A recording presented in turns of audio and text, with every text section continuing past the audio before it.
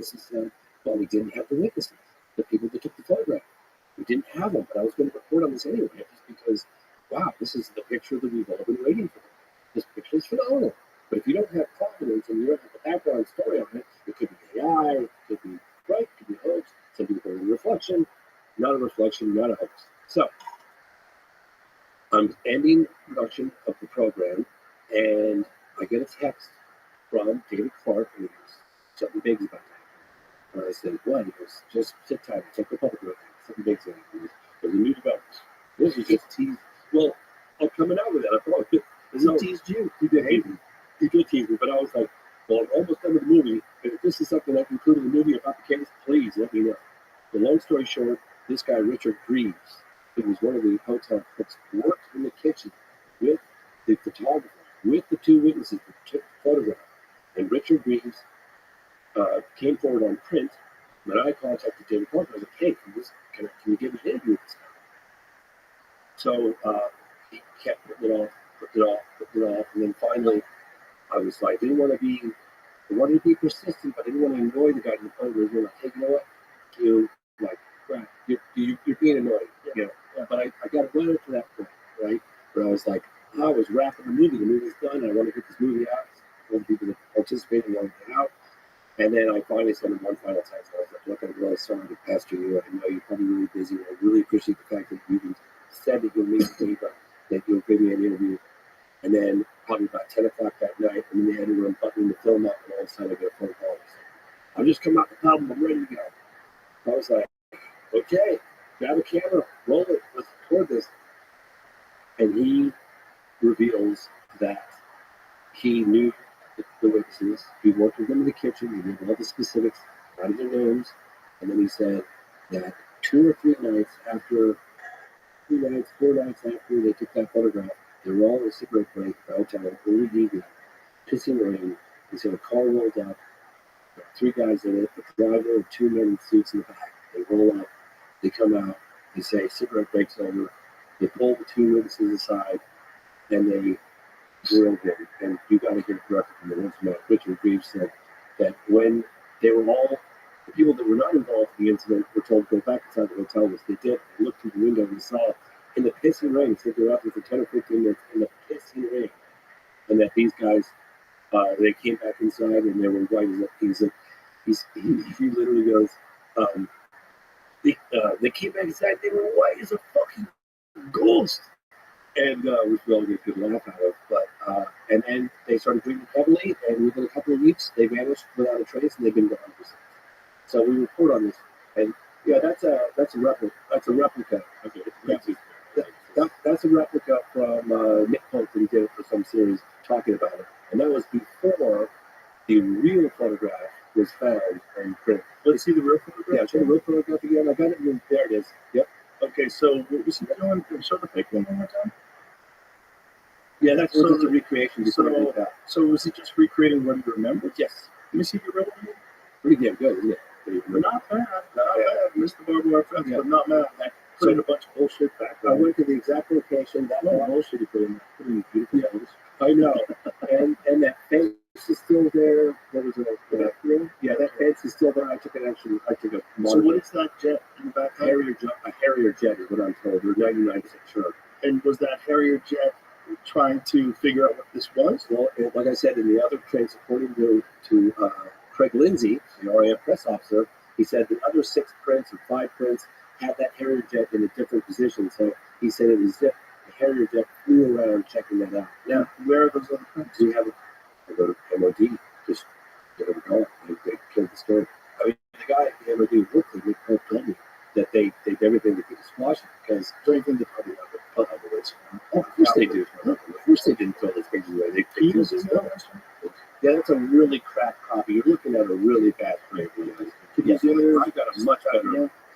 I've got a much better version of it. You got it on your phone? I do. Yes, it's real hard. This image is it's weird.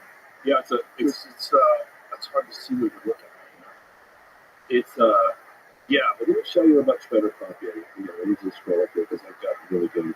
I got the original print of this copy. But people talk about the more compelling data and the less So this is the photograph that I took at the site. You get an idea of that. Okay. See how right? How similar, right? Yep. And then here's the print. I can take it. I can text that to you guys if you want. Yeah, text that to me. I'll text it to you guys. It's very interesting. Very interesting case. I mean, again, I think it's one of the best photographic cases because you're not dealing with just a UFO. You've got a military jet in the background. And if you have a date and location, guess what? That pilot's still out there. That pilot probably got it on radar. He probably got gun cam footage. Well, he would have been probably young, right? Pilots are young. Sure. He would have been in his 30s, maybe early 40s, and that was 34 years ago. Right. So chances are he's still alive. Look what he said, right? Yeah, maybe he's in his 70s. Okay, I'm gonna text this to you right now. Here we go. Boom. Have that. Did I get you all? Did I get all of it to you? And here is a picture of Craig Lindsay. This is great.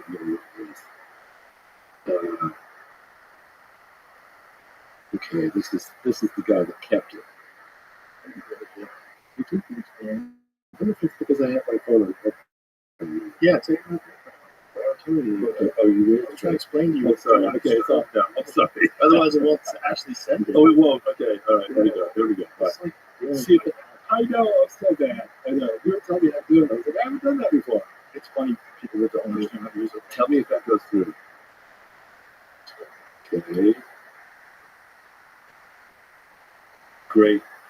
You need me to send it? Okay, you do. And there's that one, and there's flip left to right on it.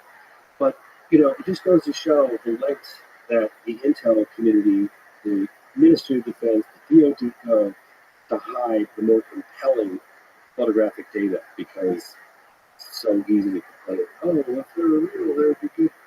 Oh, they're all some really good prints.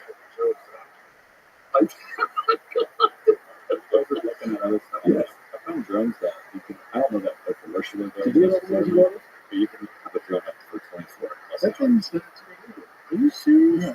So weird. Am I saying to the wrong telephone number? Let me see your number. The number you have. Okay. Well, I have it. I definitely have it on Signal. Okay, you do it. Here. Okay, you take it. You drive. Because I'm clearly failing this one. What I sent it to. Oh, I can tell you. This is a separate. I found some drones that these companies say that you can take off anywhere. They're flying and taking off from like small platforms in the ocean. They can stay up in the air for 14 plus hours.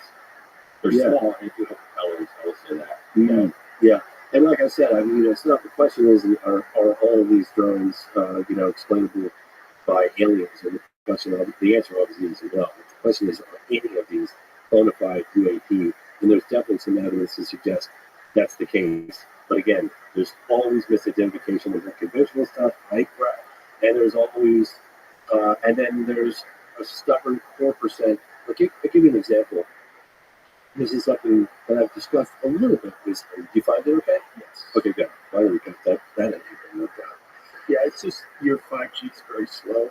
Oh, really? Yeah, you're using AT&T. Oh, I use it Verizon.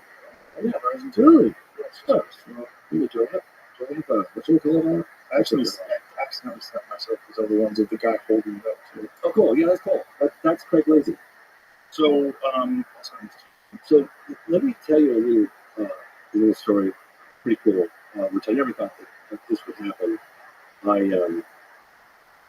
There's a guy, Kurt McClellan, from Center Farm Service Committee. He participated the very last in my film. He's in the trailer. And he, in an official capacity with high-level clearance, he had been investigating UFOs ever since the New York Times article in 2017. So he was behind the scenes 2017, 2018, 2018, 2019, 2021, 22, 23, 24, and then he stepped down.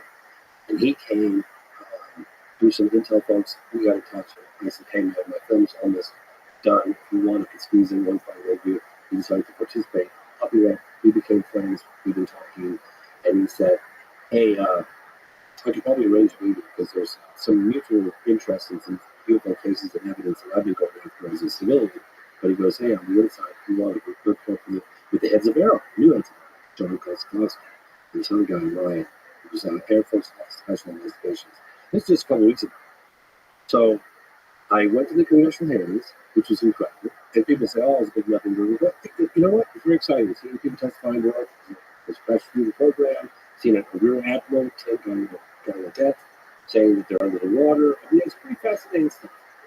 So I had to apply for a security background on me, which was about 48 hours, and then I got approved for that. And then I showed up in a ring across the street from the Pentagon, and I had to go through the metal detector. And then there was kind of exciting for me because I had this kind of experience before. There were these glass tube type things that were lined up like in a row.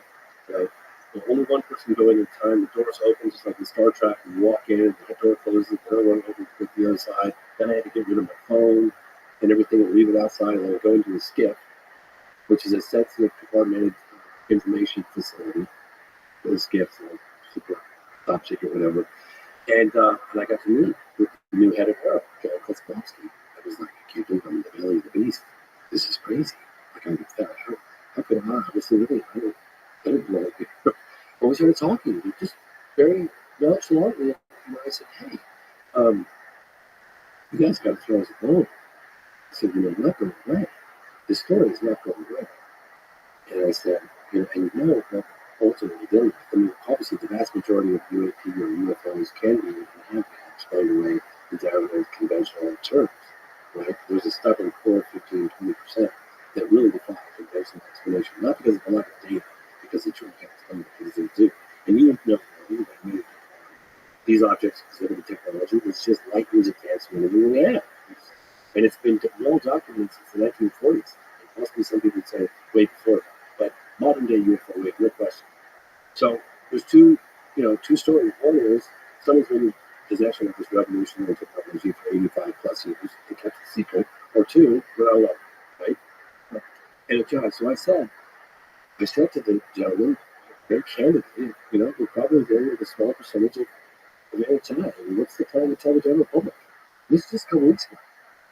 And he looked at me and he goes, James, I can't part my hair without approval from the DOD.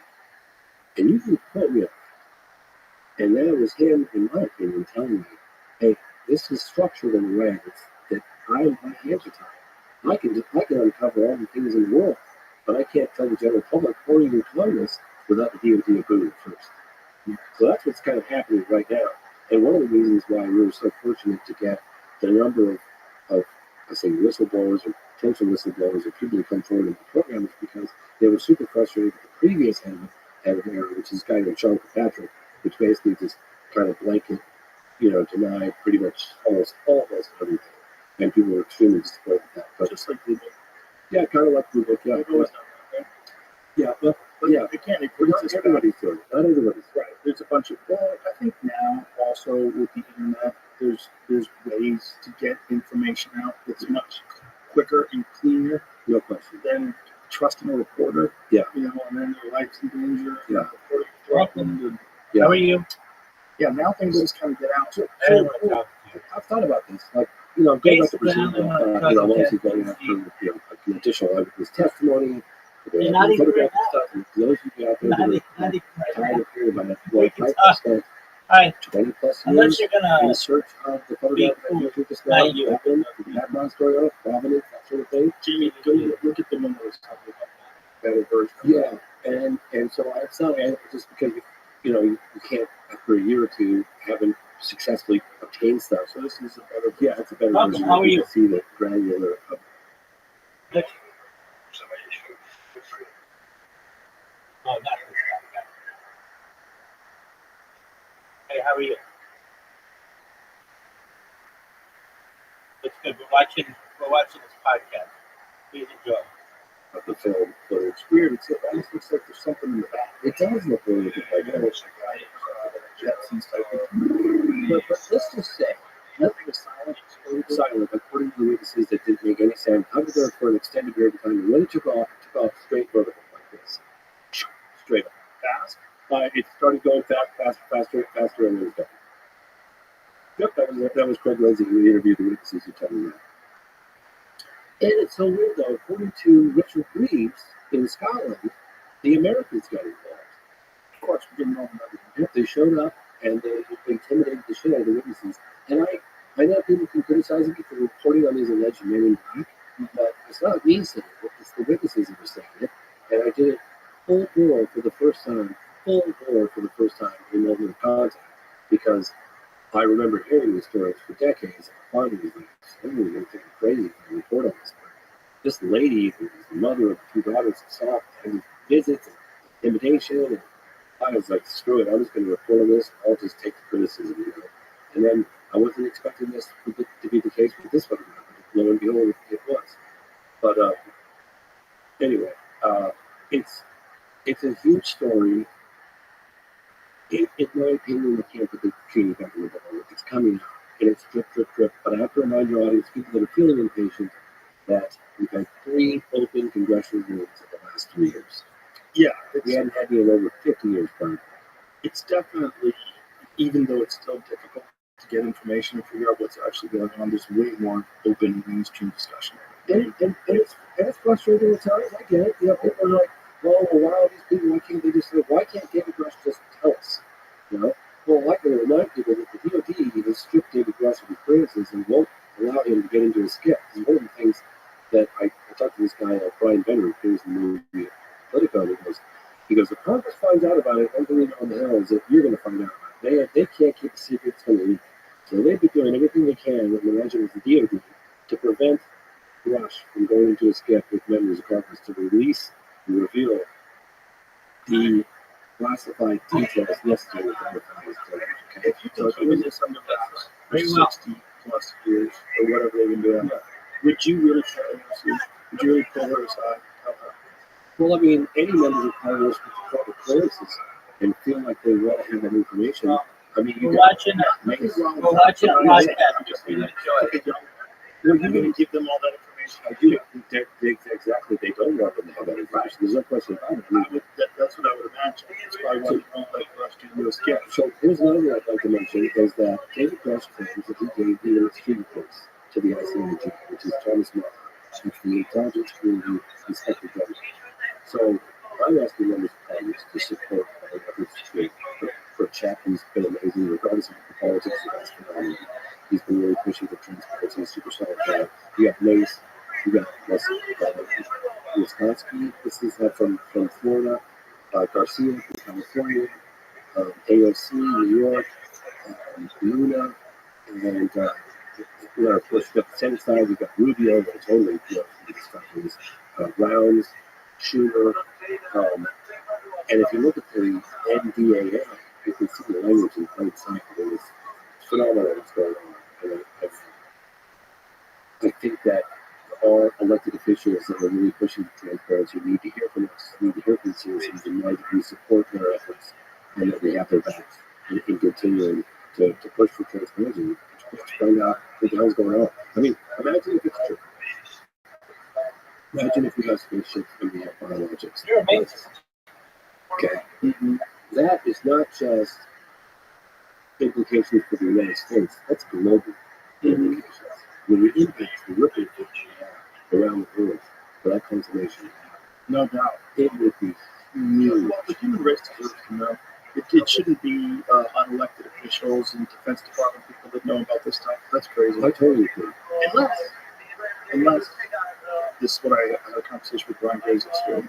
The way I would argue it, if I was a military person, I'd say this is a national security interest. And if we are trying to back engineer this stuff, we're not successful. If China steals our data, if Russia can back engineer one for if Iran gets one for us, we're fine. Because these things are insanely sophisticated. We would obviously weaponize the technology. That's all. It's like 101. How would we not? The basics. I mean, if you could put a news on one of those things and make it give the technology to people say, people that have witnessed this stuff say, go from the stance and something they put out. I mean, these objects, what was it? David Fravor said they went from space, 50,000 feet to sea level in 1 second. Yeah. That's insane. We talked about it yesterday. Like it's you did? It's insane amount of speed. And the way Ryan explained it in terms of like the amount of force we is equivalent to how many nuclear bombs is there? Something insane. Like the entire nuclear arsenal. It's to generate that kind of power. Whatever it is, it's if these stories are true, it's doing something that we don't understand. So if it's ours, I kind of get why they wouldn't want to spill the beans. My thought once was, what if this is not weaponizable with our current technology? Like, what if these things are our drones, but they don't know how to put a weapon on them? Like, because whatever you do, I have a problem moves with at a that. speed. I have a problem with that theory. The problem I have is that the United States government has documented close encounters of the third kind, beings connected. Right. That's their own file. So it's not me saying it. So it's not just these objects exhibiting revolutionary technology for at least 50 years, right? No one can tell, maybe it's one of these propulsion ability, however it's something out of sight for the night, and it turns out speed and wake us and food, that kind of stuff. But you also have reports, credible reports of beings connected to some of the craft. And that's documented all over. So that eliminates, right? If it's true. So this is the whole thing. Like, just because something's written down somewhere doesn't mean that someone didn't write it down as a psyop. Someone didn't write it down to discredit other people with a ridiculous story. One way to discredit a credible story is to attach a bunch of ridiculous stories, right? So if I was going to hide some sort of technology, one thing I would do is connect it to a bunch of kooky stuff, a bunch of psychic stuff, remote viewing, just a bunch of things that people like very easily dismiss. UFO abductions, UFO encounters with an actual being. Right, put a bunch of stuff in there that like makes people go, what? Is this real? And just enough so you can hide the real stuff. Well, I think that, And again, and again, I've said this earlier in the show, the state of Kill is like the reason why I believe David Bush, who testified, not just why did he David? But David doesn't have first-hand experience. I know, but the reason I know, but the reason why I believe is because of my research in the field. Remember, I spent over 12 years investigating on and off and studying local layout in Brasília, Brazil. That UFO crash case, and really found out the last time I was there with the American group. So I was like, the rumors are true. The American group. You see, obviously looked into Roswell for years. I went to Roswell for the 50th anniversary. This is how the deal works, bro. You want the aid? We get the UFO. We give you the aid, but if a crash UFO, you fucking call us. You stay out of there. Don't be carrying that dude to the hospital. Leave it to us. And we'll just swoop that up and shut the fuck up. Well, what do you think about that? That one of the crazy stories is that there's a building somewhere that's an enormous building that was built around UFOs. Yeah. You heard the story? It was reported on News Nation with what's called Mark is incredibly. He's got a great accent. He's got a really nice, not quite British. We believe you. But it's close. More crap. There's something about a British accent that just adds credibility to anything. Hey, some guy from New York. So we got this fucking car. Okay, sorry. This spaceship's so fucking big. You built a building around it. But they talk about it now. What is this building? And where's it supposed to be? I don't know. Oh, you're in the back. No, You don't hear this? no. I have a little bit, but I don't have the same connections on anything. But I'll tell you a case I do think we could get looked into. Oh, you're gonna move this around. Yeah, because this is what it isn't built like this is a craft. Government agent. This guy. So there's a memo in the program that was through the adoption process was released. Unfortunately, some of the names were redacted. It was from Relative. It was from correspondence he had with the high-level government official back in 2020. It just got approved to release about a year ago. It's featured in the doc. And in it has the names of not just the gatekeeper, but other people with names who found the gatekeeper to the crash retrieval program. I'm told that other example workers that have been handed to select members of Congress and people that are investigating the physical capacity. And in it, they specifically mention the case, not crash, a landed case that happened in 1953 at Cave, Arizona. So I've made some inquiries with aerospace folks that I've been meeting with quietly. Yes, and you guys keep talking about it. Cave, Arizona? They're like, oh, it's like Jesus landed. And he left. I was like, well, I know. If he was landed and left. And they're like, oh, doors are open and nobody's home, and they walked off. I said, you mean somebody just threw this thing down, hanging on the ground in the desert, came in Arizona, 1953, and they left the doors open. Yeah, that's pretty much what happened.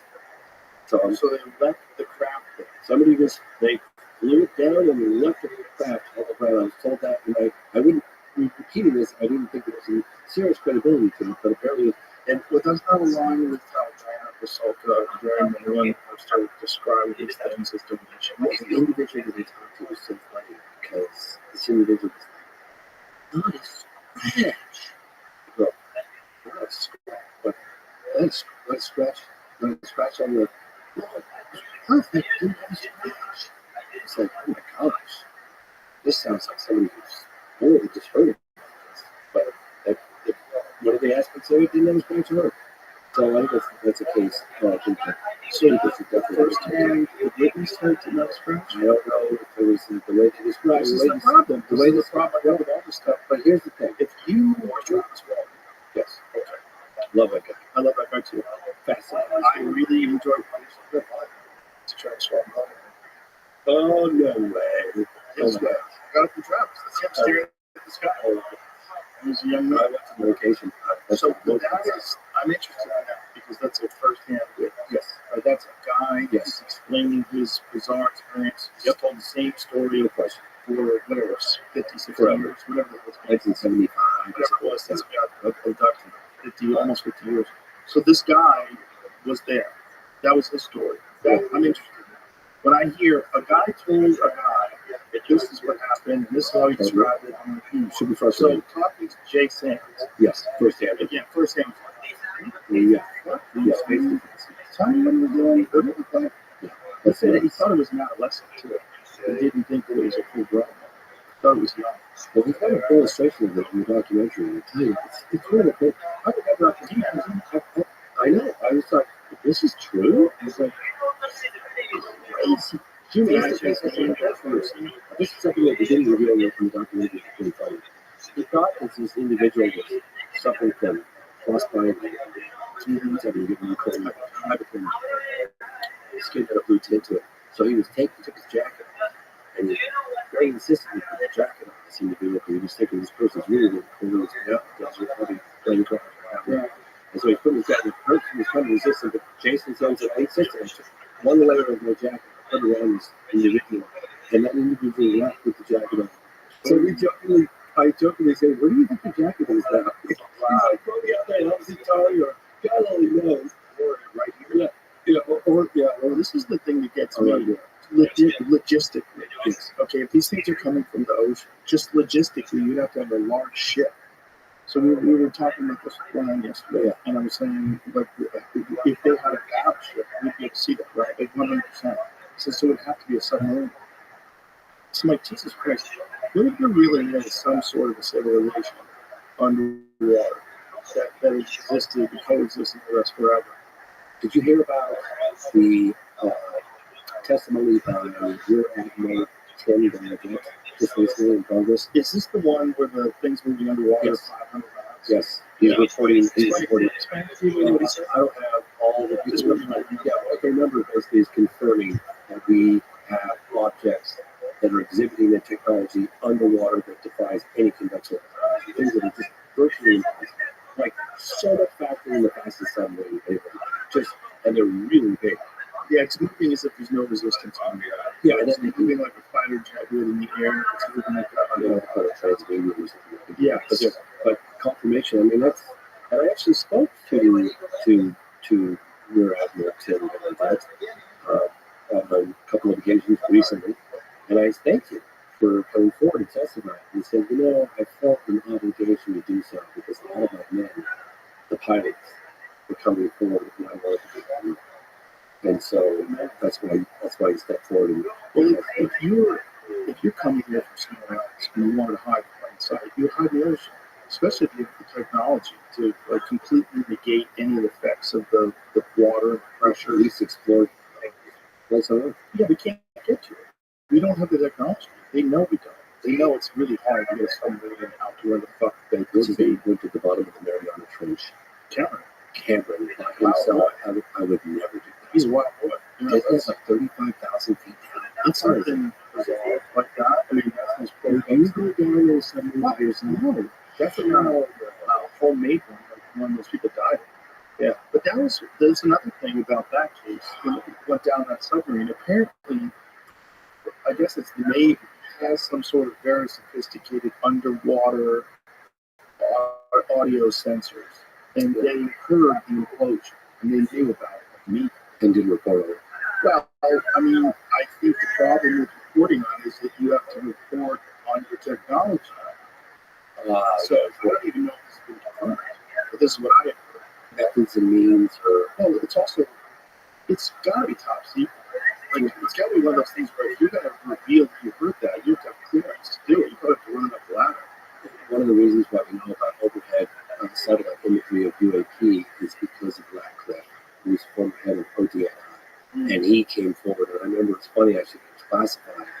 And Christopher Mellon participated in this latest production with me because of Radcliffe revealing it on Fox News. And Radcliffe basically says, yeah, we have overhead collection satellite data of UAP that are pretty far out. And that happens. So they're talking about this. But getting back to your point, because I know you said you were frustrated. You're like, oh, yeah, it's just another independent piece of evidence, piece of testimony, third party, not firsthand. I'm not saying frustrated. What I'm saying is I totally agree with you. I'm frustrated. As somebody who's been chasing the story for 30 years, I too want access to the value of the movie. That's why I chased after that film to be sure being really long for as long as I did, because I hear about something I go after. And I want to remind the audience, you can't go after something without knowing that it exists. So you get the leads, you're learning more about the programs, you're learning how these programs are hidden, these RUSACs, and the RAID, article special access programs, probably hidden somewhere in the deal. I know it sounds crazy, but release guidance, giving some guidance to where are these things, how these things are hidden, where they might be found. We reveal there's a gentleman called Maybe X. And people are like, I'm such another person testifying anonymously. Well, yes, true, but he gives the specifics on telling members of Congress where to look to find specifics. JWICs, what is it? And this is where to find the more compelling data. I'm going to read this because it's important that people know that. He's saying, look, I've seen it, and this is where it is. It's called the official UAP data is kept either in SIPR, Secret Internet Protocol Routing Network, or JWICs, Joint Worldwide Intelligence Communications System, that's used by the DoD and only available with SCIF. SCIF is a sensitive compartment information facility. So, is it frustrating to hear that people criticize, oh, it's just another picture? But he's saying, I've seen it, it's phenomenal. He gives descriptions of some of the stuff he saw, and he's telling members of Congress, if you have the clearances, this is where it's being kept. So those are very good specifics. And again, I remind you guys, like, okay, just be patient. This is not a 100-yard dash. We're running a marathon right now. And always be patient. We are. We're trying to get back to what I was talking about earlier. Logistically, Okay. if you're letting something go from the ocean, Yes. or you're flying it out of the ocean, logistically, you would have to have some sort of a large craft out there that's going to house these things, or it's going to launch from. Right? Yeah. That is actually. Yeah. Oh, you see the drones you're talking about right now. Right. Yes. So either they're ours, and if there are ours, Yes. how do they hide the fact that there's a battleship out there? Is that possible? And if it's from a submarine, how do they develop a submarine that can launch 50 car-sized or SUV-sized drones? Yeah, that's one of the things that Christopher Mellon said this morning. He goes, that's the one element or aspect that really is a head scratcher. Because This is the question. 50 of these things coming in off the ocean, that's just confirmed. Right. What is the But next? here's the question. Yes. Is it possible to classify the location of a U.S. battleship that's capable of having these things? So big. How could you How big would it have to be to launch 50 drones? Dude, that's something you're talking about. I don't know. And that's the a question. lot of drones, especially the size of recruiting. We're talking about drones the size of an SUV. Right. So It's let's imagine you. So when you take a ferry, how many cars can a ferry fit on? I take a ferry all the time in Vermont. Like a big, like a legit one, like a European. 50 cars? I put, with the one that's medium legit, I put 25, 30, maybe 40, 45, 50, Okay. yeah. So More than you think. couldn't you do that with drones? And couldn't you have something that's a little larger than the average ferry? So you wouldn't need a battleship. Why would they do that? Why would they do I that don't in the know. residential areas? I Why don't would they know. have everybody scratching their heads? All these press conferences. You're talking about the head of the gang of 8, okay?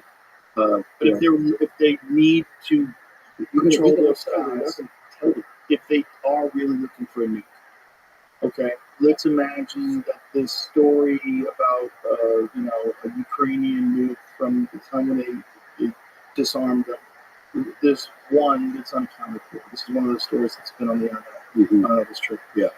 That it's unaccounted for, that they think it's headed to the United States. If you were trying to find that thing, Like a dirty bomb? yeah, or like just a regular nuke, that if you're looking for gamma rays, like you could devise a drone that could search for that, and you'd fly it over an area, and you wouldn't care whether people freaked out because it's more important to find this goddamn thing, right? So if you have this technology, there's some skunk works You can't do it technology. from space.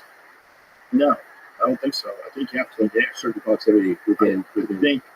to pick up whatever. Did you bring this up with Ryan Graves? Yes. What did he say? I mean, he doesn't know either. You know, He doesn't think so. everybody He that I doesn't think trust, that's the issue. people in the FBI, people that I communicate with, talk to them, what is going on? It almost seems too sexy that the United States has that kind of ability and they're just flying these things around, and that they're doing it for that specific reason to find a nuke.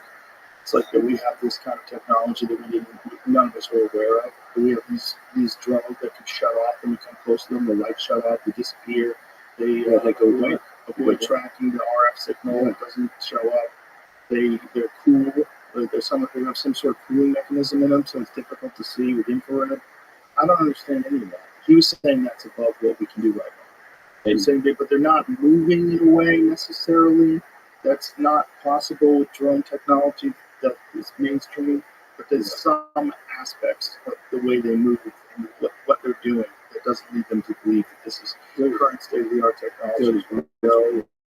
Yeah, they even I had some people tell me, like, even if it's conventional, it's highly advanced conventional. Right. And let's look at China. Like, China has highly advanced drones. Yeah. We were talking about this as well, that the bottleneck in America was the FAA. The FAA put a lot of restrictions on the manufacture of drones and how you can do them, what you can do. China doesn't have any of that, so they're full steam ahead with innovation. If you look at what drone manufacturers in the United States have been able to do, and then imagine untethered, if they weren't fucked over by all these regulations that got in the way of innovation. You just got it. Obviously, you have to have one because you have some commercial drone that someone can buy that can move 500 miles an hour and fly through the air and stay up there for 6 hours at a time and film video of everything and anything. Well, and you can't control it. You can't block the radar screen. You can't find it with infrared. That's pretty nuts. So I would imagine that would not be a thing that they would want in the hands of the average American person. But why did it just start happening fairly recently? You know, I say this. Well, I'm saying if it's Chinese, if they're unburdened by our regulations, and not only do they have the help of the government, they have financing behind them, they have an imperative, they're told what to do. They're flying over Langley, they're flying over. Wouldn't you do that? Just to fuck with these people? What's the golf course that Trump has? Yeah, it's golf course. Yeah. What's it called? I don't know. Westminster? Yeah, something like that. They're flying over that? The president-elect? So it's Langley Air Force Base did experience incursions of unauthorized unmanned aerial systems. And last year, December 2023, says Sabrina Singh, Pentagon spokeswoman, the number of those UAS incursions did fluctuate, but they didn't appear to exhibit any hostile intent. It's something that we've kept our eye on. Thank God you're keeping your eye on. Yeah, we have no idea what they are, but they're fine. Right, this is the third year in a row. It's happening right around Christmas time. Well, that's one of the reasons why I wanted you guys to hear that account by the guy at Vandenberg Air Force Base. This is not anonymous reporting. The guy's giving his name. Right. And he's talking about objects that are the size of a football field. Yeah. Hopping over a silo in West Control area. But that's also the Phoenix Lights. They describe them as the size of a football field or larger. Oh, yeah. Really, yeah. But I interviewed a guy. There was a case that happened here in Texas, Stephen Bill. Ricky Soros worked with us with this lovely guy. He was a brother.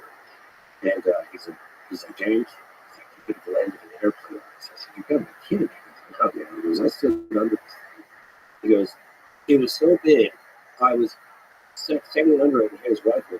He's standing under it, he's looking up, and he's looking to the left, he's looking to the left, right, back, forward, can't see the edge of it in any direction. So he grabs his hunting rifle, he was hunting, here, this is 2008. Grabs his hunting rifle. No, no. But he holds his hunting rifle, his rifle up, and he's looking through the scope, and he goes, James, I have metal rifle, I look at the metal, I look at the side. So he's looking through the scope, and he goes, man, there's no rivets, there's no seams, there's no weld marks. He's like, there are these, on the belly of it, there are these reverse, recessed codes, like bigger, and then they got smaller as it went up through the belly of the craft. He's looking up at him, his fingers on the trigger, and he's like, man, wasn't that hard? What would happen if I just pulled the trigger where I think it would ricochet off or hit the belly or something? And he's looking at it, and he's just about to pull the trigger to check it out, and he goes, maybe this isn't such a good idea. I interviewed him in 2008 when this was going down, and then about a year later, I was doing some follow-up interviews from a film I did interview song, and I had this gentleman walk up to me, and I was filming him in the downtown square in Stephenville, or maybe in Dublin, and this gentleman looks at me and he goes, "You Mr. Fox?" Yes. He pulls out a badge and shows me his badge, and he's like, "Can I talk to you for a minute? I'm Officer so-and-so." I was like, Jesus Christ, what the hell did I do? And I said, yeah, sure. We walk off to a cafe, and he goes, he's looking at get his back to the wall of the cafe so he can see everybody coming in. Really terrible. And he says, you know, Ricky Soros. I said, yeah. He was like, I was telling the truth. I said, how do you know? He goes, because the whole police department saw it. I can't remember if it was Dublin Police Department, Stephen Hope, it's Dublin, Stephen, Police Department. He goes, yeah, but he said, we were sitting over the patrol cars, and this object was like a floating department store. It was absolutely colossal city. Check out my radar gun and pointed at it, and it was doing 22 miles an hour. And he said it drifted off. And one of the officers, I don't remember the name of the gentleman, took his dash cam, and he flipped it up and filmed it. And apparently, one of the biggest mistakes this individual made, this police officer made, was that he didn't make a copy of it because the local Air Force base requested that film footage and got it. And so I've been telling people to go after that stuff. But my point is, this object was so big, people claimed that witnesses, the first time witnesses would land an airplane. Yeah. I mean, what is that? Those are the cases you see that. That's the thing. Like, if you see that, do you even tell people? You sound like a kook. Yeah. Like, if I saw it, if I was outside in the desert, and I was just chilling, and something so big that I couldn't see the edges of it, flew over that, I don't know what I'd say. He said when it took off, it was like this. He goes, James, and Ricky didn't want to give me a on-camera interview. For the longest time, he said, I'm not coming forward. I'm not going to do it. I'm not going public.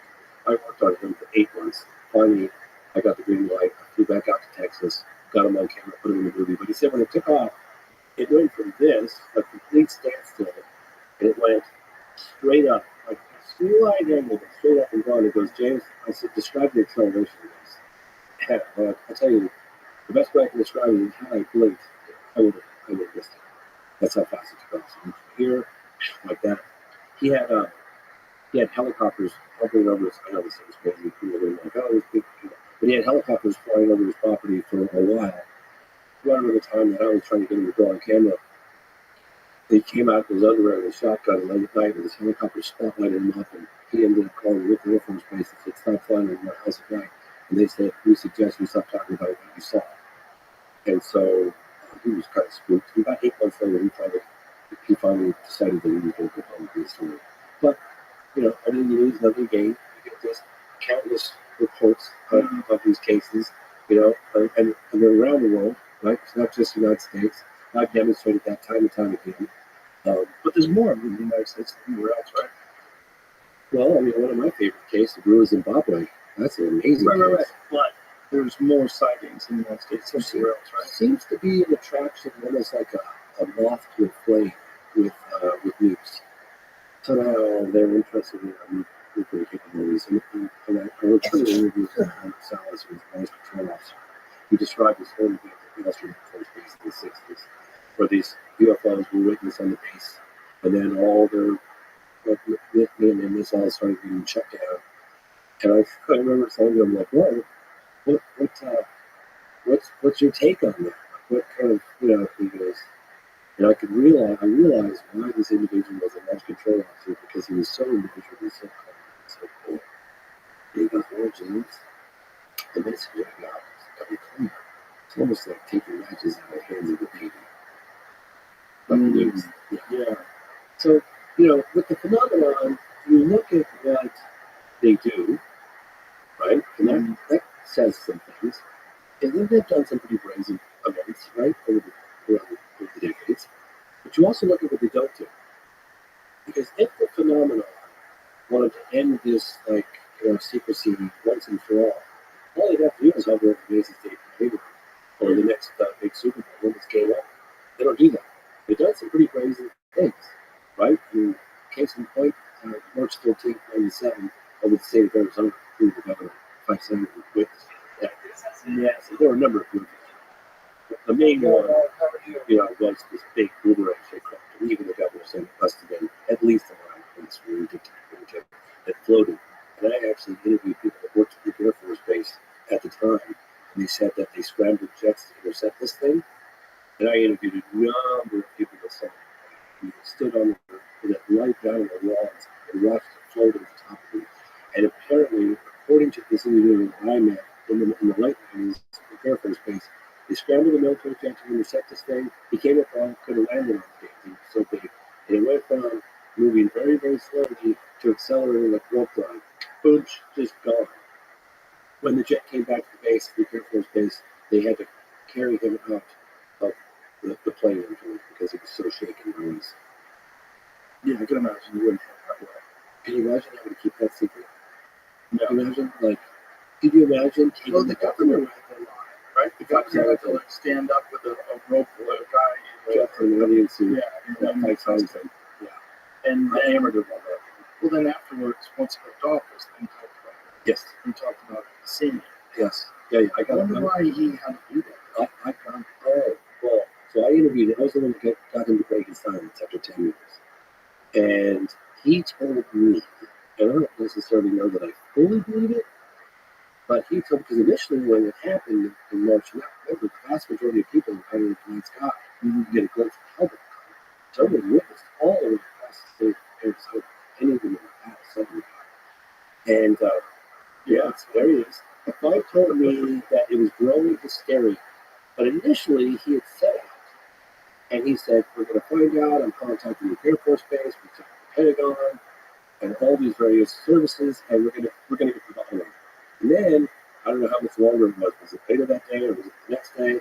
He had an unscheduled press conference, and that's when he had his aides dressed up in an alien suit that made a mockery of him. And I can assure you, pissed the hell off his constituents and witnesses all across the state of Arizona. They were furious. And I confronted him 10 years after the fact because I was pissed off. I was investigating that case when it happened in the 90s.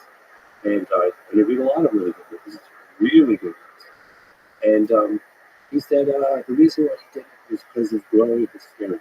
And he wanted to calm down the hysteria. But did he get a phone call just saying, "Hey, kill this story"? I lean in that direction, but he's never, even when we're having cocktails together, he's never confessed to it. But it's awfully suspicious the way I wrote it down. It's a little weird, especially considering he actually saw it. That could have been a turning point in the UFO phenomenon reporting, era, right? Like suddenly you get this massive sighting, which would happen today, we would have been covered by, everybody's phones and everything. But if the governor had come forward and said, "Yeah, what really feel like that thing is, I'm a former captain of the Air Force on pilot, and I saw it, I don't know what the hell that thing was." Is there any footage of the actual thing, the triangle boomerang? There's some footage floating around, and I featured some of that when I saw you get an object in the night sky with lights that, and at the time, in 2009, it did some kind of enhancement. I'm sure the software is a lot better nowadays. It looks like a big truck. Yeah, but more ego. It's like this. And my drawing is terrible. Like that? Look up the screen. Yeah, kind of like that. Yeah. Mm-hmm. Yep. And so that image in the far left, that's the that's yeah, and there was so yeah, and here's something that kind of throws off the trail here because excuse me, the object came down from the state of Arizona, it went from north to south. Is that legit? On the right there? Yeah. I honestly, I can't say. I'd have to really do a deep dive into it, but let me tell you what happened, because this is brilliant. So what happened was, got this massive object from around 5:30 at night in the southern Nevada, and then it drifts down very slowly across the entire, from north to south, across the entire state of Arizona. And right around 7:30, 8:30, the Gary Goldwater Mountain Range, which is the direction it's heading, the military decides to drop a bunch of flares. And so people are like, oh, there it is, let's look it up. And a bunch of people film the flares. So in my opinion, it was a diversionary tactic. It was brilliant done. Because why the military suddenly decided to drop flares in the shape of somewhere in the shape. So I think that some of the footage that you've seen out there is military flares. But there was an effort, I don't want to get into it right now, but there was an effort by the so-called M&D, which the MID is coming back, and whatever unknown government agency they come from, that took some footage that I was learning about during my investigations in the 90s, and they were looking at me like crazy. No. So the first time I really heard a really credible report of the MID, and I decided not to report on it, was when I was in touch with a woman who was counselor with Francis Barnett, who was one of the few officials in Phoenix area that was saying, hey, let's investigate what these people are playing the vaccine.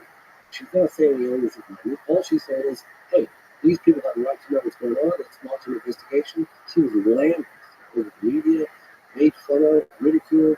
But as a result of her inquiry, publicly reporting, putting it out there, one of these individuals reached out to her. I know this because I know her from Spain. I heard the story. And he was a Vietnam vet, and he was on the roof of his house with a tripod and a camera, and he was trying to film the gun. And he had walkie-talkies, and he was monitoring the truck drivers driving up Interstate 10 from Tucson to Phoenix. And so he's monitoring this, and he hears these truckers talking about a massive UFO. And he's like, shit, that's heading right towards my house. So he's like, I'll film it. So he had a camera all ready to go, and the object went right over his house, pointing in, and he filmed the whole thing. And he goes, yeah, I filmed the whole thing. It's pretty spectacular. And I know that you were watching the investigation, Francis Barber. Would you like to see it? She said, yeah. So they made arrangements where he was going to drop it off in her office. Either later that day or first thing the next morning, two representatives, and it was July at this point, very hot. Two men in dark suits showed up at his house, and they said, hey, he was apparently grieved. So he said, you're quite menacing. Didn't really say a lot. They said, we're from Francis Barber's office. We're to pick up that footage. So he gives her the footage. He said, the only question they asked him is, did they make any copies? And he said, no. And so they take the footage, off they go. When he doesn't hear from Francis Barber, it's like, what the hell? So a couple of days go by, it possibly up to a week. Calls her up and he says, and Francis will tell you this she'll value will tell me. He says, hey, what's the name of the footage? She goes, well, what do you mean what I think of the footage? I never got it. You were going to drop it off in my office and you didn't show up. He goes, well, I didn't have to. You had two men from your office show up. And she goes, I didn't say that you were in the office. And I know at the time, in the late 90s, I heard a couple of stories prior to that, and I thought, this is too out there, this is too outlandish. No one's going to believe this. I have no proof of this other than her testimony. Screw it. And I didn't report on it. But hearing those cases over and over and over, it's like, there we go, once again, the so-called evidence that could prove or disprove one way or the other something truly extraordinary took place in the skies over Phoenix back in 1997, vanished. But there is some, it's slipped through the cracks, it's out there, you just have to do due diligence. And I don't have the time to sift through those images that we're looking at there. Yeah, I don't know what's AI generated or whatever, but what could have been in the documentary or the recreation. I know what I saw featured some of the footage. Like, I covered that case extensively. So if anyone's interested in the Phoenix Lights case, but I can tell you, how many people saw it? Oh, thousands. I talked to another woman, Stacey Rhodes, and her daughter Emily, and they said they were driving on Interstate 10. And she goes, look, Dave, let me tell you how big this thing is. And how big she is. First of all, there were people stopped on the freeway, just like stopped as this thing was closer to her. She goes, I could have held up a newspaper like this, and look to the left, look to the right, look to that. And she said, I couldn't walk this thing. That's how big it was. It didn't make a sound. It was gunmetal. It was witnessed by local. That's what I say. There's some events that have happened over the decades that are pretty brazen. It's one of Hudson Valley is pretty brazen as well. That's just what it was true. Well, when you get thousands of people saying the same thing, if you see thousands of people saying the same thing, including the governor, It's so invested in it. You go, what happened? the governor, Yeah. the governor. The same guy who came out with the fucking guy dressed up like Yeah, I know, but I got him to come clean too. But so he's not just bullshits. He does. He bullshits. He definitely She bullshits. definitely bullshits. So there you go. Yeah. So when someone bullshits about that, they bullshit about it. But well, true. Yeah, but I mean, no, I hear you. I hear what you're saying. I Guys been around quite a while. It's good that you talk about that. There's no smoke without fire. There is so much evidence in terms of eyewitness testimony, radar, some photographic, not as much as people like, that something truly inexplicable is taking place in the first place. Right? For sure. Something that, after careful examination, something that, not because of a lack of data in some instances, but that after careful analysis, research, investigation, that comes out the other end and says, I can't explain this. This is going to have to be one of those unknowns, or falls into that 15% category of cannot provide a terrestrial or conventional explanation for. And those are the cases that I suggest have been going after for a long time. So there's all this disclosure and these discussions on television now, and all these meetings and hearings. Does it? So you think we're on an accelerated path?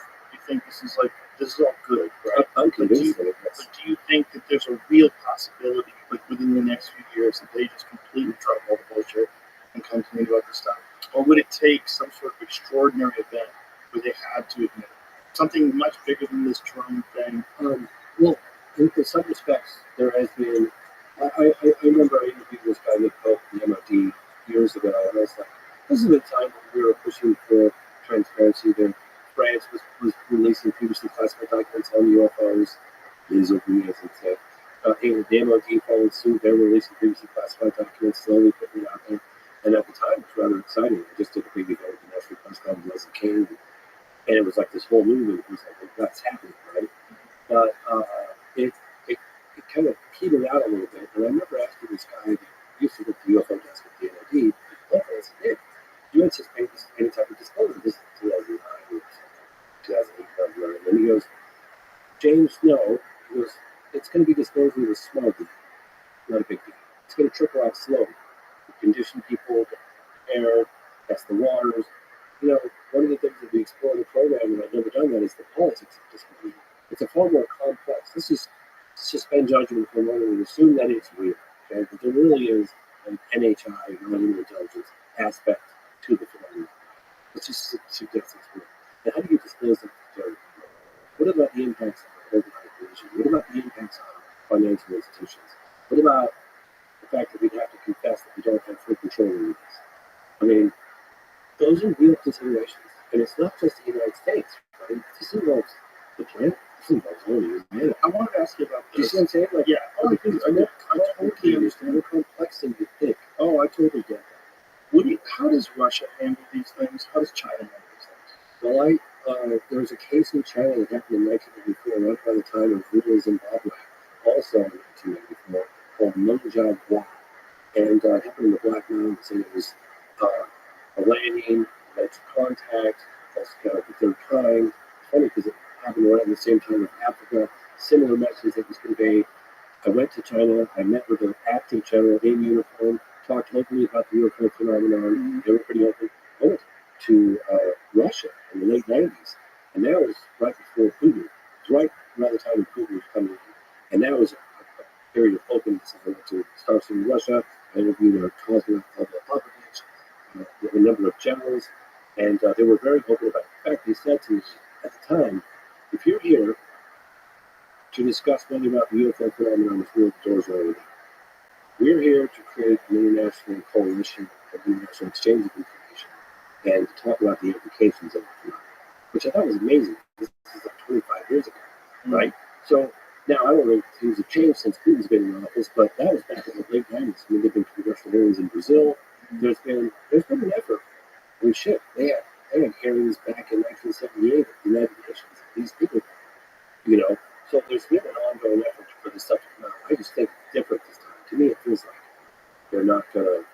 There's too much momentum behind it at this point, and there's so much legislation that's written. There's too much that's coming out, and it's too important. Look, whether you believe it or you don't believe it, you can just imagine for a moment if it is true, and if the U.S. government does in fact have irrefutable evidence that we're not alone in the universe, that's so significant that we all have a right to that information, and that we should continue to support this unprecedented push for transparency with our elected officials and get to the fucking bottom of it. A lot of everybody, right? Yeah, I think the general public knows what yeah, and then new administrations come in, there's like, you know, with Ratcliffe and Rubio. I'm telling you, Rubio knows a lot. I know that because I've talked to people that have debriefed him and been in the room with him during the first.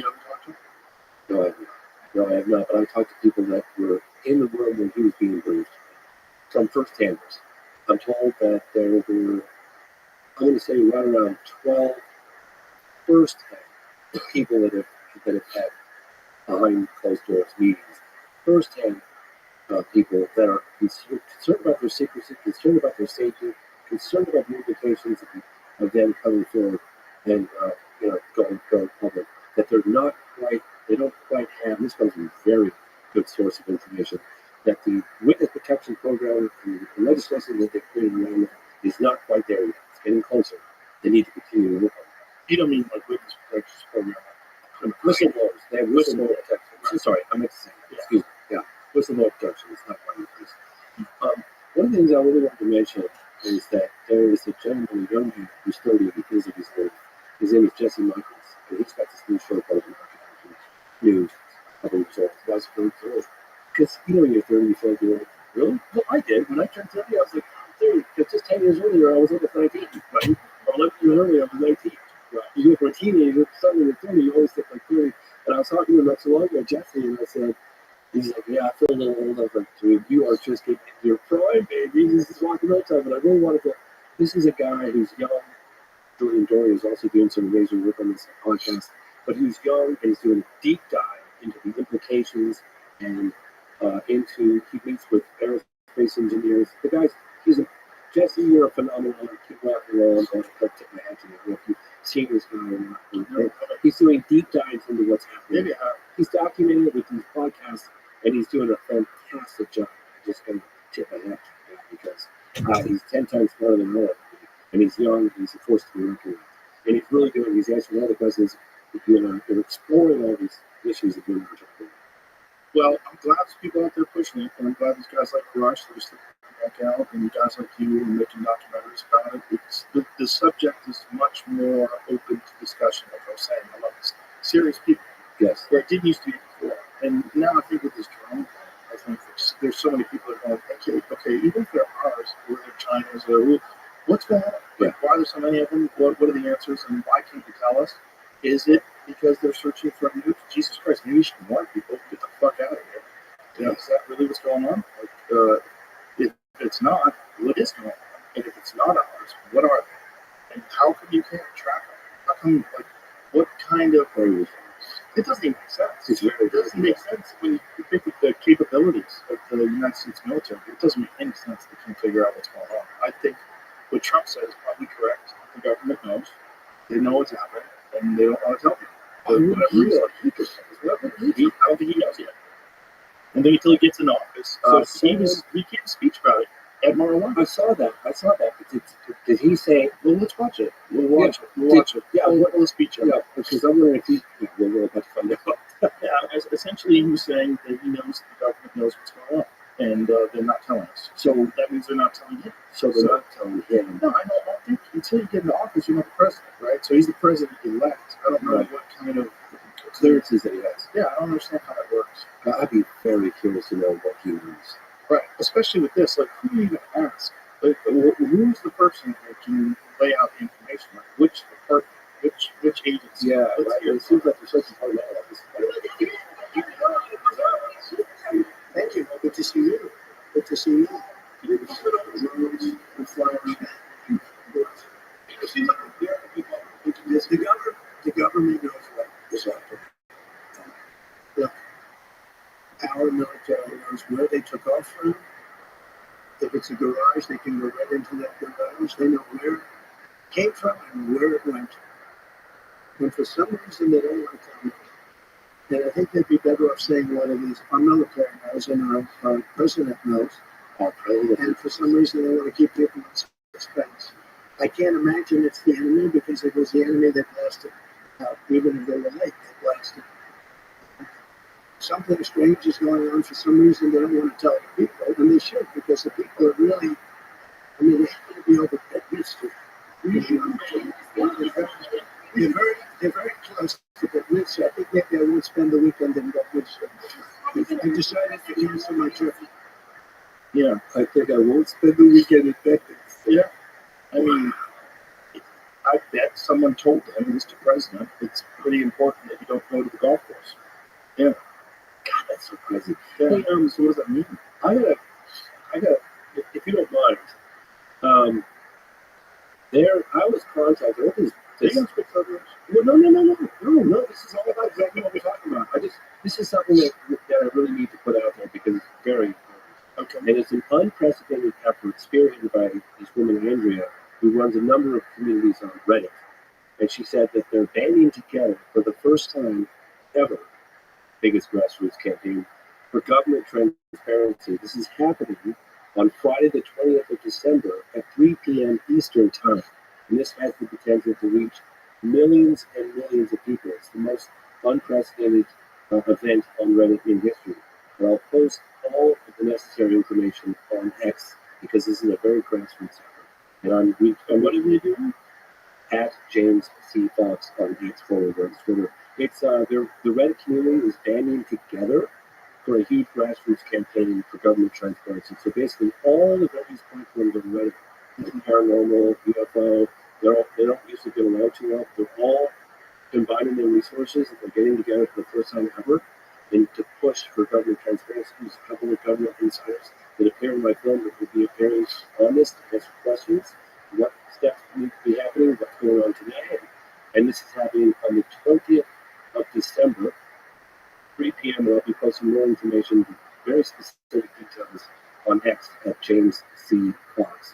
I just wanted to get that out there before because, well, the more of this stuff that happens, the better. The more people demand it, the better. The more politicians hear from the people and want to, I mean, especially politicians that are up for re-election, and they show that they're doing what people want to do. Yeah, I'd like to know more, but obviously I'm very happy that we're hearing much more about the subject in a serious way. Yeah, whatever the hell's yeah. Well, I really encourage you to watch the program. I will, 100%. I went picked over backwards to put together and explain everything in layman terms. What's happened from 2017 to today because it's unprecedented.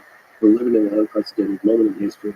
There's an unprecedented push for government transparency, and I want to continue supporting our elected officials' bipartisan effort to get to the bottom of this. And I especially want to throw a shout out to Representative Burchett because you're killing it. Hey, Jamie, why don't you use ChatGPT and ask ChatGPT what's going on with the jobs in New Jersey?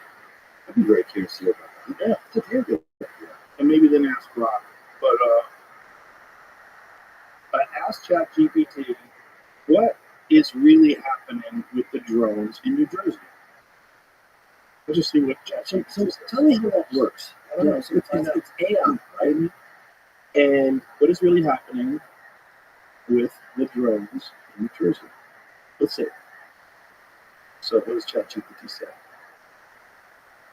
ChatGPT is going to search the web. Oh, Okay, in numerous drones New Jersey not resources. It's incredible how fast this is. Look how fast. Look at this. This is incredible. They found no evidence suggesting it's a threat to national security or public safety. Despite these assurances, some local officials and residents remain, for instance, Belleville Mayor Michael Bellingham speculated the increased drone activity might be related to the search for missing radioactive material from a medical facility in New Jersey. Additionally, the public figures like Bethany Frankel have shared unverified theories about the drone purposes, further fueling speculation. The situation is evolving, and authorities continue to monitor and investigate new reports. Residents are advised to report any suspicious drone activity to local law enforcement and avoid taking matters into their own hands, like shooting them down. People are shooting them down. So they shoot them down, they're eating the donuts. It's everything to shoot down drones as it pose safety risks and violate laws. Now ask ChatGPT. Oh, let's just keep going with ChatGPT for a little bit because you're asking me again. Ask ChatGPT, if I live in New Jersey, should I get out of town? Yeah. If I live in New Jersey, should I get out of town? Yeah, should I evacuate? Say evacuate. Because get out of town is like a political reason. Should I evacuate? Okay. This is interesting. At this time, there's no official recommendation for residents of New Jersey. Follow official updates. Yeah. Okay. As a precautionary measure, Are you sure? Are you sure that? You always have to ask it. no federal evacuation orders. Okay, it knows that there's no federal evacuation orders. If you were going to give me advice, would you tell me to leave the East Coast?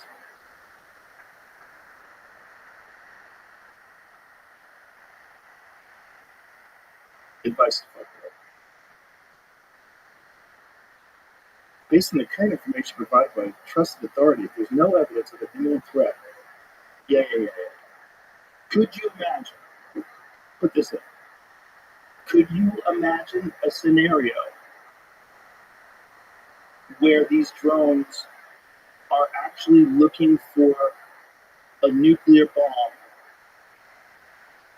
And if so, would you advise me as a preemptive measure to evacuate?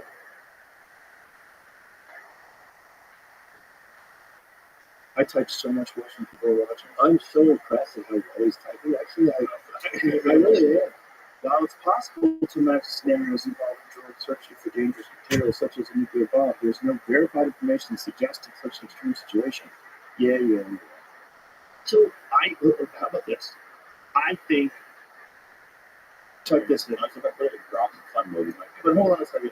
Try this. Is there no human intelligence? Listen, I think the drones are looking for a nuclear bomb, and I am going to leave New Jersey. Where should I go?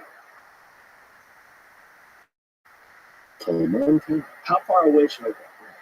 Leave New Jersey is a precautionary measure. Here's some suggestions for places to relocate temporarily. Very good. Advice. Okay, so now we're getting better. So now it's saying go further away.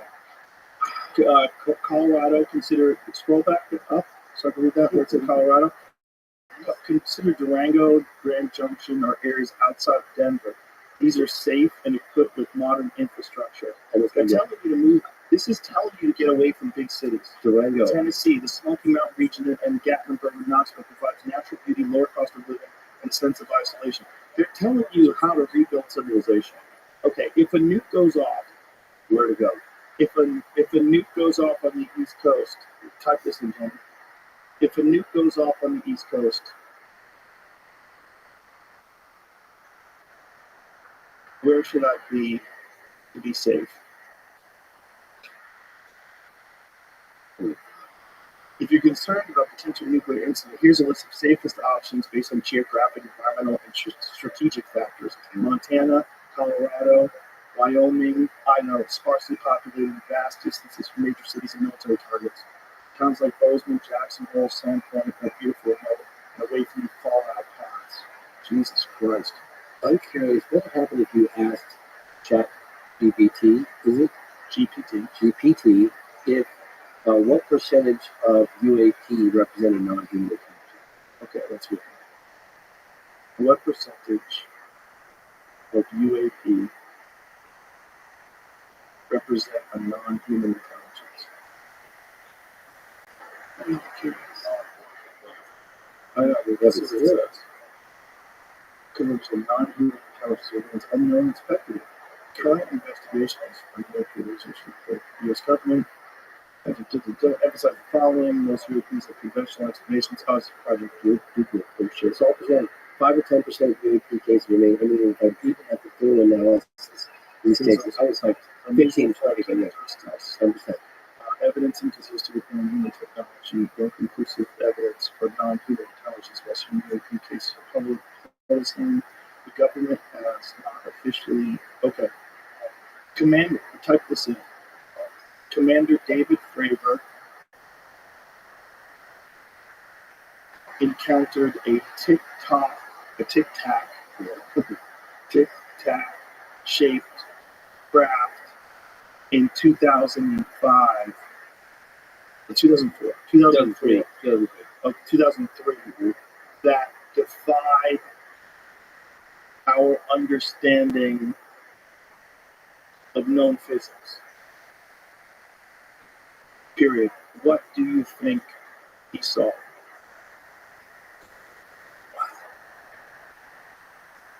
I'm sorry. The tic-tac shaped craft for me is one of the most compelling and well-documented UAP cases in our history. Key details of the encounter.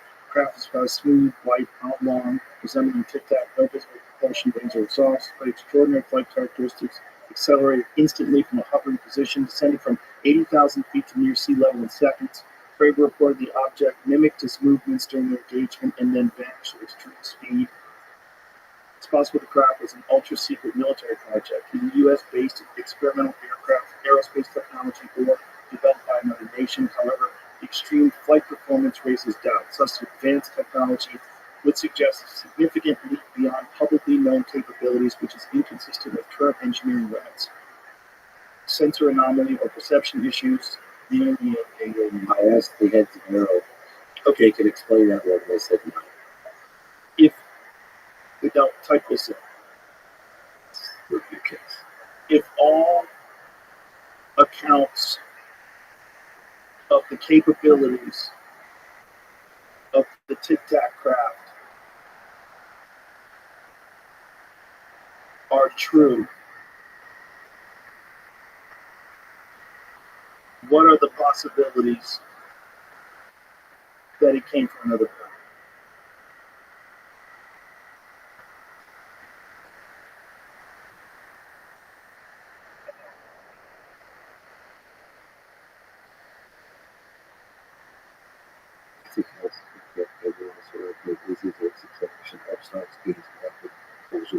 Say it loud, speak. Okay, so if the account of the Tic Tac's craft's capabilities are accurate, instantaneous acceleration, hypersonic speed without visible propulsion, no heat features, and defiance of inertia, and the possibilities of origin being extraterrestrial or another planet become a viable hypothesis. Here's why. The physics of the tic-tac craft, reported behavior of the craft suggests technology operates beyond our current understanding of physics and propulsion systems. No visible propulsion implies a propulsion system unrelated to conventional jets or rockets. Instantaneous acceleration defies inertia and Newtonian physics. Achieving this will require manipulating gravity or space-time itself. Silent operation, no sonic booms despite hypersonic speeds, points to a technology that likely eliminates air resistance, such as surrounding itself in an electromagnetic field or bubble. This level of technological advancement far surpasses anything developed on Earth. If true, such capabilities would suggest a highly advanced civilization, perhaps thousands or millions of years ahead of us scientifically. If true, where do you think it came from? And this was 20 years ago. I know, but if true, where do you think it came from? How about this? It's still typing. Jesus Christ. Final thoughts. Look at this, writing the whole term. Yeah, it's amazing how fast it does. It's amazing how fast it does. Tic-tac, if the Tic-tac UAP is real and the accounts are accurate, then its origin may very well be extraterrestrial or involve unknown physics and technology that we haven't begun to comprehend. The extraordinary nature of the case suggests an equally extraordinary explanation. What do you think? Why are you asking me, bitch? You ChatGPT. This extraterrestrial visitation seem plausible, or is there another explanation that resonates more with you? So just type this. I believe it seems plausible that they are extraterrestrial in nature.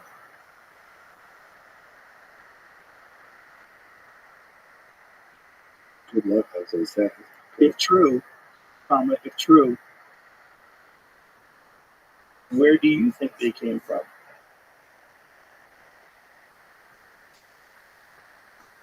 That's it. All right, so identifying where they might come from involves exploring nearby stellar systems, known exoplanets, and plausible scientific ideas about interstellar travel. Here are the most likely possibilities. Nearby star systems with habitable zones. Alpha Centauri system, 4.37 light years away, closest star system to Earth, Proxima Centauri. Potentially habitable planet, exoplanet, orbiting Proxima Centauri within a habitable zone. If life developed there, it might be technologically advanced enough for interstellar exploration or not. So it's giving me a list of all the different possible star systems. This one's only 39 light years away. What's the one off Centauri? Was that 4 light years or something? I don't know, 3.9 million. 4.3. Alpha Centauri, 4.3 light years away. Wow. But here's the crazy part. Pretty close. Remember the twin paradox theory?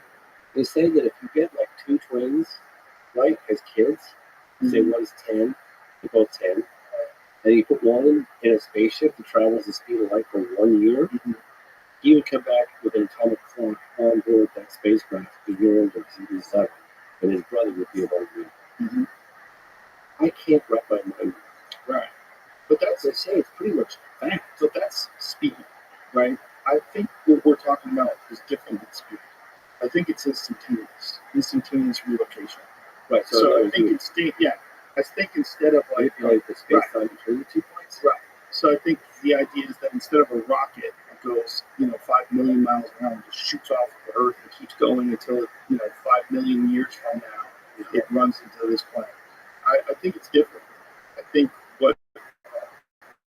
if I had to guess where something can manipulate gravity and space, what it would do is instantaneously appear in these new places. Like you've talked to a lot of physicists about this kind of stuff. I have, and the way they explain it is baffling. And Bob Lazar's version of it is baffling because Bob Lazar's version of it that he told in 1989 kind of makes sense when you talk to people that are trying to develop some sort of gravity warp drive.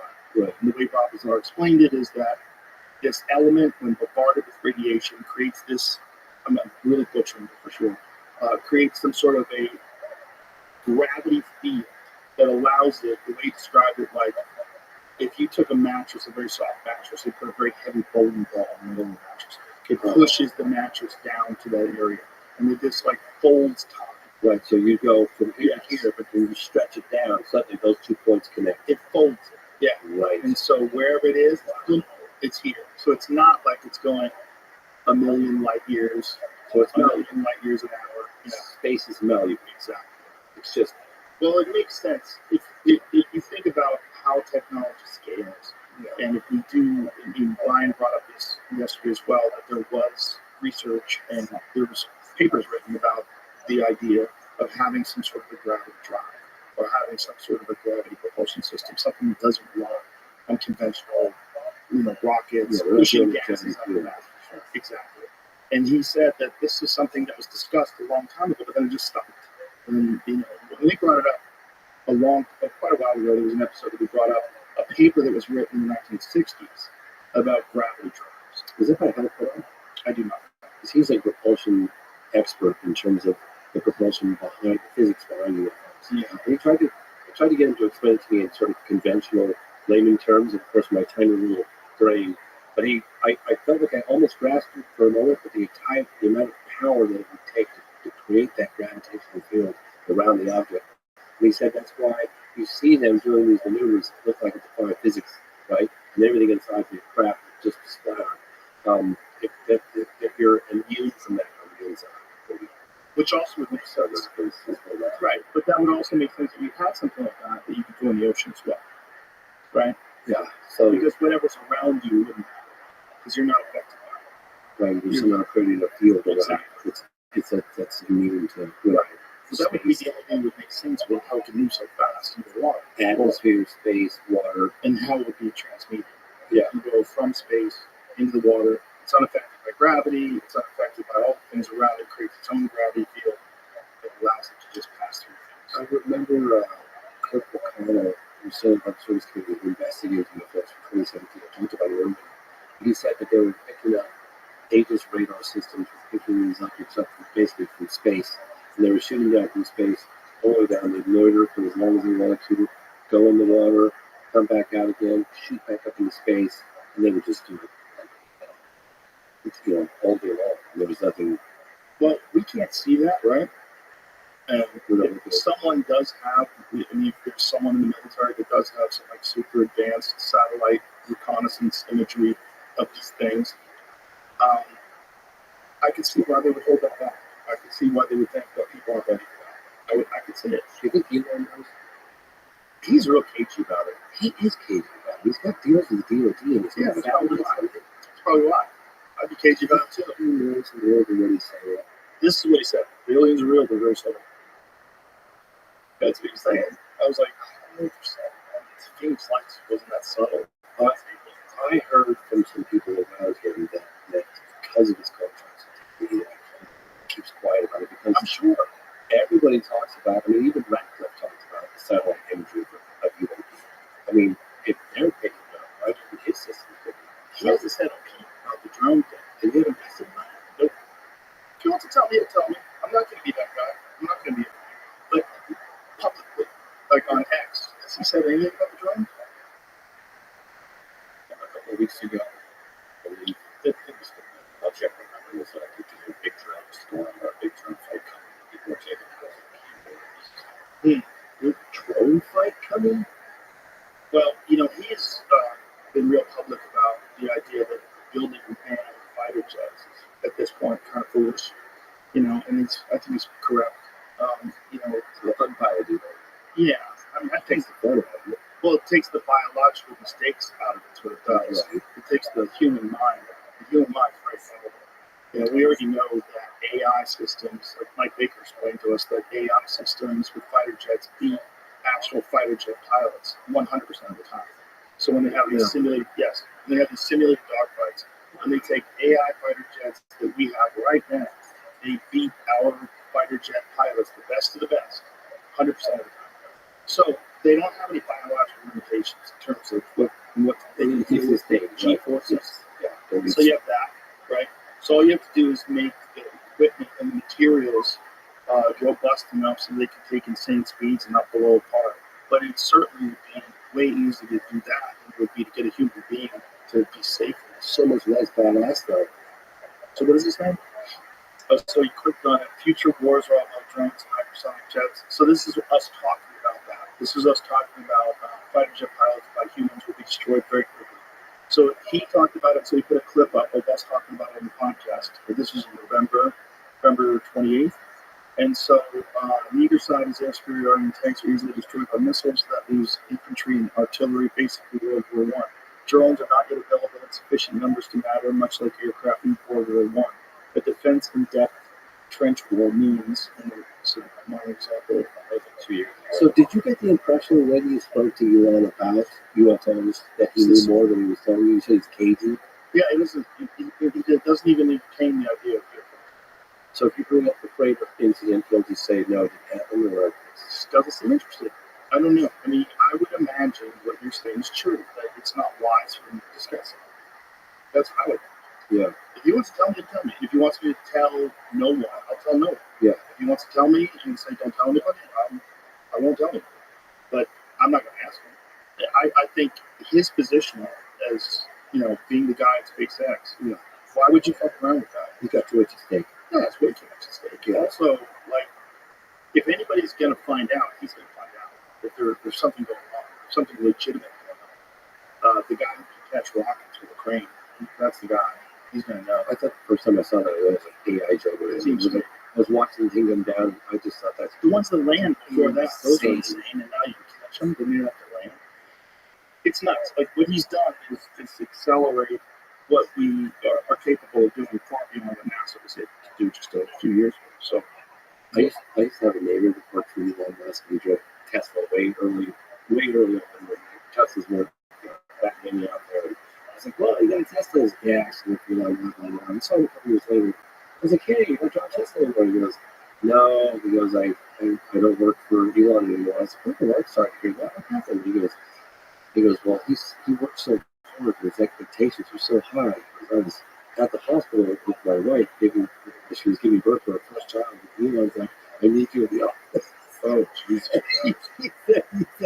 He goes, a guy's got an incredible work ethic, but it was too much. He goes, I'm at the hospital, and I don't care what you're doing. I just go work. It's like, well, where did he sleeping in the, he was sleeping. Sure, yeah, he's sleeping, he's working 16 hours a day and sleeping on the floor. Yeah, That's commitment. well, he demands out of other people too. And, maybe you want that, and maybe you don't. And if you don't, you can't work there. That's simple. Like, if you want that, you hop on in. If you're a single guy, and you don't have a wife, and you don't have children. But if you do, boy, that's not a life for me. I don't know that. I think the closest thing to a spaceship on wheels is a Tesla. Oh, they're amazing. Pretty remarkable. I got 3 of them. This is my third. The acceleration is just it's like a gut punch. Yeah, and they're getting better. The autonomous driving is incredible now. I remember when somebody said to me, they're like, step on it, show me the acceleration. And I stepped on the Model 3 performance. And Seems fake. I got nauseous. Yeah. I wasn't quite ready. I turned myself in sideways or something. I felt nauseous.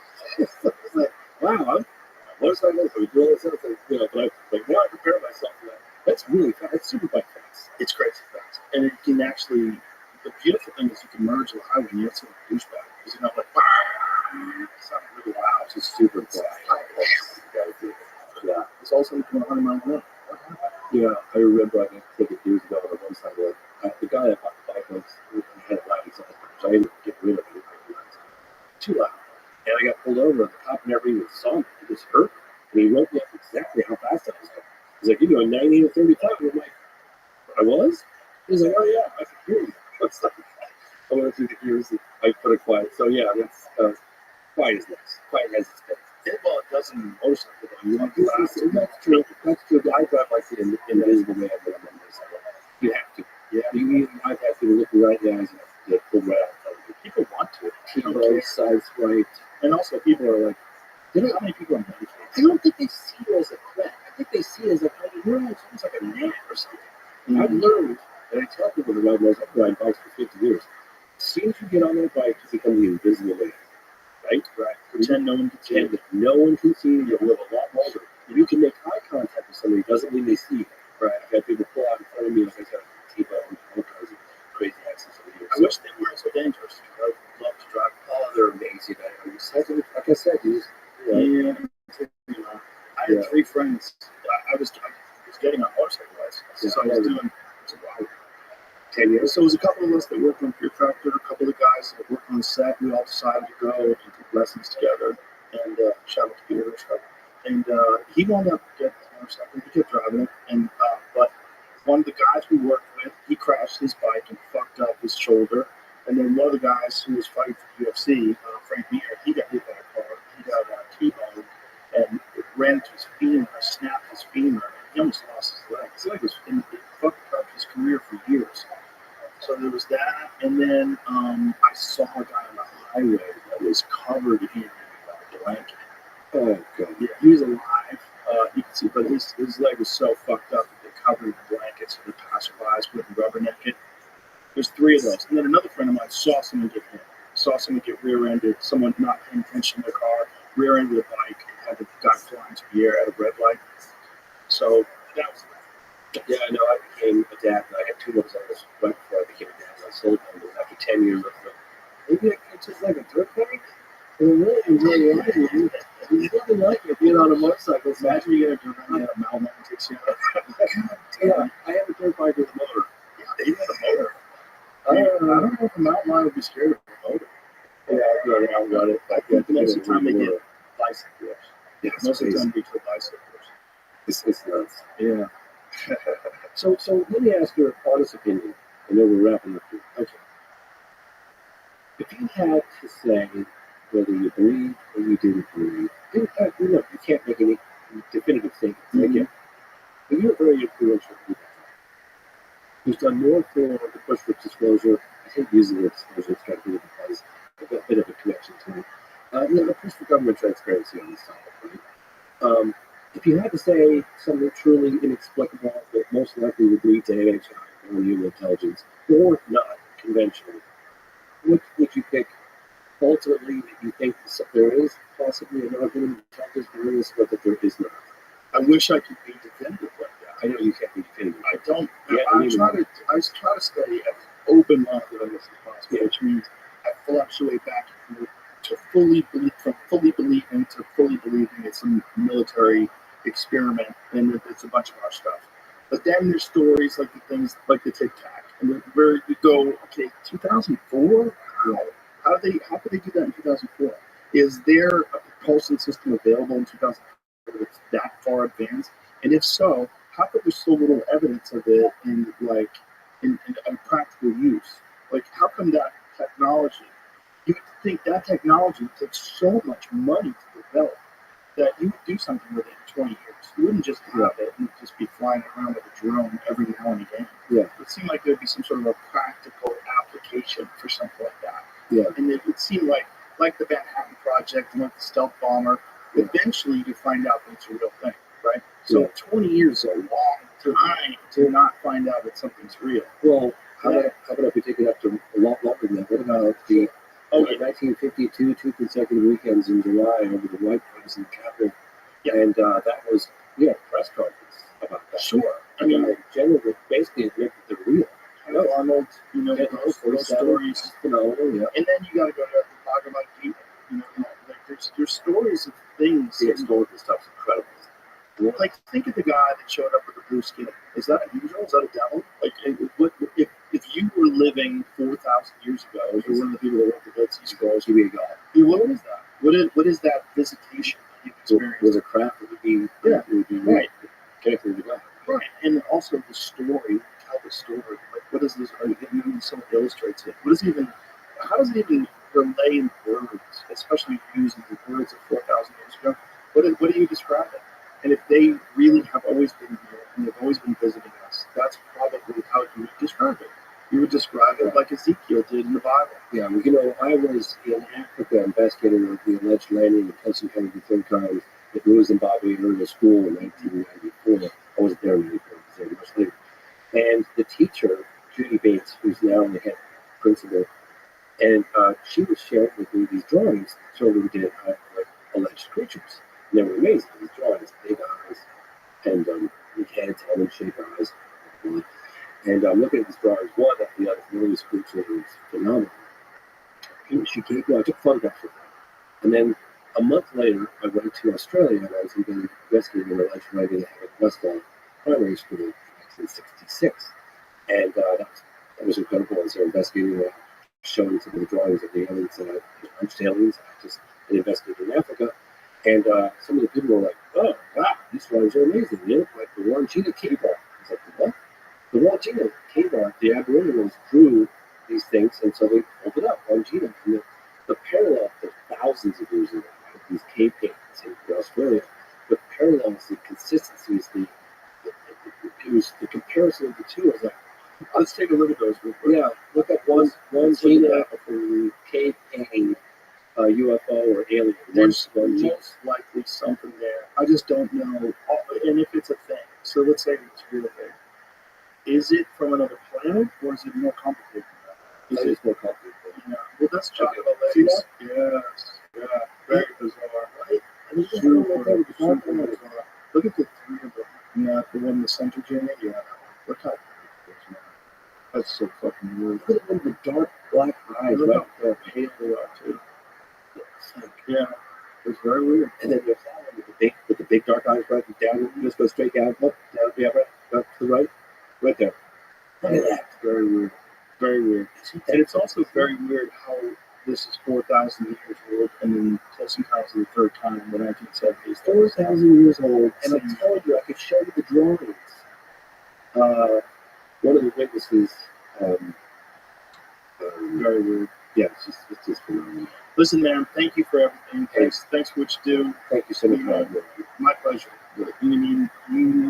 Your fucking dogged determination to get this stuff out there.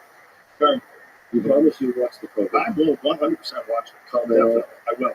I will. Thanks, sir. Awesome, brother. Appreciate you, James. Thank you very much. Thank you. It's on Amazon, the program. And then Moment of Contact is probably available everywhere. Yeah, and the phenomenon. Yeah. I know what I saw. I really, Okay. 50 years of denial. Oh my God. Yeah, you've been deep in this rabbit hole for a long time, so thanks, James. Appreciate Yeah. you. All right.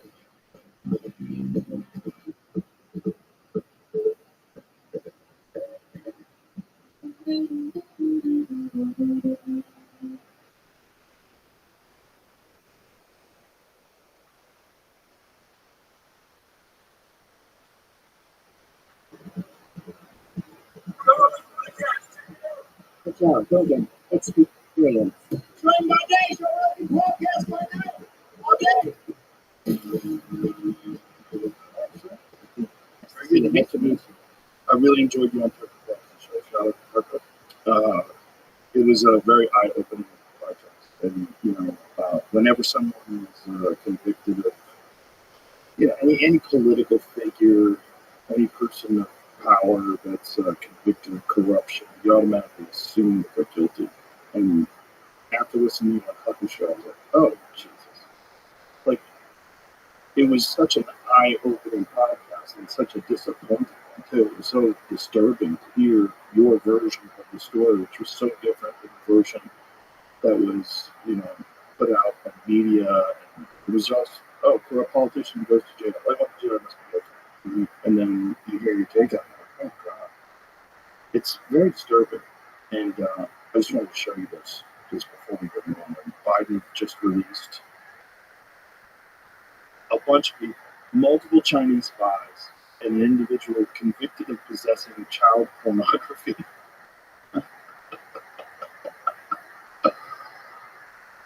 I think he's released.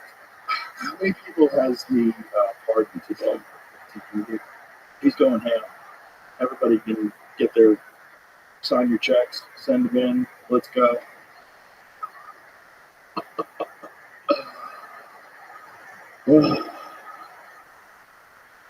Wow. Possession of child pornography should be able to pardon for stuff like that. It's like there's certain things. I spent almost 50 years in prison for politics, not for crimes. I didn't answer any questions about anything because I didn't do politics. But the first 3 years, almost 3 years, they put me in a higher security prison. And I'm in there with clips and clouds and gangster cycles and single little cartel drugs. Why would they do that? They were squeezing me, pressuring me because they wanted me to basically say I did something that I didn't do it. And I plead guilty of 9 crimes. So they want to scare you by putting you in with dangerous people. Yeah, and they really punished me because I fought back in a way that no one really does except for Trump. I mean, I was fighting back when they brought those charges against me everywhere. And I was calling them criminals. And they What are. did they expect you to do? They expect you to just take a sentence, another sentence, and confess. Exactly. What did they offer you? They tried me twice after the first trial, where they failed to convict me on the fake corruption charges. They were floating 18 months. And, there were a lot of people in my team and others that I did the prudent thing to do because you really can't beat these people. The system's rigged. And when they really want to get you, they'll just keep trying you or get their judge who to work with them. They'll ultimately convict you as they did me by using unlawful standards to criminalize things that are legal in politics and government. So the prudent thing, the safe thing, is to cut your losses and take the short period of prison time. But I thought, I wasn't a businessman. I suppose if I was a businessman facing something like that, you'd make a business decision to cut your losses. You realize they're bleeding you financially. You can't afford lawyers. It's going to be an endless thing. It was already 3 years at that point that we had been fighting it. But I was the governor twice a week of my people. And I did these words that mean a lot to some people. It sounds like a bunch of bullshit to say I swore in a holy Bible. As the governor to preserve, protect the rule of law and the Constitution, I just couldn't do it. And I knew it was all bullshit. It was all corrupt. They knew it was all corrupt. And it was all an effort to try to get me to admit it. If I did it, then the truth would never come out. I could never be exposed for what they did. And because I wouldn't do it, and I fought back. Because I'm right, and I know I am. And they were doing to me what they ultimately ended up doing to Trump. Weaponizing uncontrolled power, unlimited resources to criminalize political things. If the truth comes out, they're going to be facing some sort of accountability, hopefully one day. Hopefully now with the new administration that reform the laws. And Well, you saw that the head of the House stepped down. yeah, Josh Patel is going to come in and wants to clean house. Let's take it back to the beginning. So I know they were bugging your phones, but you kind of knew they were bugging your phones, right? you know, when you come out of Chicago politics, which is a politics that probably has a larger proportion of corruption, That's how they got JFK elected, other places, right? Yeah, The mob was involved. yeah, that's well done. The river would made the difference. Mayor Daley personally being told back that the counting of those votes until he saw Southern Republican came up with, and once those votes were counted, then you let those river votes come out. Gene Conner, people like that, were really instrumental in electing Kennedy. They were Bobby Kennedy started going after Gene Conner as the Attorney General. I felt betrayed. Rightly so. Yeah, of Yeah. course. But It was a deal, right? I mean, apparently thought it made the deal, right? But with me, it was, I always felt that there was a possibility that not only would they be listening, but that somebody would set you up. And through the years in politics, people would come to you and offer you things that you knew would be. And you didn't do it because it was illegal. But also, you felt this could be the setup. This could be the FBI trying to entrap you into doing something. And that's Not an uncommon thing.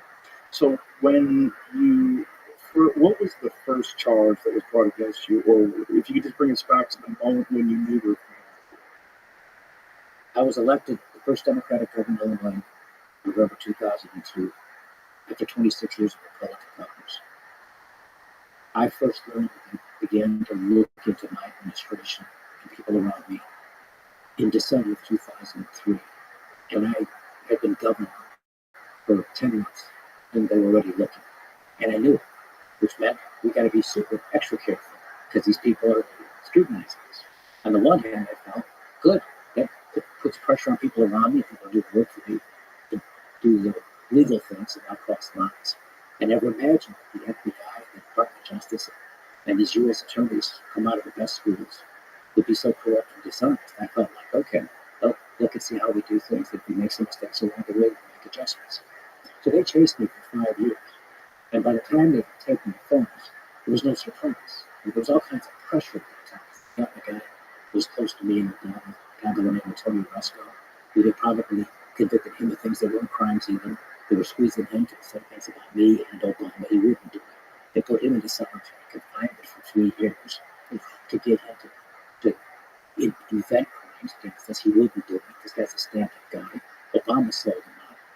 And he did more for Obama than he ever did for me. But I knew all that. And so at the time when they began wiretapping my phones, which was late October 2008, everything I talked about doing with the appointment of Obama's successor to the United States Senate, I thought it was very possible they were listening. How could they not? Because they were chasing me. They so much wanted to get me. And Obama and I both were in their crosshairs in the very beginning. I think the politics of the changes, his political fortunes improved, and he was lucky he was going to be the next president. And these people, these U.S. attorneys, got appointed by the president. And these were Bush appointed, Cheney appointed prosecutors. And it's very unusual that previous administrations, prosecutors stay in office. When the new president comes in, they leave, as we see with Trump and other parties, people come in. But these people stay in. When they arrested me, what they wanted me to do was to basically say that I was guilty of trying to sell a Senate seat, and I was trying to sell it to another who was the guy who started it, by the name of Barack Obama, who wanted to buy that Senate seat. Because that's where the whole thing began, to Obama an election. He sent an emissary to me to suggest a political deal because he wanted this woman named Valerie Jarrett to be appointed to his Senate seat. Pause for a second. You change feedback. You hear that? You hear that? That it was on the last podcast too. Yeah, it's gone. Just ended. Who was that? Yeah, that's it. Okay, all right, we're back. This episode is brought to you by The Farmer's Dog. Dogs are amazing. They're loyal, they're lovable. Like, just having Marshall around can make my day 10 times better. I'm sure you love your dog just as much, and you want to do your best to help them live longer, healthier, happier lives. And a healthy life for your dog starts with healthy food, just like it does for us. There's a reason having a balanced diet is so important. So how do you know if your dog's food is as healthy and as as safe as it can be. Well, Farmer's Dog gives you that peace of mind by making fresh, real food developed by board-certified nutritionists to provide all the nutrients your dog needs. And their food is human grade, which means it's made to the same quality and safety standards as human food. Very few pet foods are made to this strict standard. And let's be clear, human grade food doesn't mean the food is fancy. It just means it's safe and healthy. It's simple, real food from people who care about what goes into your dog's body. The Farmer's Dog makes it easy to help your dog live a long, healthy life by sending you fresh food that's pre-portioned just for your dog's needs. Because every dog is different. And I'm not just talking about breeds. From their size to their personality to their health, every dog is unique. Plus, precise portions can help keep your dog at an ideal weight, which is one of the proven predictors of a long life. Look, no one, dog or human, should be eating highly processed foods for every meal. It doesn't matter how old your dog is. It's always a great time to start investing in their health and happiness. So, try the Farmer's Dog today. You can get 50% off your first box of fresh, healthy food at thefarmersdog.com/Rogan. Plus, you get free shipping. Just go to thefarmersdog.com/Rogan. Tap the banner or visit this episode's page to learn more. Offer applicable for new customers only. So Obama was. So how did he try to negotiate? Like, what when he wanted this person to take the Senate seat? What was said? How did it go down? How do things like that work? He used third parties, listeners. So that you're not. So he doesn't have to meet with you. So you can say Obama asked me. You have other people. So it's plausible deniability. To some extent, that's part of it, of course. But there's other dynamics that also it's just a little bit easier to kind of test the mood of the other person. If you have another party who both of people like or respect. In this particular case, it's a labor person by the name of Tom Ballard who came up to the election in November 2008.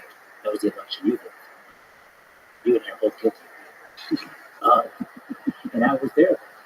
It was magical, it's historic. And it was great. It tested finally, crossed a significant barrier. A black person as the United States. Every black child growing up in our look and say, one day maybe I can make that. There's the American dream opportunity. So in that sense, it was a beautiful thing. So this ballot comes up to me and it says Barack Obama. Instead of pumping gas, gas station, south of the building, downtown Chicago. Barack Obama. He said it was wrong. He had told me the time to go to 16 years ago. And he asked me to come to you. He would like you to help out Jim as the successor to the Senate. He wanted me to know what you want. I wondered if I could come and see you so we could discuss this. I said, sure, come here tomorrow. Now, that's totally legal and appropriate. He's not suggesting anything new. Obama just wants to make a political deal. But what happened was they criminalized it against me. And so they criminalized Barack Obama trying to force his pick for Senate seat, and you accepted it. Obama wasn't trying to force it. He was trying to make a deal to persuade me to do it. But what would you get out of that? That's what we discussed for 6 weeks. The FBI was talking about that. We discussed all kinds of crazy ideas, a lot of good ideas. Spent 2 days talking about the possibility of one Oprah Winfrey. You might appreciate this. She's from Chicago. Do you remember when Trump won? There's like NBC or one of these fucking people tweeted out, "This is our president." And it was Oprah. No, I didn't. Yeah, you didn't find that. One like a major network tweeted out, "This is our president." Wow. I was like, okay. So we spent 6 weeks talking about all kinds of ideas. It's just because, to quote me, not controlled, not giving it up for nothing. We got a chance to do something like this. And all of these ideas and thoughts were discussed with my governor's lawyer and all those calls, largely because I knew these people were just. I didn't want to be sure whatever decision I made, it was legal. We didn't cross lines or make a mistake, maybe I missed something. And, this was unique, and so I explored all kinds of ideas. I even spent one conversation with you might appreciate this. They played this in court in the first trial. My wife sitting there, loving, beautiful, devoted, faithful wife. Sitting in court and every single day, both trials. In the media. And they could do whatever they want. These prosecutors, the judge was their guy. And so they were playing all these tapes out of context. They're not allowed you to play tapes we want to fill up the context.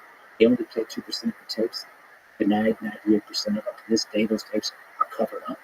There's all kinds of people on those calls. There wasn't anything illegal about it. But, Rahm Emanuel, Henry Reid at the time was the Democrat leader. Every possible big time Democrats on those calls. But to go back to some of these crazy ideas, I was trying to put some black line in politics. I was looking for a military hero of some sort. Everybody wanted to make them senators. You can imagine, politics. I wanted to think outside the box, and we were testing these ideas, including and then I'm talking about Roy Quinn. I say, There was NBC, nothing but respect for our future president. if that's the case, I'm going to do what the degenerates did to remove it. I'm not going to do that. I'm just going to mock NBC. So what is this? Yesterday, tweet about the government no information was sent by a third-party agency to NBC Entertainment in real time during the broadcast. Is in reference to a joke made during the monologue, not meant to be a political statement. We have since removed the tweet. Right. Okay. So anyway, I'm at the first trial of playing these tapes, and they had to give these transfer forms, so you could see in writing what you can actually hear when they play the tape. And by then, I've gotten used to kind of know what was coming, so I can brace myself. And they pick all the flavor and stuff. But none of it's correct. And if you put the rest of the calls in there, it fills out the context, of course. So in this one particular call, I asked my lawyer, Quinn, hey, Quinn, what's the rule about residency requirements? How long do you have to live in Illinois to be a senator? And he said, just one day. And you got to be 30 years old, and you could be a naturalized citizen or American born citizen. So I said, because we were not find the black military, why doesn't somebody go to California and ask Kelly Bear? She'd like to be a United States senator. She comes to Illinois for one day, I'll make her a senator, and maybe I could fuck her. I'm joking around. Right. Well, they played this, before. Okay. But there's my wife sitting right there. And I look ahead, I'm looking at the clock, and there's like 10 minutes to go before the hearing. The judge is going to recess for lunch. And I'm thinking if I could just get there before they play this tape, I could at least preempt you kind of prepare for what's coming. And I made it. And so I tapped her on the hand to come show her the book, and I said, look, I was just kidding. And her answer was, what, 16? Well, that's the same thing as the pussy comment. It's like, guys talk like that. It doesn't mean they mean it. Guys talk like that all the time for fun. It's not, you could say it's misogynist, it's this, it's just shit talking. It's what guys do, and they know that the other person doesn't mean it. That's why it's funny to say. Yeah, and let's face it, most of us like that stuff. Yeah, we like joking around about stuff like that. No doubt, it's fun. And the opposite. And everybody would laugh. And even if you never did anything or never even intended to do anything, you'd say something like that to get a rise out of your friends. So years would go by. I'm sitting in prison. I make a calls home. My wife's on the phone. And the Billy Bush big camera, this slimy thing to do to Trump, right? It comes out. He's spreading all this president. You get ready, pressurized party to get out of this. And my wife was, offended by it. She's telling me you have 2 young daughters. How could you possibly defend this? And I said, let me take you there. But they, okay, before you judge somebody else, look at your own husband. And I told her about this Halle Berry and what I said.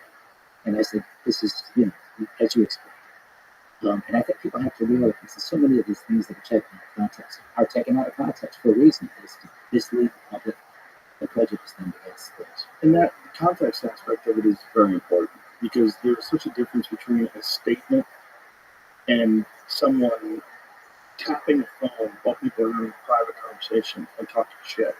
Mm-hmm. There's just, and did they read it or play it when you said that? Both. Yeah. People talk shit. Like, you can't pretend that that's what they actually mean. It's one thing if you get someone planning a crime, but everyone knows that people talk that way. You just pretend they don't because they don't in a professional setting. Yes. Look, I spent 2,896 days because what they did, how they did. So if you just went along with whatever they asked and didn't ask for any political barter, you think nothing would have come of this? Oh, no, I would have. Oh, you mean just political? If they came to you and said, Obama would like you to put this person in as senator, if you just agreed to it, you think none of this would happen? No, I think they were going to do whatever they did to get me no matter what. Why? Because they had spent so much time in like 5 years. Well, why did they do that?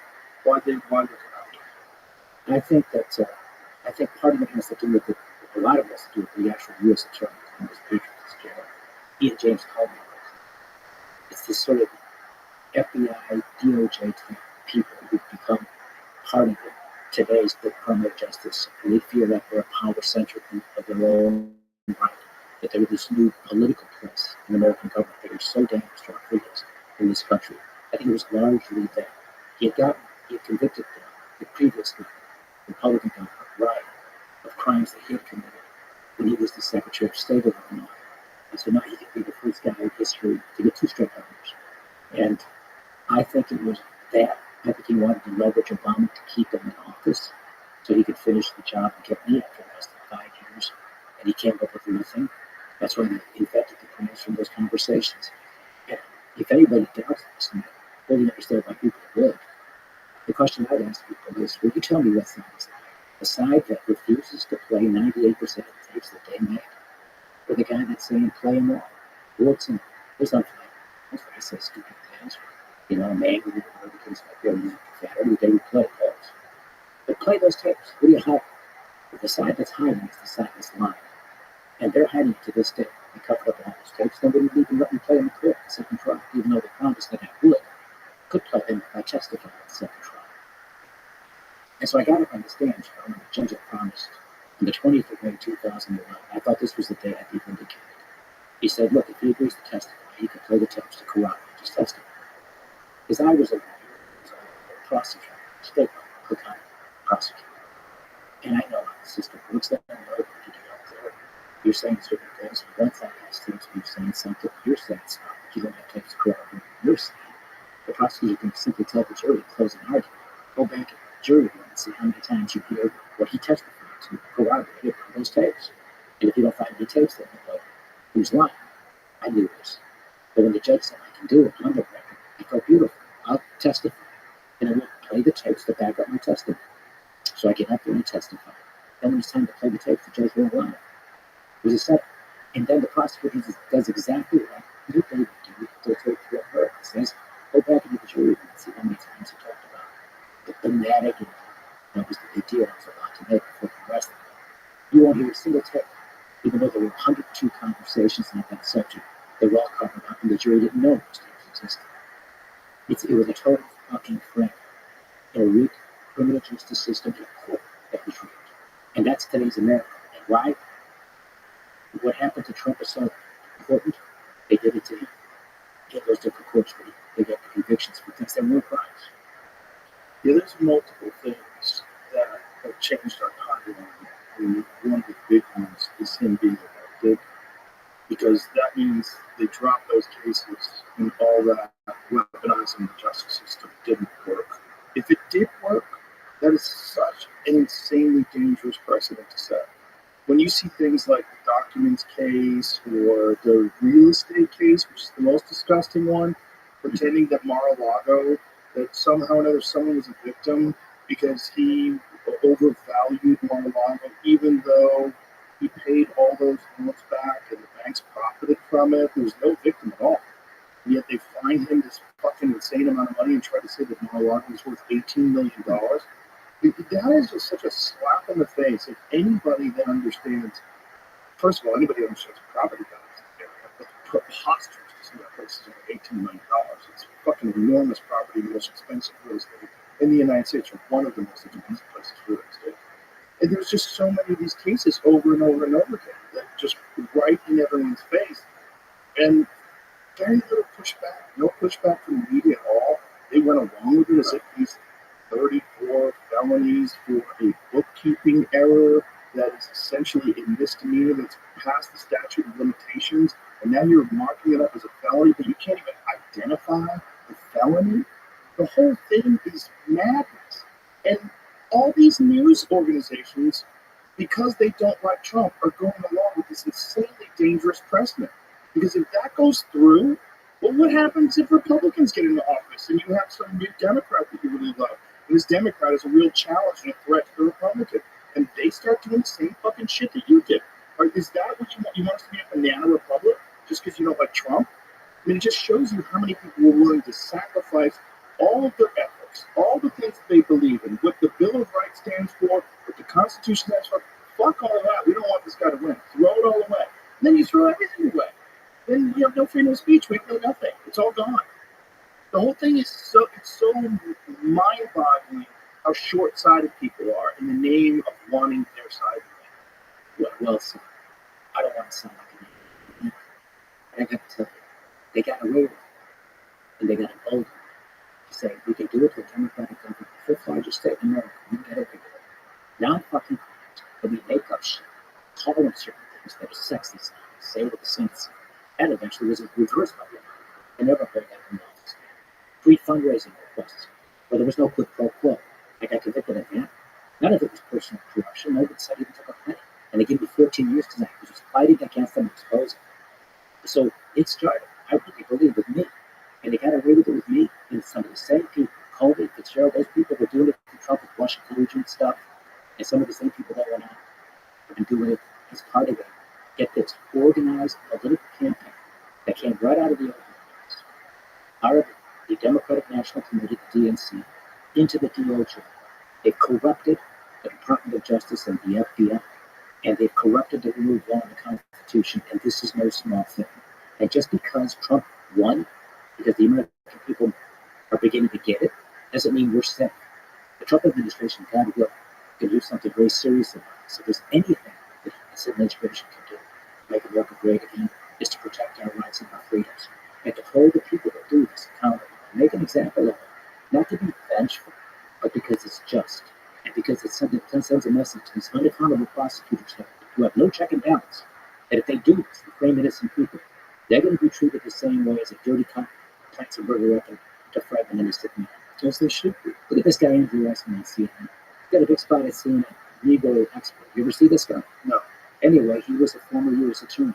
He made his name by destroying Anthony Anderson, a company that had all these people working for him, the accounting company, nationwide, the biggest accounting firms in America. He used a standard that wasn't lawful to get convictions in that. Eventually, the United States Supreme Court took the case, and they ruled 9-0, unanimous, that the standard that Weissman used to prosecute Arthur Anderson was an unlawful standard. But the damage was done. That company went bankrupt. All those people lost their jobs, and this Andrew Weissman gets promoted, becomes legal expert scholar on CNN. That guy, Fitzgerald, Comey, people who do this, Jack Smith, Alvin Bragg, Letitia James, they ought to go back to fucking jail. What were they accusing this company of? Obstruction of justice, that they were destroying records and stuff. And that would have been a crime had they done it after they'd been subpoenaed. But they weren't subpoenaed. They had the right to do whatever they wanted before anybody compelled them to produce it. It was obstruction of justice. And what was the accusation? What were they trying to get them on? Saying that they were destroying documents and evidence. About what? About the accounting work for Enron, which was a real scandal. I saw the smartest man in the world. Yep. That documentary. How he doesn't believe in conspiracies. Watch that. Jeff Skilling was in prison. Yeah. Yeah, he got a big sentence, and eventually they found prosecutor wrongdoing, and he was able to reduce it down from something like 26 years to 14. But he was there. Yeah, along with smelling socks, Mr. B, G, all kinds of things. All kinds. I read the book about it. Yeah, it's a story that starts with one president as well, and there's a governor who's gangster disciples. See the local Joe drug dealers, pedophiles. But I'm not telling you, I'm like 400 pedophiles, murderers, bank robbers. What do they do? They're a protected class of crimes because everybody fuck them up because of the nature of a lot of their crimes. Some of them are worse than others. Some are like this guy who got pardoned by Brian, which is unbelievable. Whether into child pornography. But some of them were far worse than that. Hardship. So how do they protect these people? You get more than cancer if you even say something bad. You can't defend that. That's the way police, the other inmates who hate them, who resent them. So they're protected Yes. The thing that people always loved about pedophiles going to jail is like, oh, there's going to be some jail justice. Well, there is, notwithstanding their policy, DOP's policy. The guy that was Jerry, the guy subbing,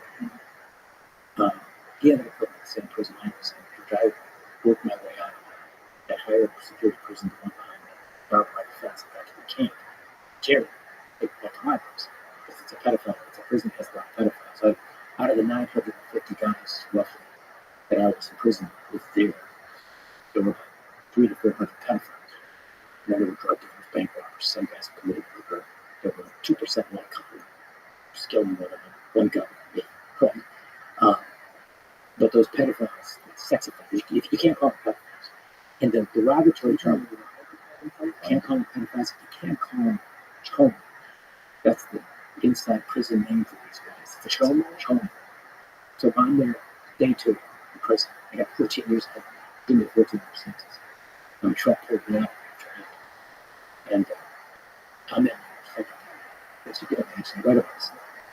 It's a hard experience, a long, hard journey. It's heartbreaking in so many ways for me, yeah, and hard. But I'm learning the ropes. And my fellow inmates there, and I'm hearing this phrase, this term, it's called chum. That guy, he's a chum. I say, what's that? And they told me. And so I was with one of my case managers. They were giving me more information I needed from the stuff that I learned as a group inmate. And I mentioned, so who are these Cheerios? And she goes, I can't say that. It's not Cheerios. And she whispered, John, I can't say that. That's strictly forbidden. You say that, they're going to shoot. I said, what's that? I have to ask her.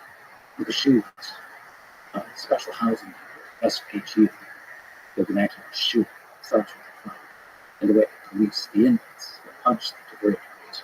You get thrown. It's not what you're confined. So if you just say choke, that'll range in some through your fire. Oh no. That may be a week. Yeah. Yeah. They protect pedophiles.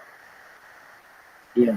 Now, I don't want to sound like I'm too liberal or something, but they have to. Because if left to their own devices, these guys would get so fucked up by the general population. They're outraged by their crimes, and are also outraged by the fact that a lot of them got special treatment for their sex. And you see this guy, Biden just gave clemency to him. Let's hope it was just clemency, not a car in the guy. But these sex offenders are getting lighter sentences than the drug dealers or the bank robbers. And if you look at a system of punishment that's supposed to be just but fair, hopefully always tempered with mercy, you'd like to think that there's equal application of the law and that there's some sort of fairness, and that when you measure victims of certain crimes, that should be part of the sentencing. So drug dealers would argue, but not right. There's no was not violent. These guys really harm children. The ones that touch children, not the ones who just look to pornography. How did they justify you being in this high security prison? Like, why would they put you in with pedophiles and murderers, gangbangers? Why would they do that? Obviously squeeze you, but how do they pass that through? Anybody who gets a sentence of over 10 years has to do time. You can't be in a kid. So, and certain people can't be. For example, when they've had violent pedophiles cannot be a kid. That's good. It can't still have, fences. There's not no gates that lock you in. I mean, I went from a 50,000 square foot governor's mansion plus 6 foot 8 foot prisons. I mean, it's real prison like in the movies. Those iron gates shut you in, and you're restricted in movements. And you're with some badass guys, little interesting guys. I know a lot of guys I really liked. But they did it because they purposely gave me a sentence above 10 years to force me to go in and shit out of prison. And to try to not just squeeze me, but to punish me. And the punishment was because I had to marry them to fight back. Who was this guy? He was only twice elected governor of the fifth largest state to challenge us. And I fought back. And, frankly, the beauty of it is that had I Trump would have never known. He saw me at television fighting back, and I thought that in ways predated him the way he does. And it wasn't my design, it was just I felt like this is wrong. They know this is politics. You know, this is wrong, bad for our country. I can't give this. And by the way, I'm right. They are criminals. I have to fight. So I love all these TV shows, everything. And Trump's on me in the favorite government show. And by the way, when they do this to me, they arrest you. They arrested me at 6 o'clock in the morning at my house. And it was a super sensational press conference. It was international. Back then, in December 2008, there were two assholes. Two biggest assholes. Me and Bernie Madoff. Because they arrested him like a day or two after me. We were nervous. And it was, you know, I had to fight back. And so I was. But you can't make it look good. Yeah, they threw me out of the office. You learn who your friends are in politics. I said, well, you know, all right, to protect themselves. They all wanted to throw me out. And because the politics of it was bad. Well, that's a time when podcasts were coming in. Yes. Imagine you go on a podcast and just lay out the whole case and exactly what's going on. You can play tapes. You can't play tapes. I'll tell you what. Because of course they lied. They left them. They told me saying this is fucking gold. I'm not giving up for nothing. But they don't play the cuts after. Right? If it says I want $100 million at Swiss Bank account, which by the way, the current governor of Pittsburgh called me to ask me if they could sell it because he inherited $1 billion. That's the way you sell it. But if I said that, that would be a crime. But there was none of that. They covered that up. So you go to court, a couple of his eight number arrested, go before their judge, and they get a seal. They put a gag. So the tapes cannot be played publicly in court, and I can't talk about what's on those tapes unless it comes from my independent revelation. I can't release them. So you can't talk about what's on those tapes unless it comes from your own personal recollection. Right. So you can talk about the tapes. You just can't play them. Correct. You can't quote them. I can quote what I remember personally. I remember something, of course. But at least you could have laid out your version of it so people could hear Correct. it. You didn't put pressure on. And I was doing it not on podcast. I was doing it on the Today Show. This morning. They lied off shows. It's such a short segment. That's right. Exactly. You don't have enough time to lay out the environment, how it works, what really goes on in politics, what's normal for how these deals are made. Yes, exactly. So this person that Obama wanted, whatever happened to that person? She became like a top advisor for Obama in the White House. Now there's a school of thought, there's a theory that's plausible. Obama publicly said he did not send his labor back. But Ballard, Henderson, 2 trials testified twice on oath that Obama called her. Obama then was interviewed by the military after I was arrested. And if you lie to the FBI, you call them 302. It's a crime. But I've heard the FBI, the FBI lie. And you sit down like I did, stupid, and you talk to these people. They say you lied, and you say they lied. Who are you going to believe? Right? A big mistake to ever trust them, to be honest. So my advice, anybody out there who's getting chased by the FBI, don't trust them. And I thought they were the good guys, so I sat down and talked to them. Well, Obama took it. And every defendant is entitled to relevant evidence that can help him or her defend themselves against criminal prosecution. But to this day, they would never give us Obama's 302s. So did Obama really send this guy that got testified to? Or did Obama not do it like he publicly said he did? He said he didn't do it. So somebody's lying. Somebody broke the law. Either Balanoff's lying and perjured himself in 2 trials, or Obama is lying on his FBI 302s, or he lied, which is a crime, or he lied to the public, which all too often politicians do all the time. Obama's one of them doesn't lie. He does no wrong. Balanoff, this guy, what would be his motivation for saying that Obama wanted you to do that? The theory is, on a lot of political insiders who know how it works, that he was an emissary around the man who became Obama's chief of staff. So member of Congress, I had a pretty good relationship. It's all over here. And so Obama never said anything about it. Rahm Emanuel said something to him. Rahm Emanuel asked him to do it and instructed him to tell him that Barack himself asked him because it's just a theory. And the theory is plausible in that what would be the motivation for Rahm to do chief of staff of Obama. You know, the power game of politics, which is something he knows very well, and I know, is people want to be close to the king. And Valerie Jarrett was Michelle Obama's best friend, and she was a threat to the influence of Rahm and others. And if you get her kicked upstairs to the U.S. Senate, she won't be around for me to have more voice, more say in Obama, the direction of Obama's administration. And this is a theory. It's a theory. Interesting. Mm-hmm. So, what's day one like in prison? Mm-hmm.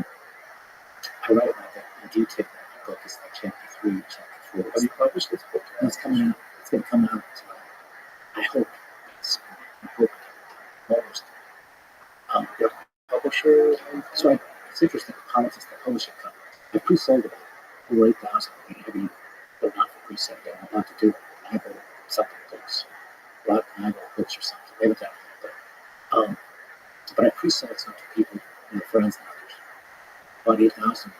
It's helped me to self-publish a pretty much publishing company. And the reason I'm compelled to do it is because I've gone to some of the New York publishing houses, and they are so anti-Trump. If you say something nice about Trump, and if he comes across really well, I was on a show, he was great, he's a kind guy, I'll tell you stories about him if you want. He pulled me out of the I loved him for a lot of reasons. Of course, because he and my daughter was my father. So I write well, he comes across very well. Obama doesn't come across so good. He doesn't come across as evil. He comes across as selfish, very, calculating politician who has the opportunity to be great president instead of dividing the country. And he was a snake. And an idiot. And he sold out his friend Tony Rothschild, who bought him a lot. This guy bought him a lot next to a mansion he bought. He was lucky to Senate. Obama's, at that time, only had $750,000 that could afford for a mansion. They wanted to buy an adjoining lot for an upper class neighborhood called Canberra, my apartment in Chicago, by Obama's line. And they couldn't afford the lots of it. He went to his friend Rescue. Obama, Rescue, a kind-hearted person. He wants to help his friend Obama. So he pays the list price, $750,000 for the lot. The Obama's paid less for a lot with the approval of the mansion. Obama now is running for president. That comes out. He's got to fix his political problem. He goes to Russell. He says, I got to put a fence between the lot and the mansion. So I can explain to him immediately that it's your lot, not mine, right? And he prefers, he asks for a water fence, not just any fence. It's got a chain fence. He wants a water fence that matches the mansion. And then he has Russell built for $13,000 for the wrought iron fence. And then when Russell suffers for 3 years in solitary confinement because he won't lie about Obama or if he sends a letter for federal sex, the judge saying or squeezing to say stuff about both of us. Makes the front page of the Chicago Tribune in August 2008. But he won't do it. They put him in solitary confinement for 3 years. He saw the sun 1 hour a day. And then when he got out, he tries to do a birthday. And he faints because he's so skinny, so weak after 3 years there. And this fucking Obama did nothing to him. It's unbelievable. So honest. I mean, I didn't do anything, but he just saw something wrong. And I think he kind of like that's not close. He might do it for that. But he fired me on that show and freed me from prison. It's his story. Fired me free the same day as me. Day one. You have hope it's going to be overturned and repealed. Like, what do you think it will be? Yeah, well, that's a good question. Look, the hardest period in this whole thing was the months into the conviction where they get you surrounded. Right? Now you're fearful. In fact, days, a couple of months before the sentence came down, I'm a job and running through the neighborhoods. I see box newspapers back then. It's a newspaper box, front page, big color picture of me. I see it, I'm not invested. So I had my brief, it came back one day twice, I said, 30 years to life. Prosecutors were asking for 30 years to life. Yeah, Jesus. I never took a penny. They didn't even say it to me. It was all talk about politics. So, I got home faster. That sort of stuff. Cookies are tasting. Yeah. But that period was close. The moment I stepped into prison, right, in my book, that one advantage of crossing the threshold of a prison is that with every tick of the clock, we want something closer to this nightmare. It's Kafka's not find the people 1 second closer to coming home to your daughters and to your wife, even though it might be 14 years in one less second. You know what I mean? But you're at least it's started now. You know, you hit that bottom and now you're trying to be climbing back just from the time point of view. But that first day, I'll work backwards. I'll never forget the first night after that long night day that I went through. You know, the media was probably like I was on just 6.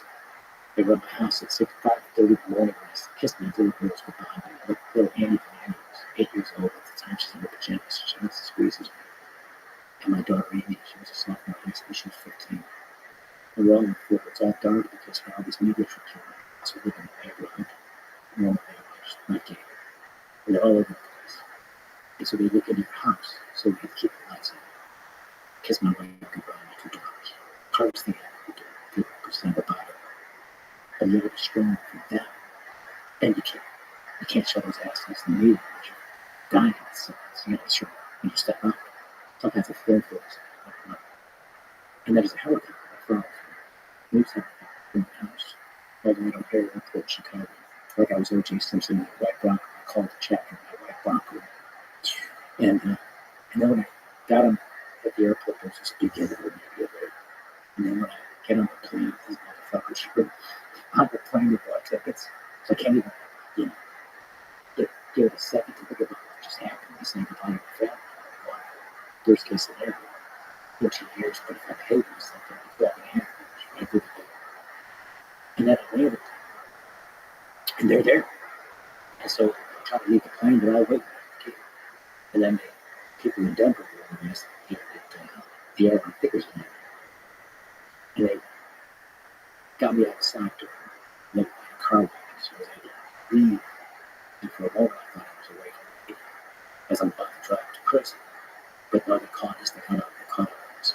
And I got to live in prison, so I told one of my neighbors who was driving me, you know what? We're like a half an hour early. I'm already giving 14 years. I don't want to give 30 minutes more. Let's stop for a cup of coffee or something. So we went to this little restaurant, fast food place called Fred's in Denver. They were Littleton. And it was really surreal because people knew who I was. It was warm and loving and standing autographs. You'd never know what I could go to prison for. And then the time came to walk in, and I learned later that Trump was watching this. It was all live on television. And he had tweeted about it. I mean, I got a million messages. I was so alone. Everybody, prominence in politics and government and media, you calling me all these nasty things. Here's Trump, the only guy who had some authority and power. Was the only guy saying positive things about it. They were compassionate. He wasn't necessarily saying, he was saying that I denied it. It was, on the television, presumption of innocence. But there was compassion with Trump. And he tweets that. I was like, I didn't know that. I can't call him. He tweeted that. I see him looking in prison for 14 years. Murderers and rapists get 4 years. Do you think this is justice? I don't. Just a loyal guy to a guy that was on his shit. But I don't believe that. It's just as to me says a lot about who he is as a person. But then I walked in, and I get greeted by all these inmates, and I wasn't. People asked me, "Were you afraid?" I wasn't afraid of them. My life was so, beaten down by what they did. I was so disillusioned. I was angry. I was bitter. I was mostly heartbroken and sad. Listen, my children, fear for my children, my wife, I was left alone. I couldn't protect them. People knew what we labeled me. Surely everybody saw what my life was when I was in front of our house. I was worried about their safety. I knew I had all those years to do. And now I'm in prison, and all these guys are watching me, coming into their world on live television. So I had two things going in terms of how my staff with the fellow was. Number one, I was a place I sort of was a celebrity. They just saw me in front of a person. Everybody walks in prison like you. And the bigger more important part was I got what they call a 14 piece. That's the vernacular in this time. You got a 14 piece. Means he didn't snitch on anybody. See, anybody who gets a long sentence means they get punished because they will talk about anybody. The guys who walk in on light sentences become a legal suspect by the inmates, as the culture, as snitches. And they hate the snitches. Snitches are bitches that get stitches. Right? That's what they said. Sure. So I walked in there and I had immediate street cred with those guys. And they were very nice to me. They actually gathered together the little beans they had and went to the commissary to get the necessities for my first week: toothbrush, toothpaste, shower shoes.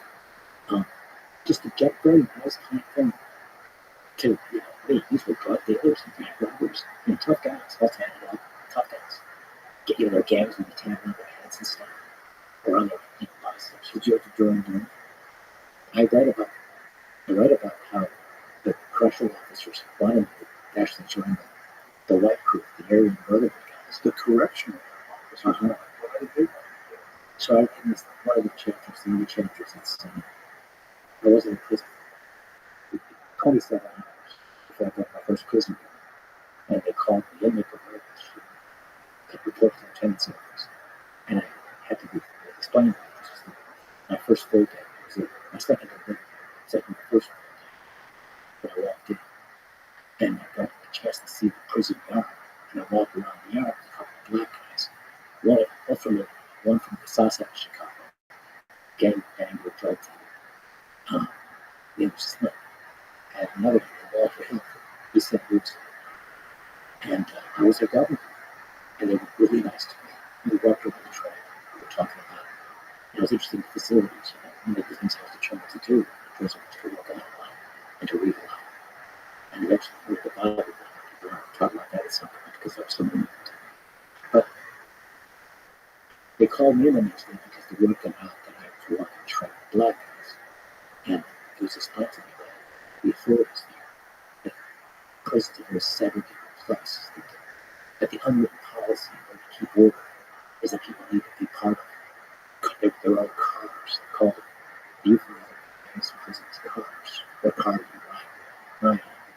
And that they thought that for my own safety, that number one, I should be walking around with black guys. I need to be part of a car. And I need to join the white car and go see these two guys, Cole and Sanders. Sanders. His name's, I thought it was Sanders too. Exactly. Because I'm looking around, who's Sanders? I'm looking for Sanders, right? His name is Sanders. Cole was the leader. I think he was from Texas.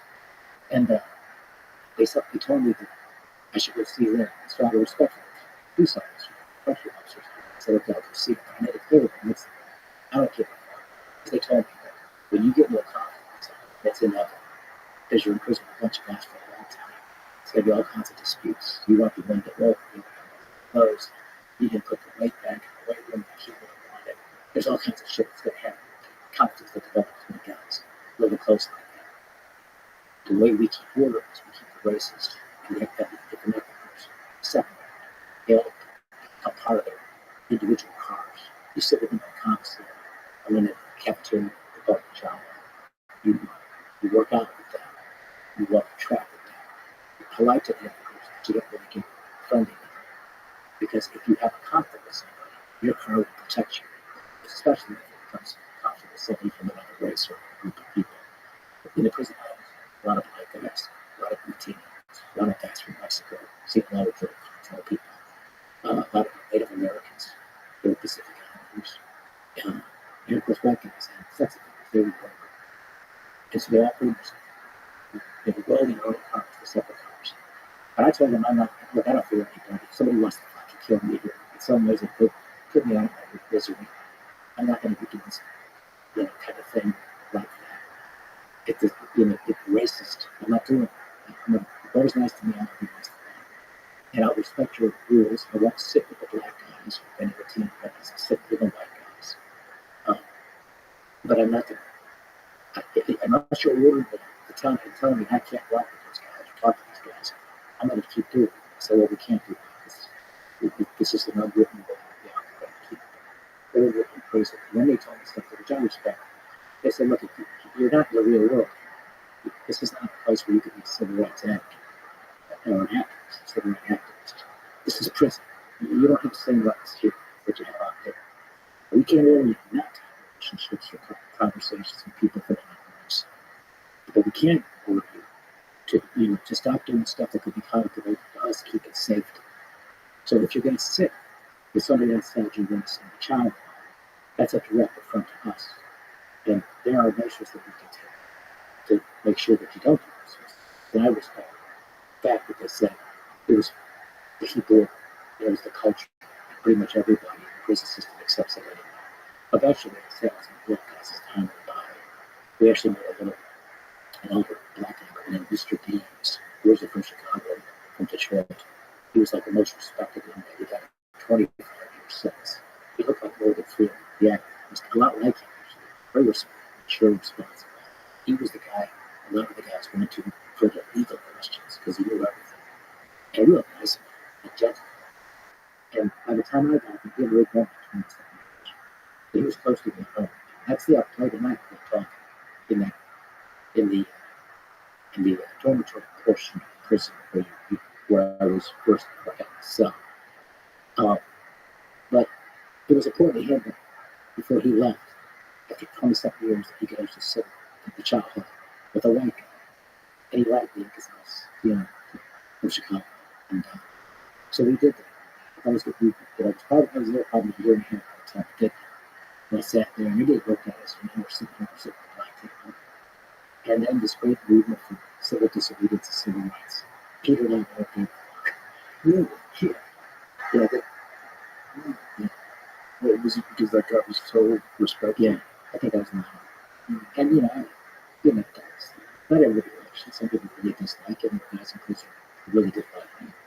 But for the most part, I had no approval ratings when I got arrested because they were busting when I was governor, but I had pretty high approval ratings in prison with no fellow. So, how did you get into the Bible? Because that was a big part of your conversation with Tucker. Yeah. Well, so that first night, when the stark reality really hit me, that first night, well, around 10 o'clock at night, I hear this big boom. And then you hear the gates shut because they're not locking it up. It's all iron. And then the lights go out. The electric out. Now suddenly you're swallowed up in blackness and darkness. And we're locked in. Iron bars. Can't get in. And here I am, all these prisoners, the inmates. And I just left my family 5:30 in the morning. I'm not going home tonight. Or tomorrow, next week, next month, or next year. God willing, we might that might be 3 years. But even that, I was fearful of seeing the criminal justice system. And I did this deep down, I knew I wasn't doing that. I knew that from the beginning. I just felt like I had to fight. Do you think there's anything you could have done that would have gotten you out? I could have pled guilty and got less than sentence to have done that. But what about if you just went and they came to you with that senator, if you said, sure, we'll hook that up? No, I don't think I was. They were still coming from No.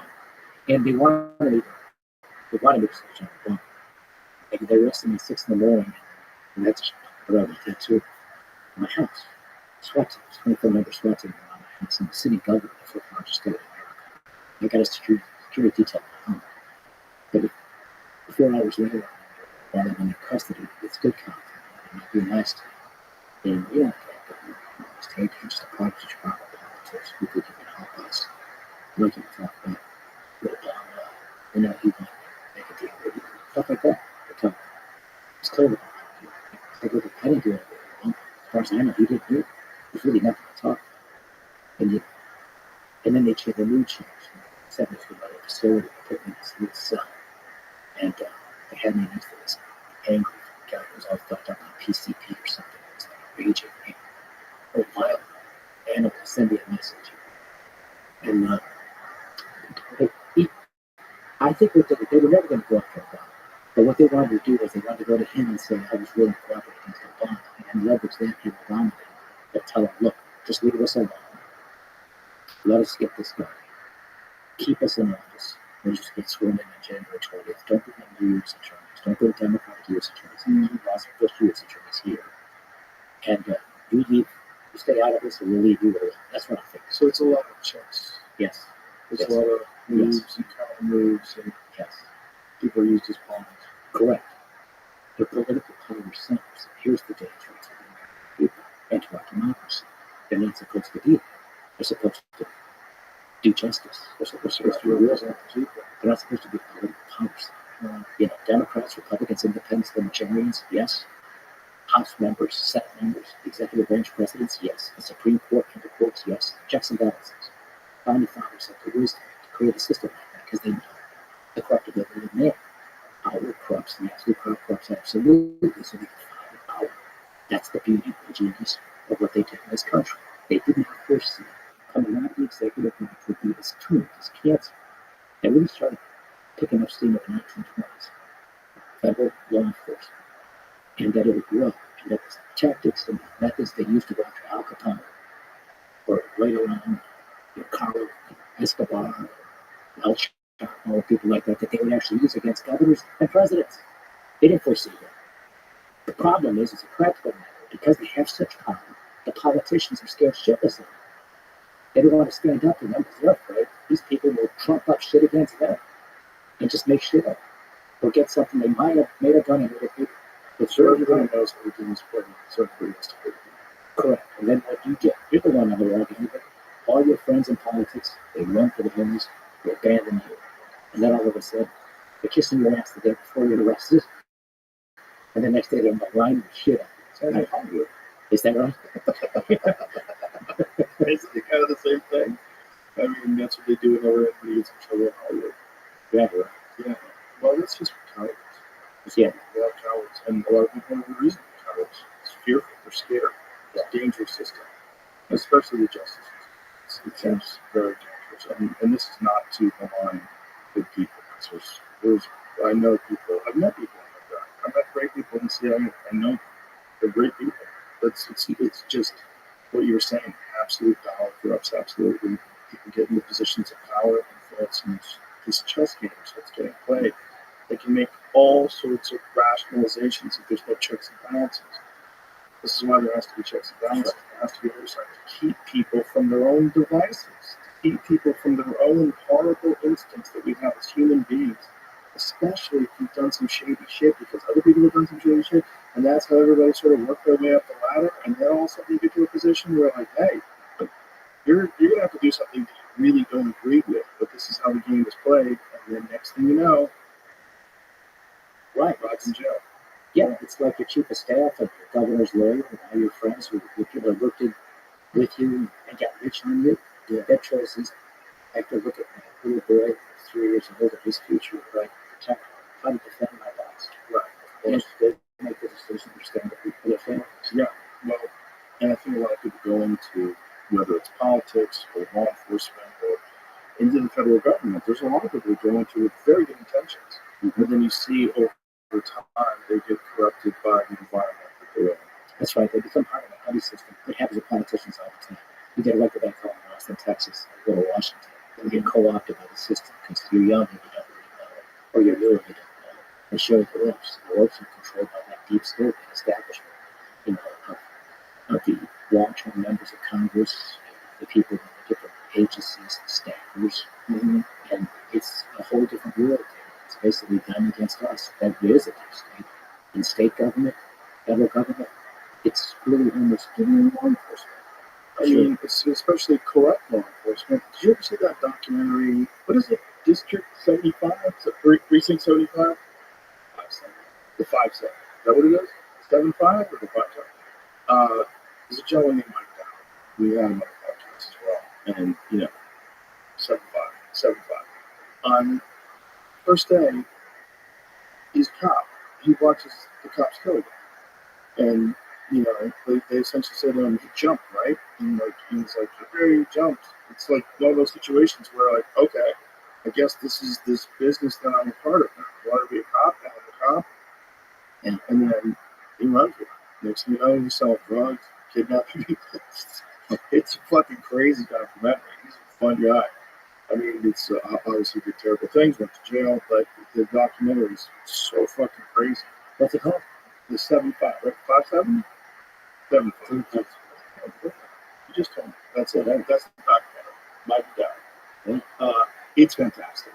It's a really good documentary. And, you just realize, like, Jesus. Obviously, the cocaine crisis in Miami is another great example of that. And one of the best documentaries about that is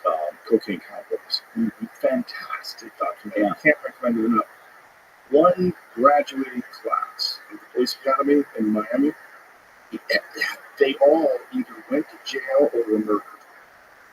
The entire graduating class. That's how corrupt it was. Yeah. It was just off the charts, cocaine and money everywhere, chaos and murder everywhere. Yeah. Yeah. You see, here again, the stuff we're talking about, it's so important this justice system gets reformed. I'm so excited about the fact that Trump, the people he's picking, Ted Bundy, he's a great person, he's got a good record, Patel. Because if we don't trust the criminal justice system, when you tell me a story about those dirty cops, and I'm sure that's absolutely what they were, those who prosecuted them right to do it. Oh, they never. Yeah. They were dirty cops. But what if you don't trust those prosecutors? Well, right? It's happening the whole system has that. You can't trust anybody. So much at stake in this.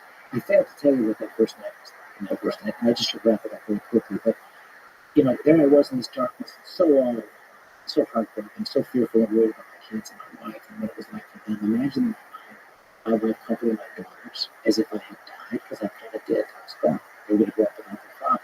Right. So all of that's going through my mind. And then I reached for the Bible. That my wife gave me for Christmas, gave it me personally. I don't let you bring anything else in. I let you bring the Bible. I've always had a belief in God. I was very curious and serving the Christian church. But I never read the Bible. I was just so busy trying to get ahead. I had to go out and make campaign promises, speeches, kiss babies, shake hands, raise money. I tried Genesis. I get stuck in Genesis. So and so's beginning, so and so. I put this on the side. I can't. Right. All of a sudden, here I am, this deep, fucking dark valley. I'm facing 14 years of this. So alone. I'm not going to fuck around with Genesis, Deuteronomy, Leviticus, or any of that stuff. I'm going to step right away. I'm like, give me some hope. And I'm just 23 son. That was my shelter. It makes me like down. And then I kept reading the Psalms. And I noticed sort of David. And I associate myself with him. I know criticizing lying. But people read it saying I'm like David. I'm not saying I'm not. I'm not saying I am. I'm simply saying I looked at his example and I got strength from it. Because he was being chased by Saul. He was in the caves for 11 years or chasing. Thinking he endured that. Maybe there's hope. And I read his Psalms because they're just prayers to God. It's what they are from him. And they were helpful to me. I kept reading. And hey, if I were from some affliction, how adversity, hard times, it's going through the testing us, it can make us stronger, better. We learn through those hard lessons, through the fire of hard times. And of course, then it helps with Gospels. And the best story of all as a Christian is the story of Jesus.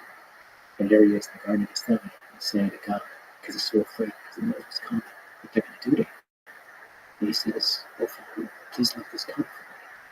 I mean, I get choked up just thinking about this. And he says, you know, God, no, Father, not my will, your will. Then he steals himself for what he's going to fix. Takes out all their suffering, goes through, and he humiliates everyone else. So I read it every day for 2,896 days. And I know, in a way, I never. And I love it. It brought me so much closer to God. And there were moments as crazy as this sounds. I'm not running so I'm not here to try to win Christian evangelical votes or anything. But there were moments, years later, not those first early years, because they were so hard. But after I was there for year 6, year 7, and I read the Bible every day. And I was really working out, reading a lot of what it was. And I did this maybe a couple times, in the beginning it was like 2 or 3 times a year in the beginning. And then as time went on, it was hard for our daughters. And I would encourage them not to come because they were at school.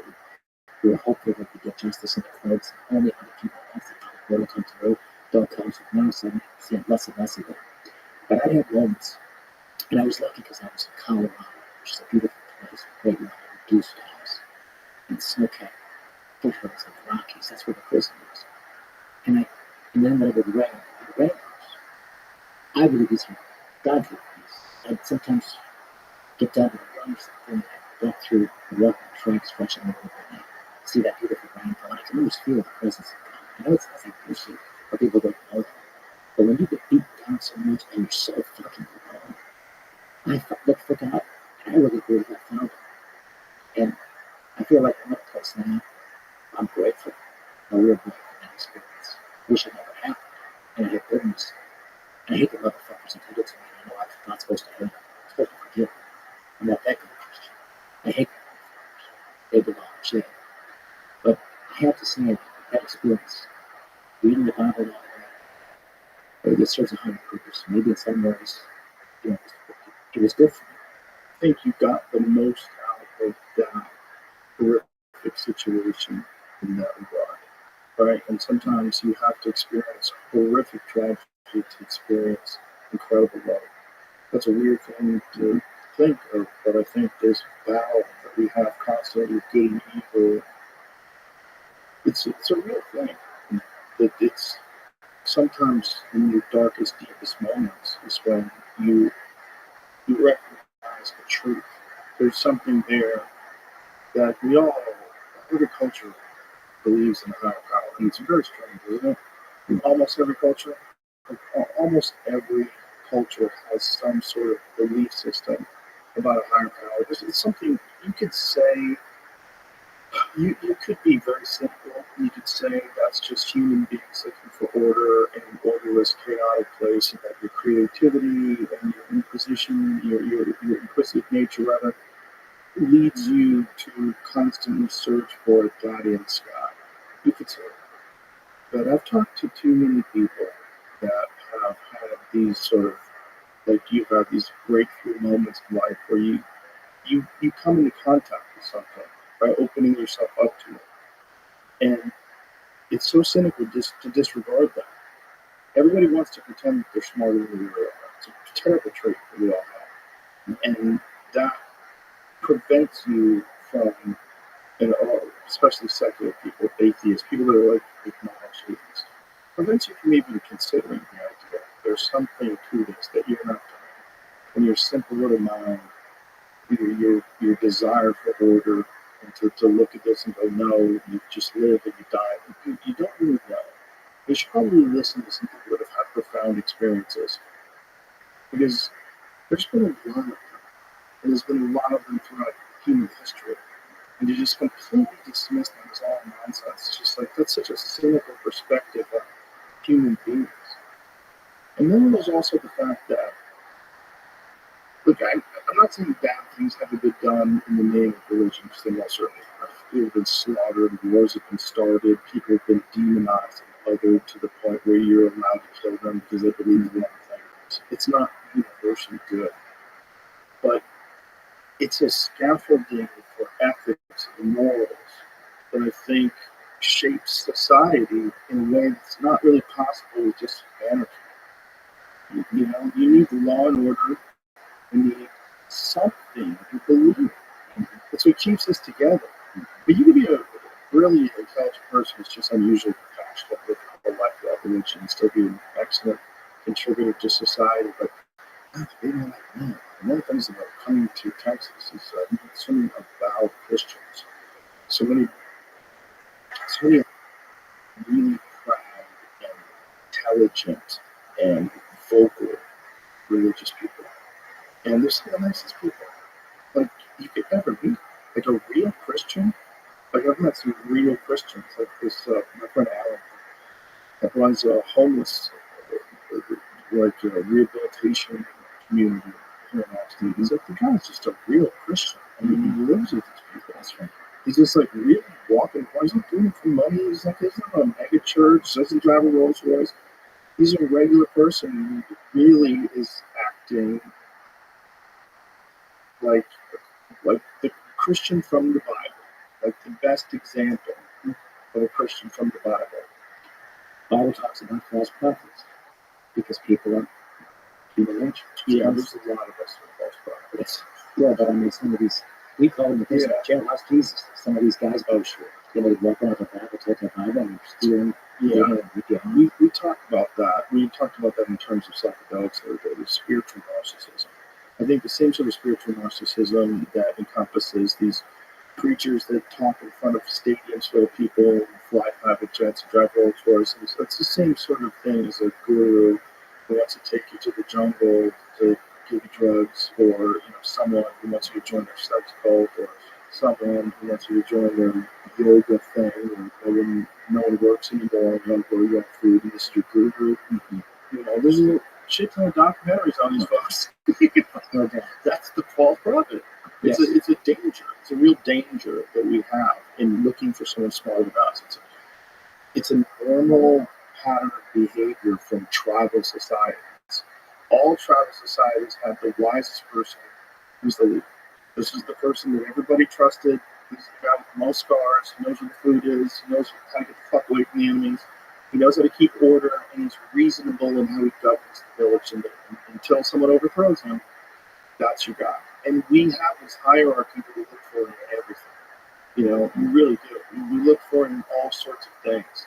And if we find it in a false prophet, we'll go with it. I bought a building. You know, my podcast or my comedy club is in a place called the Ritz Theater. It's this beautiful theater from 1927. But before that, I had bought another building that was owned by a cult. It was a building called the Rothschild Theater. I didn't buy it. I was under contract for it. And I spent a bunch of money and got out of it because I watched the documentary on the cult. I was like, oh my God. It was a guy who was a gay porn star and a hypnotist who started this cult in West Hollywood, and then after Waco popped off, this guy had to escape from West Hollywood because they were looking for him. Because, you know, the Cult Awareness Network, and so, you know, after Waco, they were like, Jesus Christ, how many of these cults are out there? Yeah. They were targeting this guy. So he changed his name, moved to Austin, and built this theater.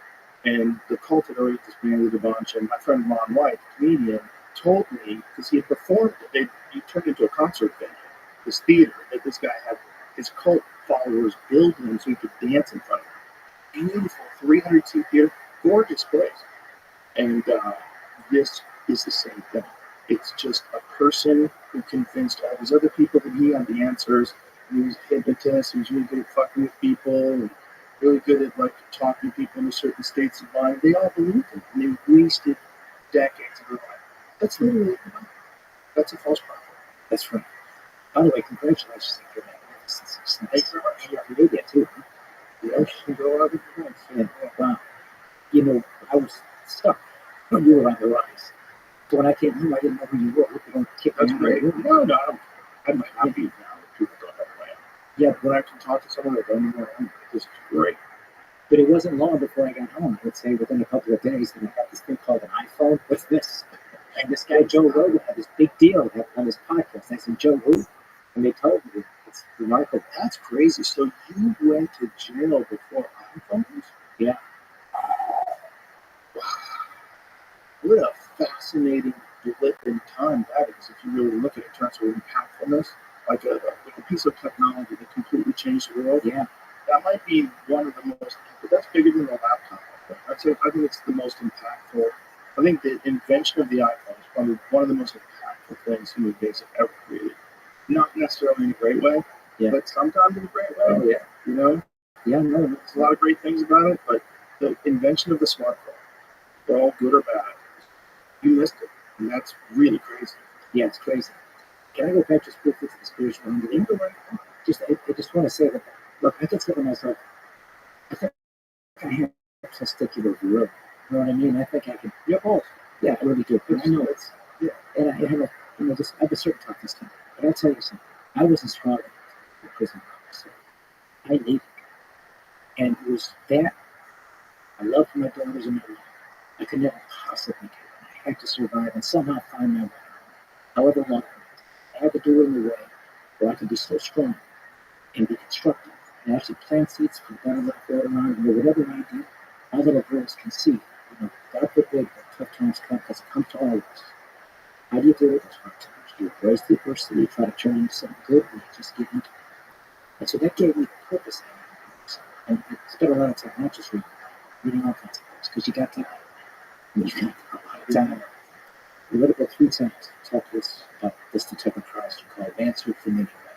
Daniel Victor Frank, a Holocaust survivor who had gone through things a million times worse than anybody else. He lost his wife, his family, to genocide. He was at Auschwitz and survived.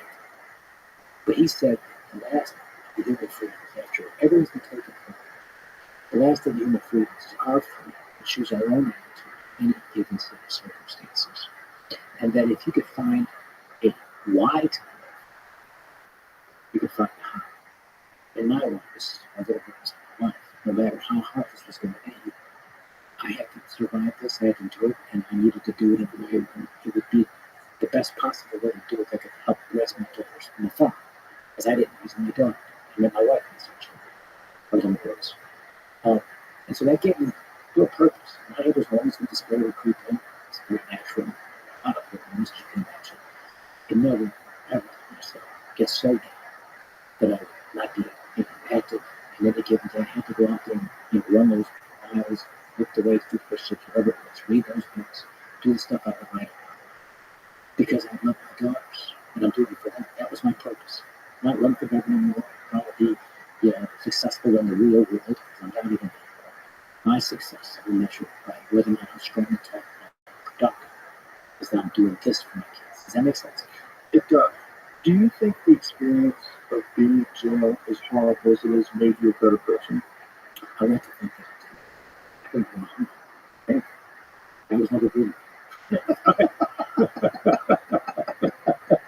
Sometimes that's advice people may ask. I always hear that about Trump. Like that's also why he kept running, even though everybody was coming after him. Like you have to be a very particular type of person that has all those legal cases thrown at him. All those, I mean, if he lost, and he lost those cases, and he lost the presidency, he very well might wind up in jail. They can't have him at 82 years old trying again. They're not interested in, because he became more popular when he was gone than when he was president. And people sort of, like, towards the end of the 4 years of Biden, it, like, completely reversed. But so many of my friends, me included, it completely reversed how they looked at him. Yeah. And then also a lot of it was getting exposed to watching how this propaganda machine marches in step all throughout the media with everything. And me in particular, having turned on me during the COVID years for being someone who got healthy without taking the vaccine and they wanted to get me removed from Spotify. This is crazy. This is wild to watch. And that was, minor league stuff compared to what happened to him, certainly compared to what happened to you. But just, I think people are less likely to believe mainstream narratives now. And we're so fortunate we have other ways, like Tucker's show, where I saw you, like things that aren't proved. I mean, look, when Tucker was on Fox News, I'm sure there was a lot of things that he could. Like, there's no way when he was on Fox News he could have interviewed that guy since he blew Obama. This guy, Tucker Carlson, is such a wild boy. He's got a guy on. So, like, how long was that podcast? Find out how long the Tucker Carlson podcast was with the guy who claimed he blew Obama. Because just even being able to sustain a conversation with a guy who wants to talk about smoking crack and blowing Obama. How many minutes can you do? I want to know. Like, I'd be hard pressed to think I could squeeze it out of that guy. Like, what the fuck are you going to talk about? How long is that podcast? All right, you hung in there as well. Yeah. Good. But my point is, I'm not standing up for him having that guy on. I'm not saying that was a good thing. That's not what I'm saying. What I'm saying is, that's what he wanted to do. I watched a little of it. Yeah. That's what Tucker. So that's Tucker with no one telling him what to do. The Tucker Carlson show. He does whatever he wants. He interviews whoever he wants. He comes up with questions he wants. He has real conversations, and it didn't fucking exist before. And now that it does exist, and a guy like Tucker was the number one guy in news to begin with, now he's independent, along with independent journalists like Michael Schellenberger and Matt Taibbi and Barry Weiss and Glenn Greenwald. There are all these people that are honest. And you know they're honest. They're always honest. They're always giving you the full version of the truth. It's spread like wildfire. And then you look at the narratives that you see in mainstream media, like, you're leaving so much out. You're not talking about that. You're not talking about why people are upset. You're not talking about what started it. You're not talking about the government intervention that was behind it all in the first place. How it's planned organization. And they leave out everything because that's not what they're supposed to do. What they're supposed to do is sell as many stories as they can, but stay within a very confined narrative. Exactly. And most of that narrative is heavily progressive, left-leaning, until that's not popular anymore. And when that falls out of favor, folks, when that becomes non-profitable, they're going to go the other way. The country will move more right. It'll be more right in the media, even, if it becomes profitable. Well, that's why what you're doing. I'm not here to kiss your ass, but I'm grateful for being on the show. It's very nice to hear stuff to talk about my stuff. But no, it's just what you're doing. Talking to us, like so many podcasters who are out there offering another place for people to get information in the free exchange of ideas in a free country like free speech supposedly no one does. And I think most people do. People do, but the government and the power centers, it's just When way it's not convenient. There you go. And the fact that there's these rules, we should have rules that apply across the board if we want to progress as a society. And one of those rules, most important rule, the reason why it's the first one, you have to be, you're going to get things wrong, you're going to be really informed, you're going to have biased opinions. Hopefully, someone who is more informed has a more objective and more honest opinion, more accurate opinion, and then hopefully you're strong enough that resonates with you, and you can put your ego beside you and go, you know what? This is me wanting to be right. This is my ego. The correct thing is what these people are saying. Let me tell you why I thought what I thought and how I was wrong. And apologize. And that doesn't mean you're weak.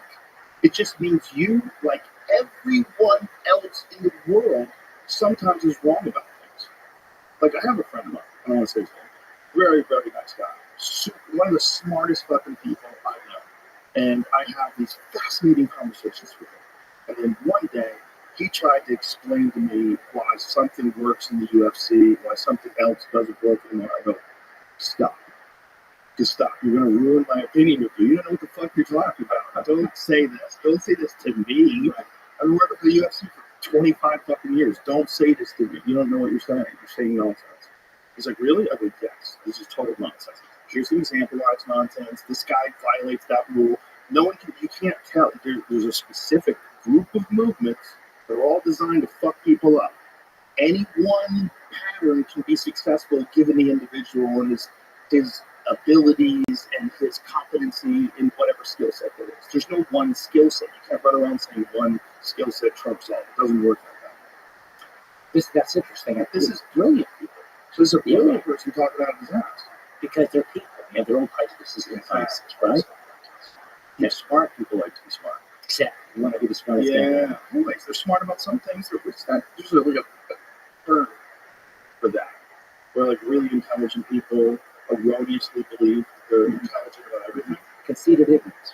It's like that. Yeah. Right? Socrates called it conceited ignorance. And by the way, they made him take the helm off and kill him because supposedly he was corrected the youth in Athens in Greece. He probably was too. He was perfect. So it's a challenge of conventional thinking. Yes. Which is what we're talking about, which is necessary for pieces. Yes. Dunning-Kruger effect, that's right. Cognitive bias where individuals with high competence in one area overestimate their knowledge and abilities in unrelated fields. Yeah, that's exactly what it is. Well, I don't have that problem. It's super common with really good people that are very good at things. People that are very good at things, any one thing, like if you're a wizard at basketball, you probably think you're way better at playing pool than you are. You know, there's a lot, like I'm the fucking man. You know, like if you're a guy who's just cracking home runs every day and someone wants to play ping pong, like, motherfucker, I'll figure this ping pong shit out in about 5 minutes and I'll start fucking him up. And it's just not true. You know, there's a lot of people that are really smart people, unfortunately. And this happens with tough people too. Tough people want to pretend they're the only tough person. They all want to pretend. Everybody has this weird thing where they think they're different than everybody else. And that's what leads them to be champions, but that is also what makes it incredibly difficult to come back from a devastating loss for some of these guys.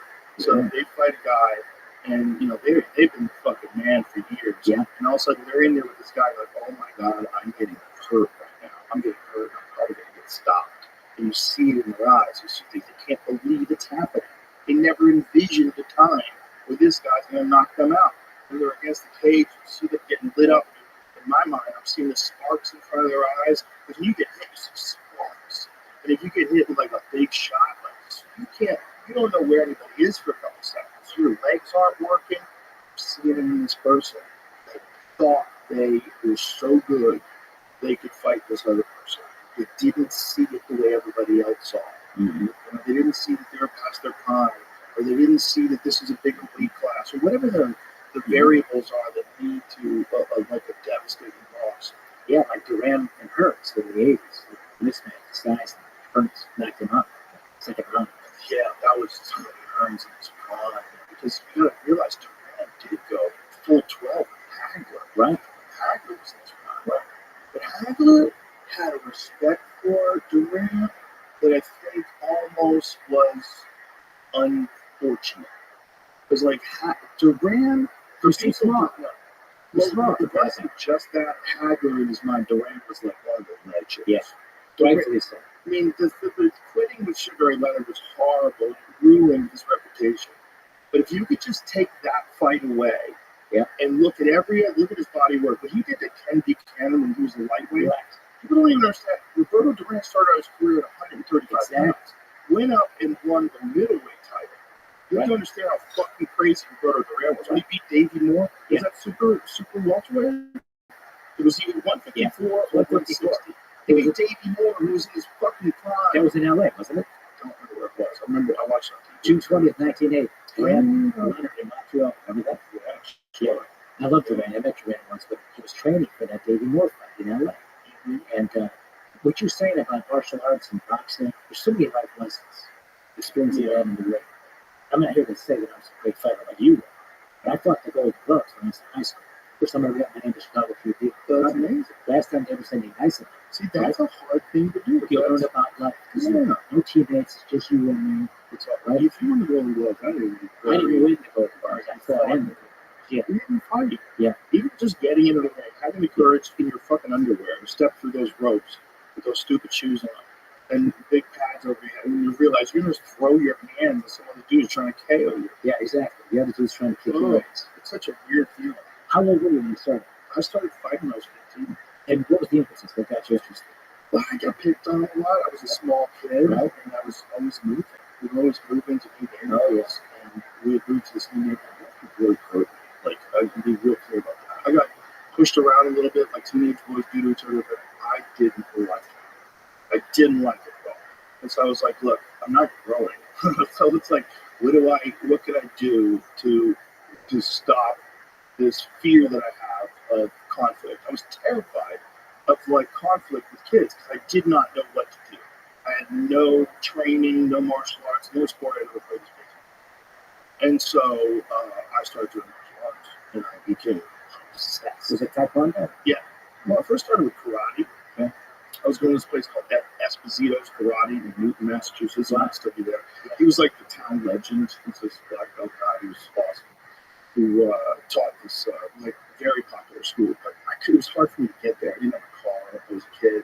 And so I would have to take a bus and walk a mile. It was like too much, especially in the winter. But I found this Taekwondo place in Kenmore Square in Boston. And the tee would go right to it. I'd only have to walk a mile to get to the tee, and then I'd get on the tee. So I'd do that. The tee is public transportation? Exactly. Yeah. So every day I'd walk a mile. Nice. Get on the tee. After school?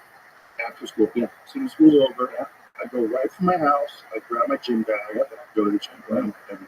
Great.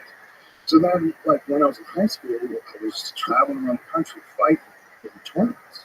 The weirdest shit. It's like, I went from being terrified of fighting to, like, fighting all the time. All the time. We were flying to Ohio. You know, I couldn't drive. I was 16 at the time, so I was with all the other guys. Most of them were, like, grown men. And we would all go, and I was competing as a grown man. I was competing as a grown man at 15. What weight class? I won the state championship the first year at 140, but it was way too hard for me to do it. I was doing it. Right. The guys who do it today, they really know what they're doing. I just stopped eating. Right. I just stopped eating and stopped drinking water. And then I'd get in the shower, and I'd like shadow box in the shower when it was, you know, it was steaming hot. So I was trying to like drain my body of weight. Yeah. And then I'd have to fight that day, by the way. You'd have to fight that day. And you're so tired. Yeah. So I won the states 1 year doing that, but I realized like I can't do this anymore. And I also tried being a vegetarian. I tried a bunch of stuff. And then the next year, when I was 18, then I started competing. Then I went up to my 50. I think it was 55 or 54. I forget what the weight class was, but it was 50 something. I went up to that, and then I got way better. I was much better. What was a typical training day? hours, So when would you do it? the whole day. It was all day. The moment I would get home from school, Yeah. I'd usually eat something real quick, grab What my would bag. you eat? Like a banana? What would you I eat? didn't eat good. I was retarded. I would eat a bowl of cereal. I was a kid. And I didn't have a lot of guidance. My parents both worked, so Yeah. I'd fend for myself. Whatever's in the house, I'd eat that, and then I'd get on the heat and head out and go train.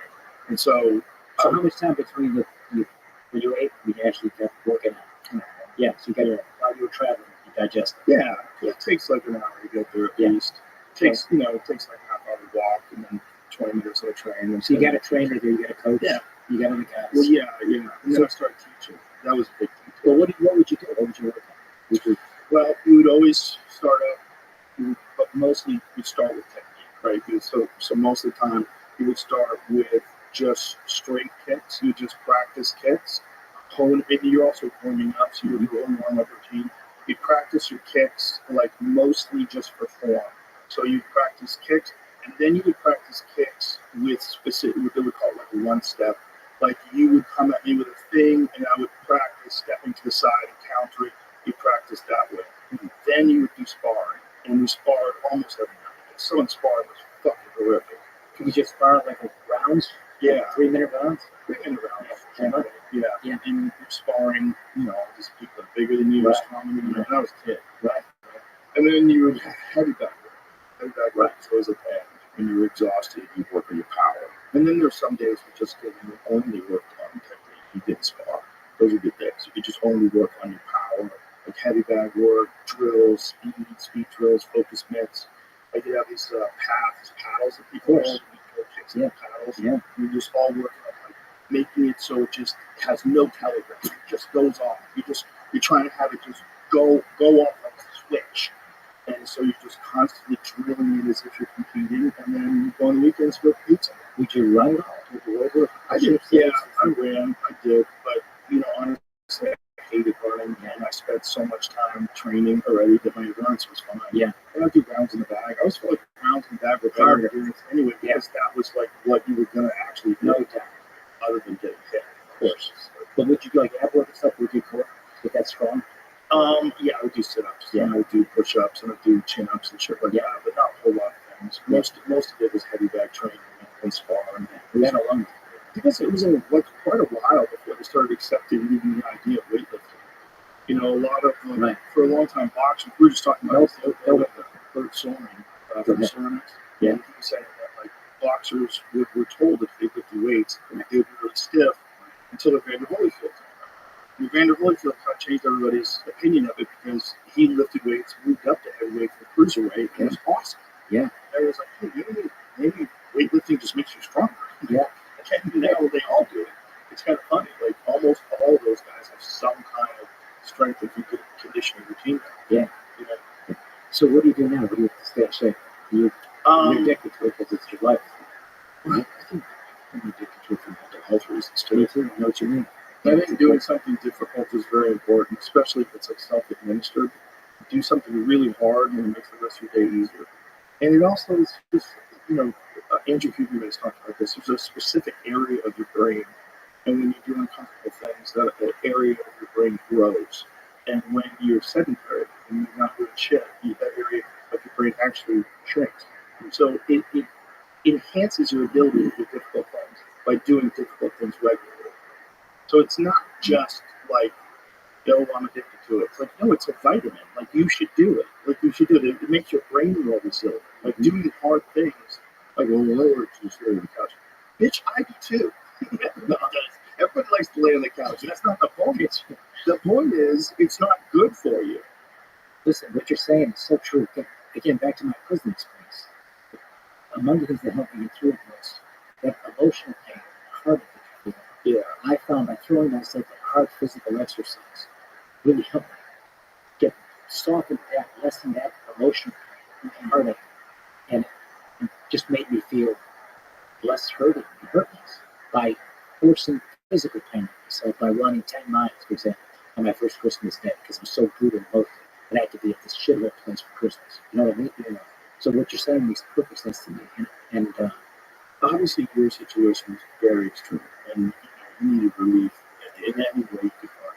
through Jesus, through exercise, through everything, through constantly work. Like for the just any person listening to this, do something hard, right? Just make yourself do something hard all the time. Just trust me. You'll feel better. Your life will work better. You'll be able to handle things better. You'll be able to handle disputes better, conversations better, interactions with people better. Do something. You'll have more love in your heart. That's it. Yes. Yeah. The funniest people that I know are all killers. They're all killers. That's interesting. The friendliest people that I know. If you met, like, some of my friends that fight the UFC, if you didn't know who they were, and you met them, like, they're the most lovely people. Like Daniel Cormier, he does color commentary with me. So it's me and Daniel and this guy John Adams. We're all very tight. Daniel was a light heavyweight champion and heavyweight champion. He was a 2-division world champion and was dominating in a weight class that in Strikeforce he didn't even belong in heavyweight. He's like 5'11". He's not a big guy. He's just such an insane tank of a human being. And his wrestling was so insane, and his just will was so insane. He dominated 2 different divisions. He was a killer. The nicest fucking guy you'd ever meet in your life. If you're hanging around with him, you would never believe that he could pick up anybody in the room and smash them on their head. You would never believe it. You would think he's just a sweetheart of a guy. Mm-hmm. So, because of my very limited boxing experience, I got to know boxers. And recently, I helped Tommy Hearns help Trump get Tommy Hearns' endorsement. And Hearns, that's a tiny in Chicago, the nicest guy. This guy was such a fucking badass fighter, as you know. Oh, right. Tommy Hearns is an assassin. Yeah, but on a personal level, gentle, God-fearing, soft-hearted, what you're describing with the guys that you know. And a lot of the guys I knew from the boxing group in Chicago, the guys had a lot more success than me because I was just the best. I was a middling guy until the football year. But I know exactly what you're saying. Can I say something about tough guys and Trump real quick? Sure. To go back to Trump, because the point you made up was really interesting, that you got to have that kind of self-love to endure all of the shit they threw at him. And you got to. You have to be a psycho. He's kind of a psycho. You have to be the type of person that tweets, "I hate Taylor Swift." Like, I know, maniac mindset. But without that, you don't keep fighting. Like, they tried to kill him twice. That's and one of them nicked his ear. And there was literally people online doubting whether or not he got hit. You see blood coming off of his ear. Yeah. People were saying it was staged so that he could avoid prison. I mean, I heard prominent people say these things. Yes. Some prominent woman tweeted that he got shot because he's trying to get out of jail, out of going to jail. This is like, I don't care what you were trying to say. That's such an insane take on a former president who's running for office again being assassinated. You should be against assassinations. Assassinations are horrible. It's against the law. It's one of the most horrific. What did he do? He paid off a lady? Is that what he did? Yeah. You think he should get shot in the fucking head for that? Well, like, what did he do? Yeah. What did he do? Do you think he deserves getting shot in the fucking head? Yeah. And this complete lack of appreciation that the whole thing is rigged. The whole thing is corrupt. That's not good for you either. It's not good for anybody. Just because you label yourself a liberal, you can't watch them throw the Constitution in the toilet. You can't just sit back and watch them because, yeah, it's good. They're doing it against Trump. He got shot. Good. Are you fucking crazy? People getting shot is good? How are the love people, the progressive people, the people on the left, how are they like, I wish that guy didn't miss? How are they doing that? Because that's how lost we've gotten with this mainstream political narrative. They feed you what you're supposed to think, and you never have the ability to think it out for yourself. It's like groups of people just going through the information and coming to a conclusion as a country. Instead, you have to be on fucking a car, like in prison. That's right. And you got to be with this group. It's basically the same thing. Exactly right. You're in a gang. You're just not in the Aryan race. Well said. You're in the fucking left-wing progressives. Right. And they'll fucking turn on you. They'll all turn on each other. They do it all the time because they're all just scrambling for stature. Joe, can I just say one more thing about Trump on this subject? Self-love, personal toughness for sure. But can I say something else? This man, I honestly believe this, truly loves America. He isn't just doing this because he wants to be the president. He's already been. He's got all this great success. How do you live the life he's living? Give that up. Go into the shithole business I was in that I know all too well. You have to deal with all these phony fucking politicians and suffer these assholes, these duplicitous hypocrites in your party and the other party, which is what most of them are. There's a lot of good ones, but more of them than not are full of shit. They're weak, they're cowardly, and they go along with the kind of trends that you were just talking about. When you go through something what Trump went through and you keep doing it, it's more than just his own self-love. I truly believe that he has a genuine, abiding love in his country. I think in his mind, I'm guessing, I'm putting this in his mind, kind of picking up my own kind of experience.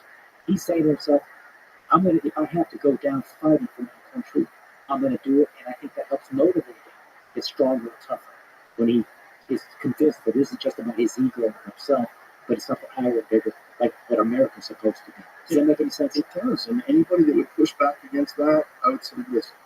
Before you even form an opinion, I want you to think about what happened when he got shot. So he gets cut. He's got blood coming out of his ear. Guns go off. Guy behind him's dead. Guy got shot protecting his family. He stands up and throws his hand up there and says, fight, fight, fight. That's not fake.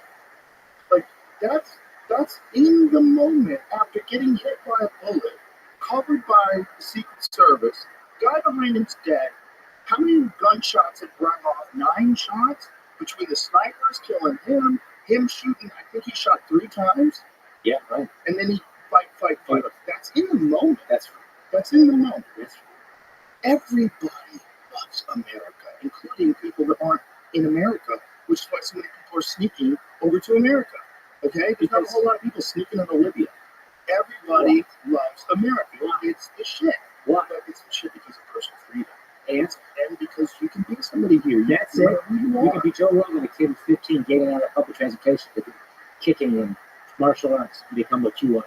You can be me. You could be anything you want. Yeah. You could be a doctor, a lawyer, an author, a painter, a musician. You can do anything you want. No other place in the world offers it like this place. And this place celebrates it. I have a friend of mine from the UK when he moved over here. One of the first things he said was, in England, they try to push you down if you try to get ahead. Like they'll try to dismiss you. It's like tall poppy syndrome. They don't want anybody rising above everybody else. Very discouraging. Well, that's the socialist mindset. That's the new Democrat Party thing.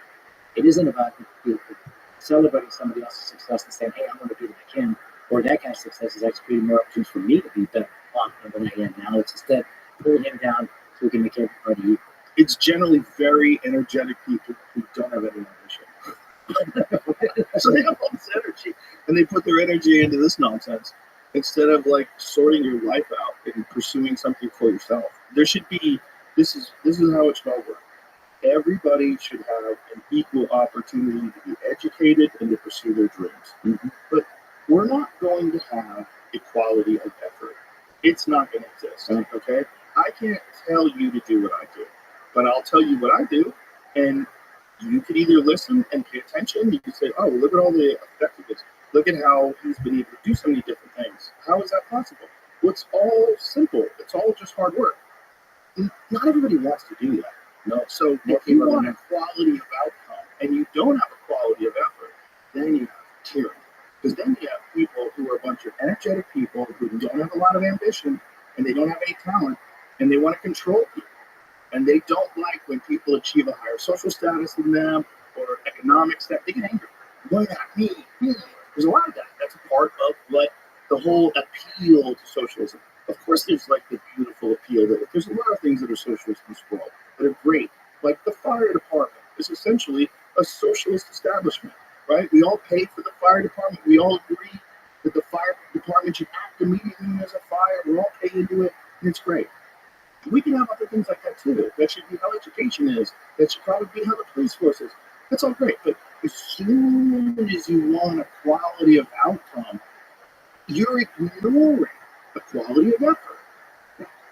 Of course, some people are born rich. Of course, it's not fair. Of course, some people are born in broken homes and it's harder for them. Of course, the fucking game's rigged. It's not fair. Right. But everybody, even given the worst of circumstances, they're at least not stopped from pursuing dreams. You see, in my life experience, the fun part, really more the fun part is the journey, less so the destination. When I look back at the success I've had in different places in life, like being the company for not so easy. Yeah. It was nice to be that, have that power to be able to do it, serve good purposes. It was more fun actually trying to get there, working hard, And before they come out, the quest. yeah, and the competition of it all, right? Yeah. That quest. In any aspect of life, I think it's, frankly, embrace the quest. And if you love what you do and you pursue what you love, success will ensue. You don't have to trick, you have to chase success. It's just a great what you do. Hopefully. There's no hold fast rules, but hopefully. You know what? Yeah, well said. But even if you don't have success, the fact that you gave your best at something should be success, a version of success that you can be happy. Well, for sure, at least you learn from that, and maybe you could apply those lessons to other things. It's like it's not like there's an end to this, and everybody wants to look at it like there's some sort of a finish line. I'm telling you, it's not real. There's no finish line. It doesn't exist. You should just enjoy this moment and enjoy the whole process of whatever you're trying to do in life. Because there's never going to be a time where you're like, "Oh, dude, it's over." That's not real. I'm here to tell you, that someone who's at the #1 podcast for like 6 years or something like that, that's not real. There's no end. There's no like, well, maybe it doesn't exist. And if it does exist, you're missing out on the whole point. The point is you're supposed to be getting better all the time at everything you do. Yeah, that's right. It's a constant thing. That's and right. physically, it's going to come a point in time where you can't really get better at things because you're getting old. But you can still do it mentally. You can still learn more. You can still pursue hobbies and interests and dreams and things that stimulate you and work towards stuff. It's a better way to live your life. Mm-hmm. And, you know, some people never get a chance to understand that. And you go through your whole life. Maybe you're following Guru, who's the gay porn star, and they never all seem to realize, like, I've wasted my experience here. I haven't learned from it. I haven't grown from it. I don't have anything to show for all my time here. I've just been making mistake after mistake. And I never really figured out how to control my mind. And I never really figured out how to discipline myself into action. And here I am, never figured out puzzles, and here I am. Fuck. You know, and those are the people who want quality of outcome. Those are the people who want equity. Those are the people that want to shut all the... Look, there's a lot of hedge fund people that are pretty cool dudes. Yeah. A lot of billionaires that are doing And a lot of shit. people, of course. Yeah, And it's not to deny that. I mean, Right. For sure, we should keep an eye on people who want to change the weather. For sure. Yeah. But at the end of the day, we're all just supposed to be human beings with an opportunity to try to succeed. Doesn't mean everybody's going to succeed. Yeah. That's what's so crazy about this open-ended agreement you have with life. You don't know what's coming up. You don't know what's next. It's just like, how do you respond to it when it happens? And for you, it's one of the most difficult things that a person can go through, and especially as you feel you lose. Oh, yeah. And so I have purpose in life at this stage. You know, they took everything from me. They passed laws saying I can't run for anything on the line. Believe it or not, just me, that Constitution. You could probably run in Vegas and win. You could be the king of Vegas. I could, there it is. It's a good place. I hear. They would love you. You could totally be the king of Vegas. But, you know, I have a new beginning. A lot of my friends are retired, you know, and they're retired, and that's fine. But I'm excited about this new beginning. It's rebuilding my life. Yeah, the irony is I could run for federal office. I could run for the president of the United States, but I can't run for alderman in the city of Chicago. Imagine that. Damn, you're missing out on an awesome gig. Wow. Yeah, That's crazy. but I have something to get up every day and chase. Do You know, I'm you lucky. have any desire to be in politics anymore? Is it just too gross, or how do you think about it now? My wife, who is a remarkable person, and she's unpacking about all these different heroes that I've known, that I've read about history books. I think about my wife, her quiet way, her heroism. She kept her home, you know, raised our daughters. We both good kids, our daughters. We moved our Amy as a therapist, good education. She would like me to advocate for the Puppy Protection Act. I told her I'm sure they did it. What's the Puppy Protection Act? Protects puppies. We love dogs. Something that every listener's consider puppy protection. How does it protect puppies? I don't know, but it's going to be good. I haven't given reading. Well, anything that protects puppies. But to me, that sounds like the Patriot Act. Well, it's got to be. You're right. I mean, You know, Bernie Sanders was right on that. He was the only one who voted against that. I'm looking at him on that habit because I was with him in Congress. well, they named it the Patriot Yeah. Act. How are you going to say no to that? I know. Like, you name it the Puppy Protection Act. Right. It's got a good chance of passing with a name like that. What's in there? And our younger daughter, she's this big favorite school fan, Swifty. They both are, but they're good kids. They're honest kids. They do good to school like their mother. She raised them great without a father. And they suffered through the politics. And so public. And the name is not common. There's not a lot of us here. There are certainly not there. Everybody knows who their dad is, you know, in the political context. So my wife, man, you'll find this interesting. 2 days after I was arrested, which was 9th of December 2008, the Thursday, Vegas was betting, taking bets. What are the odds the first lady of Illinois is going to leave the governor of Illinois? She just got arrested. And it was 9-1 she was going to leave. And she not only defied those odds, but she defied the stats, which is, could she go on? Looking back, we should have. Oh my goodness. But you know, make so much money just like I know. to get bank accounts. crossed my, Let's go channel. it crossed my mind. Would that be illegal? Maybe they put you back in jail. That's what prevented me from even pursuing my criminal. Yeah. Yeah, it's a good question. But when a guy's in prison for more than 4 years, especially when he has a long time in prison, in more than 90% of the cases, the wife with significant other leaves. Yeah. So Patty defined the odds. She's made it abundantly clear that I will run for office and cannot do that. Second wife. You know, in this day and age, what are you going to do other than this book? Well, I do different work. I do some business stuff. I'm actually trying to do some public awareness on issues that are important, like some criminal justice reform stuff, because I've been on that hard way now. Just not justice system. There is a bias in the criminal justice system that disproportionately is impacting the black community, and it goes to Have you ever seen any of my podcasts that I've done with Josh Cuban? No, but then tell me about that. That's criminal justice reform? Yes. Okay. That's his main Okay. objective. Yeah. Just through the podcast that we've done, multiple people have been released. Yeah. See, that's very He's always highlighting these fucked up cases where people were innocent and like massive corruption in the prosecutor's office. Like, Yeah. you hear about these things, they're so heartbreaking.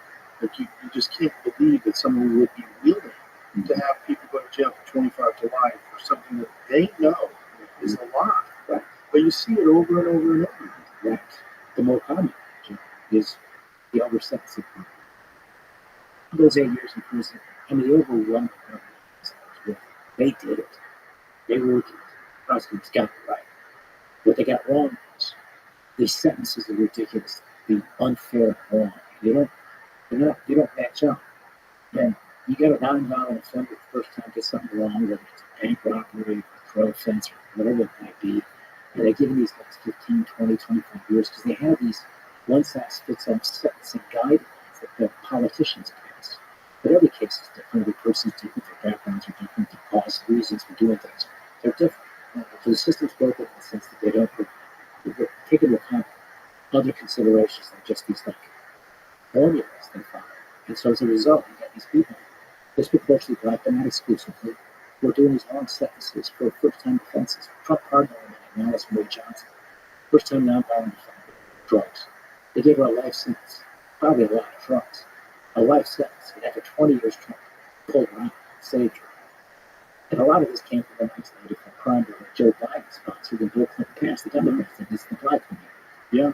So I think I just think of that. And then my father came from Serbia, and I'd like to try to do what I can to raise public awareness about the place of Serbia in the Balkans, because it's the country that we bombed in 1990. The United States and NATO bombed Serbia without the United Nations approval.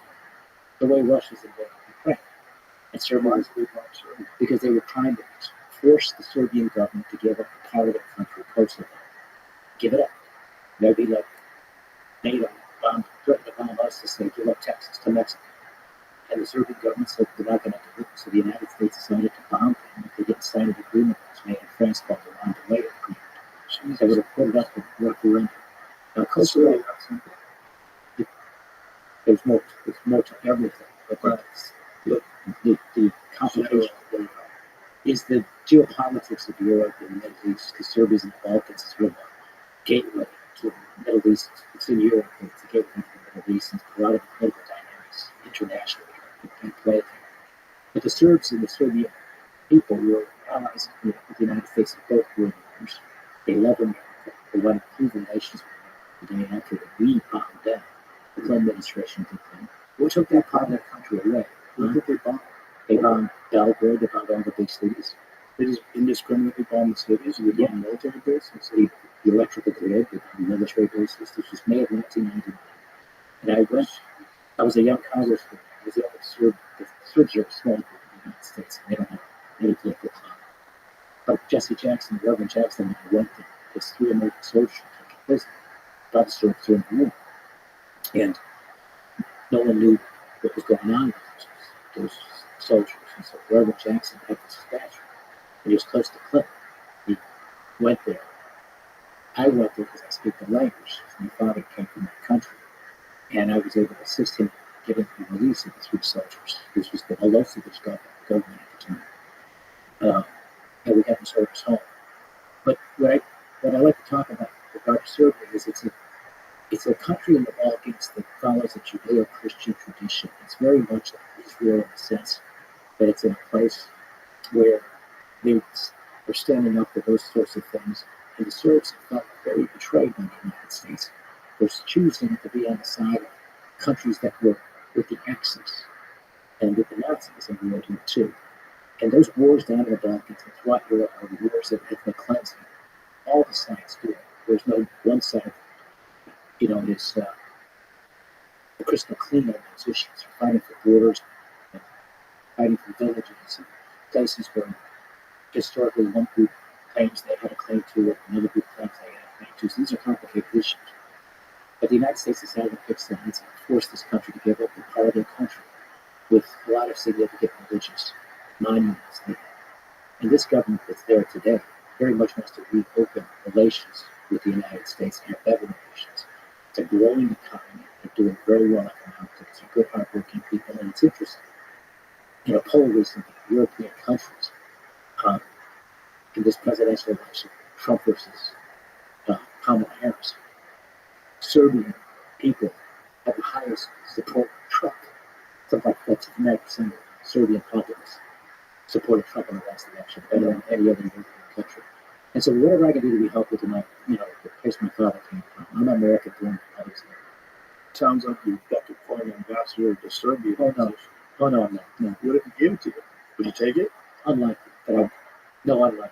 Come on, fella. No, only if he's something I really need you, which he won't do. He's going to sit you down with a Burger King. No, he's in the Big Macs, right? He's in the McDonald's. That's McDonald's. Yeah.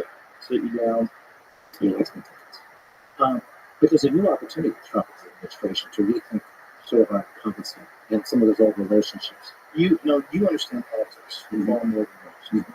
What difficulties do they face in implementing real change? So there's all these ideas, the Doge idea, the Department of Government Efficiency, RFK taking over HHS, right? Health and Human Services. Right. And so then Kash Patel, the FBI, Tulsi Gabbard. What is her? She's the director of national intelligence. Yeah, that's a huge position. Yes. So they all have these ideas to eliminate corruption or at least mitigate it and root out all the bad actors and find out what went wrong. Mm-hmm.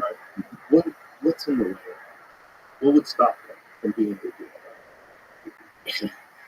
You're talking about an almost immovable object. You're talking about the deep state. You're talking about entrenched interests within government and outside of government. You're talking about what I call the political industrial complex. It exists in Washington, it exists in state governments like in Springfield, Illinois. It's the usual people. And the two parties are split on some issues, but they play the game within certain parameters. And if somebody wants to think outside the box and challenge that, and actually try to shake that up and change the priorities of how it operates, frankly, to actually benefit the people more, because the mindset there, and I know this, because I was a congressman for 6 years, I was a governor for 6 years, the mindset isn't what we can do for the people back home. The mindset really is what the people back home can do for us. And for all the different special interest groups that operate and are lunching up on the system, this is very real. It's very real in every part of it. Very real in the military industrial complex, which is something Tulsi Gabbard and excellence that the others, who if they get their positions, are going to be addressing. The weaponized Department of Justice, very real, and the living is testament to that, and so is Trump. Very real. The bureaucracy that's entrenched, that you have a hard time moving. These government employees, many of whom now are even going to the office, they're working from home. They are entrenched, hard to move. So this is going to be real hard. It's going to be constantly work. They're going to fight back, and they're going to keep trying to do to Trump what they've been doing. And I think that the opportunity for the Trump administration, for President Trump, is the first 6 months to a year, because this time he has a bit of a honeymoon with the voters. He didn't get them in 2016. This time he has it. He's got wind at his back, because that was a mandate. Yeah, it was a mandate. Yeah. He's got it. but he's going to get no honeymoon for the time. And traditionally, presidents get, even the other party, give them the first 3 to 6 months, and they start kissing all over. You know what I mean? Trump and Lincoln, the two presidents who never got on. In Lincoln's case, southern states seceded and left. Trump wasn't like that guy, but nobody treated him as a new president. Terrible as Trump was treated by the Democrats in Washington. Because he's a real threat to change things. And he's a guy who's actually trying to keep his promises. And these appointments, they're very different, they're very unusual, but they show that you learn the lesson. You can't trust those Washington insiders because they're going to control your vote. And they'll be the ones who try to, like, not carry out your orders. You know what you really can't trust? Yeah. The people who make the calls. That's right. Those fucking people are, they might as well be sidekicks. They might as well be that person with the neon sign that's reading cards. Yeah. You guys are so off. That it was so wild because people were so emboldened by them being so off. You know, I'm sure you've seen a lot of these hilarious videos of Democrats who are absolutely sure she was going to win this, and they're all fired up and cocky and hollering and making fun of people, and then bam, you see this landslide. I'm pretty good at patting myself on the back. It was in my business. So when I pat myself on the back, I call it, I got a tucker. And even before that, I tried to sweep all the back.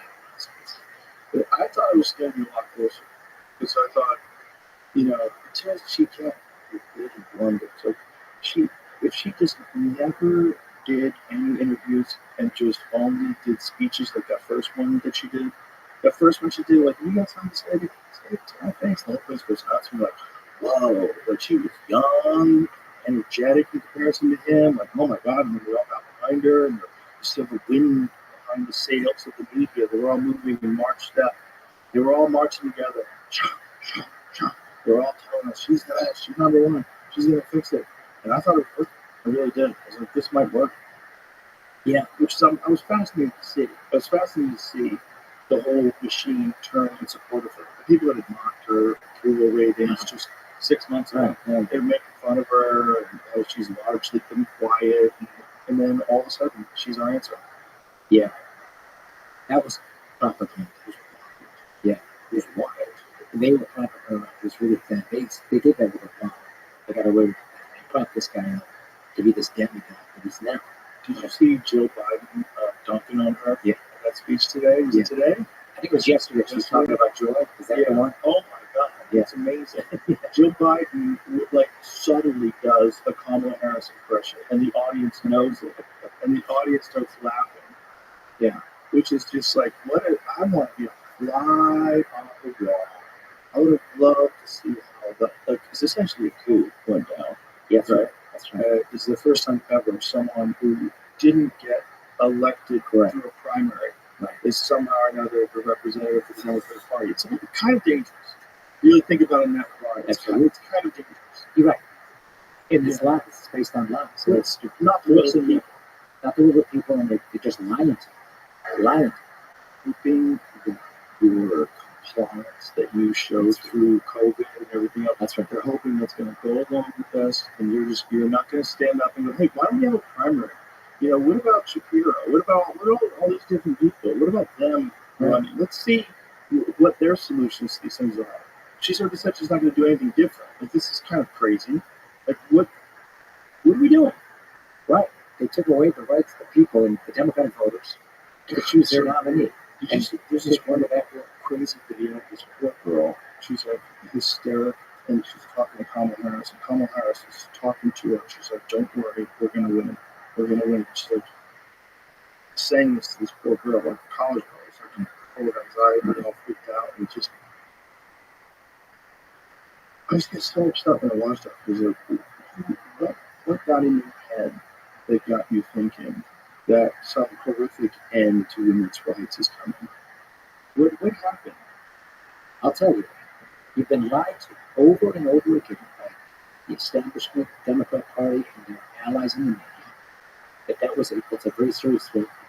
My daughter's a football scientist, and that Donald Trump is this rotten guy, and he's not those things. They've been demonizing him for so long, and this is on purpose. This is part of the political strategy. And eventually, most of the people saw through it. And you don't give yourself enough credit. But when you had Trump on here and you eventually made your decision, you swayed a lot of people in a real difference in that election. But thank you, because I think that's part of saving America before America can be great again, which is a good thing, isn't it? Why would America want to be great? Well, it certainly should be. I mean, it's all. And it is great, isn't it? Why do the Democrats seem to think America's not so great? We've had a lot of problems. There's wrongs in our history, of course. The original slavery, Jim Crow, and segregation, and the treatment of black people in America. That's all very weird. It's free. In spite of it all, this is a country that offers the opportunity we talked about and corrects those mistakes. The problem, I think, in some respects today with the Democrat Party is now it's a question of reversing. No longer let's judge people by how they color their skin, but by the context of their character. Now it's Let's overcorrect. that's over. You say. I think it's a cult. I really do. And I think the Republicans didn't do themselves any justice by reversing Roe v. Wade. Because I think wanting that reversed is what is fear in everyone that you're coming after women's reproductive rights. That men, based on religious ideals, are going to tell women what to do with their bodies.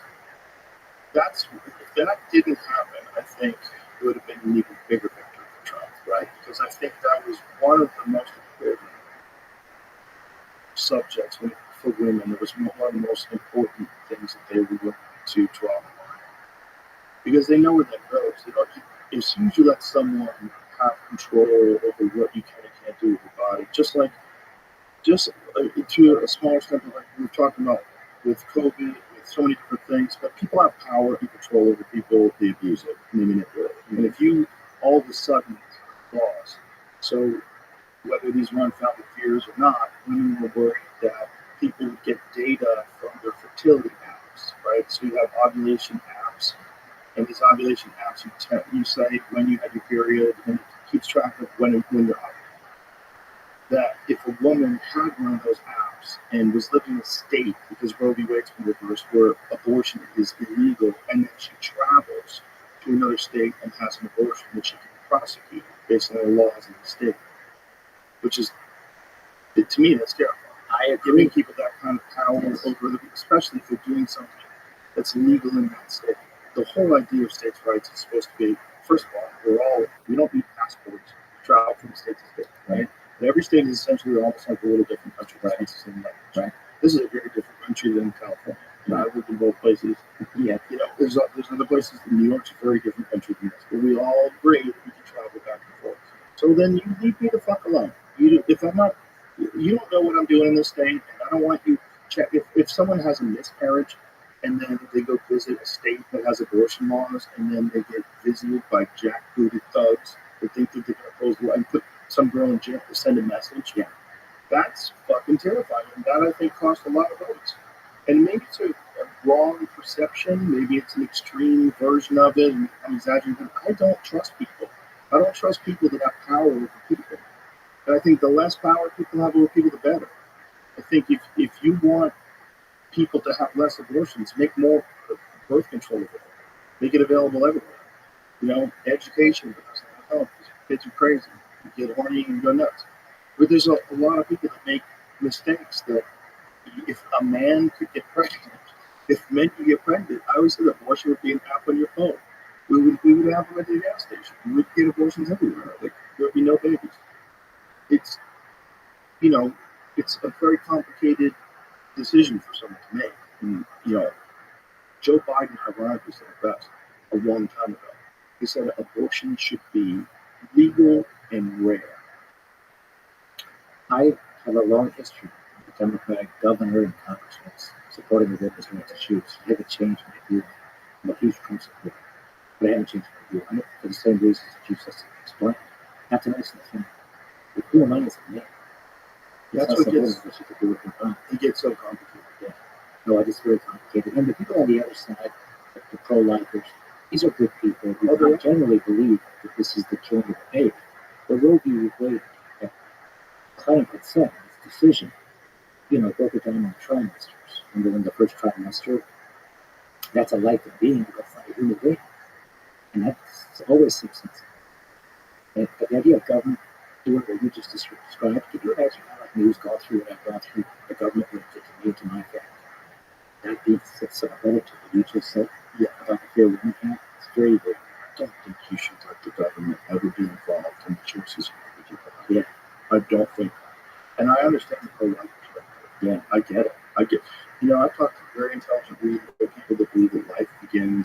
form of consumption, right? In the case of race, right?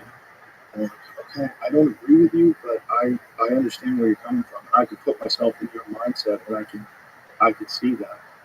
I could see how you would think that. I could see how you'd say two wrongs don't make a right. I could see it. I just don't agree with it. And you know, I don't agree with it because I would not want to be a woman carrying a rapist baby. I don't give a fuck what you say. And if you want to impose that on a person because you have a different set of beliefs in a person, where does that end? Where does it end? You know, it gets fucking weird. It gets weird when you let people control people. Think about how many people are yelling at people to wear a mask outside. Where's your mask? People are fucking weird, man. You give them any kind of control over people, I don't trust them. And that's not like a pro-abortion position. That's a pro, I don't trust people and their decision-making ability and their abuse of power decision. That's what that is. That's my position. Yeah, a lot of these people who are demanding those masks to deny your right to choose whether you have a vaccine or not, the same ones who are very much pro-choice and can't control women's right to choose, they don't apply the same standard. Other things. I know it's so And it's that inconsistency. my body, my choice. Yeah, right, right, exactly. Which I agree with fucking everything. Right. You know, if you want to get face tattoos, I wouldn't recommend it. I have a bunch of friends that have face tattoos. Yeah. No, I just had a bunch of them. I love that guy to death. Post Malone's got a bunch of them. I love that guy to death. Listen, I did all those years in prison with guys like that. Oh, nice guys with face tattoos. And the fighters on there with face tattoos? Yeah. Fucking great guy. Sean O'Malley. Shout out to my man Sean. Face tattoos, awesome guy. There's a guy in prison named Crook who's clearly a Dodgers fan. How did I know that tattoo? Dodgers, right on top of his head. And I sang to this guy like about 100 times at the GED graduation of my prison band, Robin Jailhouse Rockers. Oh, wow. Yeah. That's hilarious. Yeah. Did you record anything? No, they didn't allow that. But, Oh, that's too bad. That would be amazing tapes. yeah, You get that on the internet? but you couldn't allow that. You couldn't get that in. A lot of people have YouTube channels. But I had You know, great that would be YouTube jail channels.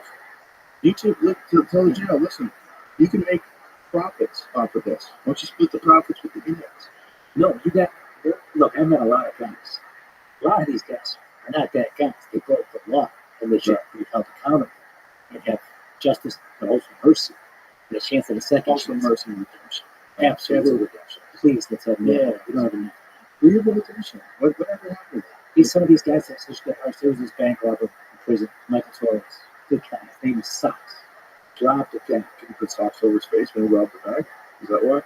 You know, I don't know. I have a chapter about him because I taught history for him. He loved General Grant. He went through my Civil War history class. But what he did was he robbed a bank in Central California. We appreciate this. His father was a Pentecostal minister. Oh, and he walks into this bank. Father taught him to always respect the values of respecting your elders. Okay?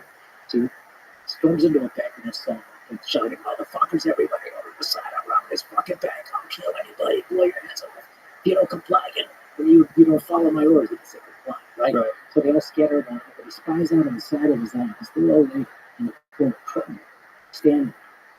And at that point, he recognized her, and he puts his bank robbery on pause, puts it on hold.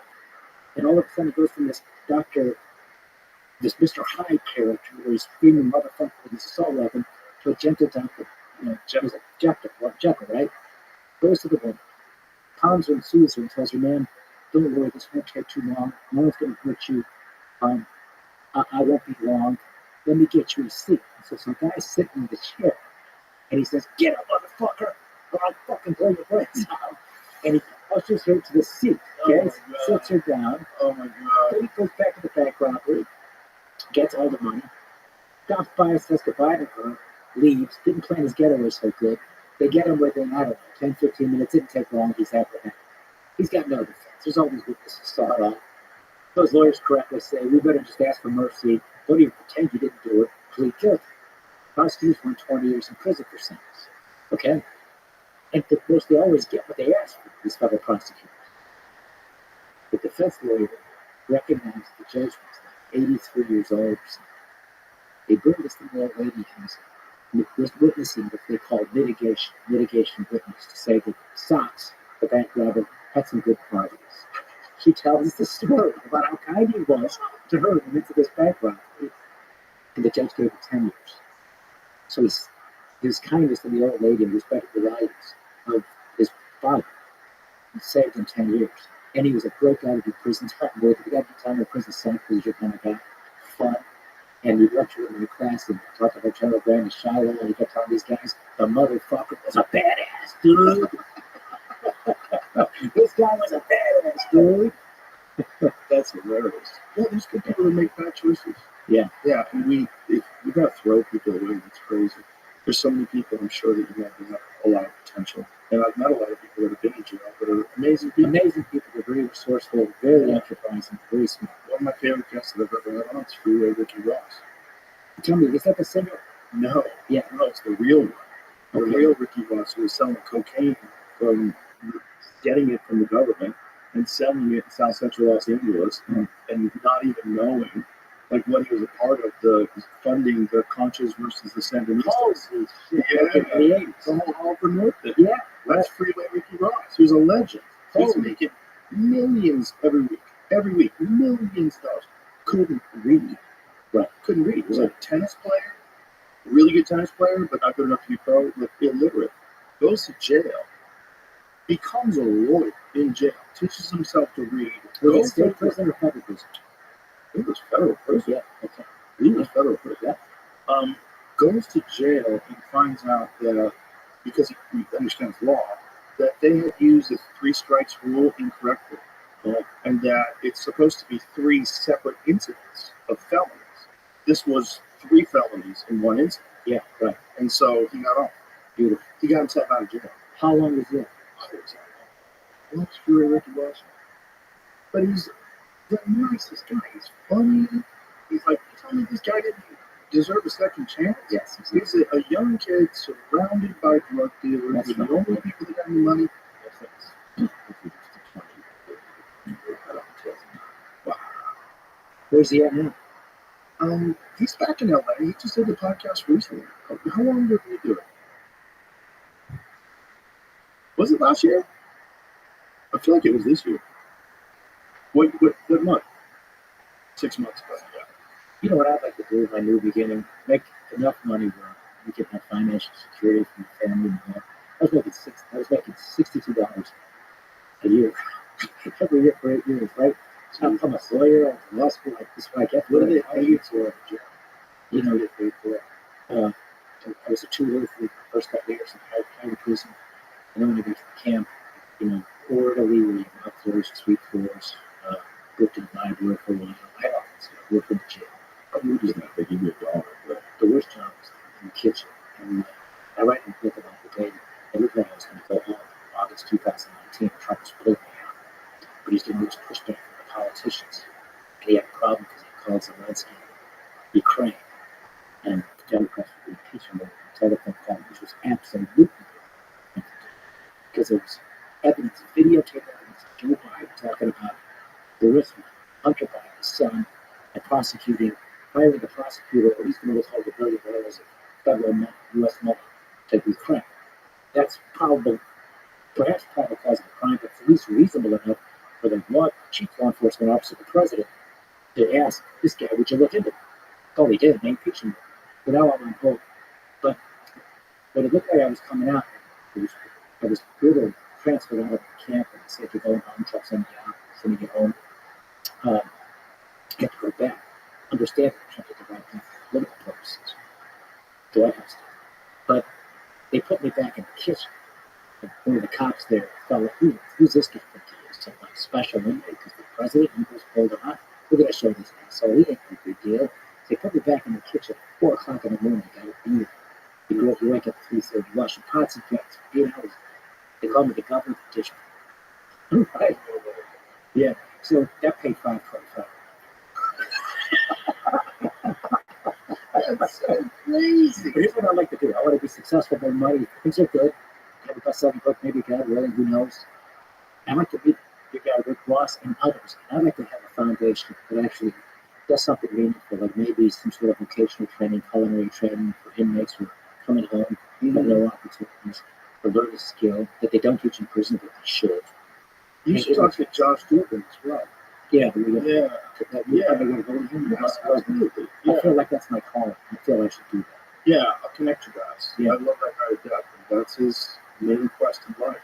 Mm-hmm. you know, to help people. And then he's got so many stories of these people getting out and doing incredible things and helping other people. Yeah. As well. Turning it back around, trying to work and educate these young guys, and also trying to stop them from doing bad things. And just give them some life skills so they can make good decisions instead of bad decisions. Because some people are just, there's a reality of being trapped by your circumstances. It's if you have not experienced that, luckily I haven't, and I'm very fortunate, but there's a lot of people that do. And to discount that is fucking crazy. And we take people and we just put them in cages and we forget about them. And it's convenient for us. And just lock them up. Just lock everybody up. Stop locking people up. What we need to do is understand that we lock more people up than anybody, anywhere. And it doesn't make us safer. What we got to do is get to the root of why so many people are getting locked up. Yeah. And we've ignored that. We've ignored it. It's like we're constantly cutting cancerous tumors off. We're not going, hey, why do we keep getting cancer? Like, is there something we can do different? Mm-hmm. There's a lot we could do different. Think about just the money that we've sent to Ukraine. Imagine if that money just went to rehabilitating the cities of North America. Right? How much good could you do with $200 billion in America in a year? You want to hear a real cynical thing about the Democratic Party? Look at it, I was a Democrat. I was a president in terms of I supported Nancy Pelosi in the House. Okay? I support her stock trades. Yeah, I didn't know about any of those. The Pelosi stock tracker. You've seen it? No. So good. You kidding? Yeah. I'm not really a stock market person. I don't pay attention. But I do know people that are very invested in the stock market. And Pelosi stock tracker is legit. Like, you can find out what she's buying, and you should buy it. That is really, really interesting. Well, if I want to, She's a really good stockbroker, Rod. I'm going to do that tomorrow. Because I told you I want to. She's super good at it. Yeah. I don't know how she has the time, considering she's so busy serving the people. But, you know, if she was just a pure stock trader, she'd probably be baseball time. She's that good. Well, probably Dude, she's not. got, you know, It's not the inside information she has. no. She's a Viking. She's got talent. She gets it. I got you. She gets it. In any event, we were talking about what criminal justice. Yes. Oh, the black community in particular, and the simple part of the Democrat Party. They're really showing here in Austin. I'm a guy from this area here in Austin, Texas, named Randy Johnson, and there were so many good things about his Great Society program, but he was motivated by politics. Yes, there's poor people that we must help, but it wasn't just that. He said, this will ensure that we get the end vote for a whole generation. We'll get the end vote. He didn't say it like that. He said, well, we're right. And that's how the Democrats have approached the black community ever since. And it's, yes, we'll help only so much, but we're not going to give the tools and means to be able to have the same kind of chance and opportunity in the economy where you can actually get up and get out of the neighborhood, get out of the hood, get out of the poverty, and join the middle class. You know, have it is those sorts of practical things that most everywhere else in America we have those chances, but ironically not in the black community because the Democrats don't want to leave. They cannot afford to lose 90 to 95% of the safe vote for them if they're free. I think in Austin, during this election, a lot of black folks looked at all these illegal aliens that are coming in and getting all these benefits and getting put up in the Roosevelt Hotel and getting free food and getting EBT cards. And they were like, what the fuck is this? Like, what about us? Like, there's a lot of people in Chicago that were up in arms about that. Yes, Very real. Very right. They're 100% correct. This is like 100% evidence that these people who are pretending to be on your side don't give a fuck about it. There you go. That's the reality of it. Now, if Trump can demonstrate that he gives a fuck, it'll change the whole narrative. If he can do real things while he's in office, and he seems like a guy who's motivated to do real things, if you could just get 10% less people lining up in jail, imagine what that is. Yeah. Imagine what that is. 10% more people that are contributing to society. That's a minor goal. That's a totally doable thing. That's not unrealistic at all. But if you get 10% probably would get 20 or 30 eventually. And then people would recognize, like, oh, there's a path that I can get my children into that would give them a real secure future outside of this. And then you've got to do something about law enforcement. You've got to be able to get over gang activity and violence. You can't have people growing up thinking that violence is the way and that the drug dealing is the way and shooting people's normal. You can't let that flourish and grow. You can't let that happen. And they, for whatever reason, have never fully addressed it. They've never addressed it with the kind of resources that we address so many of our problems. Because of the politics. And the old Republican Party, they were fine with it. Just let the black community do where it is, let the Democrats have all those votes, and you just scared the shit out of white suburbanites. Tell them that those gangbangers in the south side of Chicago are coming after your stuff, right? And they get votes that way. Trump is a very different guy. He's rebuilding his Republican Party. It's a political realignment.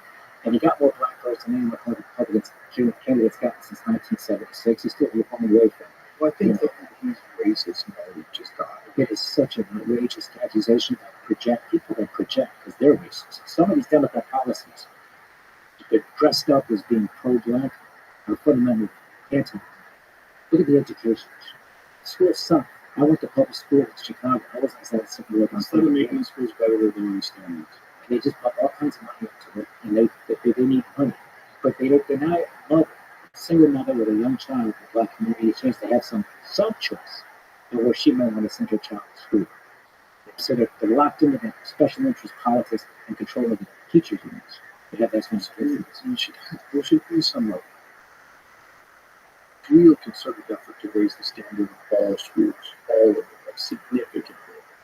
And again, I keep going to Ukraine, but if we're a country that's like, what are we, $1 trillion, $3 trillion, how many trillions of dollars in debt are we? Whatever it is, whatever crazy number that doesn't make sense in my head, whatever the number is. Right. How do we have so much money to send to all these countries in foreign aid? We just gave $1 billion to Africa in case they get hit by storms, for natural disasters. What? How much would it cost? How much would it cost to fix every school in the country? How much would it cost? It can't be done. Okay. But you tell me it can't be done with $39 trillion? If I gave you $39 trillion, do you think that you could fix every school in the country? I bet you could. I bet you have a lot of money left over. Okay. So let's forget the $39 trillion because that's ridiculous. But what's the number? Like, how much would it actually cost to just, with like proper planning, a real strategy, and hire the best professionals you possibly can, compensate them well, with a goal entirely focused on fixing the education system in America, taking our standing where we are internationally, which is very low now, and raising it back up to the top? How do we do that? How much would it cost? Just help me out. Help me out. It's not insurmountable. Like if I said $39 trillion, you'd be like, yeah, you definitely pay people so much money. You can't do it for $39 trillion. You know why? Why? Because there's all kinds of entrenched obstacles that won't let you do the necessary reforms to make the teachers teach the kids better. Okay? So it's money is a part of it, sure.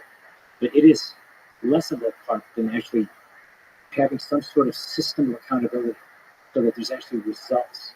It isn't, unfortunately, the education system, at least in places like Chicago, for example, the public school system, which I come from, it isn't, the priority of that union, the teachers union, is less the children. It's all about the members, the teachers. And so they resist any kinds of changes that would maybe make for the classroom environment to be more conducive to teach a child. Things like merit pay, which is controversial, but they resist even out of hand the chance that maybe you provide bonuses to teachers who are successful in raising a child's test scores. And that test scores alone aren't the best evidence of whether or not a child is learning. So these are complicated things.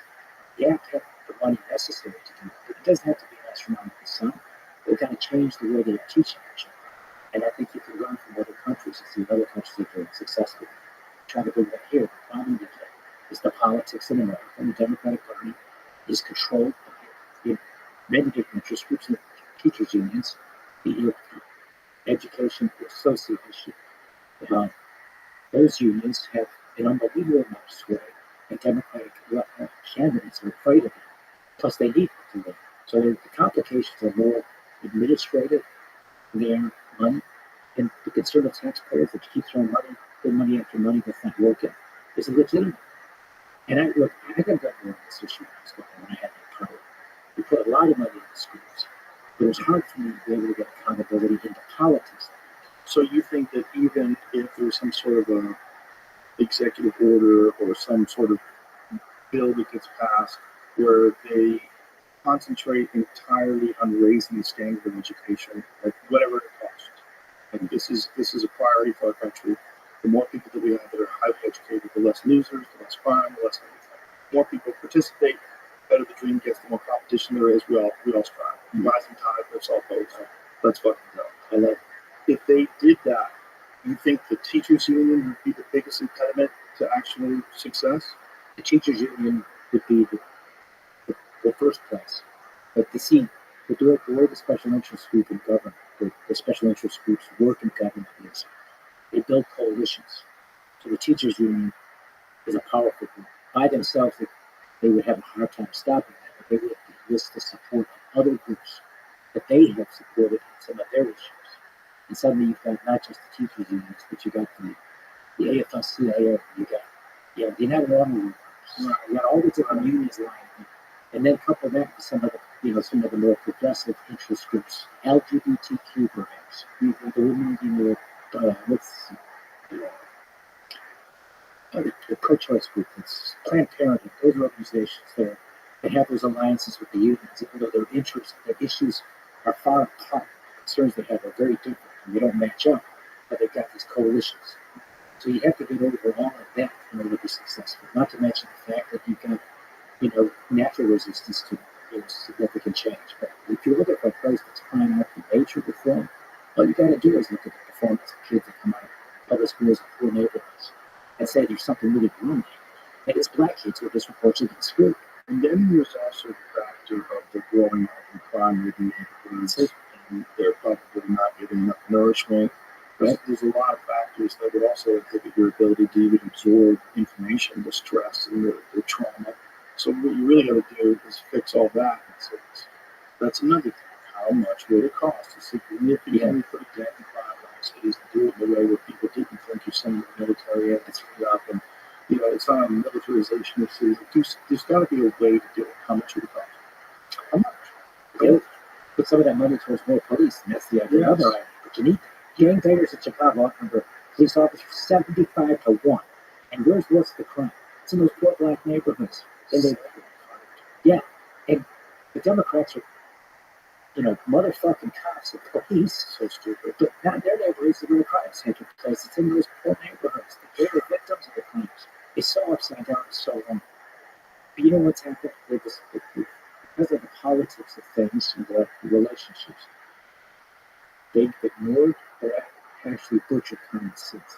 And one of the things about the Trump administration that offers hope is that there'll be a restoration of common sense in terms of its approach to things. And one of the good things about this last election, and with podcasts like yours and these other alternative places where people get information, is that you can think outside the box and start to do new things that are different, as opposed to the same old things that give the same old results.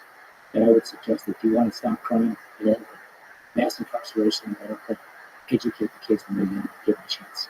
They have the skills they need so they can do something other than selling drugs. Absolutely.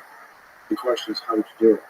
If you were a part of the administration, if Donald Trump heard this conversation and said, you know what, I think it's right, and I think we can do something about it, what would you do? And education on something else. Well, it would first be, it's for both of them connected, right? Crime and education. Yeah.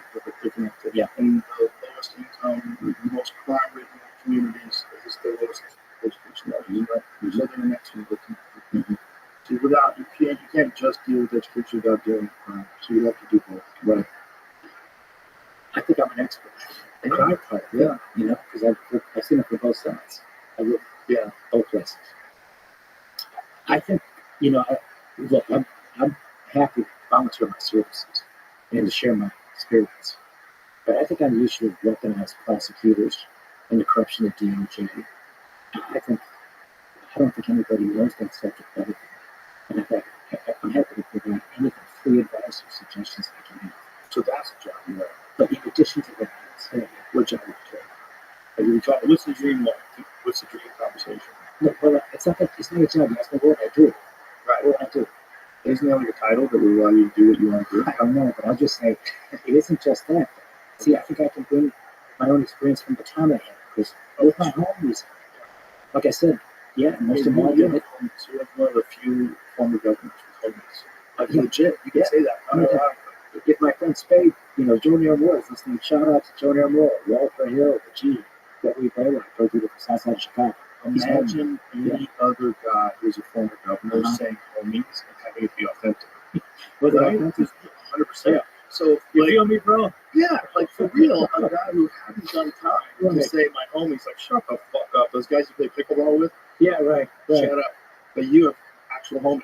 Yeah, and I try to help them as much as I can now within my limited ability. But the way I can really help is I think I can bring a perspective on how merciless our criminal justice system is, and how we do have a country of mass incarceration, and how this woman, a black woman, wrote this best-selling book called The New Jim Crow, and how it's an excuse and a reason to discriminate against black people based upon their felony convictions.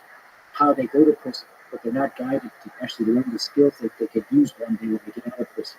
All these things can be corrected. I feel like I could be helpful in something like that. I think you're the perfect person to ask this about. How do you feel about private prisons?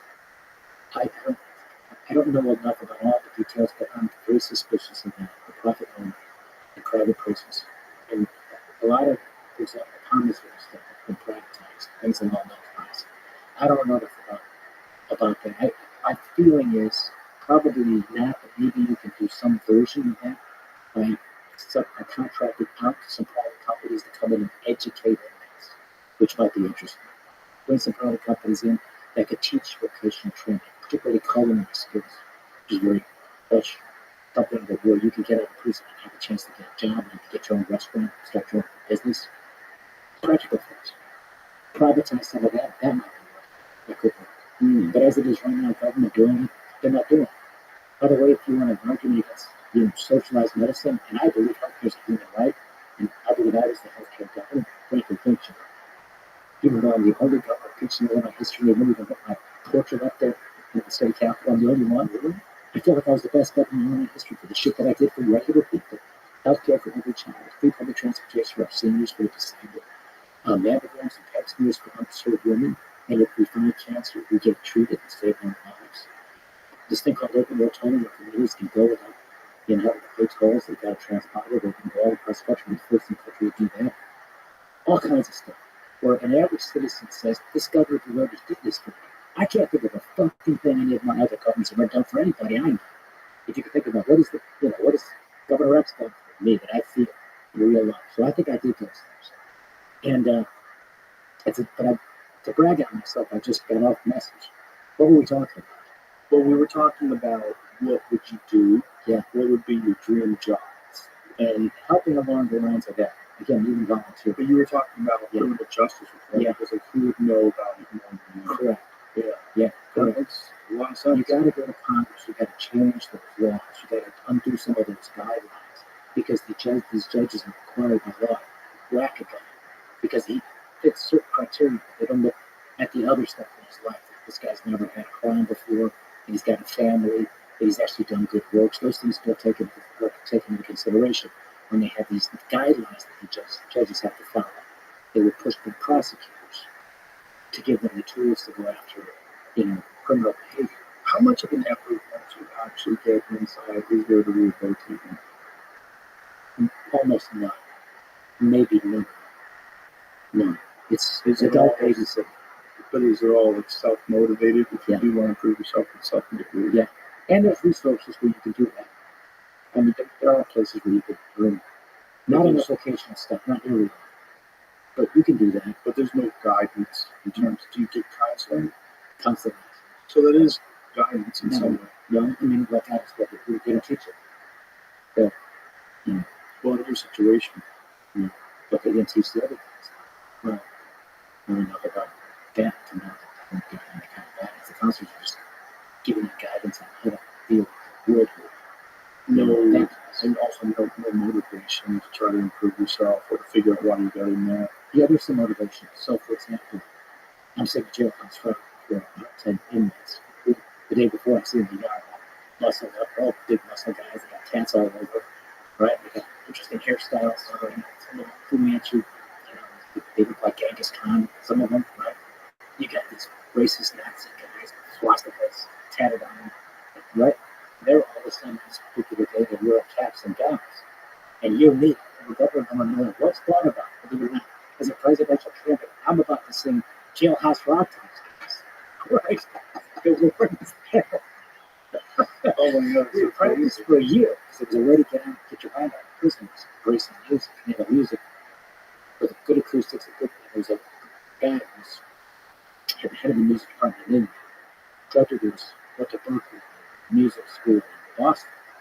Really great musician. His name's Herb. That's his last name. There's a great guy. He was like my music mentor. And I learned that if you practice singing, I'm not singing, but you can actually prove. And it was like a way where we would practice for hours a day, where I wasn't in prison for those 5 hours. I was focusing on trying to get good at something. Right? Well, so there we are, a year later, we had auditioned and won the gig for the jailhouse rockers to perform for the GD graduates. And there's the warden, all the brass in the prison, undertake these badass guys. And outside guest speaker to give a motivational speech. I'm stepping up about to sing my first song by Clint Black called "A Better Man." You know, we didn't hear a better man. You hear that song? Country song. No. Yeah. So, but before I do, I catch the warden sometime before that the warden has the power of a federal prison under certain circumstances, he could actually release an inmate without the court. And in one particular case, some guy was slicing up another inmate, almost killed him, and a third inmate intervened, stopped the fight, saved the guy's life. The aggressor got no criminal charges against him, got sent to an even higher prison. The victim, thank goodness, survived, fucked up, bloodied up, and all of that. But the third party that intervened, the peacemaker, saved a life. The warden sent him home. He had the power to do that.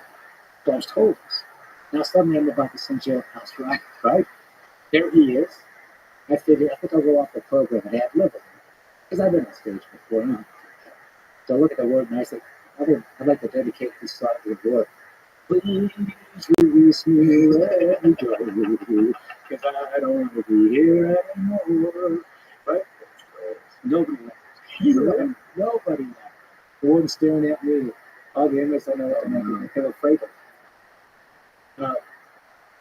But GED is one way where you can get a reduction, you can get good time.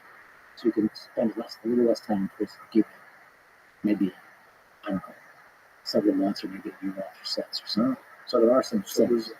Yeah. Something like that. There should be more of that. Yeah. Listen, man, you got a lot of money. And I'm glad you're out. And I'm glad I listened to you on Tucker, and I got a different sense of who you were than what the narrative was that I saw over the media. Yeah, obviously, I don't know what happened, but you know, I think you're a good dude. I enjoyed talking to you.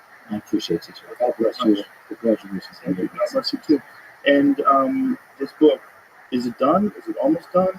Do you have a publisher? You kind of glossed over that a little bit. Yeah, so it's Vindication Publishing, my own little publishing company. Oh. We've sold 8,000 books, so far so good. The reason I have to do it myself is the New York publishers don't like the big Trump stuff.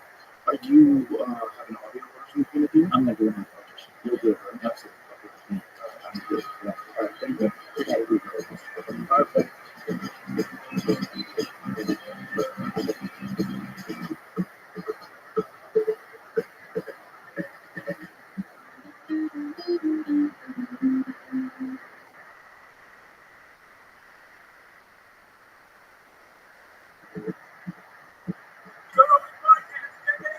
Good job. Okay. Experience. Train by day, Joe Rogan podcast by night, all day. Hello, good to see you guys. Yeah. What is the latest in the world of I'm about to have a child. Congratulations on that. Thank you. What you wanted to talk to me about this drone situation, and I've become very concerned. I don't understand what's going on. I think there's a bunch of different narratives. Some of them are very scary. The scariest one that I've heard is that the drones are looking for gamma radiation because there's a missing link. Yeah, let's address that first. So there has been a lot going on. I made the next post about this yesterday to try to assuage some fears. So I saw that I purposely didn't read it. Just wanted to get in front of you. Yeah. So, you know, I've had the privilege of interacting with a lot of government organizations over the past few years as I've been digging down this rabbit hole. Law enforcement at a federal level, DOD, executive branch, legislative branch, and some of the folks that I've come in contact with with, they specifically work on what is mass destruction. And so that's their job. So if there's a loose nuke in the United States, among other agencies, they would be some of the people that would be sitting in a skiff for 24 hours a day trying to figure out where it is and to go get it, right? So you can imagine that would be what you would try to do, right? So I engaged with these folks, asked them, what's the sense here? People are kind of starting to panic a little bit. This message is getting out there more broadly. And they assured me that's not the case, that there is not a loose nuke or other type of weapon of mass destruction, that these objects, whatever they are pursued. Otherwise, they would be working in a skiff nonstop to make that go by that problem away. So, that's part of why I have a high confidence level that this is not a response to a massive imminent, weapons of mass destruction threat on the Eastern Seaboard. So I just want to try to dispel that really right now. I've seen a lot of talk about it online. And I don't, although this is I think a dangerous and scary situation that's going on right now, at least from that particular angle, that's not the case in our proceeding. So, how would they persuade you? Just by saying that's not the case? Or have they given you any information that leads to this conclusion? They would be the people actively working it, essentially, right? So they're not working, right? So the government is holding back that secret from the direct resources within the government that are responsible for finding these systems, or they're not working actually because there's an issue they are working. So the thing that I heard was that it was a missing nuke from Ukraine. And if that was the case, so what could they do? Is there any truth to this idea that we have the type of drone capability that we could send these things out and search for gamma radiation and they'd be able to find the nuke? Is that so? There are teams that respond to those types of potential emergencies, particularly within the Department of Energy. Having potentially hundreds of drones flying around trying to identify these isn't necessarily the best way. Gamma radiation is typically well shielded in weapons. And at very high altitudes or even moderate altitudes, like we're seeing these objects, it'd be pretty difficult to detect them. I mean, the way that NIST, DOE typically operates in this environment is ground-based team searching for radiation itself. So it's not necessarily consistent with how they would do it to begin with. And then based off of that other information, that's what leads me to believe that's not the case. Well, that makes me feel good. I'm freaking out this weekend. I think a lot of people will. Yeah, I got a couple. Look, it's one of those things, especially in this day and age with social media. There's so many narratives that get spread and retweeted. And, I know guys inside these things to get out of the East Coast and, head for Nevada. Or, there's a lot of that shit going on. There's a lot of different versions of these drones, and this is what's weird. If they weren't ours, if they're not ours, you would think that they could just track them and find out where they land and who's dropped them. How are they being used? Is it RFI, like radio frequency? Is it some sort of a different technology that's allowing them to pilot these things? What is it? Yeah, they'd be able to tune into that and figure it out, right?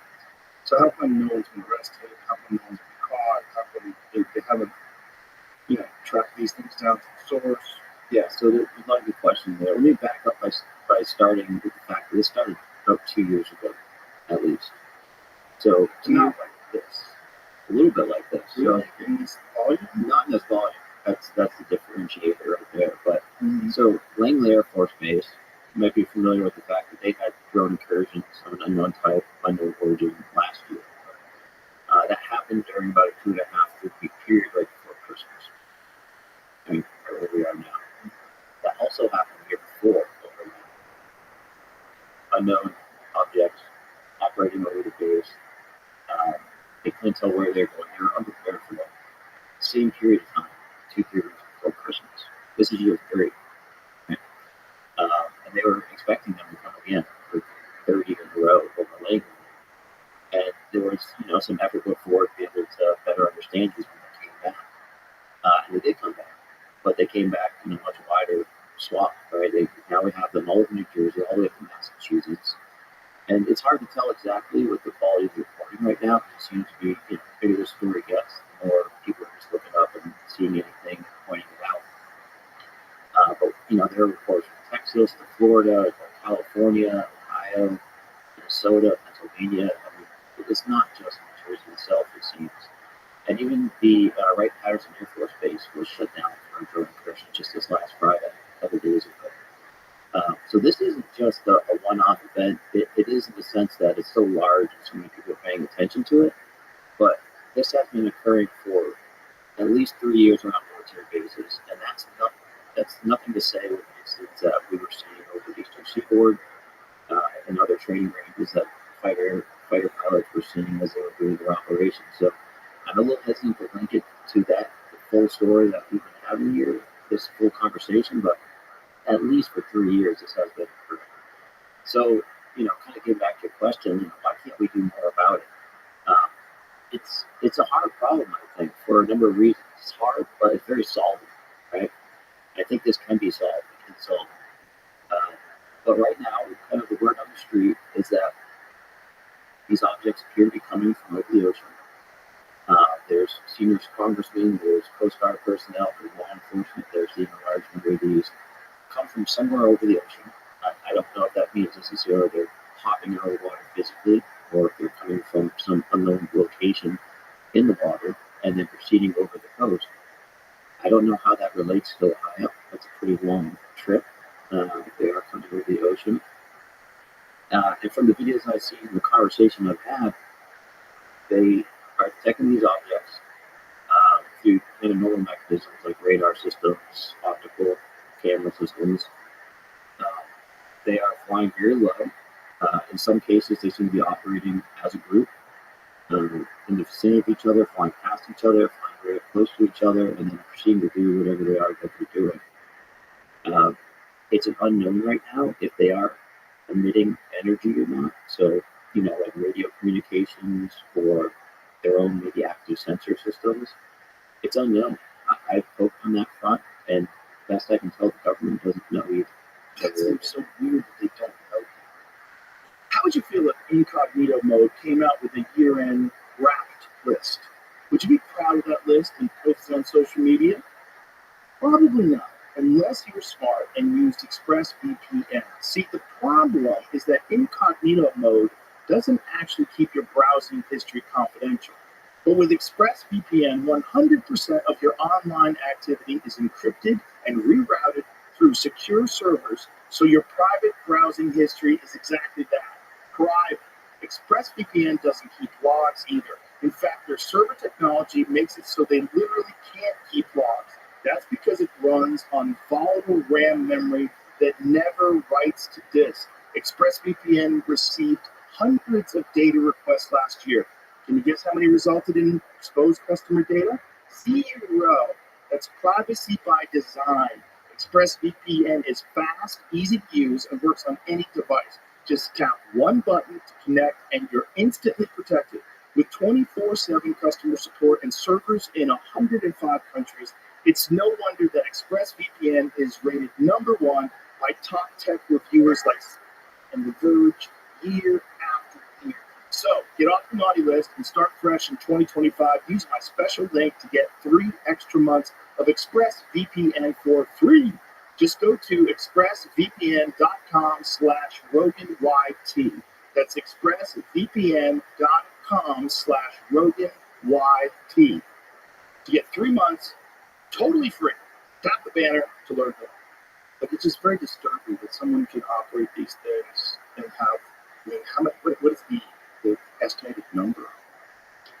That's a great question. I mean, at this point, I'm comfortable making a guess of probably over 800 or 1,000.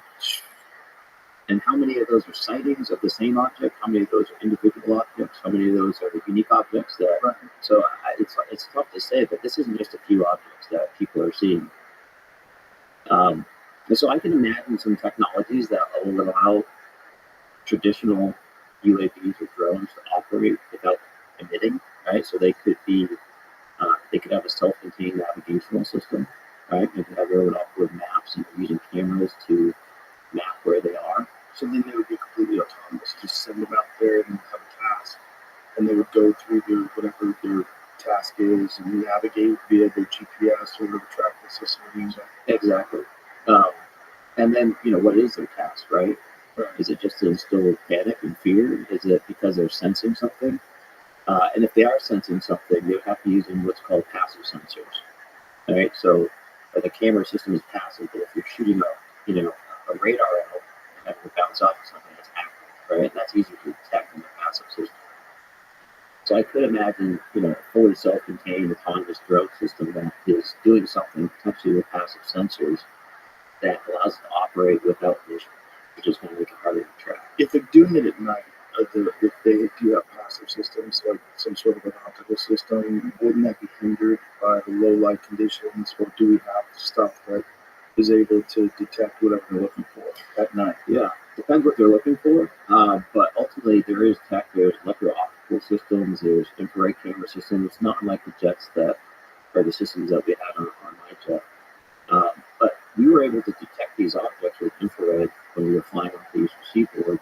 There are a number of reports from law enforcement that their infrared systems are not able to pick these objects up. And not just this year, but also the incidents over Langley last year. The pilots that respond to that incident, I've spoken to them, they weren't able to rock these up with their infrared systems either. So they do seem to be exhibiting some type of signature management. That's interesting. So is the signature management so is it heat signature that they're giving off? So maybe there's some sort of a cooling mechanism in some of these things? Like how, if they have a propulsion system, so you would imagine it's some sort of an electric engine, right? Because it's a lot of mercury quiet. That's got to be giving off some kind of heat, right?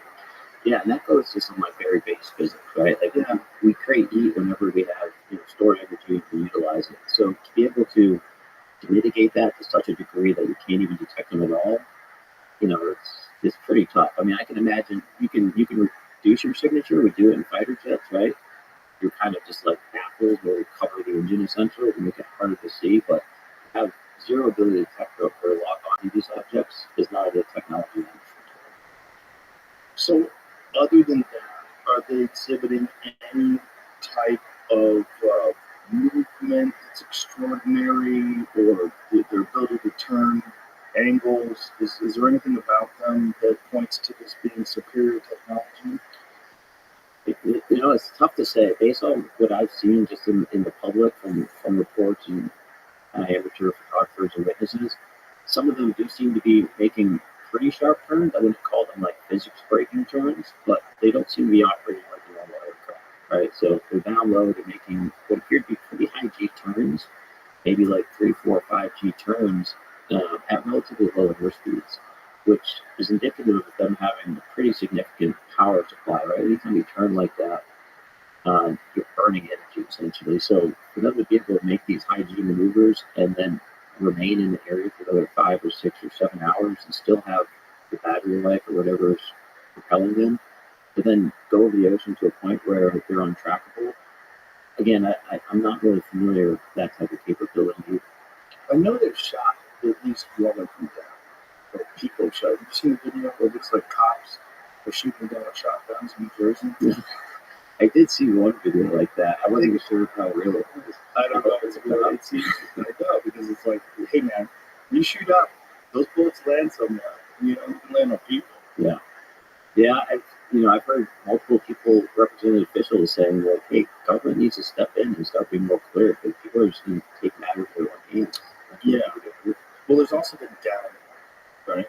I've heard rumors of downloads, but there's a video footage and there's people driving their car and the cop cars are surrounding this thing. Right. There's one?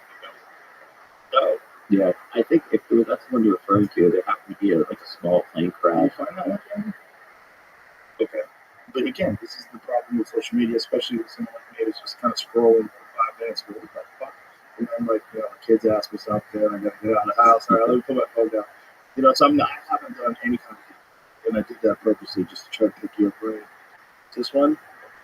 Oh yeah, that's one. Is that the one? Yeah, they were driving by, like, look at the drones, that's down. That might be the one that I saw. I did watch a video. Did you see the video of the plane that crashed in Texas? Pretty crazy. I'll send you that. It's unbelievable. We need to get Elon Musk to have like a special UAP task force within the community. Elon is, look, he's oddly sly about this stuff.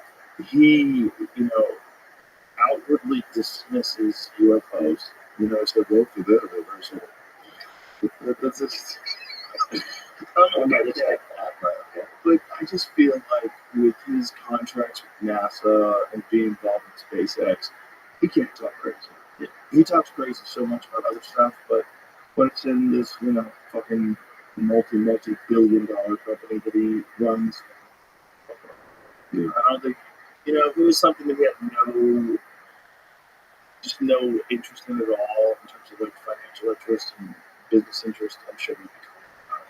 But he's not commenting on it at all, which makes me go, I don't think he's gonna tell me. I'm gonna call him upside everything else, but he knows. I'm not even talking about it. Like I know.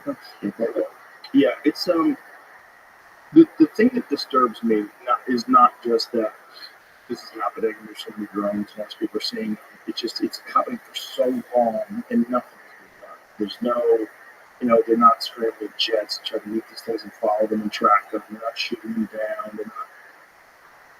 It's just we appear so vulnerable because of this. Mhm. Because if these are ours or these are people just fucking around and it's not a threat, okay, great. But why is it so prevalent? Like, why are there so many of them? And why have there been nothing that these people that are trying to investigate this have been able to do that's effective? Just put a stop to this. So there's some laws in this country that are a little bit antiquated when it comes to dealing with situations like this. So my understanding is right now these things are operating mostly what's called Class G airspace, which is really low. It's away from airports. Not all, of course, right? They're over bases. So They're really bloody. yeah. But here's I think where a lot of the trouble is coming in from. I think the government has to make the presumption at this point, based off the feedback from the DoD and others, that if this is not a foreign adversary, then we have to make the assumption that it's a U.S. citizen that's operating these. Because of that, they essentially need a warrant in order to wiretap these. But Yeah. even with the Patriot Act, That's the feedback I'm receiving. That's the oh, limitation. come on. They don't even need a warrant. Get into my phone. Fuck out of here. I don't buy that. Well, whether it's the reality situation or not, that's how they're proceeding, right? So to overcome that, there's like a 120-page report that needs to be filed all the way up to the Deputy Attorney General of the United States in order to even intercept these signals that they may or may not be emitting to be able to determine where they're going. And so I think that's one part of what's like slowing down this whole investigation. On the other hand, for base commanders, they have limited authority to protect their base, but when they do, they need to submit basically a request all the way up to the Secretary of Defense. And so now you have this like super politically charged situation with a lot of risk, a lot of deployment with the U.S. If they take action to shoot one of these down, even with the Secretary of Defense's permission, they're on the hook if that thing takes out a school bus or otherwise damages someone's property. Yeah. Jamie, can you just do a quick search? Have there been drones that have been shot down? I haven't seen anything. There was a story 2 days ago. New Jersey lawmakers were having a press conference asking if the government could shoot one down so they could inspect it. It's like, I'm assuming they haven't shot one down if they're asking to shoot one down. Here's something new that I don't know if it's even worth bringing up, but this is a news story going on. I do what some of this has to do with. I mean, Missing radioactive. Yes. Can you scroll up a little bit higher so you can see that up there? there's a few people that posted it. Okay. Yes, I did see that. While looking at Nuclear Regulatory Commission alerts, when confirmed there's radioactive material that has gone missing on December 2nd, 2024 out of New Jersey. I guess it's being shipped there. And they didn't make a container arrive damaged. Well, my understanding is these sightings started around November 18th. So I saw November 20th too. So I don't know. That makes it related, but. So we should explain to people that didn't listen to our first podcast why you're uniquely qualified to talk about this stuff. Just please tell people your background so they understand what you used to do, Yeah. how you got involved in this whole UAP thing. Yeah, absolutely. So, uh, formerly trained aerospace engineer, college, joined the Navy immediately after with the hopes to go fly fighter jets for the Navy. Was successful in doing that. I flew the F-18 Super Hornet for 11 years and 2 deployments, primarily operating off of Virginia Beach, and uh, pretty standard career until about 2013 or so, when we came back from our deployment. We began to upgrade our radar systems. And when that happened, we put in essentially a much more powerful radar into a jet. It took about 8 months. So you might fly with a newer radar in the morning, even more radar at night. And consistently, when we were flying with these newer radars, we were picking up a bunch of objects that were operating in the working area that we weren't seeing with the older radar. They were performing in strange ways. They would be stationary. They would be around 250 to 350 knots, kind of meandering around the area. Not really working together per se, but kind of clearly operating in the same vicinity as one another, right? So we weren't flying in formations necessarily. We'd even see these supersonic as well, 1.1, 1.2 Mach, typically heading east. And we'd only see them over the water. We originally thought they were radar errors, right? Some kind of software glitch. But eventually we started to correlate these across other sensors, such as our IR FLIR system, our missile system would lock onto these, and we try to fly up to them to see them physically with our eyeballs. When we do that, we wouldn't see anything. We'd come within about 500 feet of these objects. All our sensors are plugged into our helmet, augmented reality style, and it would tell us exactly where to look, and boom, we'd come right past this object and we can nothing there. We'd circle back around and then pick it back up on our sensors. It would be slightly displaced, but that was kind of status quo for a few weeks until we had a near miss with one of these objects right at the entrance to our working areas. The pilot came back, canceled the flight, had a look of shock on its face, and described it as a dark gray or a black cube inside of a clear sphere. And once that happened, we kind of had to come together as a squadron with the safety officer of the squadron and say, hey, what's going on? This has kind of been rumor and conjecture, but we almost had a near miss. We almost lost an aircraft. Let's gather as much information as we can. As it turned out, there were 4 other near misses that had occurred in the past month that pilots were too uncomfortable even before. And that really kind of kicked off the seriousness of this issue for us. And we started filing paperwork, safety reports, and hoping and expecting that this would get resolved in some way as, the proper people, whoever that was, got these reports and they could mitigate it in some way. That never happened, at least from our perspective. So we essentially treated them as safety issues. We would avoid them, we would fly close to them. And then in 2015, we left to go through what's called a pre-deployment workup cycle aboard the USS Theodore Roosevelt. So we trained like we play. We did the whole air wing there, 30 jets, 40 jets, and we were doing these very complex missions. And there were a lot of objects down there as well. They either followed us down there or they were already there. And Was there a lot of visual sightings of these objects, or is it just equipment? it's a lot of visual sightings. It's the same sort of thing, a circle, square, Or solid spheres, some elongated spheres, or tic-tac shape, if you will. And during that workup cycle, that's when we recorded what's now known as a gimbal and go fast video. And they almost had to shut the entire exercise down because there were multiple near misses while they were trying to do this. This is a big deal. If they cancel that training mission, that means the people that are deployed just have to be there longer, they have to wait longer. So there's a lot of downstream effects. So pretty big deal if you consider canceling a training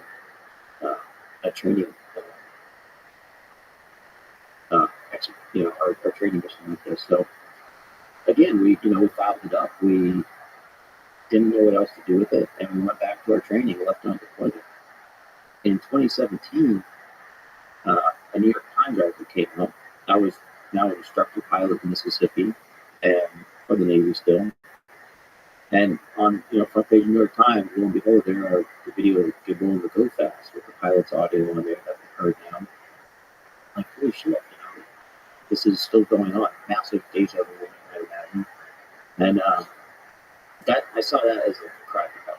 essentially. That these videos have been somewhat smuggled out around the front page of New York Times. And Do we know how the gimbal of the GoPro videos got leaked? my understanding is that work was done partially with Blue Lasagna and Fish Melon. So there was 2 videos that were attached, right? So when you record in the jet, it records 2 screens. It records, We show them, show them the videos. so it records as 2 screens, right? And the bottom screen is like a God's eye view of all your radar data. And right then is your FLIR system. And when you watch that in the brief room after, they're stitched together side by side. And that, that's what I saw, and that's how I built my understanding of this situation.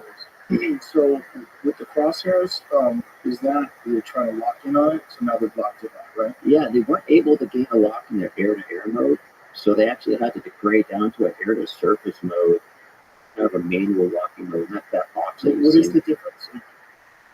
The air-to-air mode should essentially be looking exactly where the radar is dropping off. It should automatically lock on it. But in the method that you're seeing here, the pilot's manually slewing the sensor. This is kind of like a last-ditch effort to get it. And he's like restarting it. That's why the box keeps getting bigger. It's getting smaller. It's not capturing it. What would be the difficulty? Like, why is it difficult to lock on? We don't know.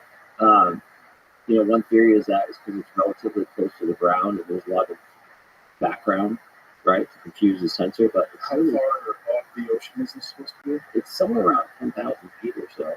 So it's really not that close.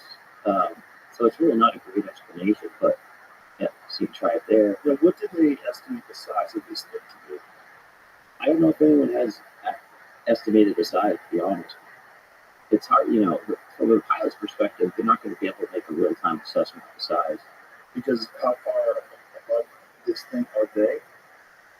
Well, they're about 5 miles away or so. 5 miles. Yeah. So you see the range 3.4 right there. That range is coming strictly from the AT FLIR sensor itself. It's not a very reliable indicator of range. That's what the radar is for. So although it says about 3.5, 4.4, then ticks down, it's probably a little bit What does further that away. stand for? RNG range. So the speed is that on there anywhere? How fast this thing's going? So you have 170 V sub C right below the range, and that's indicating our relative velocity. And that's miles per hour or kilometers? It should be knots, so it's probably like 180, 190 miles per hour. No heat signature. Well, there is a heat differential anyway. So right now we're in white hot. So objects that are white are hotter objects that are in the background. I've used infrared some binoculars. Yeah. You can see like raccoons and shit. So that's showing us that it's cooler than the surrounding environment for whatever reason. Which is very bizarre. Yeah. It's maybe 170 whatever miles an hour. Yeah. And it's just to be clear, the 170 doesn't represent it's like raw speed. This is the gimbal video, which is different. Yeah. And this one, does it show the speed of this? Mm-hmm. And this is the one that rotates. Yeah. And when we're looking at this signature, when we're looking at the dark, does that represent something that's cooler than the outside area or hotter? Like, what does that So represent? this one's black hot. So this is showing us that it's hotter than the surrounding area right now. And would this be similar to what you would see if you saw a jet that was flying?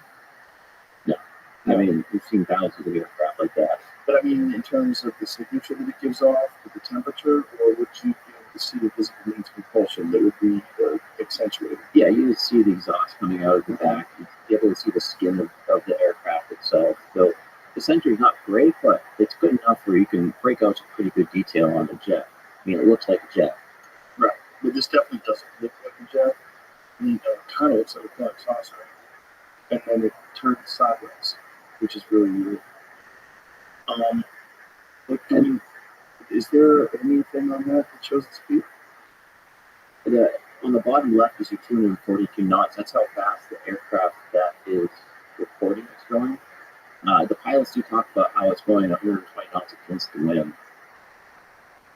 And in my recollection, it was going at a relatively slow speed for a fighter craft, around 100 knots or so at those speeds, from looking at the radar data itself.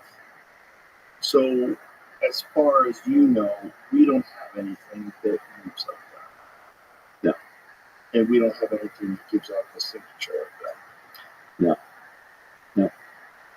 And were they able to figure out where this is going, or keep an eye on it, or do we have sensors that can detect this for any length of time? You would assume that the sensors on the ships themselves, if they were looking there, would be able to detect these objects. But we're not really linked into those people that are doing that on the boat. The pilots essentially took this upon themselves to go investigate this, and they reported the intel when they came back. And that's where I saw the tapes. Whether like the air traffic management guys on the boat themselves that took it upon themselves to go try to detect these objects, I don't have that information. It's never in that information stream. But presumably they would. Is there a capability where, so if a fighter jet locks in something like that, is there an additional source of some sort of satellite that they can tune into, or they can give them the coordinates and say, hey, this is at this exact coordinate, it's moving the speed. Can you guys lock into that? No. Not within the jet itself. We can share the data amongst jets. So if you were flying out there and the aircraft that recorded that video was getting out the radar, that information would be sent to other jets in the area. There was a lot of information going on. I'm not aware of anyone that was paying attention to those contacts that were say 15 miles away from where they were doing this fight. But it shouldn't have been just self-contained into the aircraft itself. And additionally, that information should have also been received by the ship itself, right? They should have access to the same information that's being right, that's what I was getting to. If the ship itself then lock into the coordinates with the satellite, do we have that kind of capability? We don't, as pilots, we don't really get into the satellite, if you will. It's kind of a different mode than how we operate. So it's feasible that a ship might call in other national assets to investigate, but we operate as like a self-contained expeditionary group, so that's part of the protocol. So they wouldn't even refer you or discuss it with you. Yeah. Did anybody discuss any of these things with you? Like when you're talking about the safety hazard, you've got this clear circle with a black square inside of it, and they're flying this very unusual way. When you describe it to people, what's the feedback? Most people just kind of looked off in his face. Really? That's interesting. That's fucking weird. Yeah. Did they give you the impression that this is not surprising? Only once. So when we had the gimbal captured, and just real quick, the gimbal and the go fast happen within minutes of each other. The gimbal, Two different things, but they have different minutes. yeah, the go fast, there were multiple objects in a line formation called a line of grass. Right. Flying side by side. Four. They're about a mile apart, flying in formation, doing what they're doing. The pilot's looking at that, had a hard time locking it, and then they kind of brought their attention up to this other object that's basically full altitude with them, and that's the gimbal video. And behind the gimbal, there was what they refer to as a fleet of objects, about 4 to 6 objects that were flying in a formation, in a tight formation, all within about a mile and a half of each other, in a V formation. So they come, they turn, they get all discombobulated, and they flow back out to a clean formation, making a 180-degree turn. And then the gimbal object, which we see start to rotate, that's the moment it actually changes direction. Right? So it's proceeding behind this formation, it turns, the gimbal does its kind of, its maneuver, and then it starts trailing in the opposite direction. So you got, maybe 10, 12 objects that are out there operating in this area. East of the ship, we're already 300 miles out there. And so where do they come from? What are they doing? Are they assessing our fight? Are they enemy combatants? For me, this is the conversation that I've been trying to have for almost 10 years now about the seriousness of having these unknown objects in the airspace. It's a security risk whether they come from little green men or whether they come from our adversaries, or if they just remain unknown. And that's kind of the state we're living in right now with what's happening over in New Jersey and elsewhere. We're having this massive uncertainty about what these objects are. There's a lot of rumors. It's causing fear and panic. And once again, the Biden administration and the Pentagon are unwilling to have a conversation with the American people and share what information they have. Why do you think that is? The direct spectrum? The biggest probability is they don't know, right? If this is something that, they've been struggling with for all these years, and suddenly it's happening in a much larger capacity than it has in the past, they're not easily able to write it off. And they just don't have the answers. Or perhaps they do have the answers, but they fall under a category of information, much like these objects, that they're not willing to have a public conversation about it. What is the best footage of the New Jersey drones? Why New Jersey? A lot of shipping. Also military base, right? Outside of Bell Labs, there's a military base. Like, what else? Proximity, New York City, I guess. New York, DC, yeah. I mean, there's a lot of big cities right there. Yeah, all pretty close. I've only seen a few interesting videos, and we're in this new realm of uncertainty when it comes to AI and it comes to computer generated images and video. So I've seen so much stuff that's not real. I'm like, okay, I don't know what's real. So especially when it comes to something that's kind of blurry, it's in the sky, and you got people on the ground. I've seen so many fake ones. There's just so many ones that people have generated. I'm friends with Jeremy Corbell, and Jeremy, I always tell him, like, what fake news? I'll send some stuff to him, some bullshit, and he's very good at that. We don't really know. I'm very suspicious because of this. This is what we know. Let me send you some things that I know are not fake, but we still don't know what they are, and see the difference. And so we'll have these long conversations and some text message or phone calls about stuff like that. But no one seems to be able. There's not one person who go to. I mean, you have your people that are dismissing everything, these hobbyists and crazy people, but if they're not giving up signatures like they're standard with these normal drones and these heat signatures, and they're able to stay in the sky for hours and hours at a time, just that alone points to, at least if it's not our adversaries, if it's domestic, superior technology that we're not even aware of right now. I mean, how are they staying in the sky for 5 hours? Like, what is if you got like a top of the food chain drone, who is it that is explaining to us the issue with why China has superior drone technology? It has nothing to do with the FAA. Was it Andreessen? Well, someone was explaining the reason why most of these like high-end, perhaps it might have actually been agreeing with the conversation. Yeah, but I think Yeah, so that the FAA and the rules and regulations have sort of stifled the development and the improvement of these domestic drones. Yeah. And so most of the hobbyist drones are coming from China. And China, if you haven't seen, has fucking incredible displays of drones. Yeah. Where they do like a drag in the sky.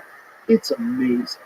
And it is because of regulations. It's because of the FAA dragging their wheels, being incompetent, or at least being overwhelmed, where this has not been able to progress domestically the way it's been able to do in China. And so that alone seems like a giant security threat. The fact that China has had just full integration with the government and been able to have this technological innovation that allows their drones to be like super powerful. Like what they're able to do, these displays in the sky, unbelievable. Like really wild stuff to see. That seems like many, many leaps above what we do. And the faux firework displays that these things put on are just one part of the puzzle, right? Because warfare is changing.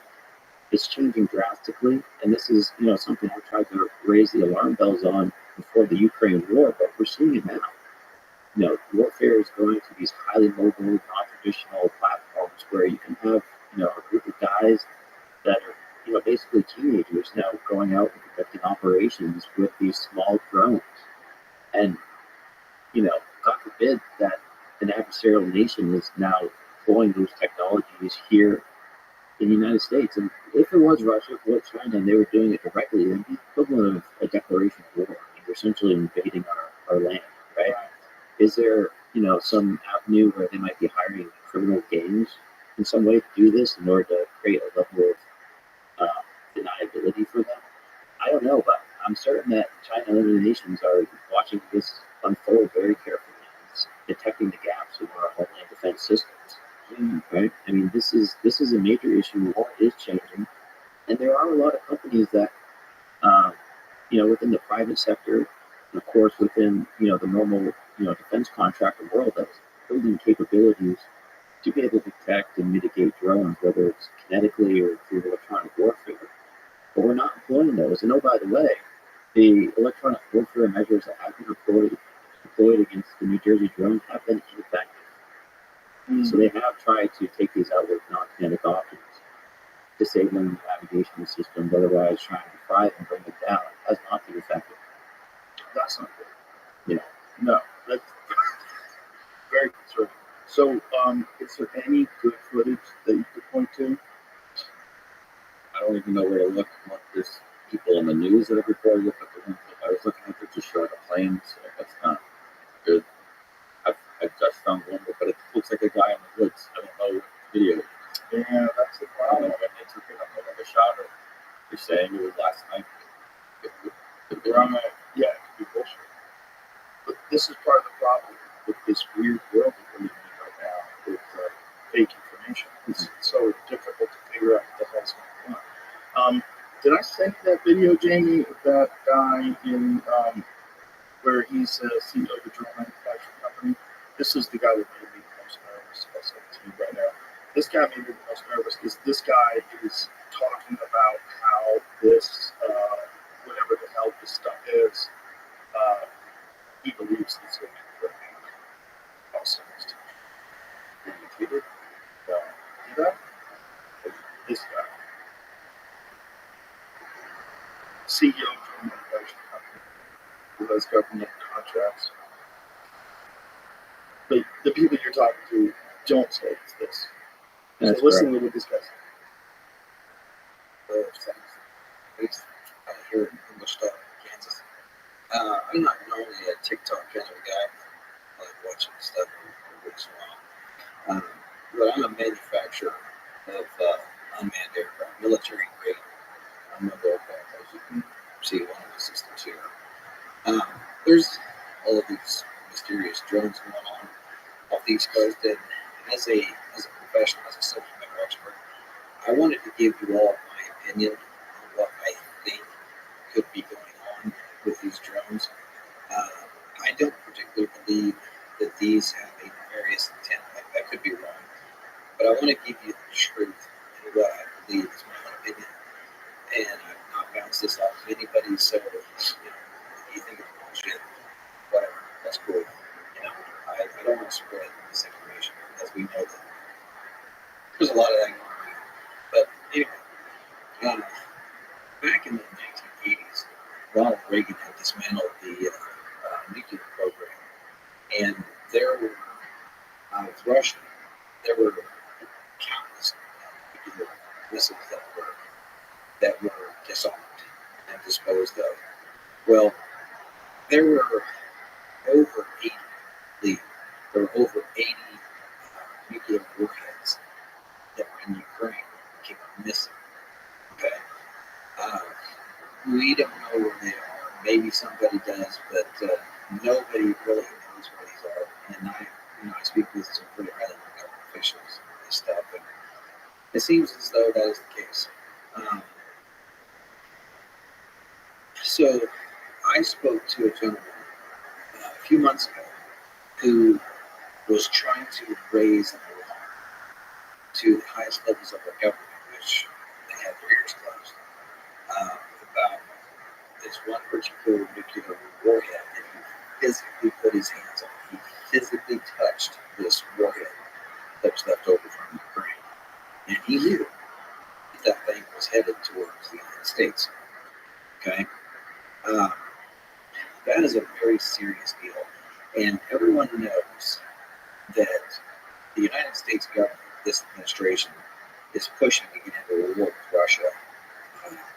We all know that. We all feel it. We all see it. Okay? Well, back up a few years. Y'all remember when those drones were mysteriously flying across the Interstate 70 corridor from Colorado to Nebraska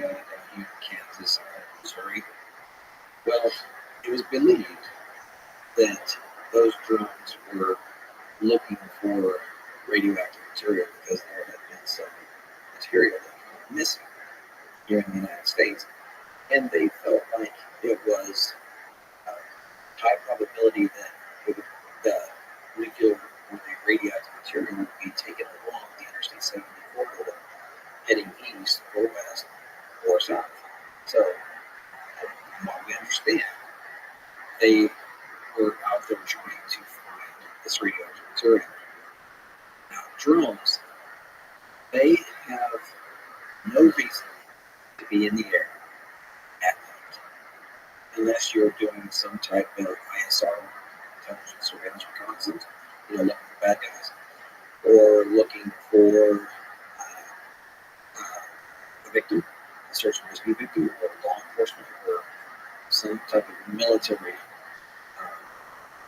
project, right? There's no reason for a drone to be flying at night, really, okay? Because they don't see shit. So, unless you have thermal optics, drones really don't see stuff. You need to do mapping during the day. If you're going to do farming stuff, mostly do it during the day. The only reason why you would ever fly an aircraft, an unmanned aircraft at night, is if you're looking for something, whether it be a person or try and smell gas.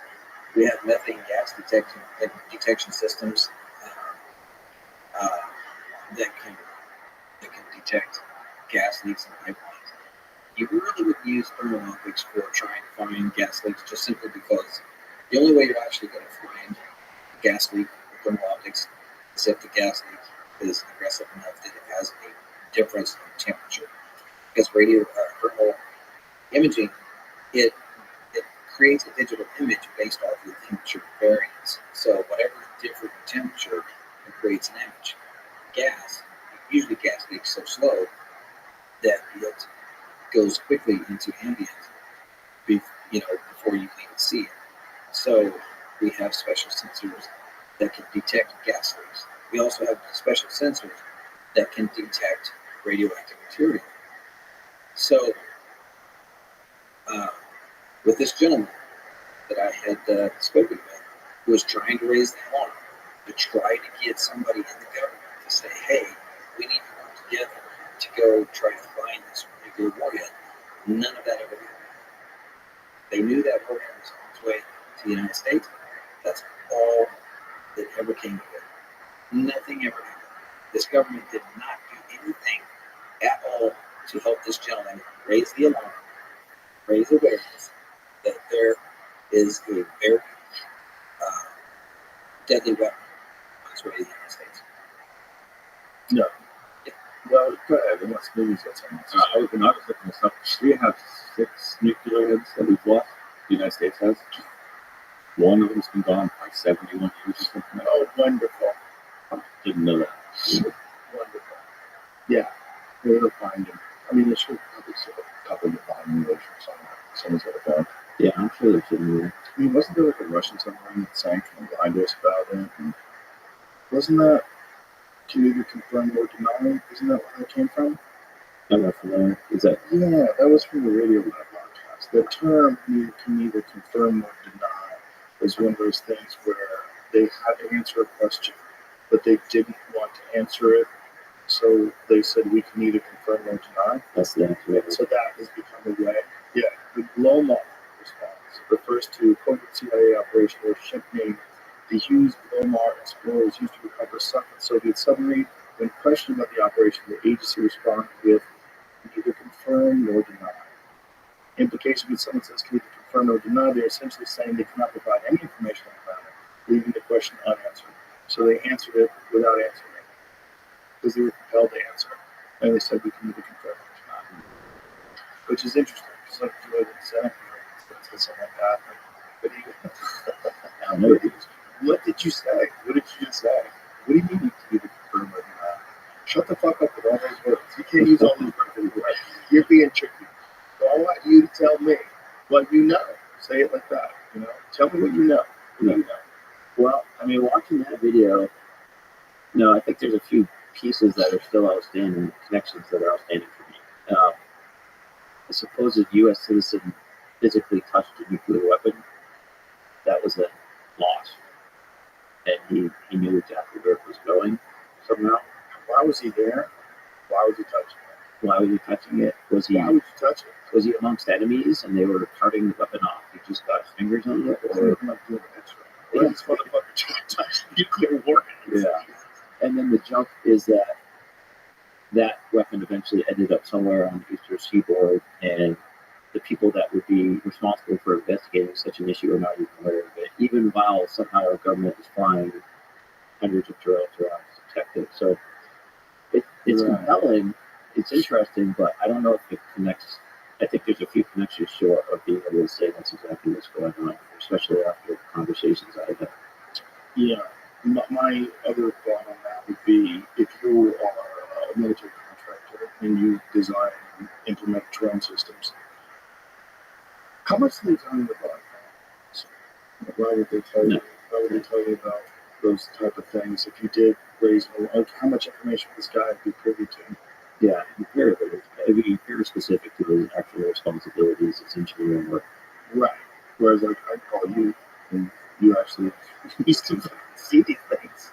It's kind of a different, a different connection to the information than this guy. And he seems nervous, I mean, and Well, he he may truly spill believe the beans. Yeah. He's saying a bunch of stuff that I don't think you're supposed to be saying anyway. Like, why are you saying that? Like, I get if he really did believe that he would want everyone to know this is a nuclear warhead missing, but the other thing that I keep hearing is that the government is not telling us that these are ours. They are ours, but not telling us that these are ours because whatever they're looking for would cause mass panic. What's on the plate then after weapons of mass destruction? Right. What is on the plate? I mean, in my eyes, nothing. Like, that's it, right? That's the thing that everybody would really be worried about. The second thing would be that our adversaries are using these things to siphon up information. It's like some mass Wi-Fi router that's flying over cities and sucking up everybody's passwords. As we move into this new, very bizarre realm of AI and now quantum computing, I had a conversation with someone last night who was explaining to me how cryptography and encryption and all this stuff is literally on the verge of being obsolete, and that this is going to put the financial markets through the chaos. All your passwords, everybody's email, everything is out the window. There's no more encryption. It's not even going to be possible. These things are solving. Mark Andreessen explained it this way, that these quantum computers are solving equations that if you took every atom in the universe and converted it into computing power, the time it would take to solve these equations would be longer than the time that the universe would exist before it died of heat death. And they're able to do it in minutes. So the concept is, and this is where it gets super weird, that this is proof of the multiverse because these computers are using the computing power of perhaps infinite parallel universes simultaneously to achieve these answers. Which is like, what are you saying? What the fuck did you just say? You just say that if you took every molecule in the universe and converted it into computing power, it wouldn't be able to do this thing that you have in a fucking warehouse somewhere? That this thing has more computational power in this, it's like as big as this room, than the fucking universe if it was a computer? What are you saying? Like, and you're saying this is the proof of the multiverse? What does that even fucking mean? And what happens if China gets this on?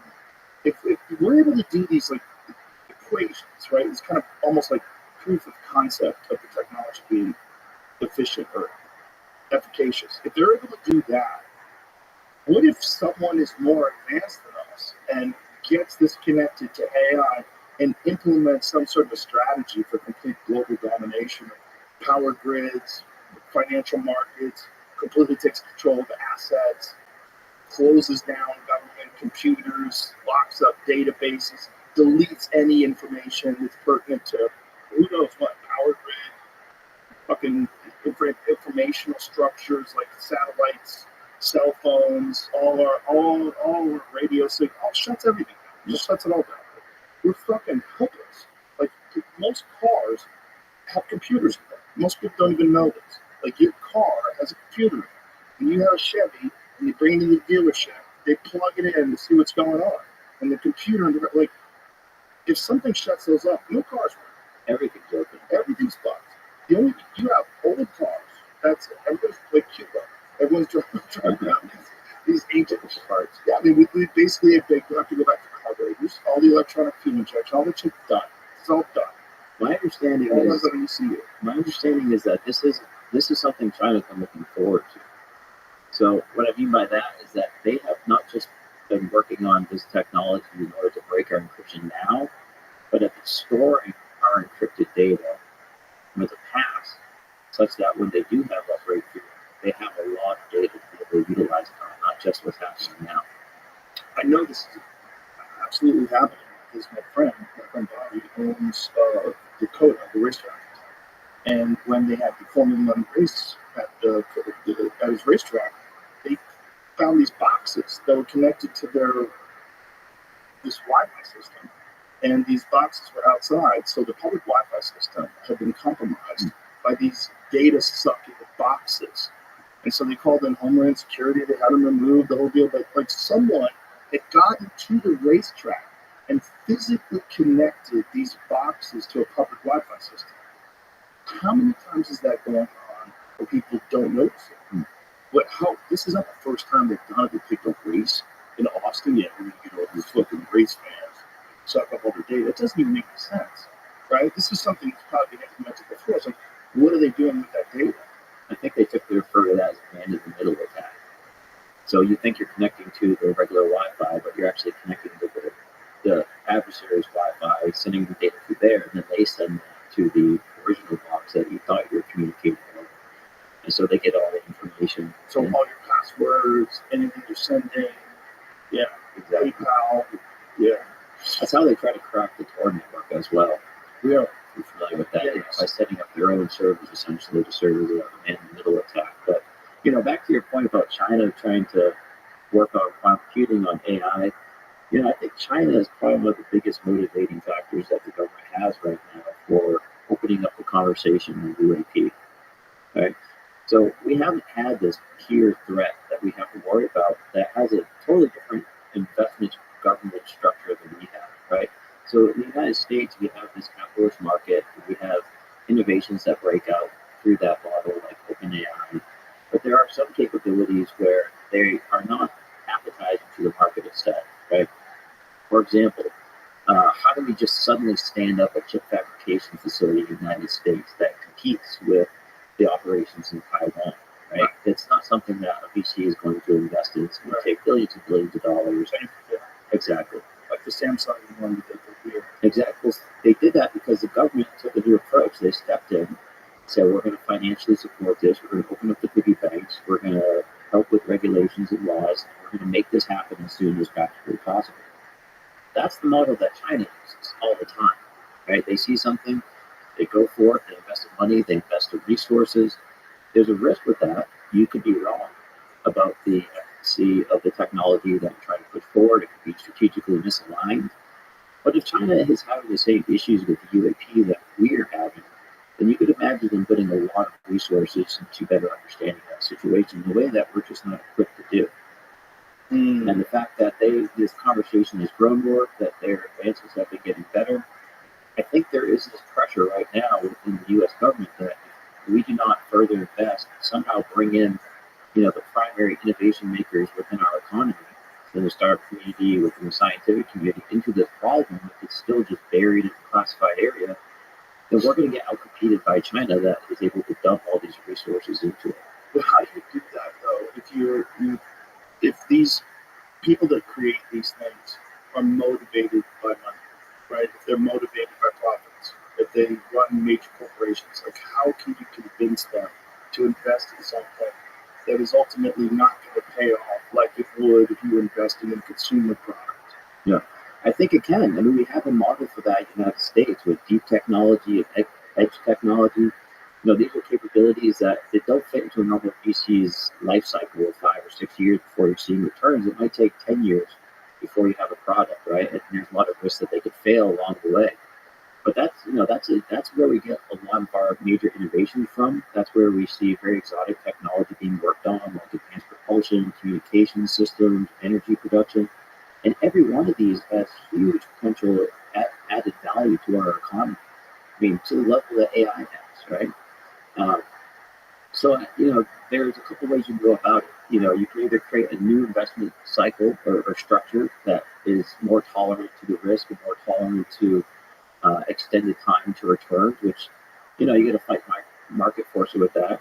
You could have the government step in, perhaps through the Office of Strategic Capital and others, to be able to support venture capitalists that are looking to make investments in these longer term technologies, perhaps in concert with the National Science Foundation that does a lot of work in this area.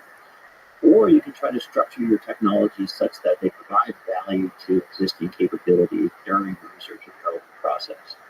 So what I mean by that, and I've been working this problem for 10 years, Joe. Like, I've thrown my entire self into this. I've approached it, with my nonprofit, American Crusade Aerospace.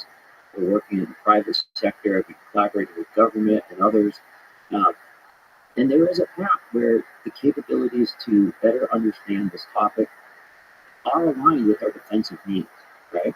If we had total situational awareness of our airspace, that's a very valuable thing to the Department of Defense. And those are contracts you can win. Those are reasonable investments you can make through noble market forces. And then you keep working to be able to use those existing products in those markets to bring out technology that is related to the UAP market, whether that be detection, perhaps propulsion, energy, things of that nature. So you have to find these core technologies that the government wants that is also aligned with better understanding of UAP. Now, the way you're describing this sounds like it could be done, but China's already done it. So, like, how far behind the curve are we on the implementation of this technology? Well, it's an unknown how far China is. There are some rumors, and I'm not even going to mention them because they're too low confidence, but it does seem I love a good low confidence rumor. There does seem to be investment that's been made. There are talk that they are having the same problems and perhaps have been better motivated than we are to investigate ones that they have been able to recover. Do you know about the anti-gravity leaving that message? Mm-hmm. Yeah. What's your thoughts on that type of technology? It's interesting. I've mentioned this out front with some of the guys earlier. There seems to be these interesting technologies that were once ridiculed back in the day, whether it be anti-gravity, fusion, others. It's a good way to get rid of stuff. Ridicule. Yeah, I'm very familiar with that strategy. Lab leak. We did it with a lot of stuff. Yeah, exactly. And they all just went dark for like 30, 40 years. But some of those capabilities seem to be popping back up in mainstream scientific circles. Have you ever heard Eric Weinstein discuss this? Mm-hmm. He has some very fucking, you gotta get that tinfoil hat really tightly secured to your head. But he believes that this is one of the reasons why physics has sort of stalled over the last 20 years. He thinks some of the best minds have been moved into the project, and that it very well might be something along these lines, or something along some like super advanced propulsion system. Mark Anderson had the same conversation with the White House, right? Talking about classifying AI technology in math, and they've done it before. Justin Trump says he's staying away from his New Jersey golf club with new patrol signs. The government doesn't know what's happening. Our military knows. The government knows what's happening. Our military knows where they took off from. They know where it came from, and when something strange is going on. Yeah, sure. It's what the government knows. Our military knows where they took off from.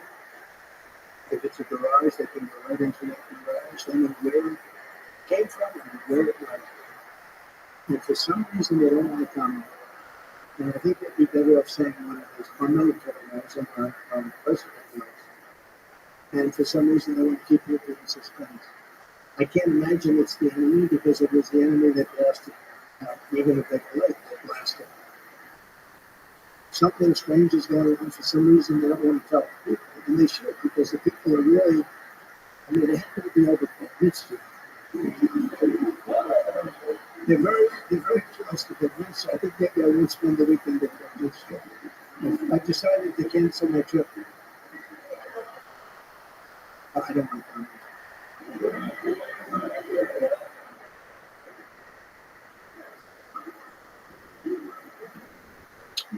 Didn't want to comment. We can figure this out, Joe. Like I said, like it's a hard problem, but it's not an unsolvable problem. Like there are technologies that we could go out in the field within a couple weeks, employ, see if we can find the RF signals, and try to trace them back. Right? We don't have to rely on government. Let's do it. Well, how would we do it? Well, come join Safe Aerospace. What do I have to do? Come to our website, safeaerospace.org. We'll go out there. Go to that website. Let's see what we're going to do.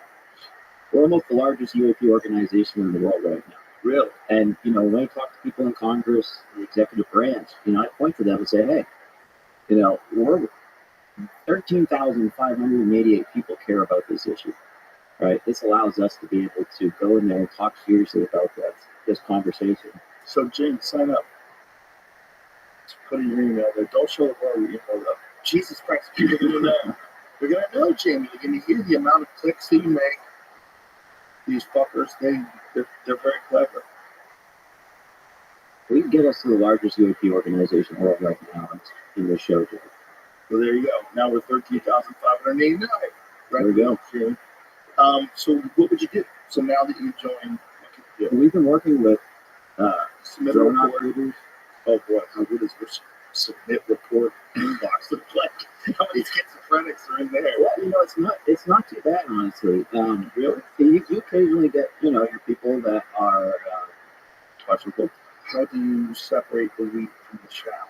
It's pretty easy. We focus on commercial aviators, military aviators, veterans. We receive reports from a random person on the ground. But what's really interesting, because of the work we've been doing, so many pilots have felt more comfortable reporting.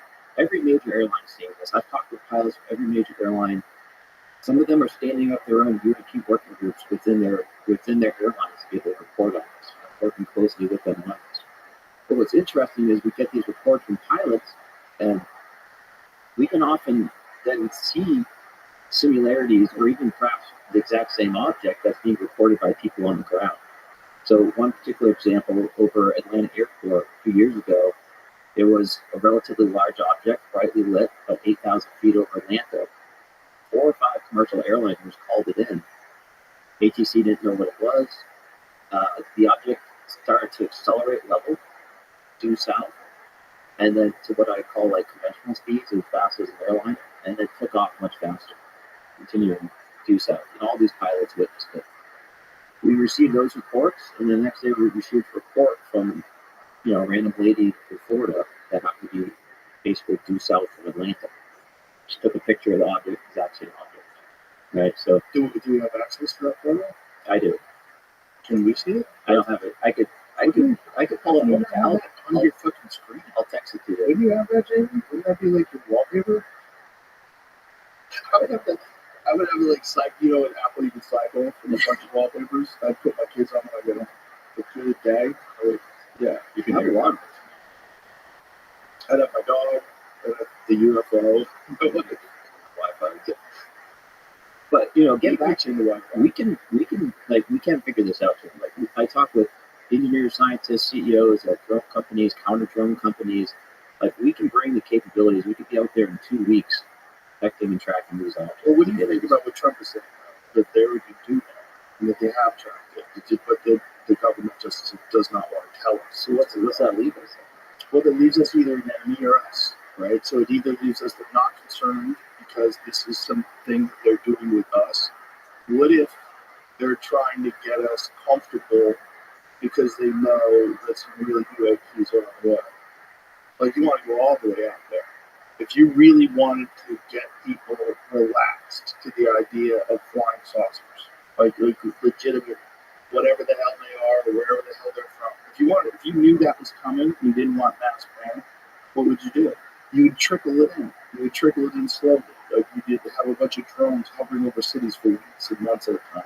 You would get people really accustomed to the news cycle having UAPs, and then real ones showed up. It doesn't feel like a trickle right now, though. Well, you would do it this way. It's a trickle for me. I'm not seeing shit. Yeah. Okay, I'm out here in Texas. We were looking at the sky last night. It's a mothership Christmas party. No UFOs. So it's a trickle in relative to the world, right? Like you have a bunch of them hovering over New Jersey. You have a few of them in San Diego. You have them in different areas. If you knew that UAPs were coming and you were in the government and you said, what can we do? Well, you'd probably bring in psychologists, and these psychologists would explain human patterns of reacting to change in environments, especially radical changes in civilization and culture, and like what can be done to mitigate the brutality of this process. Like the ultimate mass freak out that's going to come if UFOs come. Get people just so accustomed to UFO, like the mask thing, right? Sounds a ridiculous comparison, but like 5 years ago, if people walk around wearing masks, you'd go, what is going on? What's happening here? It would make you uncomfortable. If someone walked into a bank with a mask on, what the fuck, are you crazy? Now you have to do it. It's very strange. So it took a while, but then it became normal. Yep. If they wanted to make it normal, that things are in the sky, you put things in the sky. You put a bunch of things in the sky and you don't explain it. You have them there all the time. And you let people speculate, and you put a lot of wild theories. Oh, they're looking for a nuke. Bobby heard they're looking for a nuke. Timmy got an email. They're looking for a nuke. Well, it's probably not even. It's probably our shit. Or some unknown agency is involved in this. The government's not concerned because they know exactly what's happening. That's why there's not shooting them down. That's why they're not scrambling jets. That's why they're not doing all these things Trump's asking why they're doing this. If you knew something's coming, if you knew that these things that you're seeing floating in the sky, they're a clear circle with a black square inside of it, and hover at 120 knots, completely still, which doesn't even make sense, no heat signature, what the fuck is that? And what if a bunch of them are coming? Well, bunch of shit. Let's go on. Freak these dummies out. That's what I would do. I would get all of our best drones and just fly them around. Hover over cities. Hover over the Guardia. Hover over the White House. What the fuck? Just get people weirded out and get them accustomed to UFOs. You ever see District 9? You ever see that movie? Great movie, right? Really fucking fun movie. But it's kind of what would happen if aliens were here. There's like alien camps. We have them. We would just get used to it after a while. Yeah. We get used to shit. The way we live is so entirely alien to people that lived just 200 years ago that if you brought someone from the pioneer days and you put them in a Tesla and then you drove them to the movie theater and then you took them to a concert, you're like, what the fuck is going on? And then you showed them your phone. They're like, I'm gonna FaceTime my mom. Look at that, my mom. What's up, mom? It's crazy, but we're accustomed to it. Yep. We're so accustomed to it that people tell you to get off your phone. You get off your phone. You're always on your phone. Live your life. Get off. You're so connected to this bizarre new world that we live in. But it's accustomed. We're accustomed to it. It's normal. It's completely normal. So if I wanted to normalize the idea of us being I just put stuff in the sky all the time. Fly around with experimental aircrafts. Do like a low trajectory over a city and some new stealth bomb. Freak these fucking people out. Get them used to being freaked out. And then when the real ones come, it's much less of a blow. Well, some politicians, just as soon as yesterday, Chuck Schumer, Robert Garcia in the House, they've started to kind of use the old drone and or UAP in their messaging, right? Yeah. Start to change their language. Did you get that photo, Jesse? Jamie, sorry. It's Hold up, Jesse. I sent it the wrong time. So We were talking about this. You can airdrop it to me. It's the fastest way. yeah, it says it's waiting. Is it the Genie MacBook Pro? Yeah. Do.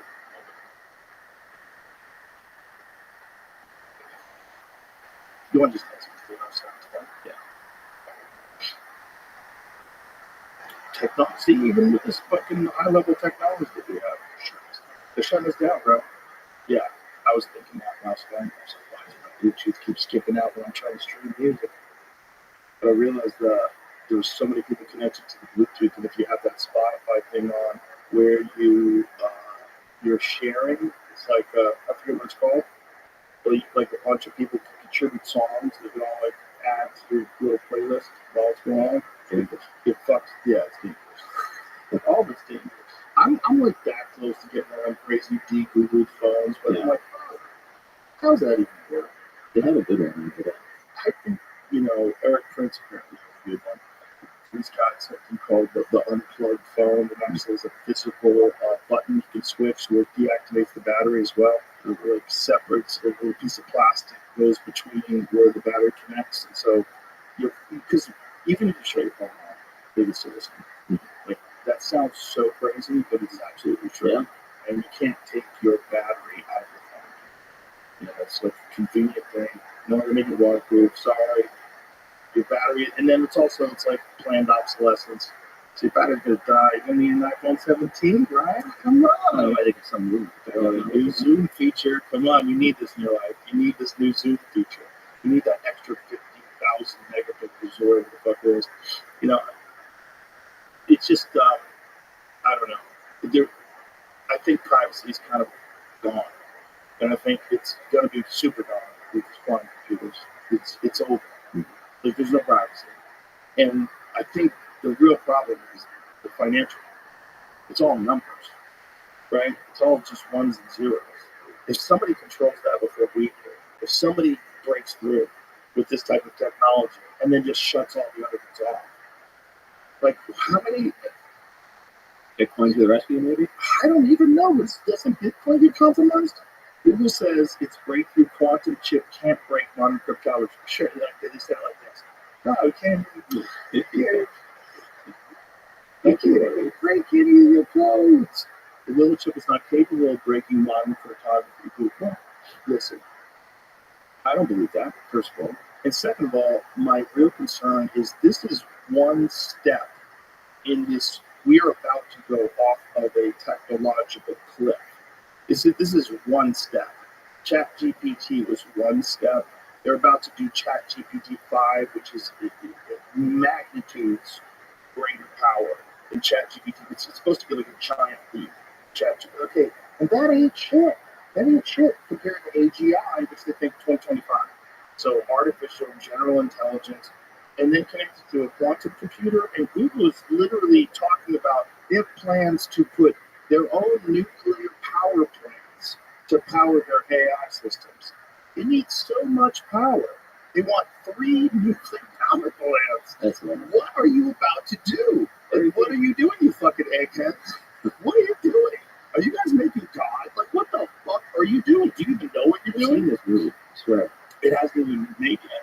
And the problem is, if you don't do it, our AI is going to do it. Yeah. And we're so shitty at communicating with other human beings all across the world. We've been stealing resources and overthrowing governments for so long that nobody trusts us. And then while all that's going on, we're in the middle of creating an artificial intelligence that's infinitely smarter than us and might be working in parallel universes. Like, if you can do an equation, and you're telling me that this equation through these quantum computers is proof of a multiverse. Like, what happens if AGI gets connected to the multiverse? Do you even know? Are you just doing it? Do you even know? You guys need to do that. Can you tell me what's best case scenario, what's worst case scenario? Can you tell me what you've thought about? Or instead of just fucking all gas, no brakes? And everyone's all gas, no brakes. We're all fucking hot rodders on the highway, headed towards this weird thing that no one really knows what it's going to be, but everyone agrees it's the greatest technological breakthrough the human race has ever experienced, and it's happening so fast, and most people are like, what? What's going on? What are they doing with that? Most people, if they're not listening to podcasts, they're not on Twitter every day, and they're not on Facebook, and they're not really paying attention to this stuff, most people are like blissfully unaware we're about to awaken a god. Blissfully unaware we're about to connect to some insane technology that hasn't even been. It's so insane that it's sort of those things where someone tries to tell you how many stars there are in the universe? You know what? I can't comprehend it. Your head goes, what does that mean? Like, what's the number? What? Like, when they were saying that it can do, it can compute something that all the world's supercomputers, it would take some septillion number of years to do, then it could do it in 15 minutes. But what are you even saying? I don't even know what you just said. I know that I can, if you told me how many zeros to add, I could probably keep doing it until I got to the right amount of zeros. I don't know what the fuck that means. My brain's good for like 150, 500 people. I would say about 3,000 people. I was at the Formula One racetrack. Like, how many people in there were seeing Eminem? I'm like, how many people are there? I took a guess, like 50,000? I don't know. It's 110,000. It was like, I was wrong. Like 50,000. My brain doesn't understand numbers. And then you get to millions. Imagine like looking at a group of people. Oh, that's about 2 million. No, you can't do it. You can recognize like 150 people. It was about 150 people. When things get big, they just get too weird. And the universe is insanely big. Insanely big. So your brain just doesn't do it. It just, everybody, even the most, Neil deGrasse Tyson, get astrophysicists, get all those guys. They're not going to be able to, the brain's not built for it. So this thing is so much more powerful than even that. Even the whole universe as a computer, but that doesn't even make sense. And you're just, what are we doing? We have AI, we have quantum, we have mysterious objects showing up on the coast. It does seem like a lot of things from working right now. Well, if I was an advanced civilization and we've already passed this stage, maybe this is like a common stage. Maybe this is just like bees all over the world make bee hives. They all do the same thing, right?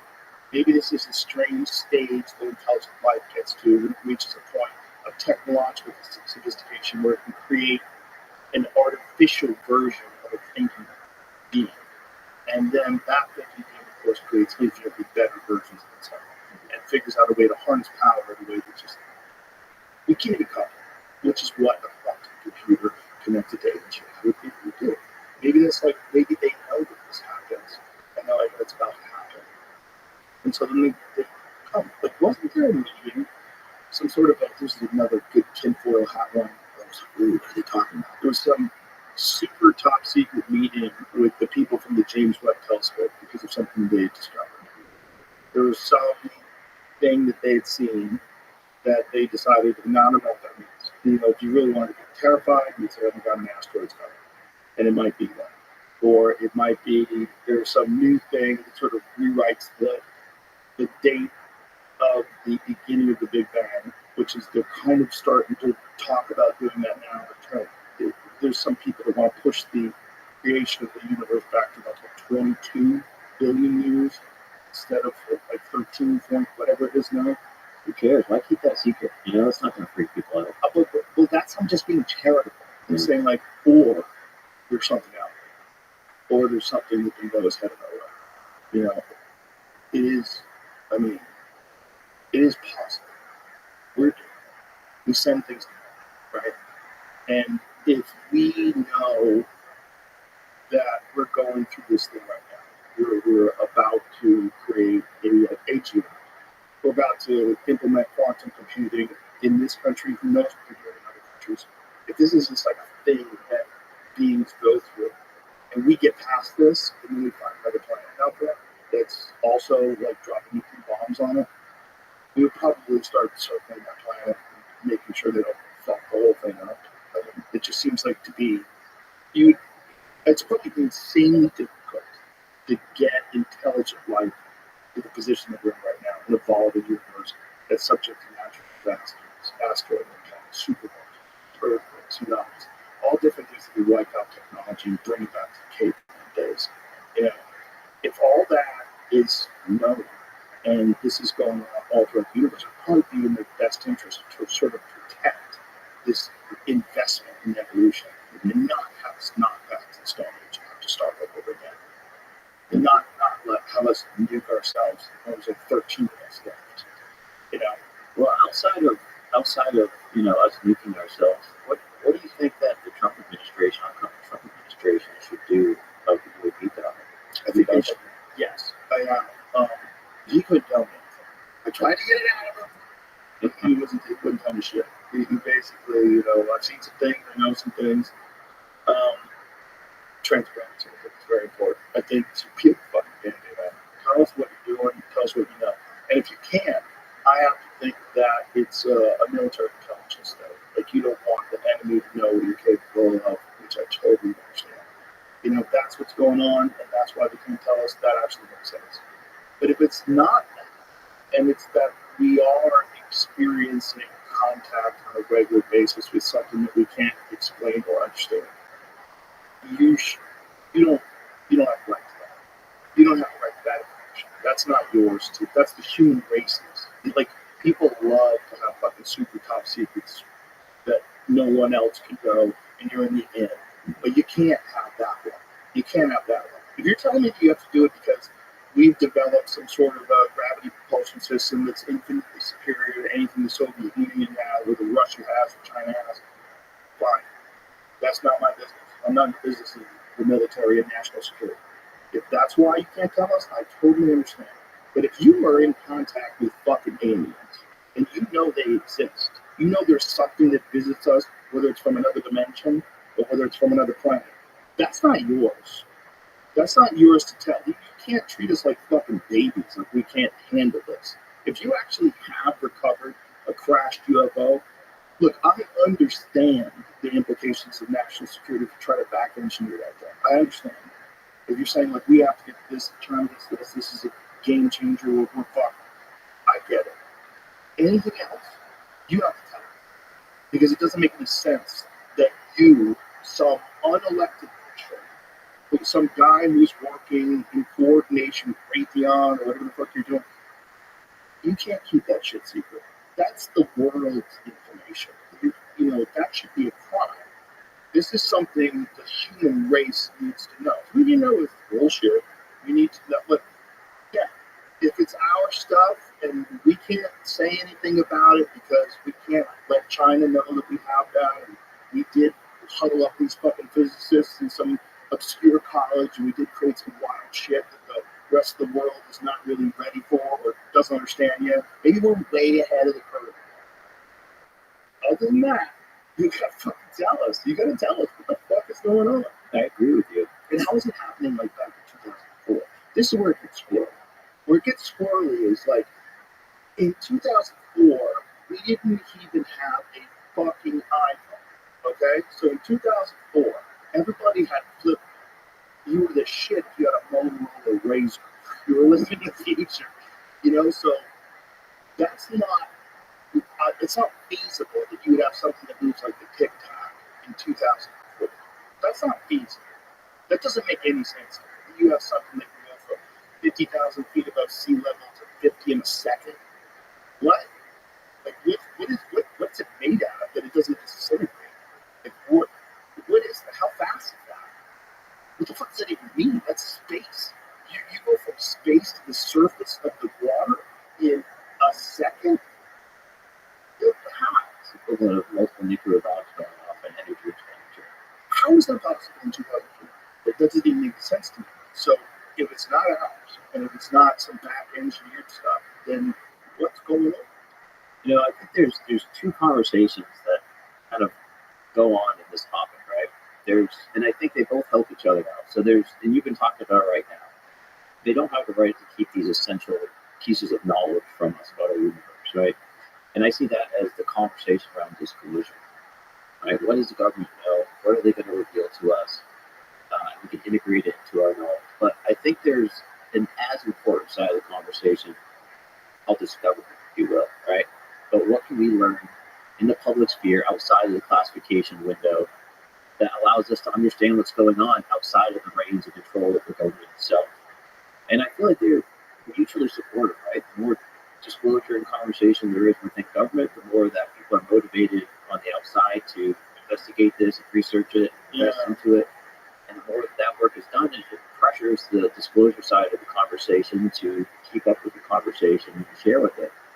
Now, I don't know if we're going to get to a point of full disclosure like you just talked about without increase pressure on the discovery side, on the public side? Because I think they would tend to keep that information quiet.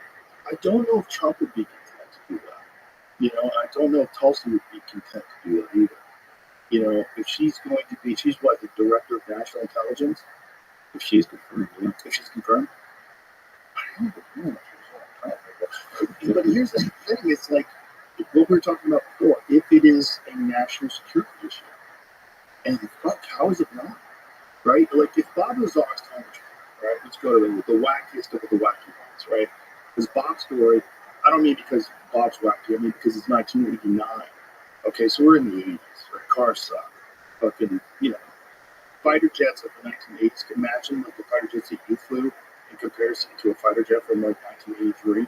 Yeah, no internet really used to be there. There was like a few computers connected, right? Like physical cords, probably. But that time period, we did not have what he was describing. What he was describing was accurate. And then when you see that gimbal footage, that thing is moving exactly the way he described it. Where he said it's built like a classic flying. That's actually an image of it right there. That little model that we have. That's what he described. So this is what 1989. He's saying that this thing, when it would fly, it would turn sideways. It would turn like 90 degrees, and that's where whatever the fuck kind of generator that's inside of it would point it in the general direction. That's what the gimbal did. The gimbal turned in that way. And what he's describing in this reactor is some sort of an element. It's element 115 from this.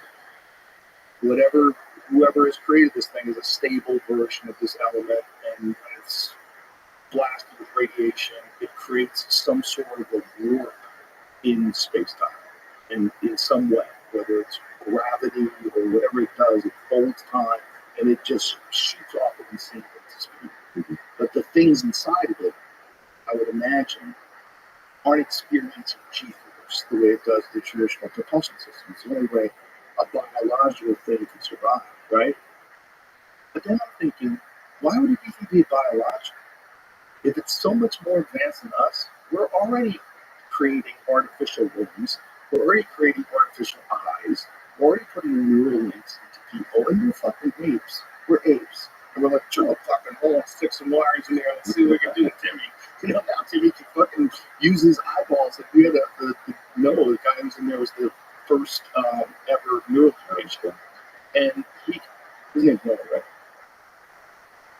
Noel, sorry, Noel. Cool guy. I just have too many names. No disrespect. But he has he uses his eyeballs like a cursor. Like he sits like a beanbot when he's playing video games. So he plays video games better than people that can use their hands. Because he can, like he shoots like exactly where he's looking at, which is nuts. So how many years have to pass? Think about from like 2004 to an iPhone to today what we've got, and Meta, virtual reality sets. How many years have to pass before it's more effective to go through the world being completely integrated into like an artificial creation? Not much. Not much where we're cyborgs. Not much where, well, why would you want regular eyes? Your kid has regular eyes? That's crazy. Get him with your eyes. With infrared, radar, they can detect gases. You can move away. You know, it's like safety. It's better for you. You see better. You never go blind. They go back. They replace them. Everybody would just get fake eyes. It's just like a jet, right? I mean, fighter jets, they used to be barreled around out there looking for objects, looking for targets, but, you know, we're able to integrate and update all the technology that allows us to interact with the world. It's not put right into our brain yet, although they are working on that. So maybe those things are what happens when technology and biology integrate over a long period of time. And they probably have eliminated all of our priming desires and weirdness that makes progress problematic. You know, greed and envy and trying to steal from resources from other countries and invasions and tribal behavior and manipulation and propaganda lying. They probably can all read minds. There's no more lying. And they've no need for physical muscles. That's why they look like these little fucking spindle things. It kind of makes sense. Like that's where evolution and technology, if they merged, that's what it would look like. It would look like some weird fucking thing where they all look the same, so nobody gives a shit. And they control, one of the things those are, so these things have no switches or buttons, or there's no controls inside. They think they're controlling with their minds. Yeah, their intention. Their mind is integrated.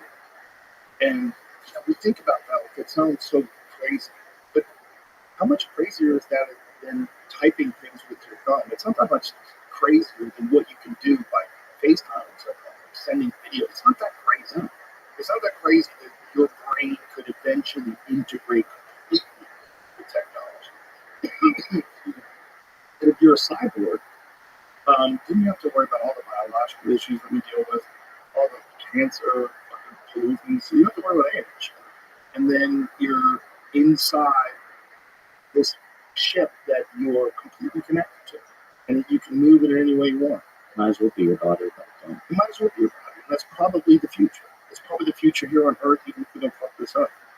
You know, we talked about China a little bit, and, you know, some theoretical ways you might be investing in these deeper technologies.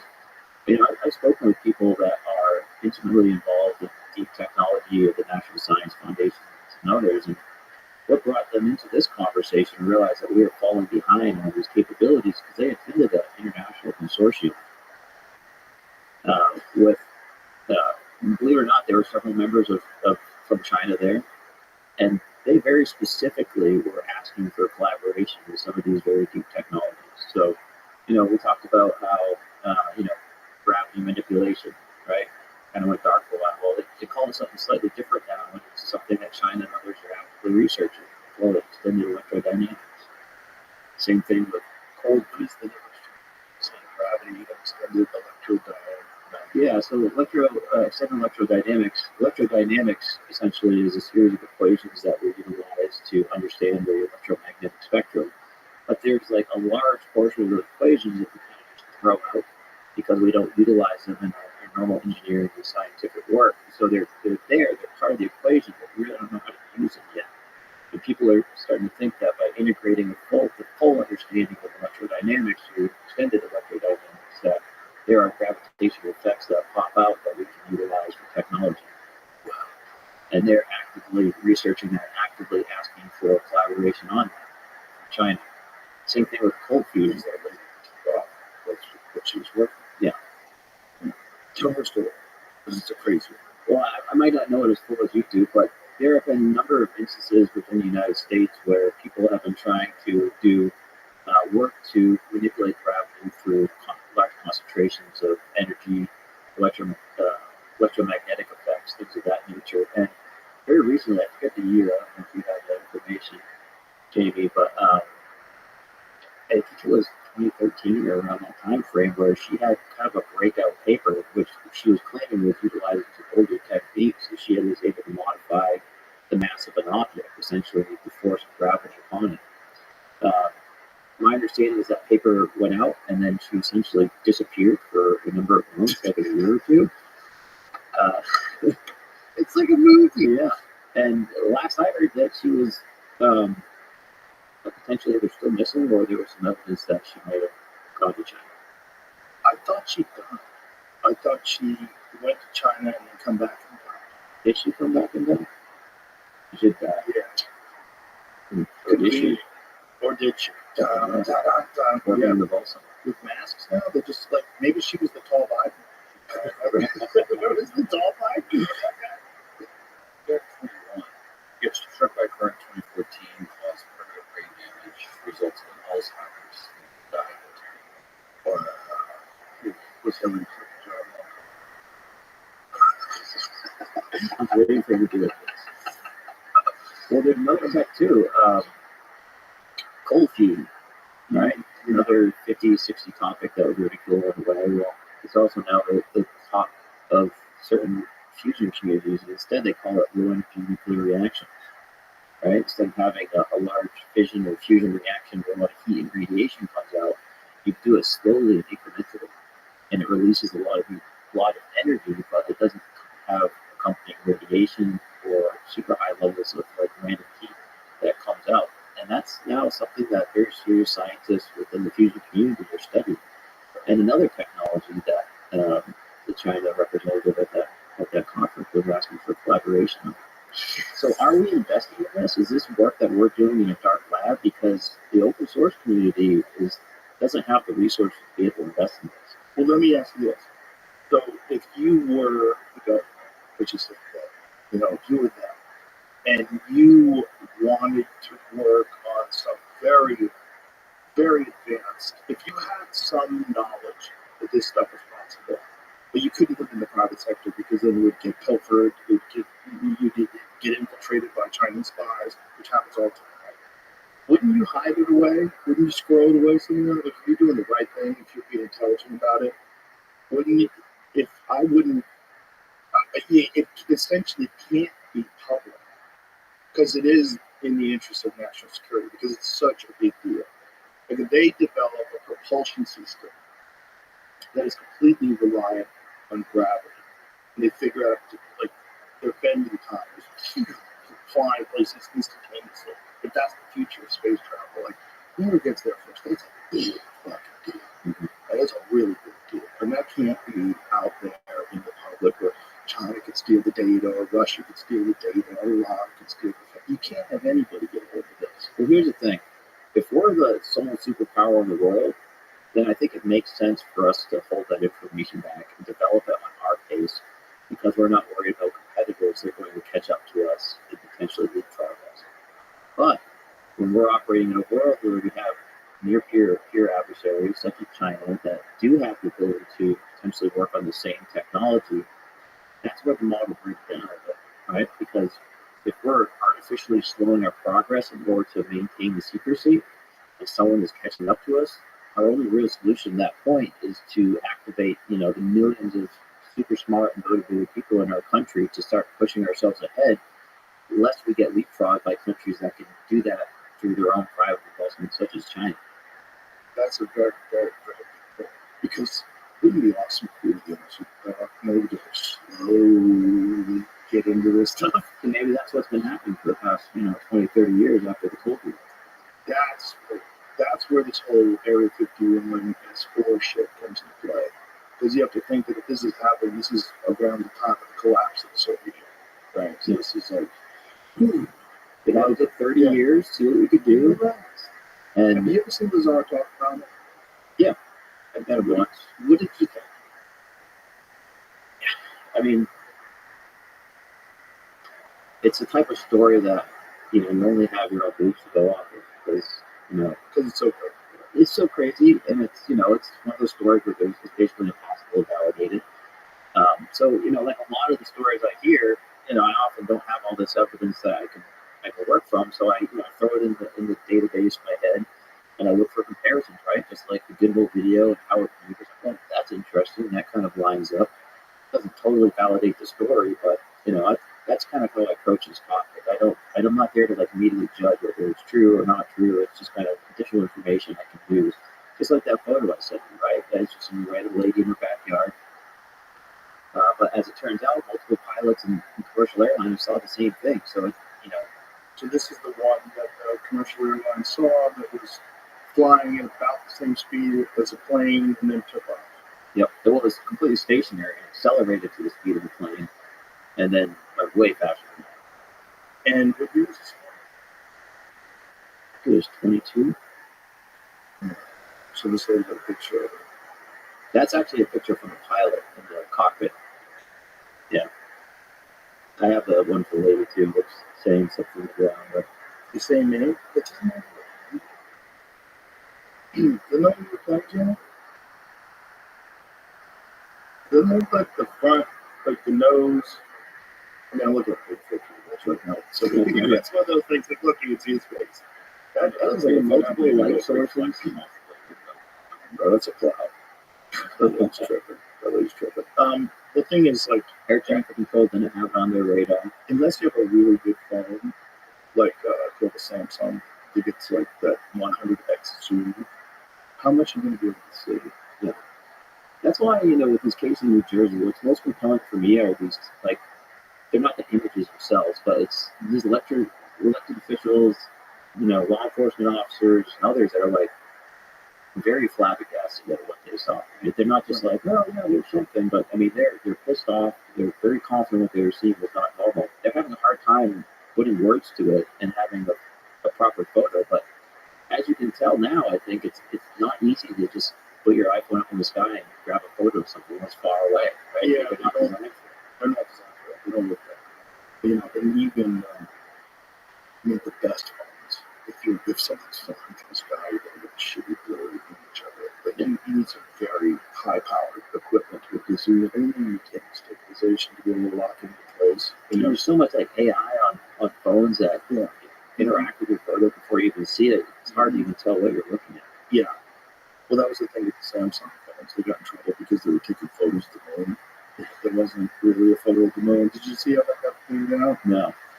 You can't slip things by the birds, right? They're too fucking smart. And so these guys were kind of suspicious of whether or not this thing was actually taking a photo and zooming in and getting a photo of the moon. So they put a blurry photo of the moon on a screen and then stepped to the back end of the room and zoomed in on the blurry photo that's on the screen, and it filled it in with like high resolution. It showed you all the craters. Oh, it's like, it's bullshit. Yeah. And so they're trying to say it's AI. It's not. You're not enhancing the image. You're creating it. Yeah. There's no image there. But we know what the image is.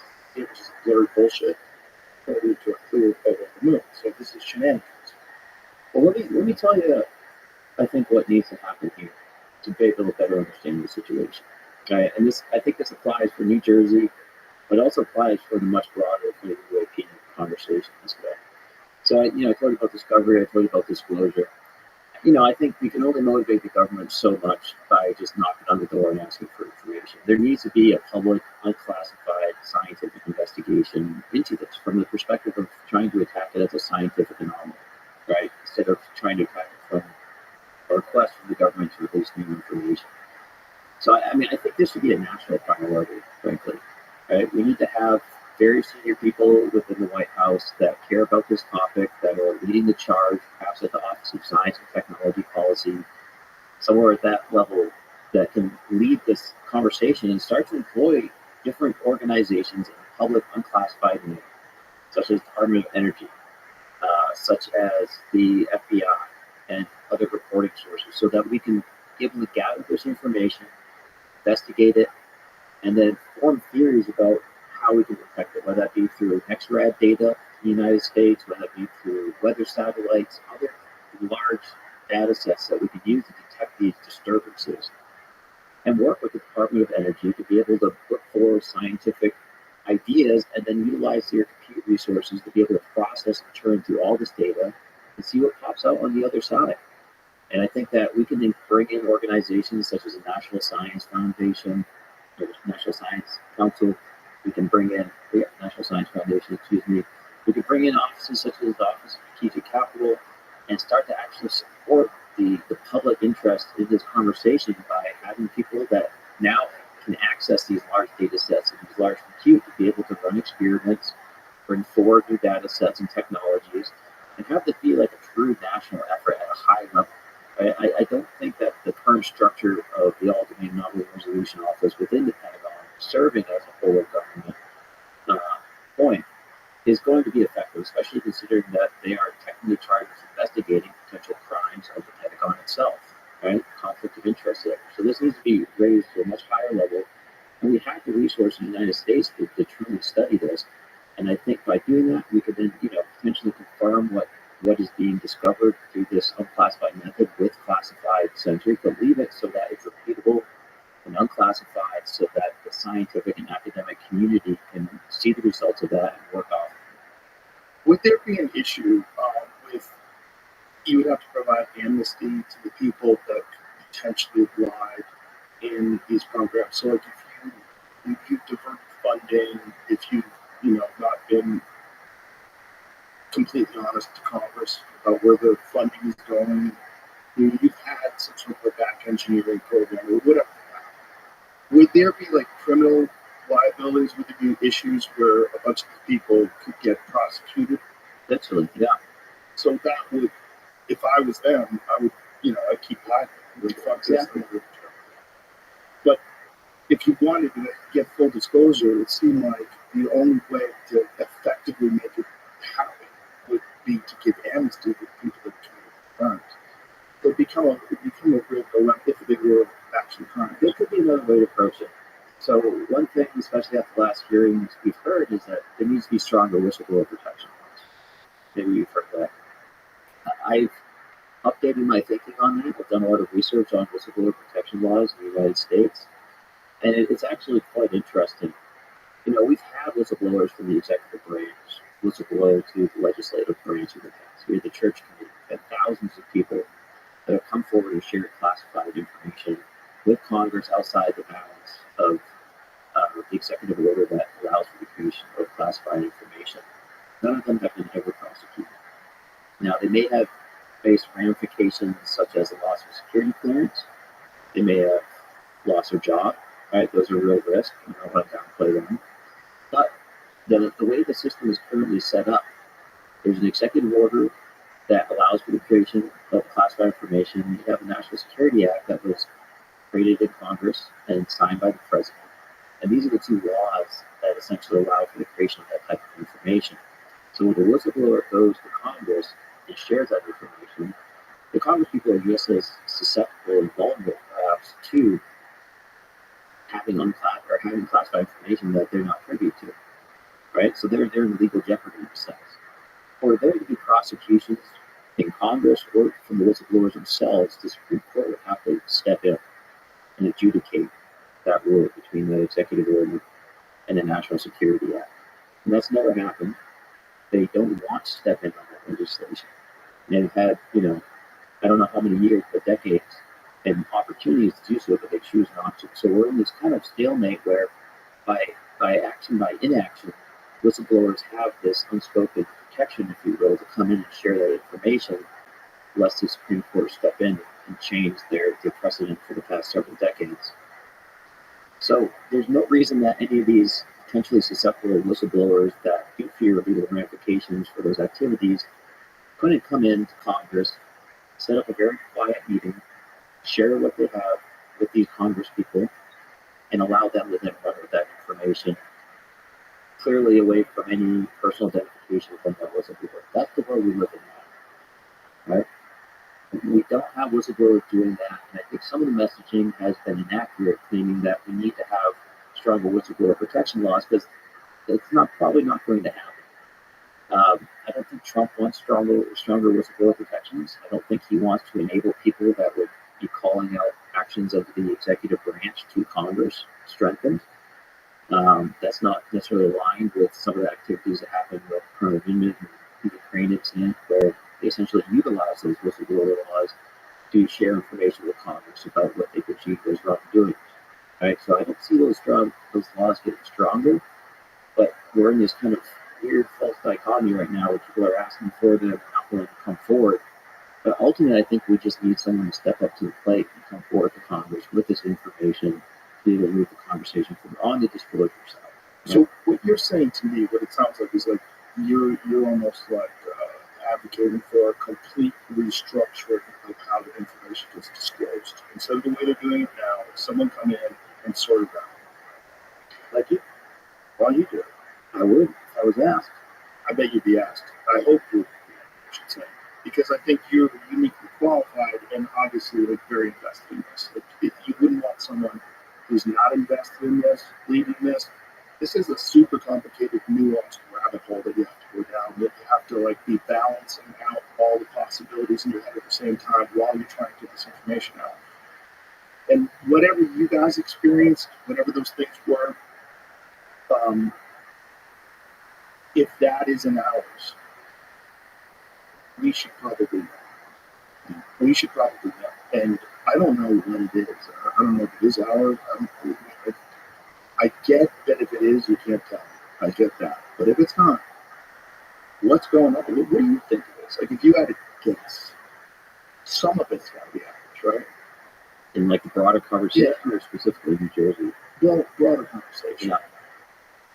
It's clear to me, based off of all my research and connections and conversations, a couple of things. One, People are absolutely seeing things that seem to be exhibiting capabilities beyond standard. I mean, doing a conversation Like like this one you saw from the I mean, that's an interesting one. Yeah, I mean, multiple witnesses seeing capabilities of craft operating in flight regimes that we don't have the technology to do. So that's step one. Step two is I've been a lot like a blind man touching an elephant. I don't know necessarily it's an elephant yet, but I'm feeling the tail, feeling the trunk, feeling the foot, and what that elephant represents is the government's classified work on this topic. Right? I butted up against it through people that have been actively engaged in programs that are investigating this in ways that are not public. So I know that there is something there behind the scenes. I don't know how deep it goes. I don't know specifically the type of, like, the total amount of work that's being done. It's very clear to me that there are values that I've touched, others have touched, that represent that work. So it would make sense, it would be aligned that the government would be very interested in this technology. And I think it's time that we put the proper protocols and processes in place so that the public can discover this information. We have the technology, Joe. Like it's not that we don't have the technology. I mean, I'm personally working on space situational awareness centers that we can put in space in order to maintain custody of these objects. Now, if no one has ever gone full disclosure, no president, how much do you think they tell them? And what, if anything, could you even imagine would be a valid reason not to? I think that there was probably a presidential order at some point in the past that is likely still in effect. And, unless another president is fully ready and countermands that order, then it's business as usual. And perhaps that's one of the reasons they don't tell presidents a lot of information on this because they want to maintain the effective authority, keep it in play, so that another president doesn't countermand it. Yeah, because none of them respect humans. None of them feel obligated to tell the American public. I think I can see both ways, though. That's the problem. I can see it from the point of national security. If they're back engineering these things and trying to do a race, it's essentially no different than if we engineered ourselves. At the end, someone's making it. Well, we might have integrated some of these capabilities into some of our technology that might look out the window and see, right? But deep in the bowels of the system, there might be capabilities that were discovered or motivated through the investigation of these objects, right? So I can see why I agree with you 100%, right? And I don't believe that 100% information should come out. I mean, I've worked in secure information, I've worked in the military, I understand the need for these capabilities, but the core information that we're not alone in the universe potentially, there's no government on earth that has the right to hold that information. Agreed. I think everybody agrees to that. There's no reason why we should. That's human information, and it's if we're really confronted by an absolute fact that we're not alone, it changes everything. We kind of know it, but we're not sure, and we haven't seen it. And if you have seen it, then what is that? Think about how that would motivate us as a population. To have this carrot on a stick up and say, here's how we access the rest of the galaxy. Yeah. Right? Imagine what that would do to our technological innovation. How many millions of kids right now would go to school in order to be engineers, scientists, to be able to work on this. It would completely change the world. And maybe we'd have, less Facebook apps and things of that nature and AI wrappers, but we would be working on deep, important technology that's going to unlock the rest of the universe to us. Or we give it to our alien overlords. Because they're going to be super powerful. And every civilization that we've ever encountered that was primitive always had a terrible go of it once we showed up. Well, maybe we'd be better prepared. Well, I would hope they wouldn't beat us. That they would be past. Well, look, human beings today, as supposed to be called like Steven Pinker's work, where you look at crime and violence throughout history. Human beings today live in the safest environment that exists for people. Live well and live despite all the violence. It's trending away of more peace. But if you think about no violence at all, none ever, just like a complete shut off of that's what you would have to be if you were a civilization that's eclipsing all the problems that we have here on Earth. It's bypassing all the war, all the bullshit, the destroying the environment, the inequality in the allocation of resources, and the control of the populace. That's all happening with this super, super sophisticated society. I think that which should motivate us, like probably more than anything, to get our shit together. To realize, like, well, this is possible. Like, this is the trajectory that these intelligent species go through on their road to evolution, their road to enlightenment. And they bypass this terrible stage we're at right now. We're worried that these drones are searching for nuclear bombs because someone might decide to do some sort of a terrorist thing. Because, there's rumors going on. If we could just know that you can get past that. It's like we're in a phase where our technological development is outpacing our social and moral development. Or in our biological development. Just like you can only think of so many, a number of so many things, you can't think of all the stars. I don't think our biology can keep up with the input of all this technology.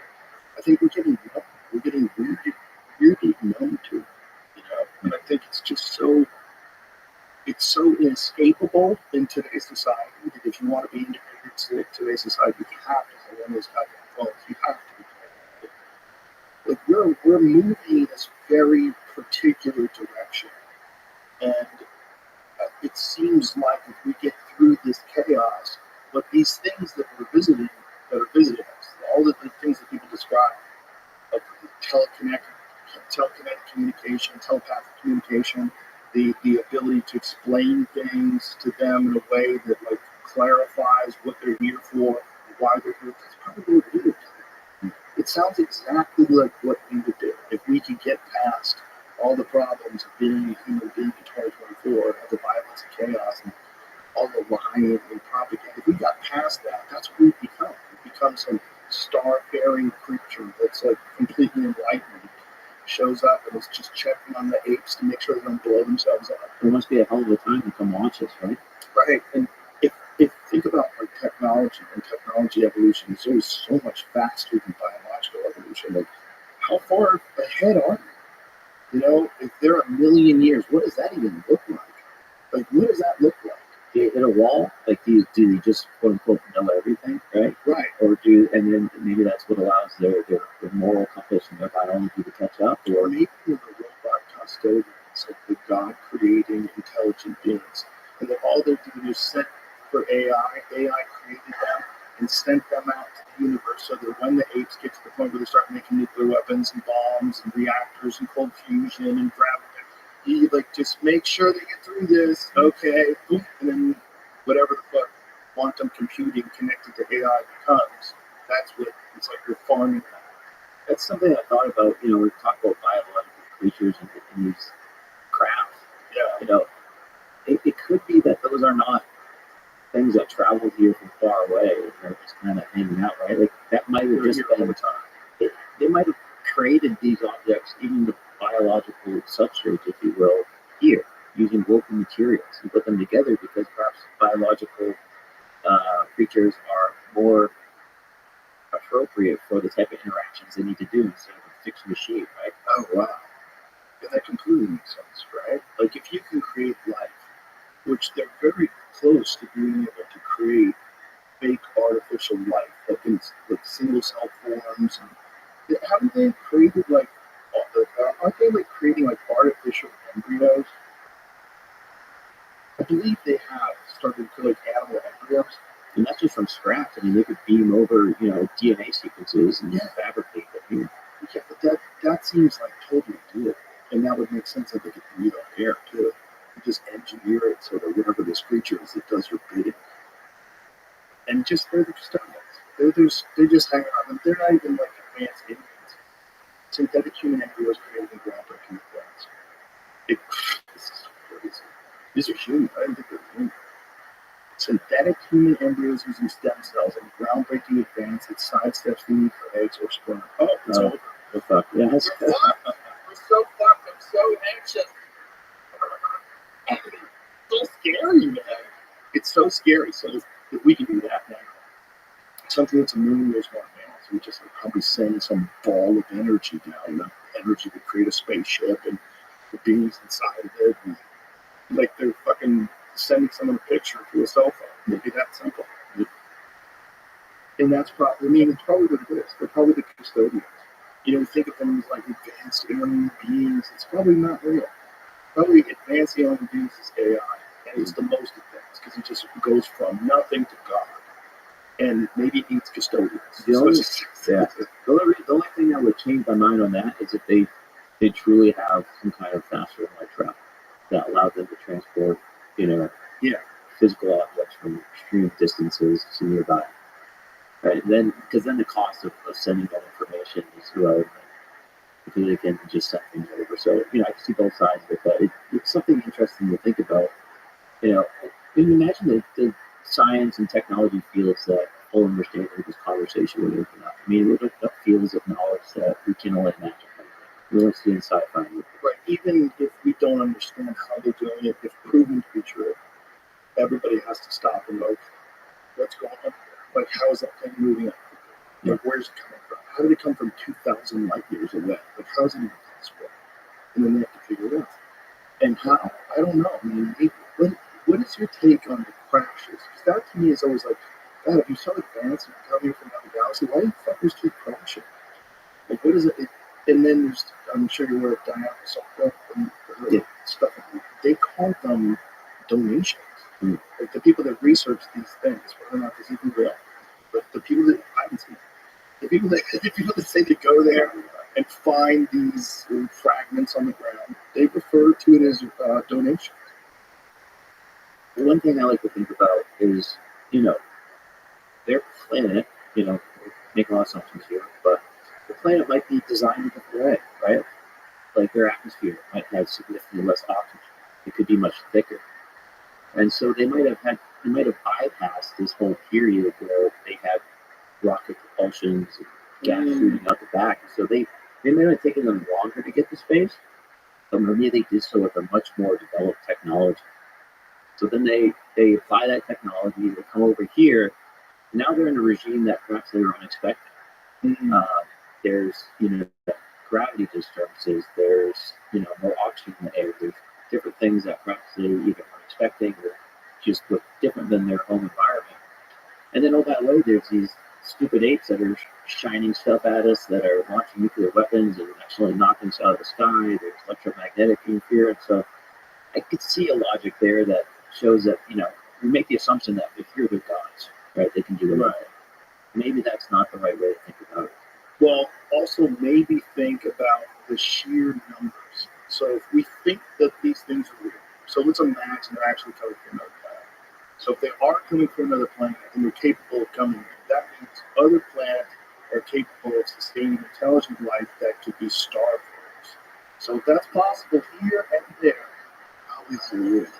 So if it's all over the place, who knows how many numbers of things you're dealing with and how far advanced they are.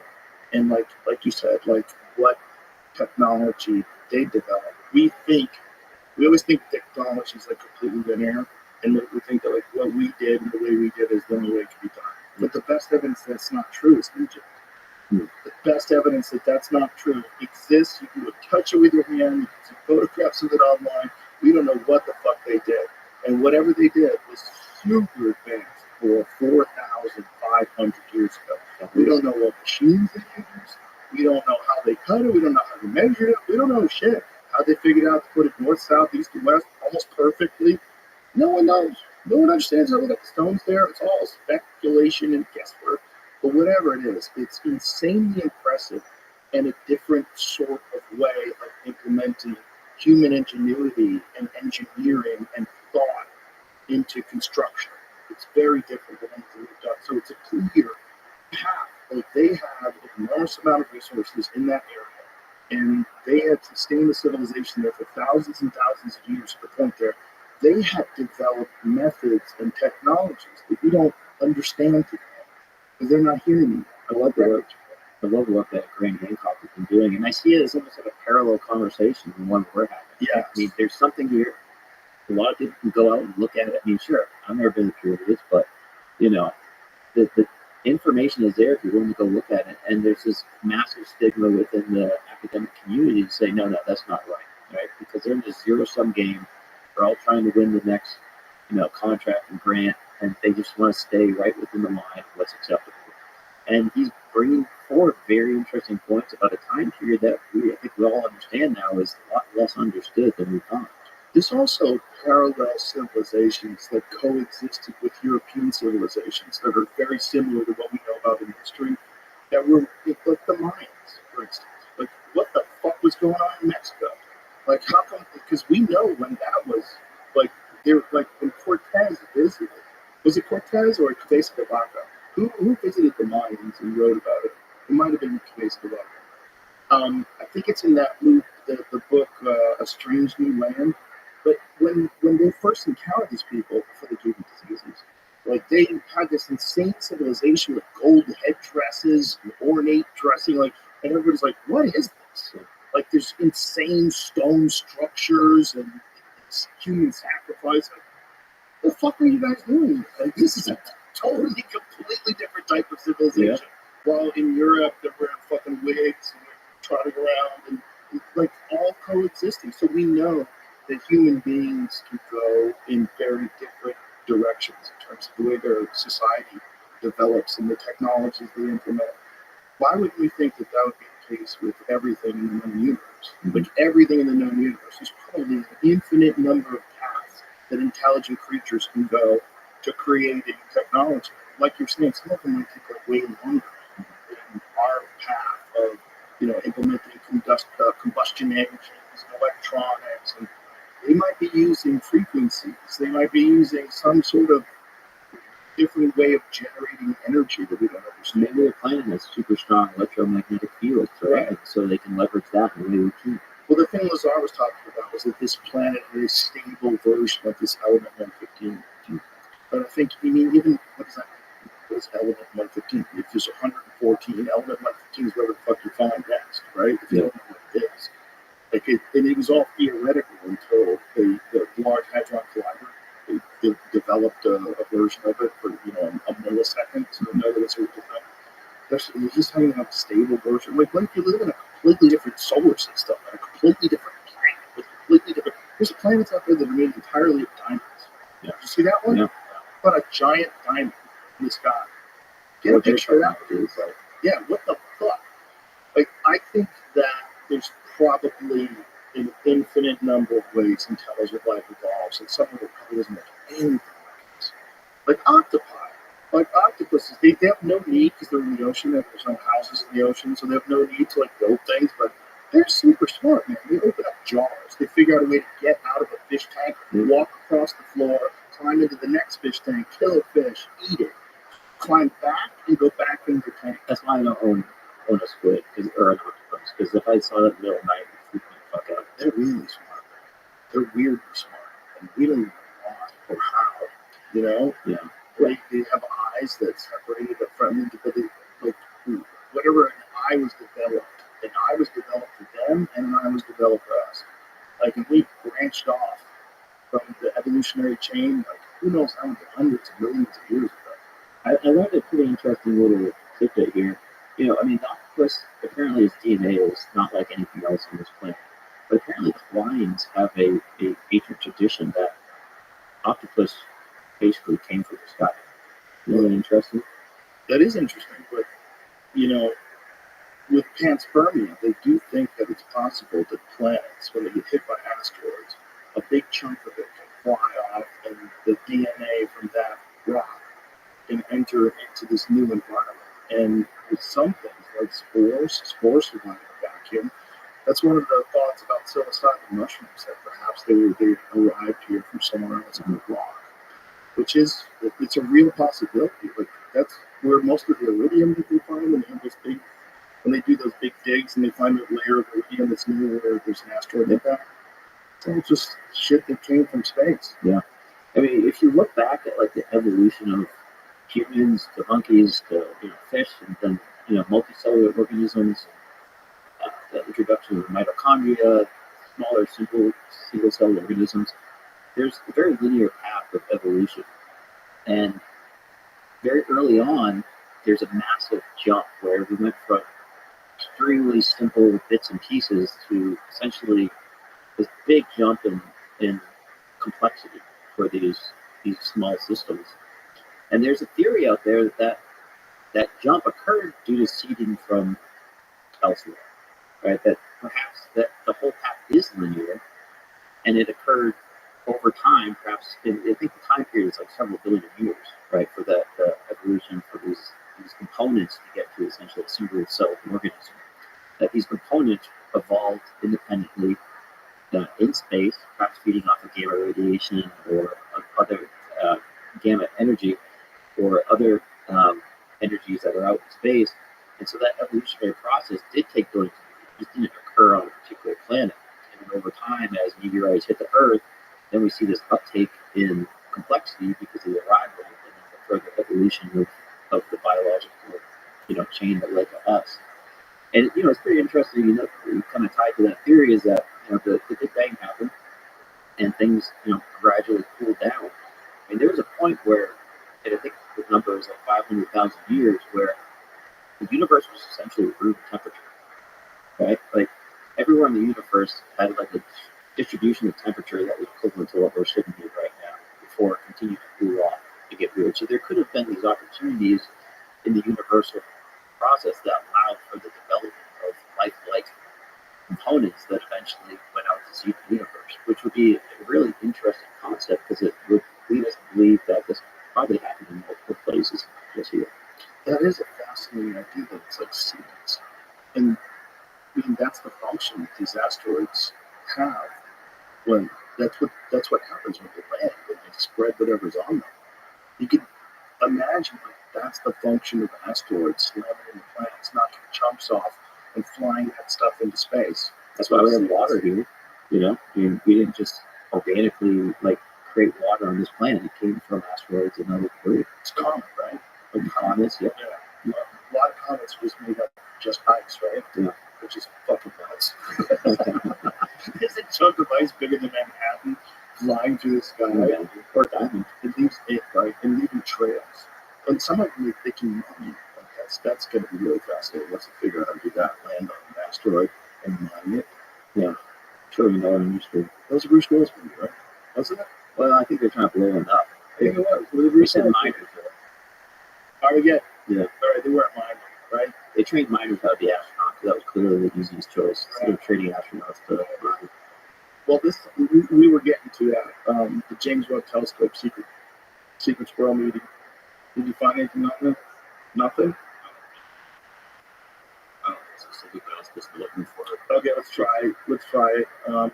Let's say James Webb Telescope, top secret meeting, urgent discovery. Give me the bullshit. Reading stuff that's shady. There was a congressman that had a classified meeting with James Webb. Yeah, it's such a family discovery. I don't know. Oh no, not discovery. Top secret classified meeting discovery. Come on, Jamie, I told you. We don't usually type classified stuff out. Yeah, do it. Put it out there. There's synchronized existence of classified briefings on campuses 2 months ago. So right Oh, up. so they definitely have it. Yeah, definitely have it. Yeah, It's probably for sure. It's probably a fun thing. NASA denies it. In recent weeks, rumors spread rapidly on social media, suggesting that NASA's James Webb Telescope had made an extraordinary discovery, potentially alien life. The members of Congress had been briefed about it. The rumors intensified after U.S. Representative Andre Carson, who had previously chaired the congressional hearing on unidentified area phenomena, declined to answer a question about classified briefings when asked by, run by journalist Matt Lasso on X. Laszlo on X. He's been doing good work in the UAP topic. Matt Lasso. Yeah. Shout out to Matt. Speculation prompted a Freedom of Information Act request filed by the Black Ball on September 22nd, 2024, seeking any records, classified or unclassified, about James Webb Space Telescope briefings provided to Congress, particularly related to the telescope's findings. The request aimed to clarify whether any congressional briefings had been held about significant discoveries made by the telescope, which has been in operation since 2021. So the response was copy of records, which includes videos, photos, electronic or otherwise, of all briefings about James Webb's telescope and program made for Congress. I asked that you include all classified and unclassified briefings on the James Webb Telescope program or briefings on findings made by that program.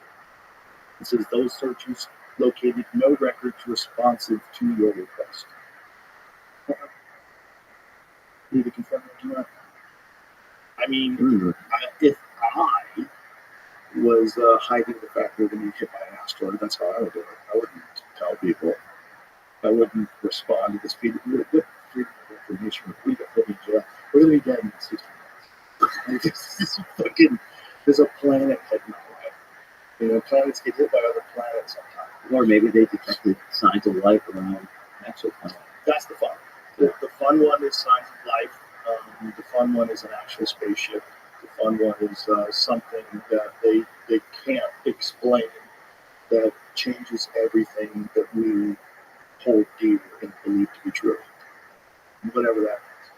You know, we've gone down the rabbit hole with some fun speculative conversation about what's up in space, but I just want to make the point that, like, this is still a solvable problem here on planet Earth, right? Like, you can't let, like, the fun speculation of what's going on out in the universe stop these kind of stodgy academics and others to say, well, this is not relevant to me, this is not practical, there's nothing here, right? Like, we need an intense focus on this within our government at the highest levels, not just within an organization with the Pentagon.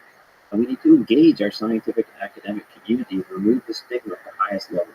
So, hoping Trump would do that. You think the bottleneck has been the security clearance of it all? The bottleneck has been the lack of transparency. Like, if people just knew, that would be the end. I think so. I think that would absolutely, and of course, by people knowing, they're going to want to have some evidence that they can use to do research on. But even if the president just came out the other day, or the next week, or in a few months, and said, "We don't know what they are. We have moderate to high confidence that they don't originate through any known adversary or nation on Earth. Help us figure this out." But Biden and Harris have been like the last managers of Blockbuster Video. You know what I mean? The fucking gig was up. Like, don't even show up. It's over. The building's going under. The lease is done in 2 weeks. Fuck this. I understand. It's not even at work. I understand it's a policy of the Biden administration to downplay this topic at the highest levels. You understand that this is like a mandate? This is something. I don't know if I want to use the word mandate, but This their is- policy. This is their instructions. Yeah. So I think with the folks that are friendly to this topic coming in with the Trump administration open up a very key opportunity window for us to move this conversation forward. When you look at it from their perspective, what would rationalize trying to downplay this? Like, if you look at it from their perspective, what could possibly be the case where they think it would be good to propagandize or sway people in that direction? To stop our adversaries being aware of the reality situation and from investing into it and proceeding past. Because again, we're artificially constraining ourselves, right? Because we're trying to keep a secret. Right. So now that game is changing, right? That game is changing because it appears that China is making investments and has a large amount of interest in this topic. And we're at a point now where if we continue to do that, we're going to simply fall behind. And I think there's been this delay within the Biden administration to just kind of ignore that problem for the next, for whatever problem is more relevant. He's probably more, worried about his son and the legal issues he's in than this massive issue. I don't think he's. I really do think he's the last manager of Blockbuster right now. That's right. I don't. She's not even showing up for it. I never see her either, which is unfortunate. They checked out. It's over. Yeah. But the problem with that is, okay, then who's running it? And why are you holding back that stuff? Whoever's been running it, I think. Yeah. So I think this is, can you imagine how President Trump will be remembered across history if you move this conversation forward. If we just knew what they know. Just you don't have to tell us what's possible, what it can do, what you've engineered from it. Tell us something's going on. What is that thing? What's that thing that's going on? Is that thing ours?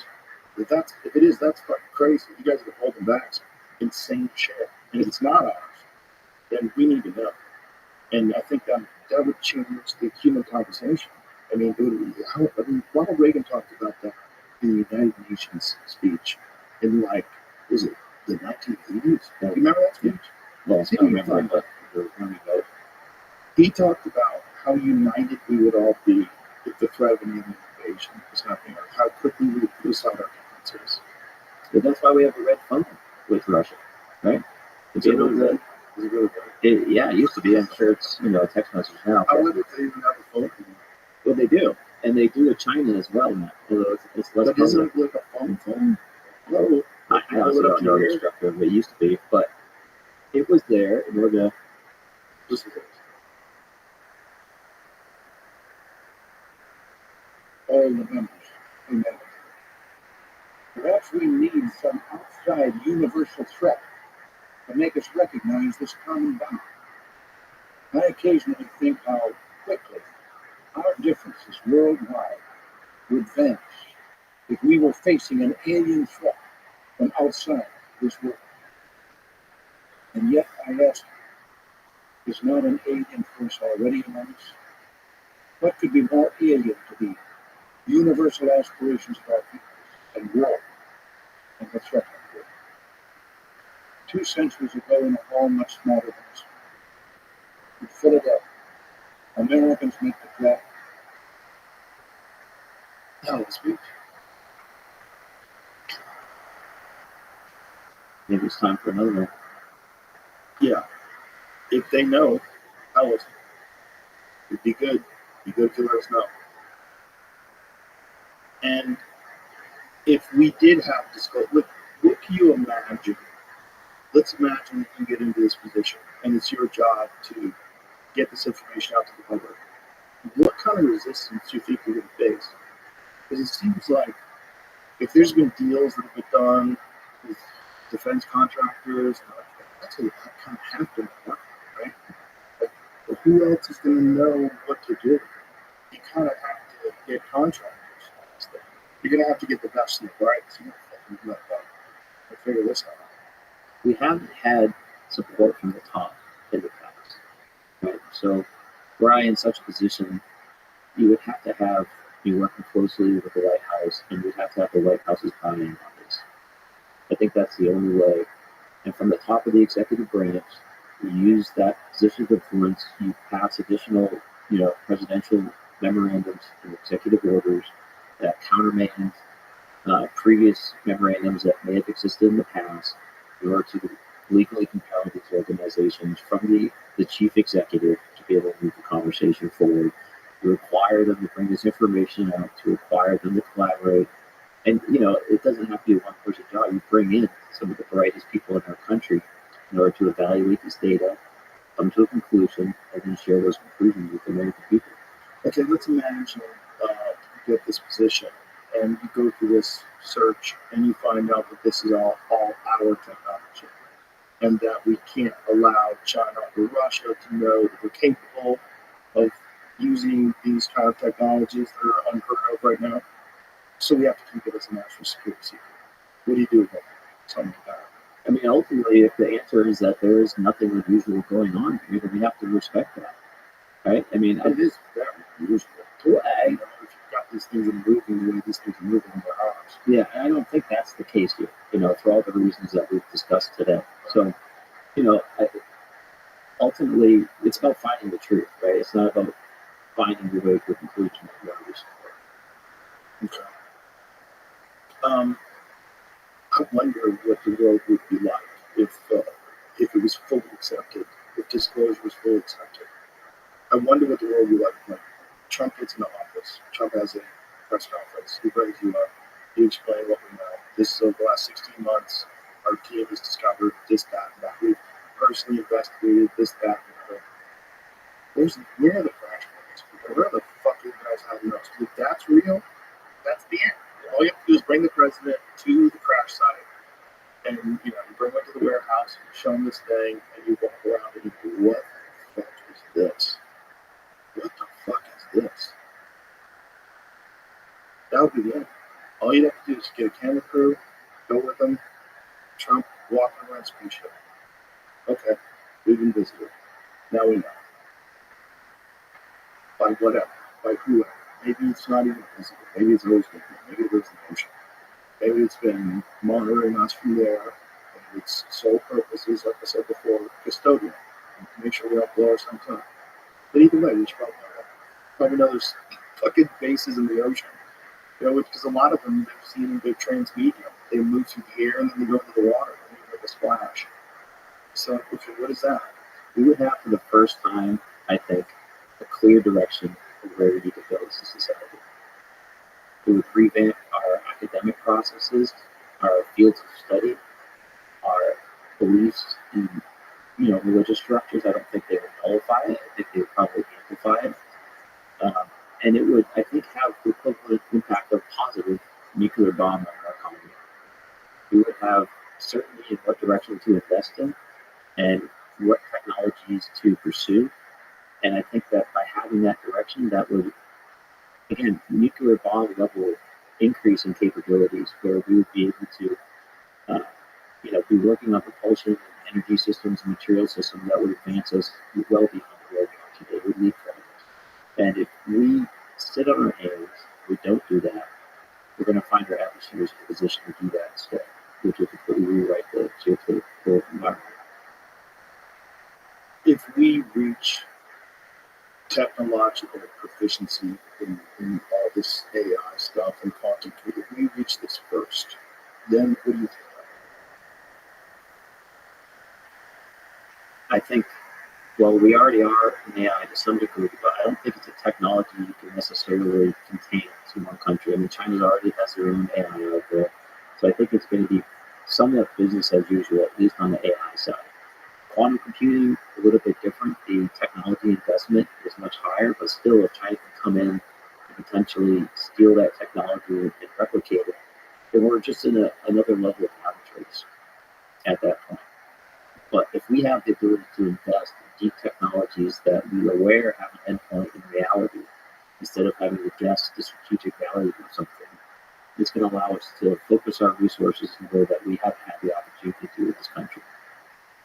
That's great rose-colored glasses. But that sounds really good. It does. When you say it that way, I'm like, wow, that's a really positive outlook. I hope you're right. What do you? I don't know. I definitely don't know. I go back and forth a lot. I go back and forth as to whether or not these are visitors or whether or not they're interdimensional. They're always here. I go back and forth whether or not they're ours. I think some of them are ours, probably. I go back and forth to the czar's talk about how they had been doing flights with these things. They figured out how to at least get them off the ground and move them around the sky. If that was going on, if that's real, if that was going on in 1989, who knows? Who knows what the fuck we have? If that's real. But if we are being visited, it's a complete revamping of our position in the universe. If you realize we're part of a community of intelligent life that's in the universe, and it just takes a while for you to be technologically sophisticated enough where you can communicate or travel to these places. But it eventually happens. And then we just realize the lights go on. It was the eyes out there staring back at us. We're all connected in this thing. Well, I think it would give us a lot of reason to collaborate. It would give us a lot of reason to collaborate, and like Ron Brady said, it would force us to recognize that we really are one thing. Planet Earth is us together, and we're not different countries. It's crazy. There's courses for the country, but we're just human beings. We should all speak like the same thing. We don't need to. There's no reason for any of this stuff. All this shit can be worked out. And in the future, it should be. I just think technology is going to kind of help us along in that direction. We'll have a few things that's happening. But it's pretty strange that in the meanwhile, like what we're facing today with these superpowers duking it out and trying to develop technological and military dominance, this would be movie the exact time that alien life would start showing up. If you're gonna have a movie like where the aliens come to make sure we don't kill ourselves, now would be the right time. Now would be the time. It's like we're all sitting in Plato's cave, duking it out, arguing about what's on the wall. When a few people are creeping upstairs, realizing that there are a lot bigger things to worry about. Yeah, we have a lot bigger things to worry about, and a lot bigger things to look forward to. Yeah. And I think the only way we're going to know what the territory is if we get a legitimate map. I think some people have a legitimate map of what we're looking at, and some people don't. And that's where you and I agree that's kind of fucked up. And it's not their position. You shouldn't be able to. Well, people like yourself bringing attention to this topic, Joe, is huge. You know, I mean, I think the momentum that we're seeing over the past 3, 4, 5, 8 years since I've been doing this is really changing the conversation. I speak with people every single day. I work this every single day, 7 days a week. And the amount of people that are changing their tune and coming around with this conversation at all levels of engineering, scientific background, financial resources is absolutely huge. And I think the pressure is going to continue to build. And I think that the opportunity we have here with the new administration is unprecedented. And I think we need to do everything we can do to leverage that to move the conversation to a point of no return. I think it's possible to do. I really do. And I think that's what the general public wants at this point. I think people are really tired of not knowing. It's all bullshit. Tell me it's bullshit. But tell me how you know it's bullshit. If it's all real. Fuck you for hiding it for so long. How you been hiding this for so long? How do you think this, if you had guessed, how do you think this drone thing gets resolved? I mean, they can't just stay in the sky. I have this kind of pit in my stomach that this would probably stop in like a week or two, and then we won't know anything. And I don't know if that's how it's going to play out, but that would be consistent with what happened in past years. Do you think it's possible that they're just testing to see how people would react to drones flying around space? Due to the lack of coordination in government on this topic, I would assume if that's what they were doing, they would have had better plans to communicate. Well, why would they communicate with state and local authorities if they could do it in a way where they get clearance to do it? And, you know, it's the need to know thing, and they just have these things flying around just to gauge how the public's perception would be. Even within the federal government, there seems to be confusion, right? So I'm not even referring to local government and law enforcement. I'm talking about like government agencies that are actively investigating this seem to be out of the loop as well. So if they are trying to trick us, and when I mean us, I mean like basically everyone, you know, even within the government, people would need to know. I mean, it's so hard for me to rationalize that they would be willing to manipulate 95% of the government in order to run some kind of experiment or social test with an unclear value at the end of that chain, right? Like, what exactly are they preparing us for? Is it a broader integration of UAP knowledge into our conversation? That's the only thing I could think that would require such secrecy. Well, do we have drones that are capable of doing exactly what these things do? I think so. I mean, for the vast majority of cases that I've seen, you know, on social media and whatnot, I think so. So is this domestic? Is Chinese drones? Like the top of the line drones that can do what these things are doing? Are we making those here? I would have to make the assumption that the government, with the defense community, has built various drones that are capable of doing similar things for deployment overseas. Right. So again, there's not one video, and we've looked a little bit, or one that exhibits capabilities that gives us the high level of confidence that they're completely unusable. But we're not seeing that necessarily, so I can't jump to that conclusion yet based off of the information that's being presented. But the overall activities of all these objects and the historical consistency with other sightings in this part of the country led me to still consider that there's anomalous activity that's going on in this area. Anomalous in terms of what we know we're capable of? Yes. Like, what is an example of anomalous that exceeds our capabilities? increased signal management, right? Not being able to be detected off our very sophisticated. We have very sophisticated radar systems on the eastern seaboard, including in New Jersey. So to have objects that are able to essentially evade those detection mechanisms and appear mysterious and disappear over the ocean or come from the ocean in a way that's untrackable should not be possible. That's why we have these billion-dollar systems. So have we developed these capabilities? And not just radar, but infrared, being able to block infrared, and even being able to detect objects in their proximity and turn their lights off, right? And of course, these aren't magical technologies you can probably imagine have there, but it creates a lot of uncertainty about the origin of these objects and their intent, right? Are we trying to evade our own capabilities and cause mass panic over our own country? Is this a foreign adversary that has had breakthroughs in these capabilities? Not just breakthroughs in these capabilities, but, Iran, China, and Russia, for them to be operating off the eastern seaboard, it's not a small task, right? To load up a ship, have it be stealthy, and then launch all these drones without a point of origin.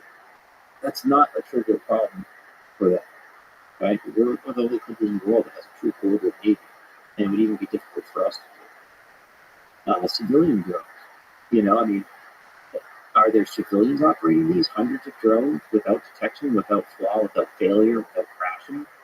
Very, very strange that would be the case as well. So again, I look at all these different options and I can see a rationale to say, okay, some of these are not exhibiting capabilities that make me think it came from somewhere else necessarily, but all these kind of facts lined up one after another makes it really ominous and quite a mystery still. But again, I think we can figure this out. Like, we can get proper technology there. We can go figure this out. And if the government's not going to do it, I will. How are you going to do it though? Like, without government? Like, what would you do? Do it right now. It's like Trump never calls you. Yeah. We'll figure it out. What are you going to do? I'm going to take RF receivers from counter-drone technologies. I'm going to go out into these hotspots. We're going to be looking for the signals that they may be emitting. And then using mobile platforms, we'll be there to be able to detect the strength of the signals, and we'll essentially follow them, see where they go. And that might include, operating aircraft. That might include a ship offshore that we can hand off this information to so they can track them when they go into the water. It's just a resource problem. It's not a technology problem. So if there is a ship that's launching off the coast, what kind of technological capabilities would that ship have to be there undetected, where they don't know where these things are coming from? How far away would it have to be where that's even feasible? There's a couple of paths. One of them is it would have to be perhaps like a submarine launched ship, right? And we have very good detection underwater, especially off our coast. How many drones could you fit on a submarine? Well, that's the thing, right? So especially car-sized drones, probably not too many. So we're talking about perhaps a different class of submarine, multiple submarines. They probably don't have the ability to recover these objects. Would it have to be a submarine, or could it be a giant ship? I don't think we could have a giant ship off our coast without the Navy or other DoD assets and needs there. So satellites. If these things are launching from the water, they must be launching from something that was under the water. That would be my advice. But there's no ship that's been sighted, right? Correct. What if it sounds so stupid, but did you ever see that one video where they showed this thing? It was an underwater camera.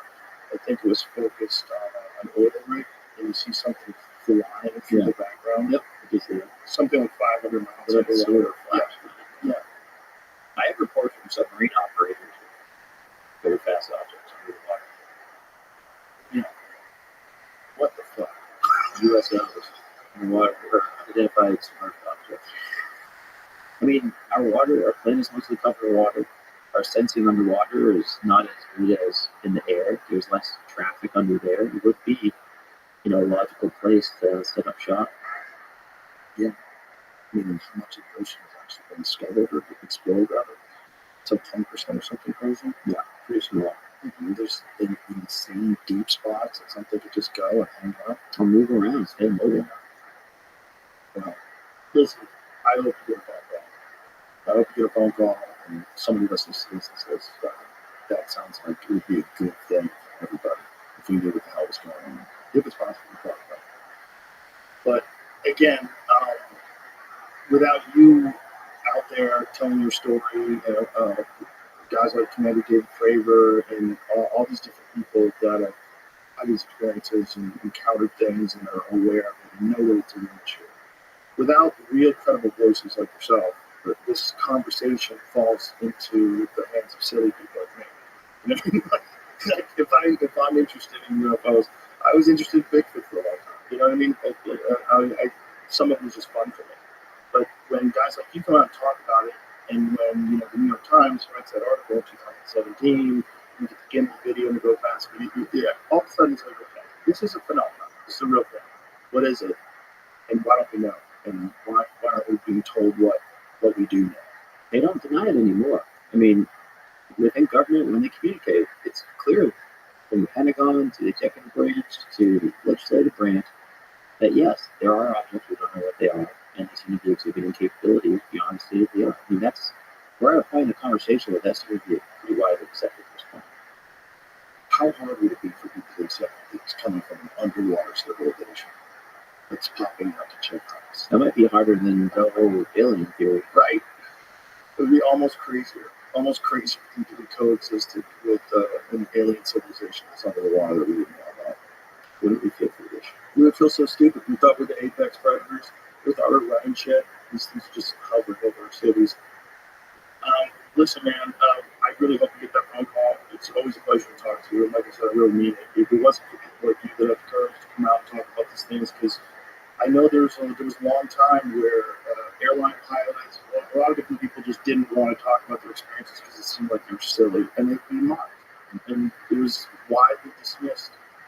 And now it's kind of generally acknowledged that something's going on. Even from our own government, our own government. So thank you. If it wasn't for guys like you, I don't know where this whole conversation would be. Well, so I hope you do your job. Yeah, please do it. Tell everybody the website one more time. SafeAerospace.org. Okay. And you can report there. Please sign up as well. Instagram. Twitter. Uncertain, at uncertain. Yeah. Thank you. Thanks.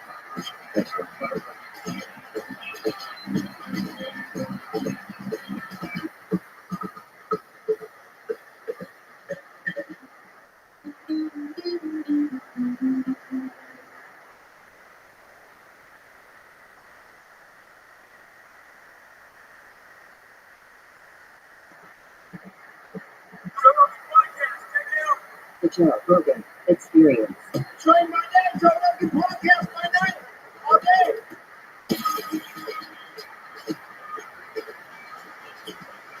Good to see you, Joe. What's going on? Good to see you. Thank you very much for that extraordinary piece of athletic equipment you brought to the gym. Absolutely. Is there a photo of that so we can show people what it looks like? Yeah, it should be on the website X Factor. And what is it called? It's called the X Factor. Oh, it's called the X Factor. What's the website? Soulmix.com. Go to Soulmix.com.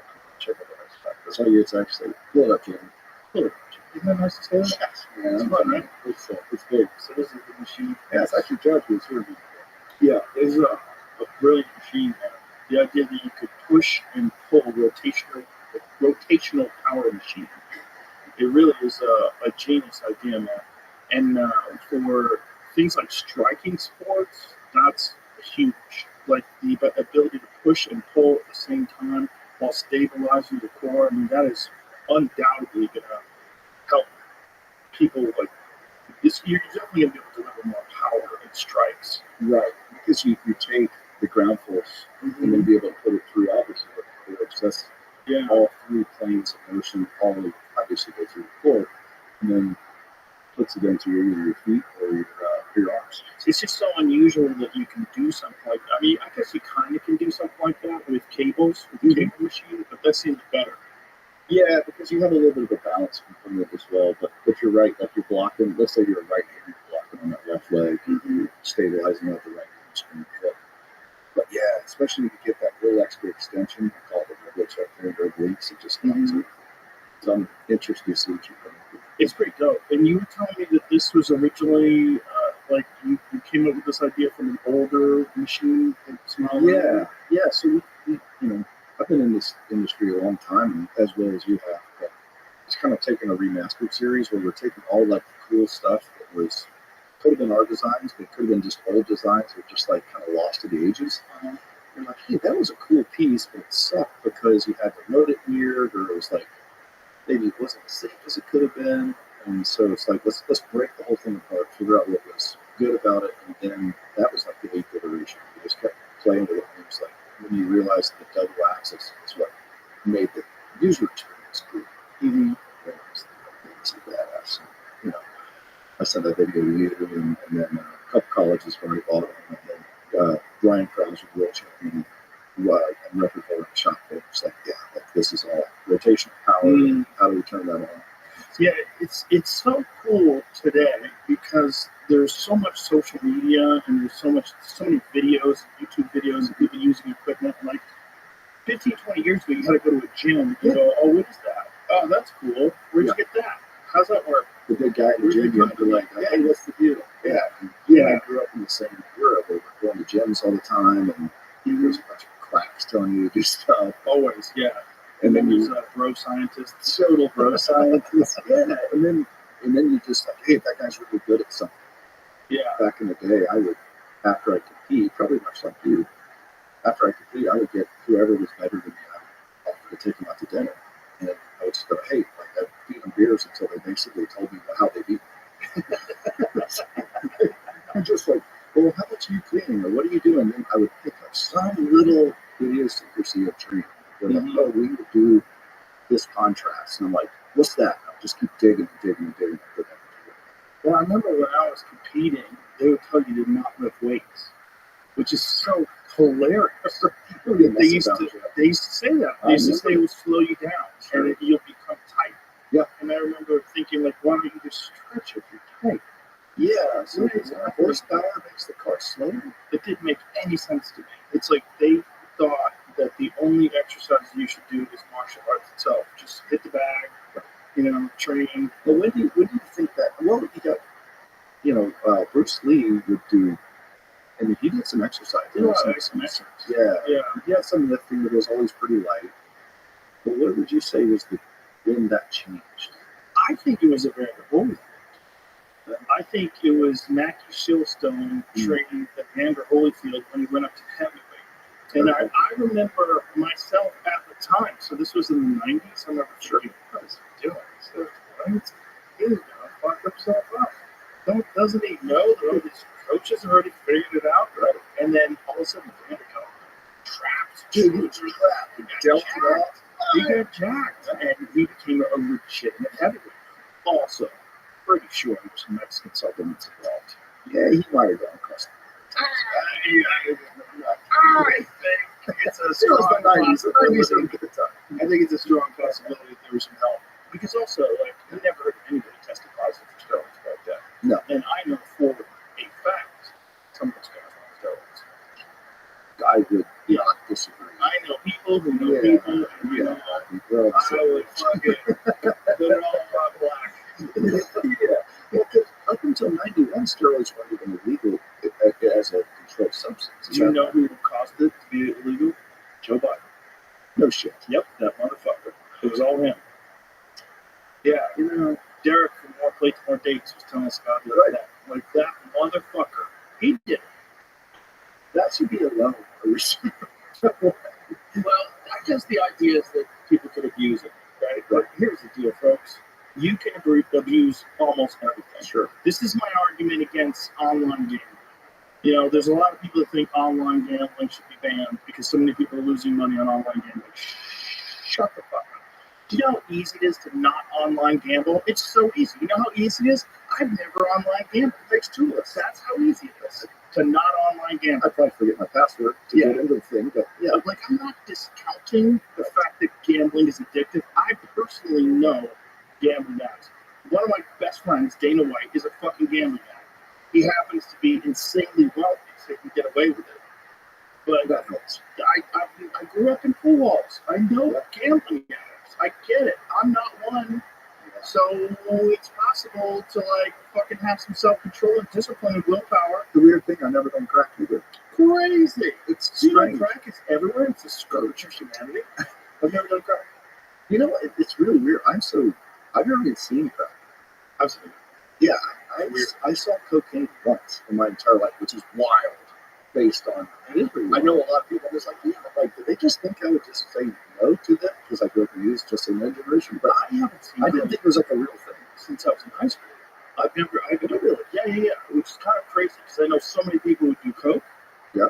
But I was at a party in high school the last time I saw someone doing coke. No way. Yeah. In your world. Yeah, in my world. Yeah. But I don't do anything. I don't ever fuck around. I've never even thought of it. Never had the desire. Because I was around people that were abusing it when I was in high school. Sure. So I was like, okay. Do you think that's because you're such like a strong personality and like kind of role model? People are like, hey, Joe's not doing that. Like, keep it like that. Do you think they're like respectful of that and just kind of know the deal? They just know I don't want it. No, I think so. I'm just not interested in anything that gives me more confidence. I'm not interested in that. I got plenty of that. I like humility. I'm looking for humility. I don't like confidence boosters. I don't like anything that gives you like a ridiculous sense of like your abilities. Like I'm not. I'd rather be humble. Yeah, I'm not interested. I mean, delusion is a strong suit. Sometimes, It gets you bound up too. definitely. Yeah. I think it gets you pretty far, and then your fucking wheels come off. It's It's like when you're skateboarding when you're a kid and you you see a guy on a motorcycle and you see when they do that, and you're like, no! This episode is brought to you by the Farmer's Dog. Dogs are amazing. They're loyal. They're lovable. Like, just having Marshall around can make my day 10 times better. I'm sure you love your dog just as much, and you want to do your best to help them live longer, healthier, happier lives. And a healthy life for your dog starts with healthy food, just like it does for us. There's a reason having a balanced diet is so important. So how do you know if your dog's food is as healthy and as safe as it can be? Well, Farmer's Dog gives you that peace of mind by making fresh, real food developed by board-certified nutritionists to provide all the nutrients your dog needs.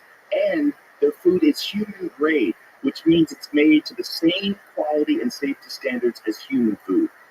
Very few pet foods are made to this strict standard. And let's be clear, human grade food doesn't mean the food is fancy. It just means it's safe and healthy.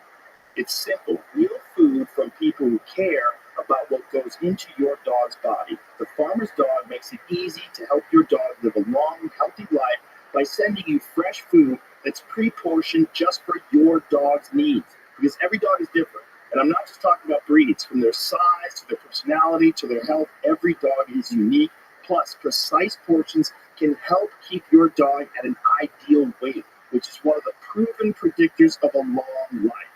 Look, no one, dog or human, should be eating highly processed foods for every meal. It doesn't matter how old your dog is. It's always a great time to start investing in their health and happiness. So, try the Farmer's Dog today. You can get 50% off your first box of fresh, healthy food at thefarmersdog.com/Rogan. Plus, you get free shipping. Just go to thefarmersdog.com/Rogan. Tap the banner or visit this episode's page to learn more. Offer applicable for new customers only. It's like you had Josh Brolin on the other day. That was like what he did in Guinness. Remember he had the little bike. Oh, that's right. He was talking about a motorcycle. All I could think about in my head is him flying off the cliff in Guinness. Oh, that's hilarious. He was in Guinness. Yeah. I should have brought that up. We should have been bringing up stuff out.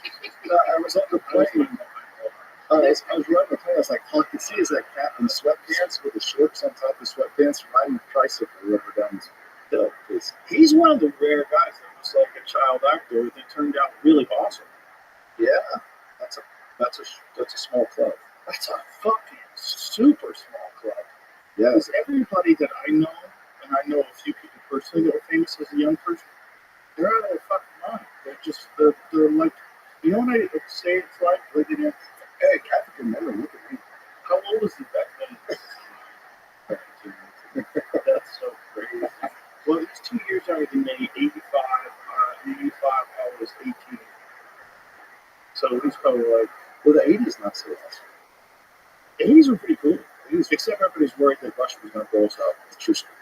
Yeah. True story. Yeah, I remember 85, I think it was 85, going to, I know obviously we're both in the archery, so 85, Rambo First Blood Part 2 came out.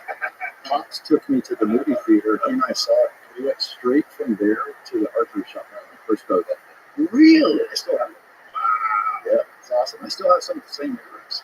No shit. Yeah, I strangely don't use things. But yeah, I remember in the backyard shooting, just like kind of half taught me, and then I was in the backyard singing arrows and taking like fat explosive tips and stuff like that. So it's cute. I went to Rabbi, and they have the Pilot Brothers has that archery. I brought my whole family, and then they also have this area where you can go and you can like shoot ski. You drive like four wheelers up the mountains, and then they have like traditional archery, like bows and arrows. And I was like, oh, let me try this. I don't know how to fucking aim. I'm terrible at it. I was like, oh, I'm a good archer. I should be good at this. I could barely hit the fucking target 20 yards away. It's like the science and the art, two different things. They're totally different. Yeah. I've always said like the guys that traditional hunters, trad guys, they're either weirdos or they're absolute killers. Right. It's like Aaron Snyder type dudes. Yeah. They're so good at compound archery, they get tired of it. Yeah, or they're weird guys that smell like sausage and live in Los baseball. And you're like, I know you do that, but you probably go to like ring fairs and stuff too, so I'm not sure it was good. Well, at Archery Country, the local archery shop here in town, whenever I get a new bow or I get a new sight and I have to sight it in, you go to they have an indoor range. And a lot of times in the indoor range, there's these dorks with recurves. And they're at 20 yards. They're spread. It's like my arm length. It's wild. Barely hitting the target. It's wild. Don't do that. This is stupid. You don't shoot like a cardinal direction. I'm shooting east today. When I get good, like I've seen Schneider, like It's such a groups at 40 that are like the size of a silver dollar. But most people struggle pretty hardcore. But they say also that if you do want to hunt with it, you have to practice every day because it's almost like throwing a ball. Mm-hmm. Like, if you're throwing a ball, you know how much the ball weighs because you throw it a bunch of times and you have like this muscle memory that if I throw that hard at 20 yards, I'm going to hit that thing. Yeah, it's like a quarterback. Like quarterbacks, I know a couple of my buddies, college quarterbacks, they're all good trad archers because they kind of like have that hand spatial. They know the memory.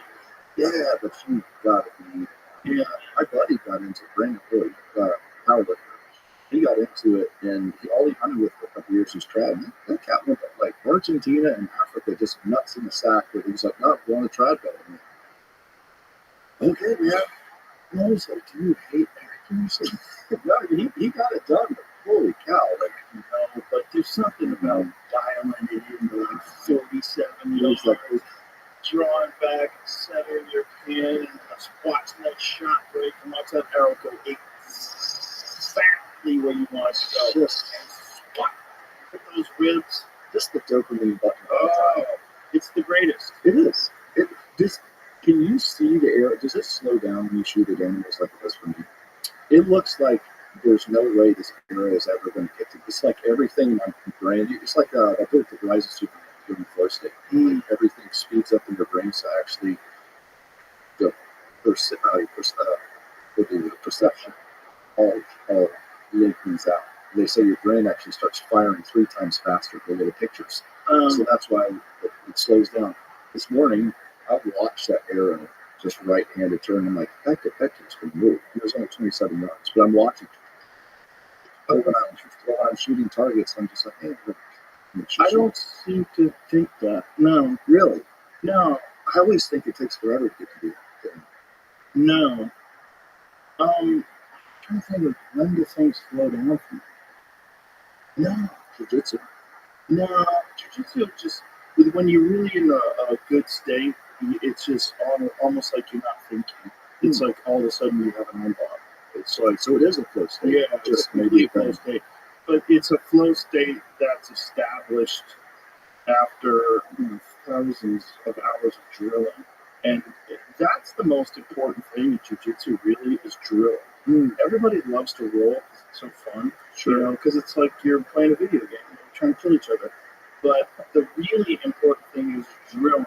And drilling with like a certain amount of rigor, like a certain amount of speed and intensity. You're not trying to hurt each other, but you're drilling with like intention so that your body is completely accustomed to these movements. Like your body recognizes these movements, and like you slap that elbow, grab that armpit, get that arm dragged, and you get the choke. It's almost like it happens before you even know it's happening, because your brain is so it's just wired in there. Your whole nervous system knows exactly what to do. It's like a cascading effect, like Yeah. kind of deal. Now, is that super slow drilling? And No. then you just go to speed? No, I think the correct way to drill is you drill with a little resistance for your partner. Like, you don't want to put your partner to go limp on you, Sure. but just a slight amount of resistance. You have to have good partners, a slight amount of resistance, but then go through those motions with like a little bit of speed, but not like full blast. Sure. But the whole idea is get those numbers. Bam, bam, bam. Eddie Bravo has the best explanation for this. He says, you know when you tie your shoe, you don't think about tying your shoe. You just go, bing, and your shoe just ties. Yep. Right? Because you tie your shoes every fucking day. Right. You know exactly how to tie your shoes. Once you learn how to tie your shoes, it's bing. Yep. You go, that's what jiu-jitsu move is. That's true. It's like, it just gets in there. And sometimes you don't know what's happening until it's happening. Like, all of a sudden you have a triangle. Whoa. Like, shit. That's helpful. Yeah, it's just you've done it so many times that when someone overextends or when someone gives up their neck, or it just cinches up. It's just one of those things where your whole nervous system is just pre-programmed to Right. very specific movements. Yeah, so you've taken all these little closed skills, which are replicatable, and then put them in an open format where, like the if-then scenario, like the flow chart, Exactly. go, no go. And the best guys are the guys that drill constantly and then also study and take notes. Like Gordon Ryan. Yeah. Gordon trains 365 days a year. 365 days a year. And So he doesn't take any days off. And he trains all fucking day long. So if you want to beat him, good luck. Because you have to catch those numbers. You have to bypass those numbers. Yeah. It's not like he's not talented. It's not like he's not intelligent. It's not like he's not physically strong. So he's got all those attributes already.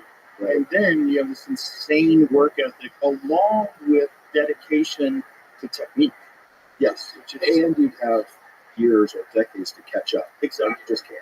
And so there's too many guys in jiu-jitsu that were just like big muscle heads that would just like muscle a move and just give a lot of grunt. And you're never going to be the technique guy who's just as strong as you. If It uses less percentage of your power and everything to get the same job. also knows exactly where to be.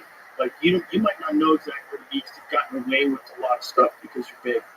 You know, because you're big and you're strong, you've pushed through stuff like big guys on their back. Like there's a lot of big guys, they get on their back and they become turtles. They don't know what to do. Because they never get put on their back. Because they're training. If you're a guy who's 250 pounds and you're in a normal jiu-jitsu gym, what are the odds of the 250 pound guy? Most guys are like 90, 200, maybe it's a 210. Right. There's not a lot of really big 6'3", guys. 250. Yeah, it's rare. It's rare. So you usually can push these guys on their back, and that's easier to do. So you probably do that more often. You like smashing people, so you smash all these people.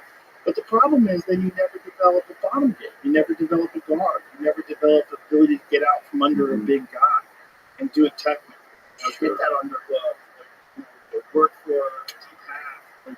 Figure a way to get back up to your feet. You're just always used to like overpowering people, and then when someone's bigger than you, you're fucked. Right. You're fucked. So, were you always strong? Like, Well, I was always strong, but I You didn't lifted really weights start or lifting strong weights weights. until I got into jiu-jitsu. okay. I mean, I always lifted a little bit of weights. I always worked out a little bit, but I was more into kickboxing than anything. Sure. But when I started doing jiu-jitsu, I was like, oh, being strong is like a big advantage. Yeah. It's a huge advantage. Yeah. Which is interesting because I was watching this video where these guys were talking about this, these wrestlers, and they were saying that wrestling has always acknowledged that power is really important. But for some reason, jiu-jitsu, they would like to pretend that it's not important, that technique is everything. Was it cultural to where it was? Like with the Gracies and with like. I think technique is more important, right? Because if a guy doesn't have technique and he has strength, and you have technique, you can beat him. But you can't discount really effort strong. Right. But you Like, also that's also can't like discount a guy who's really fucking strong with technique. I mean, they're not mutually exclusive. Like a lot of guys who are really fucking strong also know how to grapple, and that's a giant. Now, is there, like in the throws where we always talk about technique, speed is everything. Explain to people what you're talking Okay, about. so throws out. Like, yes, I'm one of those nerdy guys that pick the sport that's like the least paying sport of all time. So that was a hammer thrower. So it's like a shot put, steel ball, 16-pound steel ball, 1 meter, 3 foot long wire. So what you see on the Olympics, they spin around really fast and yell and scream and always make like the highlight reels of guys that Where swing. did that come from? Was that a weapon at one point? Yeah. So they actually, in Scotland, they would use, it was a hammer. They would literally have, like, for agrarian society, and they have a cylindrical head, so they could use it every side. And so that became a way to train for battle because they weren't allowed, the Scottish weren't allowed to have weapons.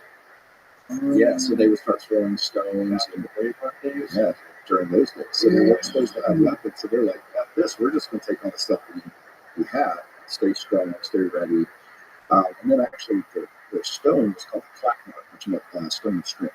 It's a great name. It's wonderful. That's not Viking name, but I ever heard one. Viking. So tell me how that is. This, so like each family, like the Rogan family, like you're the picture, right? And you have your clacknut up on the mantle or whatever it is.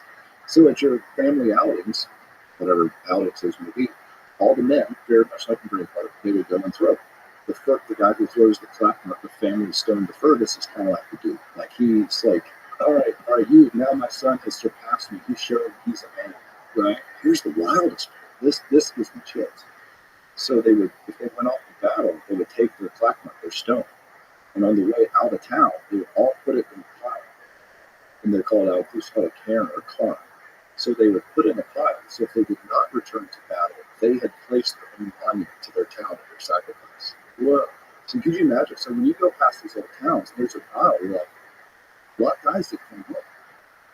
And those piles are still there? When I was in Scotland, they did say a lot of them are still there. I was competing when I did Highland, Scottish Highlands. What? So like you think about it, like, man, you're literally kind of placing your family's stone, like, I'm going off, and if I don't show up, Dude, I was in Scotland last year, and there was part of Scotland.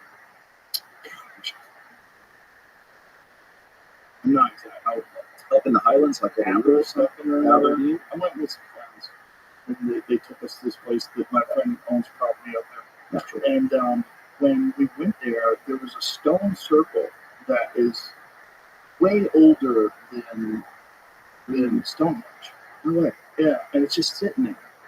So all that stuff in Scotland's just sitting. It's just sitting there in front of this dude's house, and you can go and stand on it. I was like, this is crazy. It's got like a little monument on it. No one's stopping you from like walking around on it. And they're not big stones, they're small stones.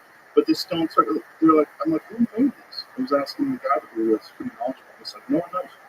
It's just left laying around. Yeah, so like Scotland, there you go. No, that's not it, but it's kind of like that. It wasn't nearly as high. There were smaller standing stones. And it was, and there's a bunch of them, like, laying around, like, there's a guide stone on the ground. Like, how old is that? Like, that's probably like thousands of years old. But nobody knows. Like, they don't know who made the stone, who put it there. It's just a guide stone. Like, so if you run a trail through the Scottish Highlands, you find this rock. They're in the right place, lad. And it's this fucking stone that's been there for 3,000 years or whatever. They don't even know how old it is. And it's just sitting there. It's so cool, though. But it's crazy. It was like across the street from this guy's house. So he's got like this normal house, and there's a little street, and across the street from his house is this stone circle that's like, who knows how fucking old. Nope, it's not that either. Yeah, they have like the other stones is right there, like Emperor Stone. And then our women's stone. All three of these I pulled up. Yeah. Maybe we're just really high. Maybe we're in actual evil. Oh, it's totally sober. Look at that image right there. Oh, where is that one? The Ring of Rothschild. I said that. They have some sweet names. Rothschild. The Ring of Rothschild. What are they doing that way? How many goats died in that way? I don't fight. People got sacrificed to there. I mean, thousands and thousands of years ago. So cool. The stones over there, like a lot of people go over to a lot of strong men. They'll do like the stone tour. So they'll lift the Denny stones and the Emperor Stone. The Emperor Stone, I left that. That was in an old lady's garden. What? There's like a stone. It's like a 200. Yeah, Yeah, it's like a 265 pound like big egg stone. And like, Just laying around. it's literally in this lady's garden. It's called the Empress Garden. And people go there. People go there. And Man, can I go lift your this rocks? is 100% what happens. Really? Yeah, we were over there competing, U.S. team. We were over there, like all the hiding game guys. We let's go check this out. We all lifted it. And she invited us in for tea. She's like, we'll come and sign the book. And you look in the book, it's like, Bill Kazmaier was here. So-and-so was here. We're like, oh my gosh, like the greatest strongman in the world had come as a pilgrimage to lift this stone. And they signed the book. And we're like, this is awesome. We live across the street. Yeah. And then, How do you say that word? we call it the Empress Garden. Inver called stone. Yeah. It seems like it's almost been like hardened. Oh, that could- Doesn't it seem like it was polished? to the Yeah, inside? shit. Oh, that one actually is numbered. Yeah, that's the one. It says that 265 pounds. It says. And it's we lifted it, and then actually, so what happened after back in the '80s when Kazmaier was coming on the scene, Bill Kazmaier, obviously, real strongest man, kind of started the stage.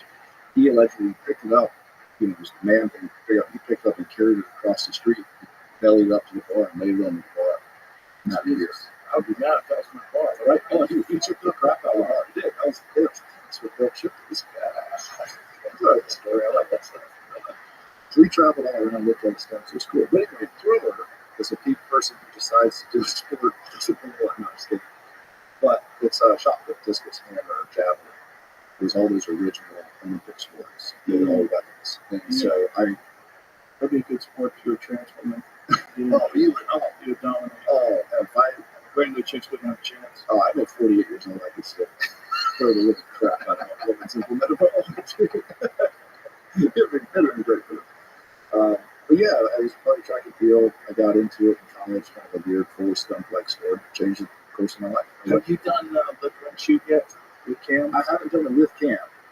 No, we've played around and done some stuff like that at my farm. During You should do his podcast, the Lift Run Shoot Show. that'd be great. It makes you carry a rock up the fucking mountain. I went up Pisgah with him. I haven't carried the rock, and but I'm sure he does. It's the Cam rock. That's I don't know this. Fuck out of here. that was rough. Yeah. That was rough. I started going. I'm not a big guy. Seen anyone that guy's running. Dude, he is as advertised as a badass. Oh, he's a complete psychopath. legit. It's one of my best friends. He's a complete psychopath.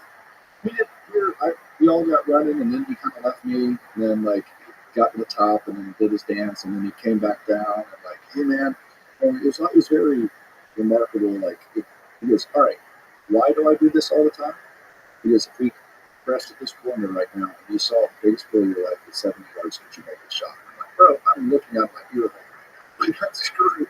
He goes, that's what I do this time. I'm like, yeah, attractive. He's also addicted to exercise. He's addicted to cardio. Yeah, I think we got so much. a state of mind that a lot of those distance runners get in that they get really, really addicted to. And there's a runner's high. Like they're running. Oh, yeah, for sure. Yeah, long cardio sessions. Yeah. I tried it, but I just seem to get bored of mad when I go to my place. Well, kind of like that power strength rowing background. It's like it doesn't really benefit you to be really into cardio. And that's probably diminish some of your Like strength. heavily. Yeah, Greg Basket back when I was 7, I was doing Island Games. He was like, you have to do cardio or you do CrossFit. I was like, what? And he was like, no, it'll help with throwing. I goes, Oh, the CrossFit guy? Yeah. Doesn't look like he works out at all? that's the one. Yeah. Yeah. I'm not taking advice from you, buddy. Well, I was sitting there, I was like, 265 pounds. He's like, you should do CrossFit. I'm like, I'm trying to be the best thrower in the world, and that has nothing to do with any of this other stuff. Yeah, I have a golden rule when it comes to taking advice. I don't take advice from anybody who looks like shit. That sounded nice. If you look like shit, I'm not taking advice. I know you had like some physical problems, right? Something or something. But the bottom line is, unknown and unknowable was not my sport. My sport was extreme. I'm extremely knowable. I know the Olympic trials are in this day, and I need to show up. Yeah. And also, if you want to be a power lifter, or if you want to do some just completely power focused exercise, it does not benefit you to spend time getting like extreme cardiovascular shape like you do need to do with running the Cam does. Yeah, and it's not even not beneficial stuff. No. Right. I mean, we would joke, like, why run when you can walk? Why walk when you can sit down? Why sit down when you can lay down? Like, that's what we would do. And then we would lay down every chance we could eat, every chance we get. And we're like, I'm going to stand up and do something really hard and fast for 3 seconds. And I'm going to go rest for a while. Yeah. Call me when I'm back. Yeah, I mean, there's different things have different requirements. But if you want to be a mountain elk hunter, what he does is very beneficial. I just can't run. I have a bad left knee that's really bothered me the last few years. Yeah. And I just twisted it again this September. Yeah, you were saying your sciatica. That was another problem. That was from overuse of, no, it's being stupid. That's overuse of archery. So, yeah, because, I have 2 bows. I have a bow that's 84 pounds and a bow that's 90 pounds. So I'm pulling these 90-pound bows 100 times a day. Are you sure you do 8 times a day? Oh, yeah. Oh, yeah. Oh, you have to. For that moment when, like, a fucking giant bull walks in between the trees and you have a 70-yard shot, you have to 100% be confident that you can make that shot. Stop shooting at 84 yards over and over and over and over. I'm obsessive with the problem is I developed a tendonitis in my lower back. So it's overuse for the stabilizing, from like holding yourself. Really? So it's the pulling, I'm sure that's it, but it's also holding it right there in that position. And it's all right lower back.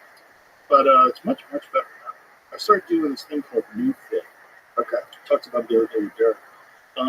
Where they're doing electrical muscular stimulation while you go through exercises. It's really helpful.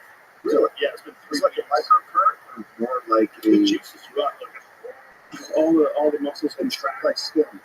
Yeah, but it's very strong. So this is, and you can crank up the intensity. So this is some of the shit, like I saw Mike Tyson when he was training for Jake Paul, who was doing that. Like, what I think it's really good for, I don't know if it's good for a lot of these things, but it's really good for rehabilitation. Sure. For rehabilitation, I think there's tremendous benefits to it. And I bet there's some benefits for athletes who are working on specific things and doing it while you're getting juiced up. But man, for me, it's helped me quite a bit. Pretty quickly to the last 3 Was it weeks. on that specific spot, or they're firing something else? No, they're firing a lot of different parts of your back. So it's like both sides of my back, my obliques, my core. I'm just going through a bunch of rotational exercises and a bunch of things to strengthen the back. And just, you're getting a lot of blood flow through there and stretching it. And it just was, I was getting pain and I was like, shut up, listen. And I would just ignore the pain and then it just got bad. It got bad when my hips were getting kind of numb. And when I was hiking up hills, like in October, when I was hiking in October, it was bothering me a lot. It's like, I'm going to really do something. Yeah, because you could be, talk yourself in or out of something really hard, but if it's something that's just going to be chronic, like, well, I'm I was still turning chronic. Yeah, it's a lot better now. Good. It's a lot better now. And it's only been 3 weeks. Oh, that's great. My knee is still fucked, but not totally. It's What's mostly soft tissue. I twisted it. Crossing like slippery ground in September. And I've had a lot of problems with it. I've had 2 knee surgeries. I had my ACL reconstructed. I had a meniscus piece removed. And then when I was skiing, the final time I ever skied, this lady didn't know how to ski. She slid into the trail, and I had to try to not hit her rather, and I wiped out, and I got what's called an insufficiency fracture. So it's the bone fractured at the top of my shin, my fibula, or my tibia, rather, right where the cartilage is. And so, that created quite a bit of pain. And then I twisted it again that time when I was about to get on stage. Stubbs. I was going to Stubbs, which is like this outside concert venue, and I was looking at my phone to turn my voice recorder on so I could record. And as I was doing it, I twisted my knee on this concrete step, just yanked the shit out of it to the point where my leg was shaking when I was on stage because I was in pain. I looked like I was super nervous, but it was really just pain. I think at this point you get super nervous on stage. No, once a month I'm not nervous at all. Do you stay nervous before you? I get excited. Yeah. I think anything you do that you really care about, you should get excited. Yeah. I used to call my national, right? And I would go to national championships at the hammer. All year I'd be fine. When I wanted the hammer, the first one where I took the hammer back, my right leg would bounce. And I'm like, there it is. It was one throw a year. It was like, oh, I'll go back. Yes, I'm trying. felt as a drummer. Physically, you're peaking for it. You're like, this is the day I have to compete. Yeah. But you're like, this is the day. And like everything else is kind of work. But then you're like, I'm cashing out. I get to cash out. I get to like, and it's the best. Yeah. It's the best. Doing exciting things is really fun. And it's so important for you to grow as a human. Do something that scares the shit out of you. Do something that excites you. Do something that's difficult. Yes. Yeah. Yeah, it's almost, I don't know, sometimes it's good when it's more dynamic where you don't know when it's going to happen, but looking forward to something is pretty badass too, because then you can start focusing training and focusing efforts and going through like almost stages of guilt, stages of excitement. Mm-hmm. You're like, okay, I'm excited, well, I got this. Back and forth. Yeah. It's good. It's good. Yeah, that's what it is with everything. And I think it's these processes of like recognizing there's a goal, working towards it, solving problems, working hard, pushing yourself through discipline. And that's how you grow. And it's like that's how everything grows, right? This is how your mind grows, this is how your body grows, this is how your life grows. Like you have to do stuff that's hard. And then you get better at doing stuff that's hard, and that's how you get better. Yeah, then you level up and this next wilderness. You're like, all right, what's the next thing? Our clock goes off. It's so hard to know that. You know all these things, but you just the force of the bed, the gravity of that warm bed. It's cold in the room. Oh, especially like shout out to people who live in like Alaska. Oh, they have to get out of bed, dude. Fuck. I'm sure you've done some hunts where you're in a tent or something. Oh, like that. And you're like, I know I really want to get out there, but this you're like my boots are frozen. And maybe that bull just got walk more this way. First time I ever did was in Stephen Miller in Montana. Yeah, I remember seeing that. It was That's 9 degrees. 9 degrees in the morning. Jesus Christ, it's so cold. That was the hunt they started it up. Yes. Little forky kind of buck. That's it right there. Oh, okay. That's the buck. Yeah, that's the first buck I ever shot. That's him. Yeah. The buck that launched 1,000 careers. Well, it was life-changing experience. But, you know, one of those things where you realize, like, wow, where have you been without houses? And it was only, by the way, it was only, I think, October. It was October 2012. I'm pretty sure it was October. And it was already like, what was it like in February to get to four fights? What's January like in a tent? Well, it's like Josh Smith up there that he was talking about. Yeah, everyone loves Yellowstone. I want to find out. He's like, everyone wants to move here. He goes, stick around. It's going to get live here in like January or February. I like really got super confused by that show and bought a house there. And they're like, what is this? Why is the ground solid?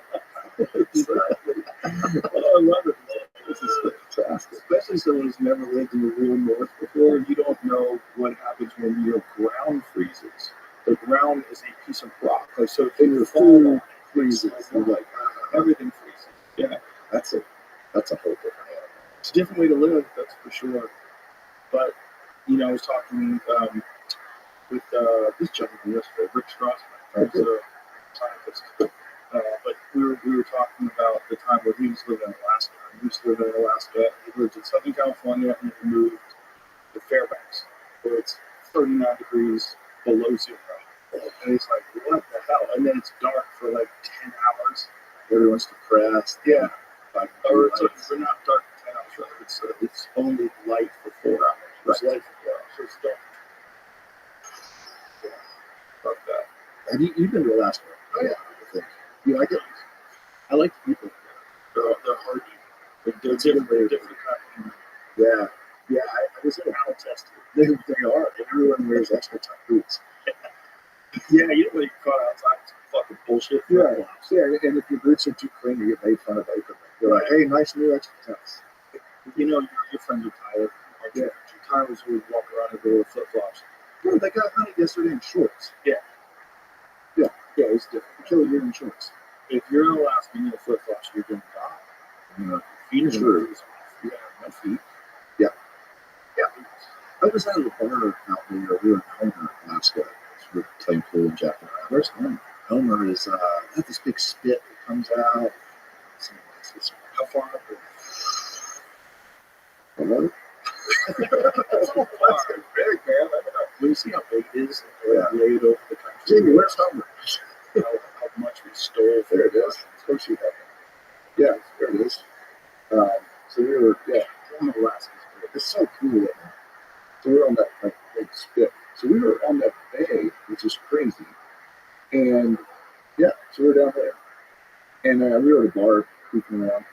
And I remember I walked into the bathroom and I was like, I just kind of noticed, I was like, oh, there's no mirror on the wall, whatever. It's like, oh, that's kind of interesting. And one of the guys was like, yeah, there's no mirrors in the bathrooms in Alaska because it doesn't matter what you look like. You better just be capable or you're going to die. And I was like, what a cool place.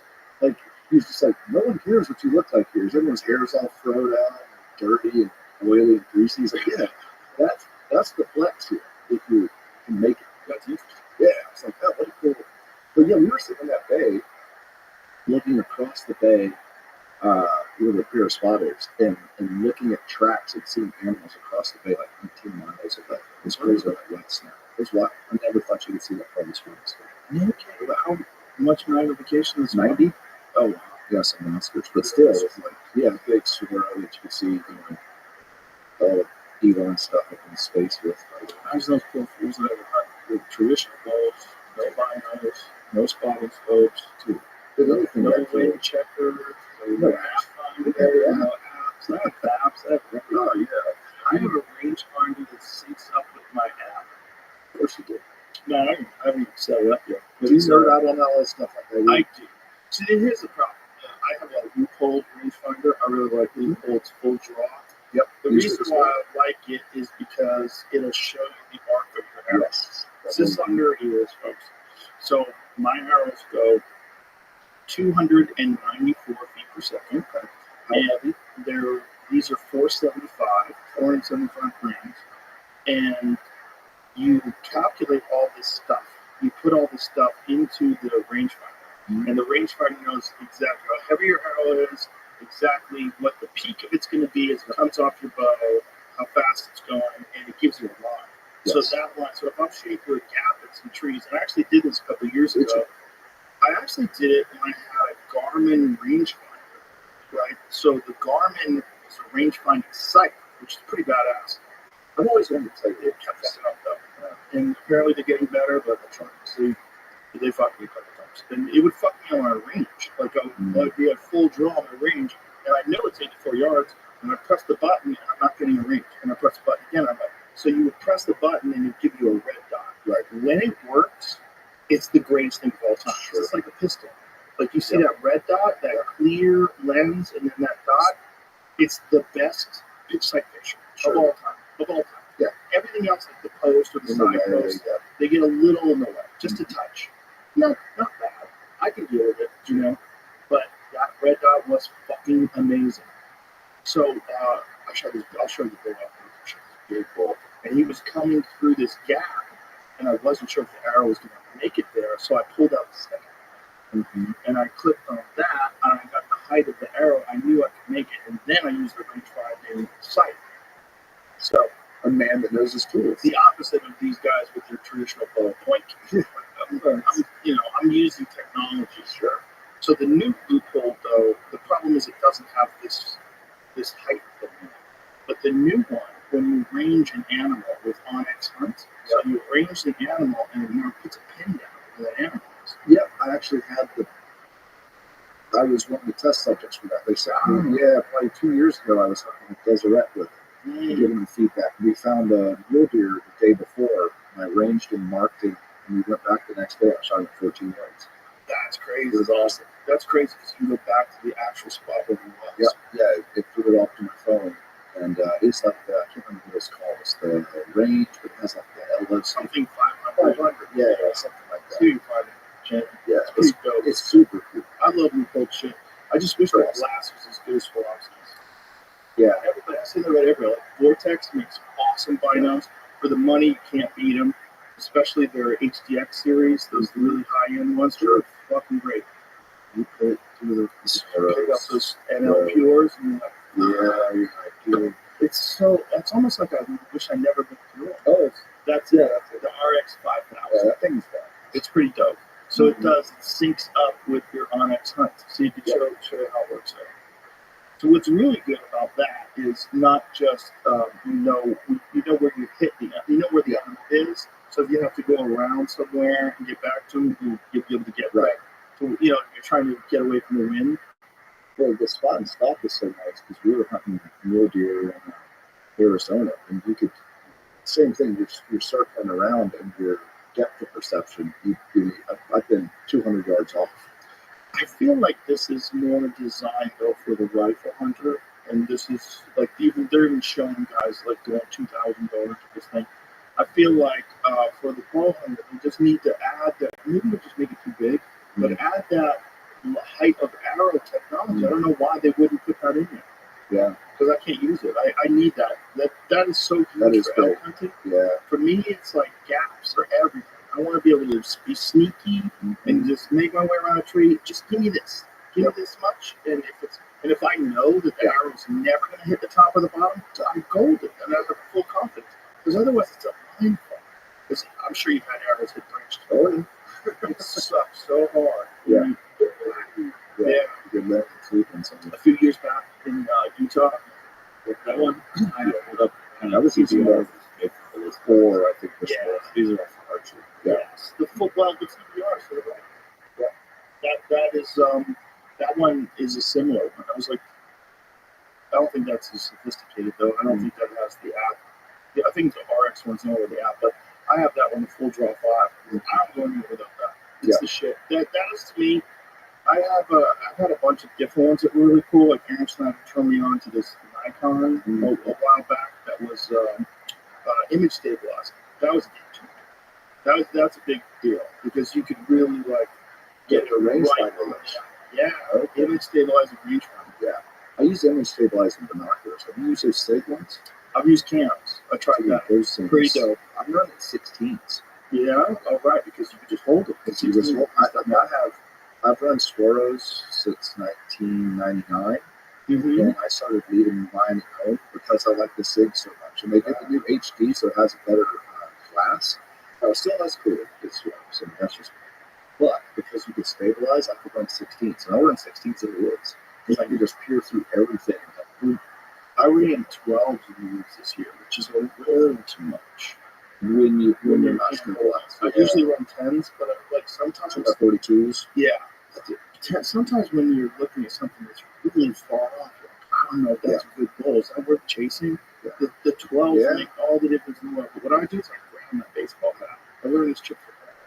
Oh, that's a good idea. So what you do is Remy's a killing son.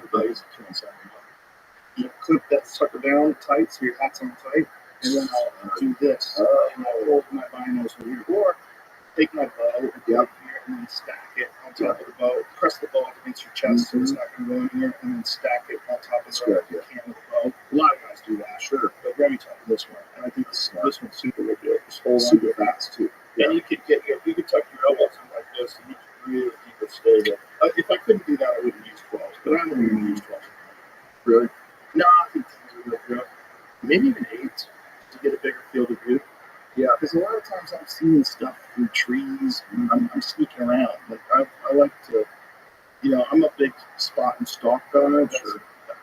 I've tried a bunch of different hunting. I've tried ground blind. I've tree stand hunted with Dudley. Yeah. That you can go fuck yourself with that. Sit in those trees all day. Fuck that. Oh, I am way too ADHD for that. You'll find out if I'm crazy. Oh, I'm crazy. Yeah, I'm definitely crazy. Yeah, I don't like it. I don't like being up there in a tree like that. Here's my question, though. I was just in Missouri. I went to our farm. I was there 6 or 7 days, and we sit 30 minutes before to 30 minutes all day. Yeah, you have to. It's hot. But I would think with as many people as hopping on you and all this stuff, like, it was nice because for me, I'm like, it just be. Yeah. I enjoy that part where I could just unravel and think through problems. But yes, you go crazy and then you go out in front because you're like, damn, I'm going to search for the dumbest things possible. My socks. 100%. You're just sitting. Also, you don't realize, like, if it's 30 degrees out, like 30 degrees is no big deal. You can walk around 30 degrees. But as soon as you're sitting there, at 30 degrees, you get so fucking cold. So you're not moving, so you're not generating any heat at all. Yeah. So then you're this body going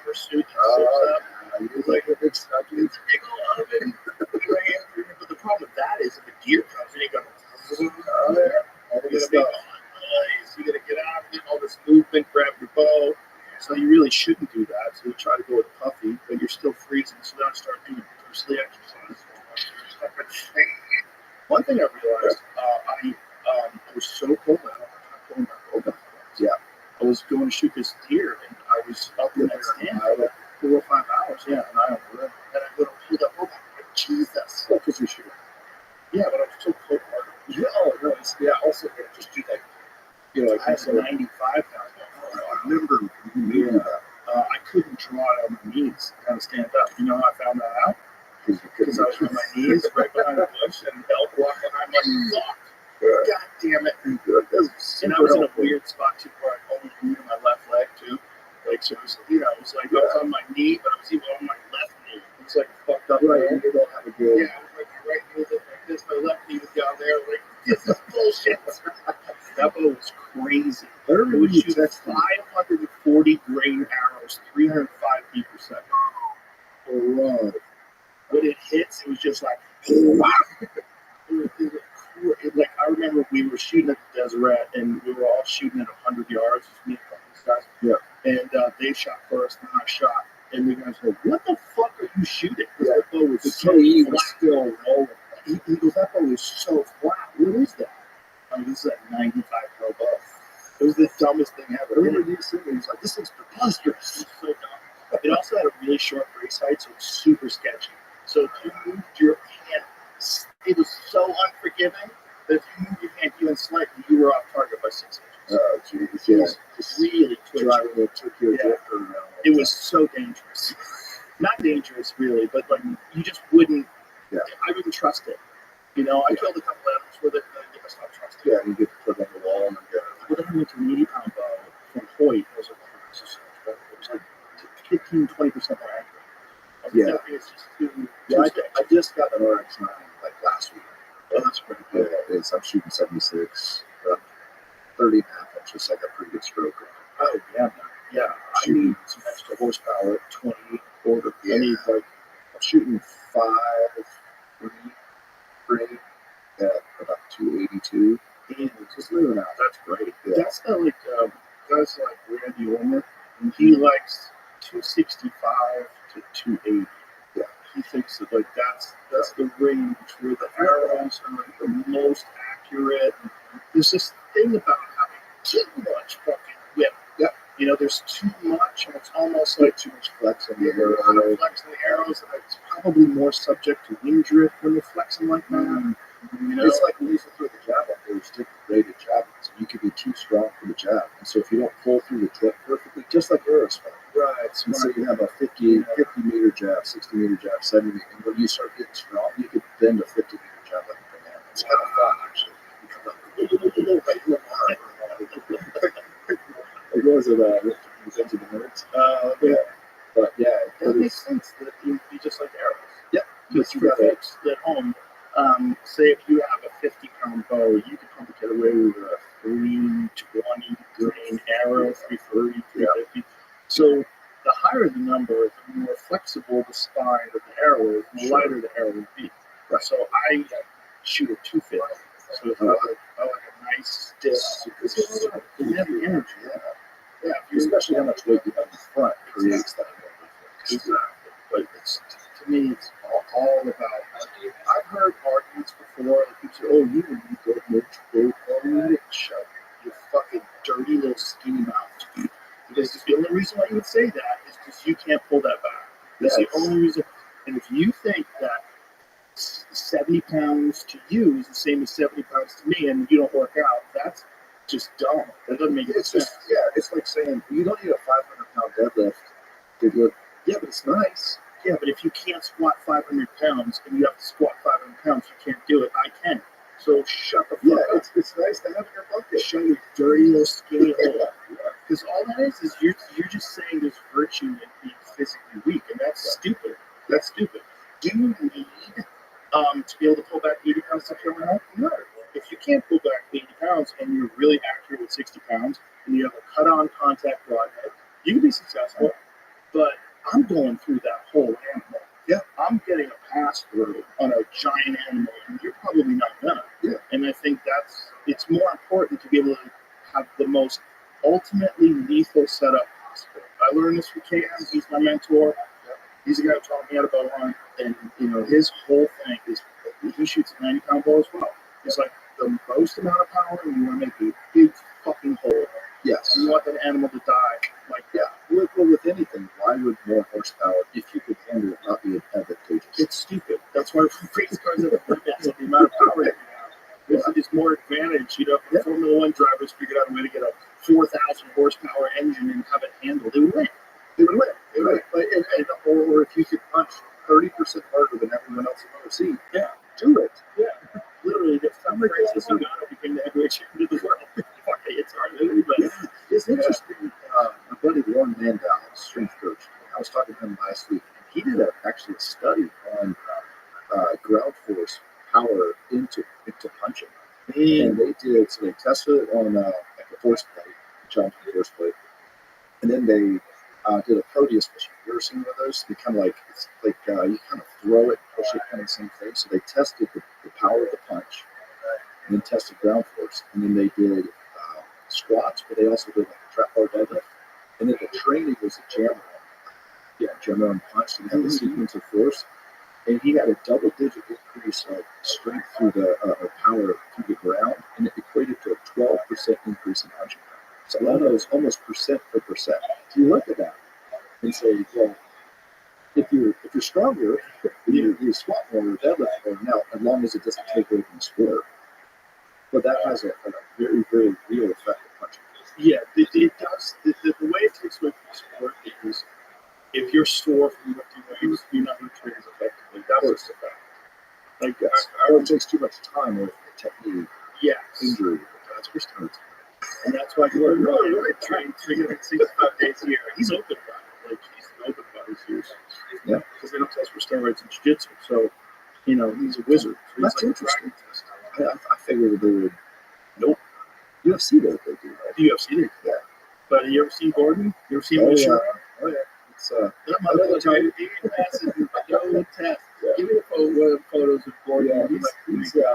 he's square, right? Yeah, I mean, when you have that, and then you have a genius level IQ, and then on top of that, this big shit-eating grin on his face, and then you have a guy who trains 365 days a year who also works on technique constantly. That's how you have the greatest of all time. Yeah. But by the way, all those guys like Galval, the guys from the bottom there, he's on the juice too. It's a level playing field. They're all juiced up. Right. It's kind of like the lifters and the throwers of the Yeah. 80s. Everyone has a 600-pound bench because that's what you do. That's why you got to test it. Well, this is a great argument to this idea of power being necessary, like with jiu-jitsu and grappling.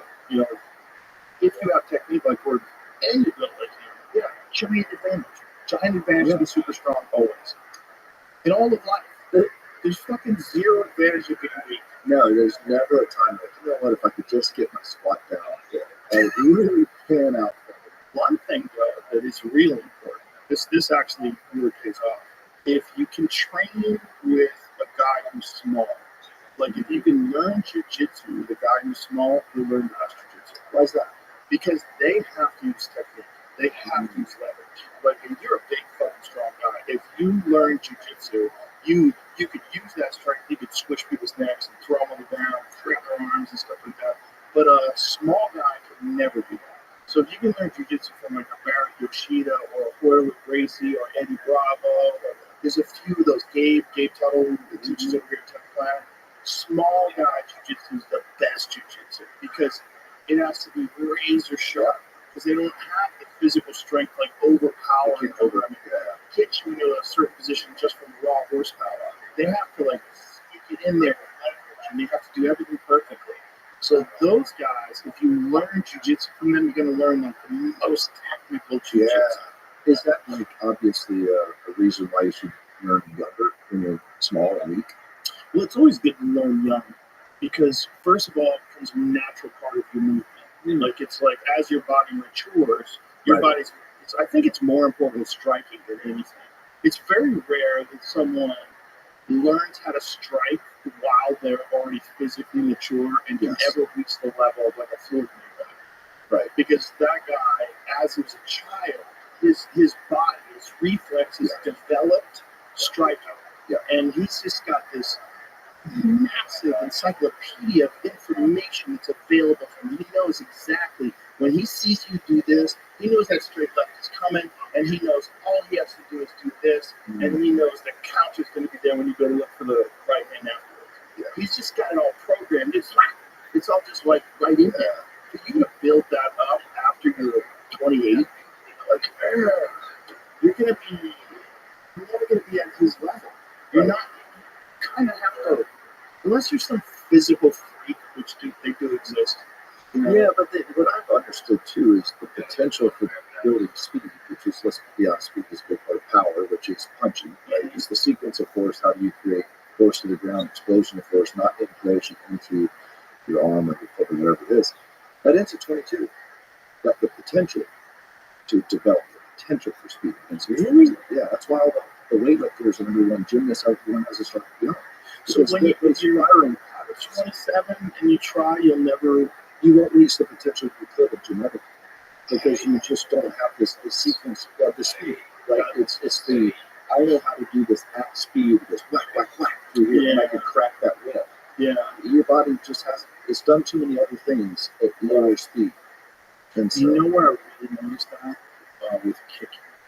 When I teach people kicking, there's certain things that they have a really hard time doing. Mm-hmm. Sequence of force. The big ones is like anything that requires spinning.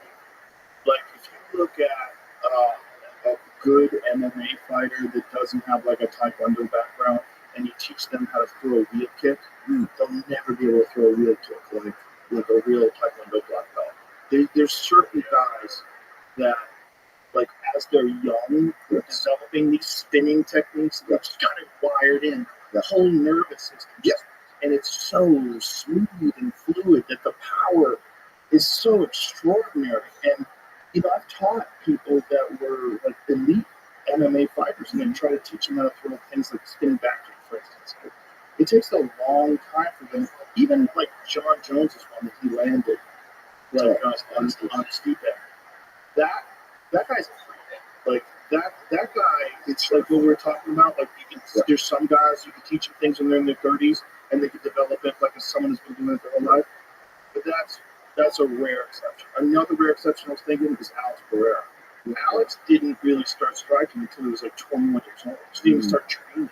And my question would be, what other things did you do that exaggerate, like that develop that speed and power sequence? Because like you're doing power shot. Really? Yeah. So he's like wasting tires and hammering tires down and setting wheels. Right. So you're learning to do the most, because if you're doing a good job, you can do the most efficient method possible to move an object, right? You also to hit that tire up there, to develop rotational strength. Right. You're throwing hammers down. I mean, he's doing this 8 hours a day, all day long. So, like, think about how many tires he's hammering, right? Yeah, it's not a training. Francis Ngannou, when he was a child, worked in the sandbox. So he's fucking kicking sand all the time. His body just, as he's developing. I've also massive physical specimen, right? So he's like 6'6" or 6'5", whatever it is, 265 natural, built like a fucking Greek god, like a statue. And his whole body is developing as a young man, digging sand, and that anger.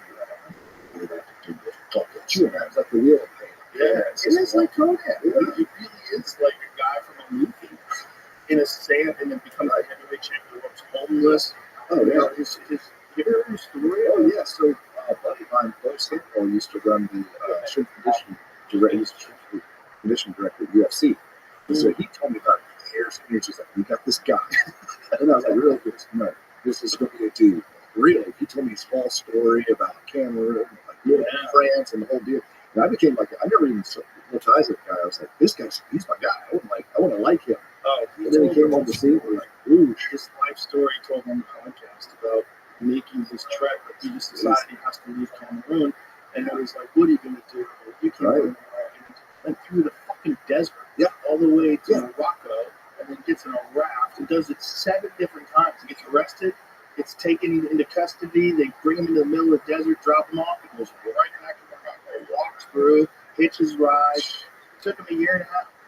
If he makes, I don't care how much money I have This is not for just being able to do that. Like that is so. How about in this one boxing fight? He knocks down the heavyweight champion of the world, one of the greatest heavyweight boxers of all time. Hits him with the left hook and drops him, and almost won. Like I thought he won the decision. It was over. I was like, they're going to give it to him. I think he won the decision. He was battering him in the 8th round. He dropped him in the 2nd. I'm like, I think he won. And a lot of people thought he won. Yeah. And he came that close. Yeah. That fucking close. And so is that like obviously genetically super different, right? Yeah. But then also like we're talking about like shoveling and doing all this work. When you do that work for that long, you learn how to become efficient because you don't want to spend extra time and effort doing stuff. So you just learn how to kind of move stuff. There's a little bit of that, and I think to be really charitable, I think Tyson Fury probably didn't think that he had a chance. I think Tyson Fury probably didn't train as hard as he would have trained if he thought the Francis was a real threat. Right. I think he probably thought, I'm going to box this guy's fucking face off. How could this MMA fighter, and then he gets hit with one of the hammers. Yeah. Sorry. He gets a left hook from the side of his head. He's like, what the fuck did this guy just hit me with? And he's on his ass. As the heavyweight champion of the world, fighting a guy with 0 professional fights. That was his first ever pro fight, his second ever pro round. And he drops one of the greatest heavyweights in the history of the game. Yeah, I think here's my Mount Rushmore of heavyweight boxers. Mike Tyson's the best. Mike Tyson from 1986 to like 1990, there was not, or 88, whatever it was. There was a few years before the wheels came off because he was just going crazy and partying, fighting with syphilis and shit. He was amazing. But that guy, the guy who knocked out like Michael Spinks, the guy who knocked out Larry Holmes, the guy who won the title from Trevor Berbick, I think that guy's the greatest heavyweight fighter of all time. He was a juggernaut, man. The guy who knocked out Marvis Frazier, that's the scariest version of Tyson ever. The Marvis Frazier version. But you were like probably late high school. Yeah, so I was like a little kid. I remember like walking out with my skateboard. And, did you see Larry Holmes fight? Oh no, but I heard it was like 19 seconds or whatever. It was crazy. It was all pumped. No, the two of them was well, I was doing a little boxing myself, and I was a giant boxing fan. He was a freak. He was a very unusual thing because every other heavyweight was kind of slow, and even if they could hit hard, they were lumbering. He was bobbing, weaving, and he was small. Wasn't even 6 feet tall. So he's built like a big shit house. He's got a 20-inch neck. He's 220 pounds, moves like a guy who's 150, and he's throwing lightning bolts at your central nervous system. Just bang.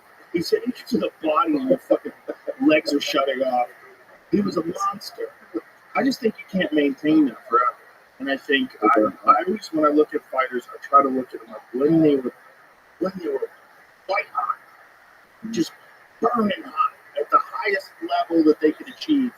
What was that like? Like what was that? I feel like as great as Muhammad Ali was, man, I just don't see him surviving. Not at the height. No. I see like Henry Cooper dropped Ali when he was Cassius Clay with a left hook and then cheated to get him out of the round. Customato cut his gloves, so they had to take his glove off and replace the gloves. They gave him all this recovery time. You ever seen that Henry Cooper fight? Henry Cooper was a bad man. He was this British boxer. He got him a nasty left hook, and he caught Cassius Clay. Bam! Perfect one. He was like legs, and he sort of slumps get on the ropes. He was done for, but it was at the end of the round, and then Angelo Dundee. I mean, that guy been around the block. Yeah. Like, get these fucking gloves. See if you can find that, Jim. Because it's a crazy fork in the road in history. Right. Because if they don't cheat, likely he gets stopped. Mm-hmm. Likely Henry Cooper, who landed the perfect left hook, hits him with a couple more. That's it. He's done. Right. He looks done already. Like, watch this. Henry Cooper had a nasty left hook. Right. Look how it's down. Yeah. That's not regular down. That's fucked up down. That's like real trouble. But it's the very end of the round. Look at this, bro. Well, look how it goes down. That's done. So that's a minute earlier. If he gets hit with that, the whole thing changes. Right. The whole thing changes. He's not undefeated when he fights Sonny Liston. He's not this unstoppable force. Isn't that crazy? Crazy. And that can happen. And there are fighters fighters that I have seen in the UFC that I go, this guy could be the next fill in the blank. This guy could be the next great welterweight champion, the next great lightweight champion.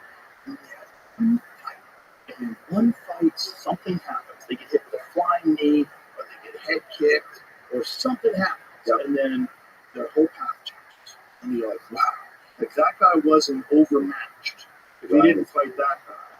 So this is the difference between boxing and UFC. The UFC is like, when you're ready, come to us, and you're going to fight the best. Boxing is like, we're going to build you. We're going to take you, and you're going to fight a few guys that are like real slick, but they don't have power. And then you're going to fight a big guy with a lot of power, but he doesn't have any endurance. Yeah, and they're like, he's ready for this now. You know, if you have a really good trainer like Tyson Fury's trainer, Sugar Hill, he's analyzing your movements. He's breaking down things. He's figuring out what to change, what not to change, when to back you off of training. Like you're a little too hot right now. Let's not peak too soon because we got 2 weeks before the fight. Or I want you to take a day off. Take a day off. I'm ready to fucking eat nails. No. They know exactly, and then they're like, he's ready for this level of competition. So they'll give you a guy that'll offer you some struggles, some tests. Maybe he's got a big punch, and you might lose the fight, but you're most likely going to win. And this is how you find out if the guy's going to make it. You slowly move. So there's a lot of boxers. By the time they fight for the title, they're 14-0, 16-0, 18-0. Charles Oliveira. I mean, what is Charles Oliveira's record? Let's see Charles Oliveira's record. So Charles Oliveira, when he became the lightweight champion, he had a ton of losses. He got stopped by Paul Felder. He got stopped by Cub Swanson KO'd him. He got, I'm pretty sure Jim Miller would knee bar him. So what is his record? Jim's look at that, 35-10. Okay, and so out of those 10, a few of them have been recently scored back up to the top list. So the Islam Makhachev, he loses the title, and then Arman Tsarukyan, he loses a split decision. I thought he won that fight, by the way. But it was close. So those are the 2 out of those 10. So that means, as a champion, he had 8 fucking losses. 8 losses, and some of them bleeding knockouts. Because you're in there with the Lions, with all the Lions. And so the UFC is like, who's the baddest lion? Let's figure it out. Right. Like, you want to be in the UFC? You win a few fights. We're going to throw you in. Or if it's, short notice fight. Let's go. And the thing you find out, too, is that the level of the UFC, as great as some of these guys look in these other organizations, the level of the UFC, that's the peak. Those are the greatest fighters on the planet. There's no argument about it. And we found out about that this past weekend because Alexandre Pantoja, who might be the best pound-for-pound fighter alive, he's the flyweight champion. He fought this dude, Kai Asakura from Japan, fucking assassin. Pantoja just ate him alive. And he got caught with a couple of good shots, too, a couple of good knees to the body. And, Kai Asakura is a really good fighter, but the level is just different. Like, Pantoja he's strangled him. But it's just the way he did it. He was fucking him up on feet. He was fucking him up everywhere. He was just pushing him. It's like an insane pace. You watch those little guys fight. They fight like pit bulls, man. Yeah, it's just like wild scrambles where they're moving it so fast. You're trying to call the fight. It's like me and Daniel were talking about it during the commentary. Like, you have to recalibrate our brains. Yeah, because you won't go from a heavyweight fight to a flyweight fight. Whoa. It's like listening to a podcast and you turn it to 1.5. Yeah. I actually had to start listening to your podcast at regular speed because I thought you talked really fast. I was just like, oh, Joe, no one talks that fast because I listen to it super fast. Somebody sent me a clip of some political person talking about one of the guests on the show, and I was like, what's wrong with the clip? And I had to realize it. Oh, no, speed it up. Yeah, do you listen to stuff speeded up? Yeah. A buddy of mine taught me that. He listens to books. He got up to 4x. So do you make the same one? I think if you're kind of like Rain Man, which I'm not. But I can go 1.5 pretty easy, and I could just get through it faster. Yeah, I see how that could help. But for me, I'm not doing reading books on tape or listening to books on tape for anything other than my own enjoyment and education. So for me, I'm enjoying it. So I like to think about the things, and I'll have more time to think about what this person's saying if they're not going at 1.5 speed. Because if they're going at 1.5 speed and go one concept to the next, I'm like, wait a minute, I was sure I have to back up. Yeah, I like to think about stuff.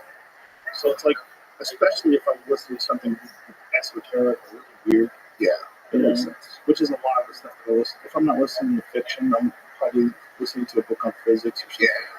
I listen to Jack Carr stuff at regular speed because I really just enjoy the books. Oh, that guy, what's his name? What's the guy who does this? That's really good. Yeah, I can't remember. He has a lot of good dialects and everything. Yeah. Jack texted me this morning. So he's the man. He's awesome. I love that. You see everything across town walks and all?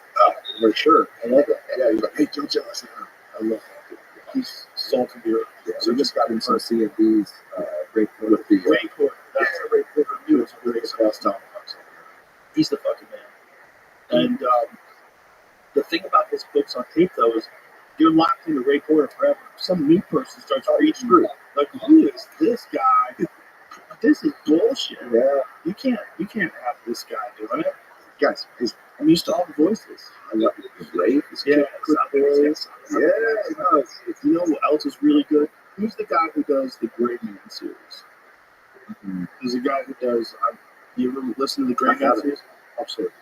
Mark Rainey writes them. They're so ultra violent. They're so fucking crazy. They're so crazy. It's about a CIA hitman. There's like a Singleton guy. Dude, it's so like they made a really good. Is that like one of the weird ones who give you like you think about it all night? Kind of. Oh yeah. When I just started watching The Sopranos, like my view on the world had changed. Jay Stein, that guy's like really good. He does really good girl voices too. But those fucking books, man, they are so ultra violent. They're so crazy. They're so crazy. Like sometimes I listen to them and I have to shut them off before I go to bed. Like if I listen to them, like I like to get the sauna before I go to bed. And so if I'm listening to like a book on cosmology, that's great. It's interesting. Yeah. But if I'm about space, it's really cool. But if I'm listening to some Gray Man before I go to bed, I'm gonna shut us off. Yeah, we don't need that. You don't need that in the house. Yeah, people getting fucking eyeballs. Giant swords shoved through their eyeballs, getting blown up, grenades in their mouth, like, yay, really, hey. Do you like to scroll around? Are you not supposed to look for like I always just I like to look up the listings. My wife's like, what are you doing? I was like, Dad, she's like, well, that's good. That's not social media. That's good. Well, I do it because I actually can think about stuff and it doesn't matter. I have to look at something that doesn't matter. Like if I look at like I look at don't check anything. Like you're screwed, right? Like and I'll tell my wife, she's like, hey, I got a question for you. The lights are off. Don't ask questions right now. Like I'll be all night I'll be thinking of this problem I have to solve. Yeah. So I'll just sit there and I'm like, hey, I wonder what the basic coefficient of 350 Remington Magnum is. By the way, anybody with a beard like yours, I would assume they know the ballistic coefficient of 350. Because I see a dude with a beard like that, he's kind of jacked. Like, that guy knows how to shoot somebody. I'm just like, oh yeah, so you probably loads his own bullets. Yeah, they're not nine inch brackets for gun. Interesting. Okay, I'll keep that in mind. You probably load your own rounds. Yeah, I bet you get your own presses. Pops used to be really, really good at that. Yeah, thankfully I never got to hospital. I've made the mistake of looking at social media before I go to bed, and I get mad, or I get upset, or I get sad, or I got some weird shit that's going on in the world. Yeah. And when I was younger, I would read things that people would say about me, and I'd be like, oh my God, what's this asshole? That's not true. And you get all.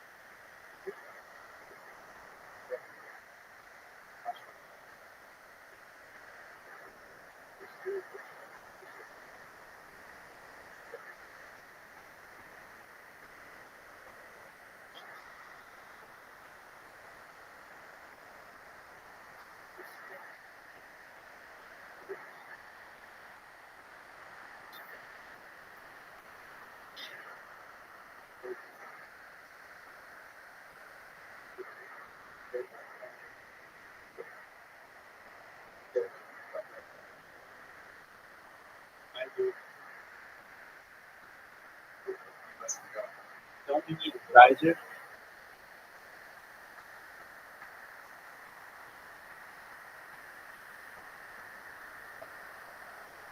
Riser. I want you to know that I beat these motherfuckers 3 games in a row.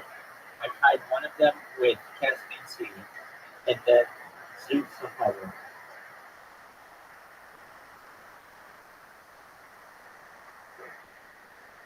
I was taking no prisoners.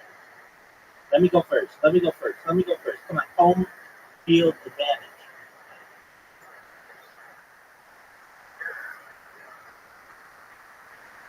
Zeus jerking himself raw. Oh, I'm last. This is bullshit.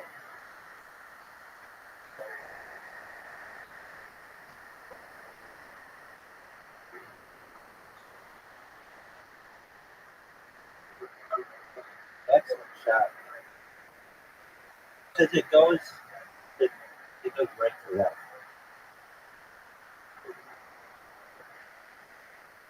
Yeah, it was good. I'm not going to blow you over it, but it was good.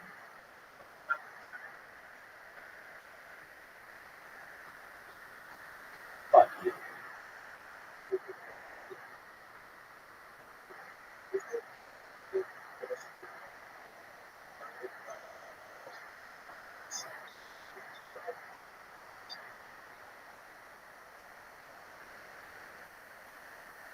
You can't get enough momentum down.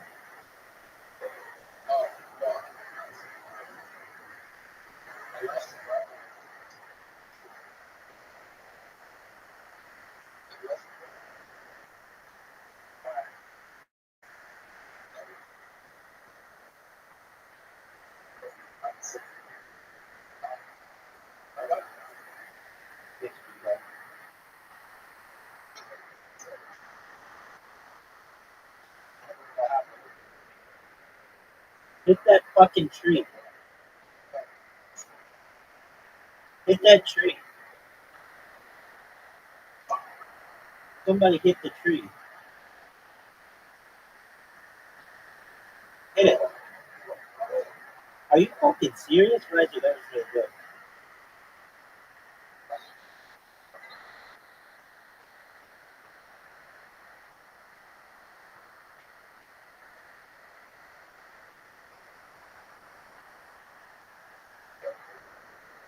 Not necessarily.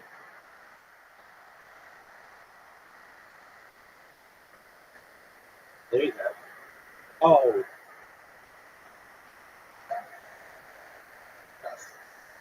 hit his ball. Hit his ball.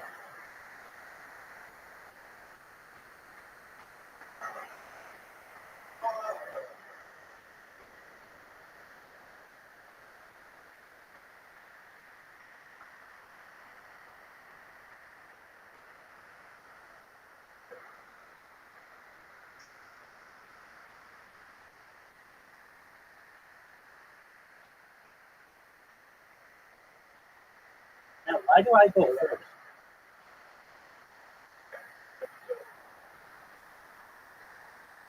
Oh, and then today's opposite day?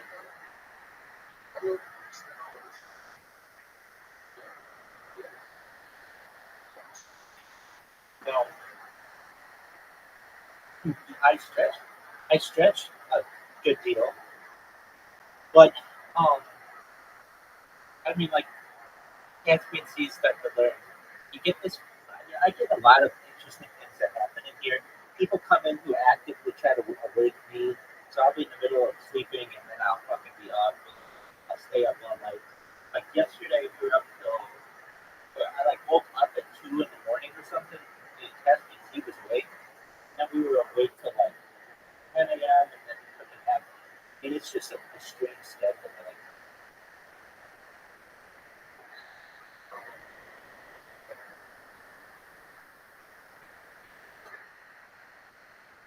but that's a lot of data for sleepologists to study in the future. They'll be able to study my dreams. They'll be able to study my circadian rhythms. I do it for the benefit of the world. bullshit. That's not good. Right? Just gonna hit the perfect hole.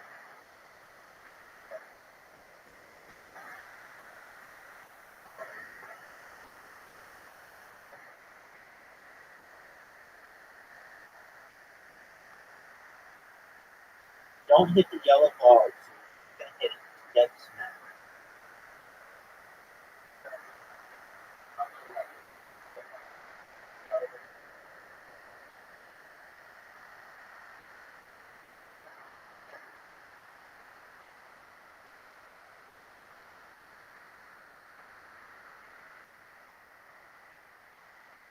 Not what you wanted, right there.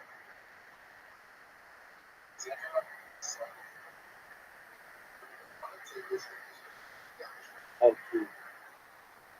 That's been see different really good shot.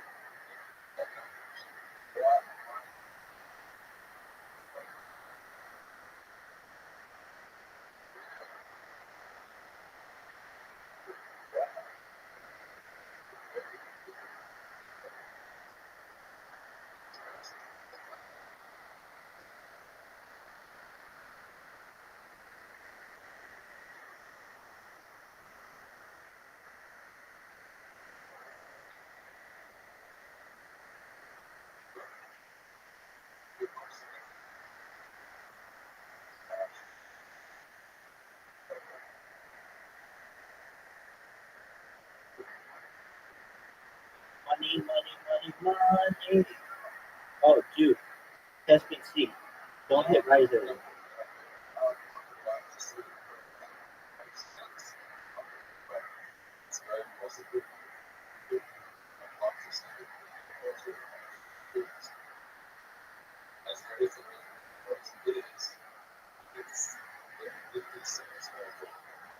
That's like redoing Gone with the Wind. Huge lead. Huge lead.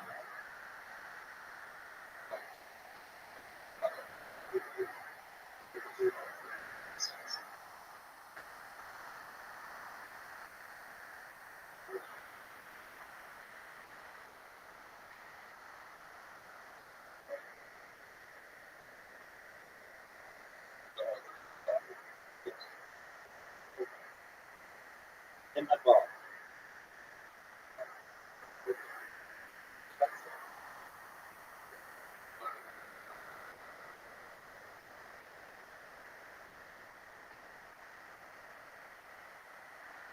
Have you guys ever seen like NASCAR races where all the guys are really, really good and just like, like a little pump of the brake or a little bit of wind can like change anything. We are very, very close in skill to each other, and it's like any tiny little bump here or there could cause chaos. Nice shot.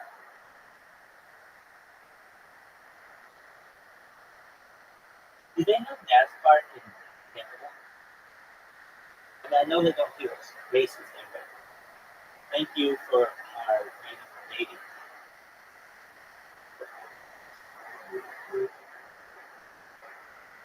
Yeah, I don't think so.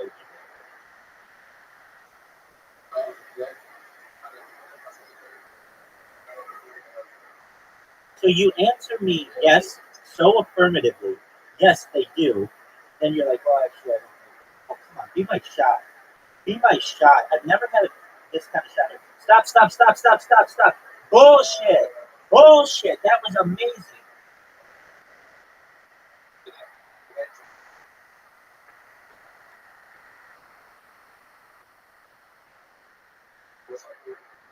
Yeah, they do. They drive on the right side. Like that. That was the most bullshit. That was the best shot I've ever had on this hole, and it was not rewarded. I agree. Bullshit.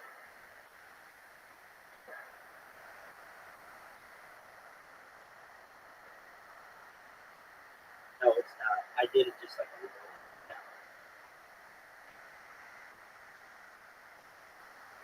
Oh, look at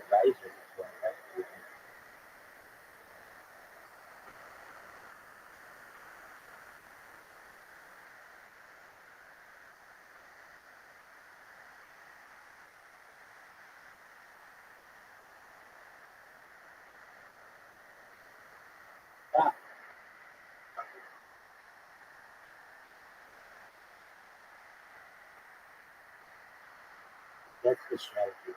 Oh,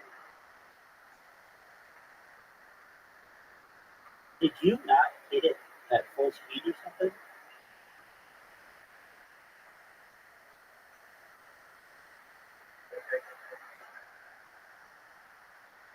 Get that bounce off the wall, baby. Yo, dog.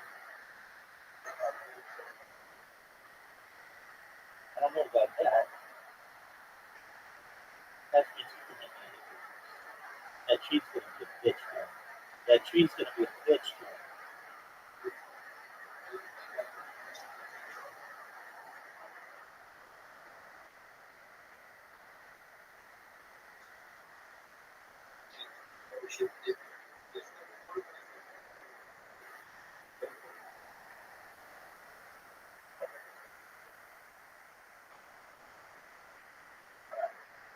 As we say that, watch out for the tree step. Yeah, there you go. That's the smart way. That that tree will fuck you.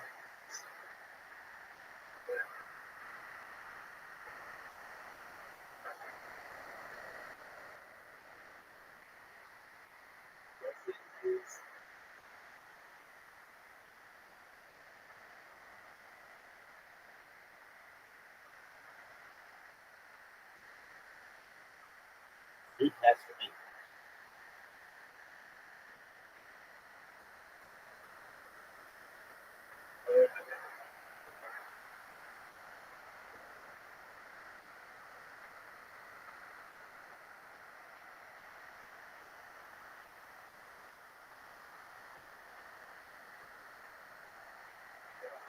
Are you gonna go?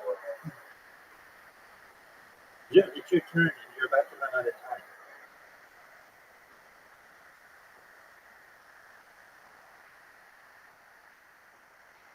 All right. That was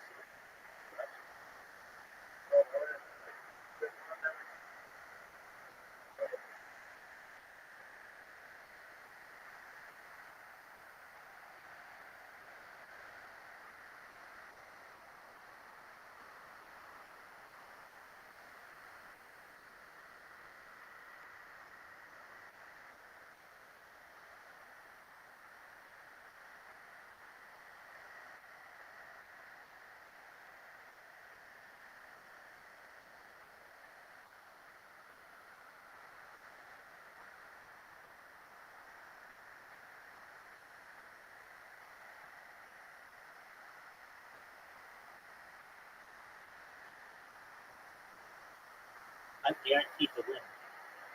That's a great shot. That's a great shot. That's gonna fuck up my perfect game.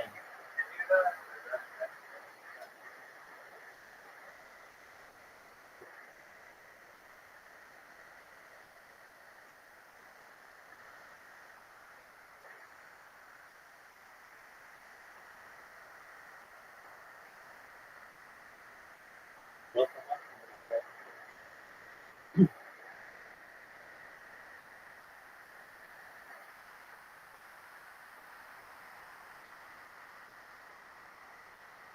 What do you do? You tried to hide that?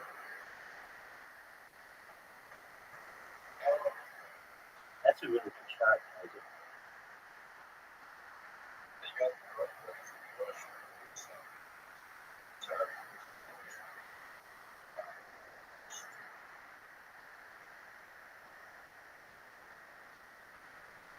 It would have been better if you had the flag.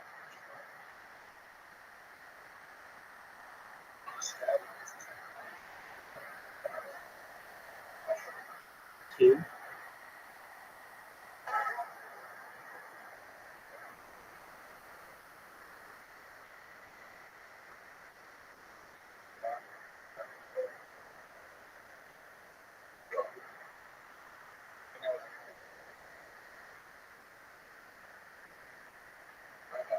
Go big dog.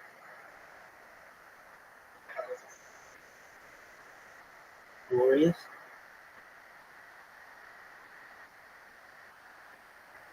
For anybody's asses who I would like to kick, yours are the most fun.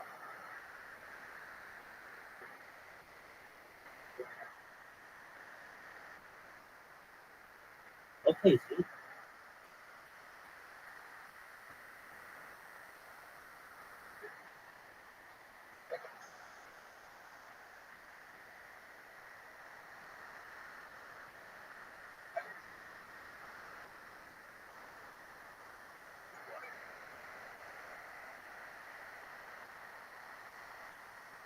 Perfect shot, Riser.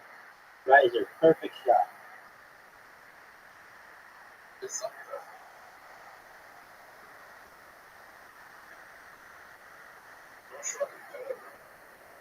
Yeah, he should move. Dude.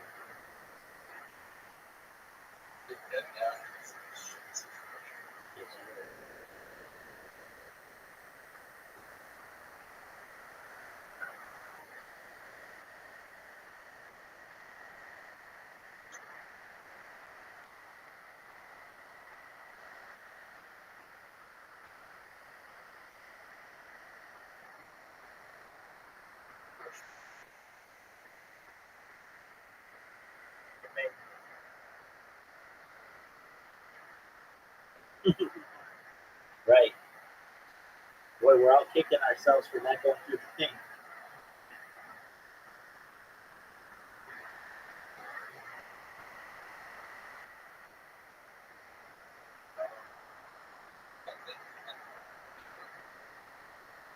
Cool.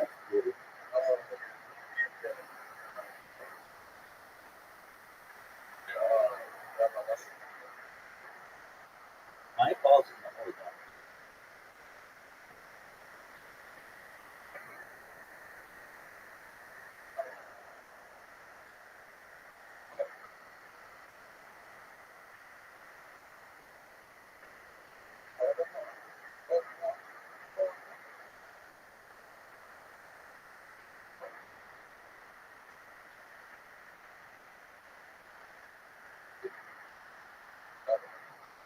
though. Deal, dog.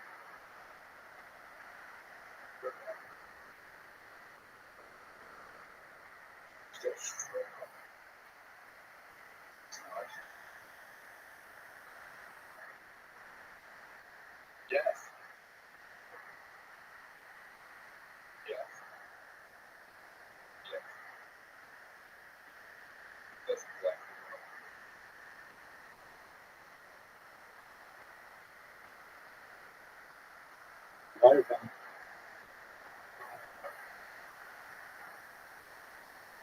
Oh, no, stop.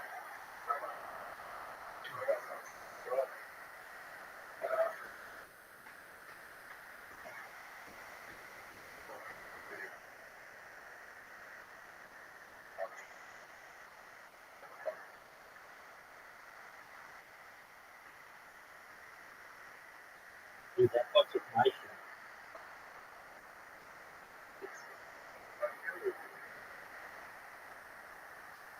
Way too hard. Dude, fuck it. Fucks my shot.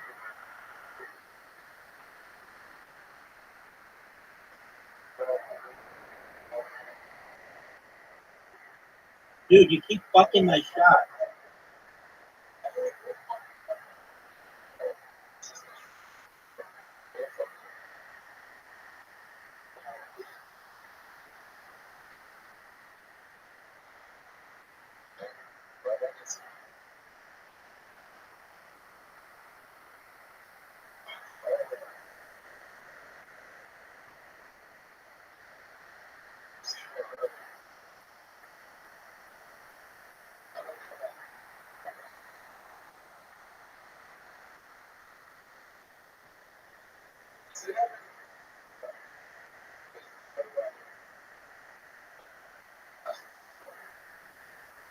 It doesn't have to be there. It's no occasion.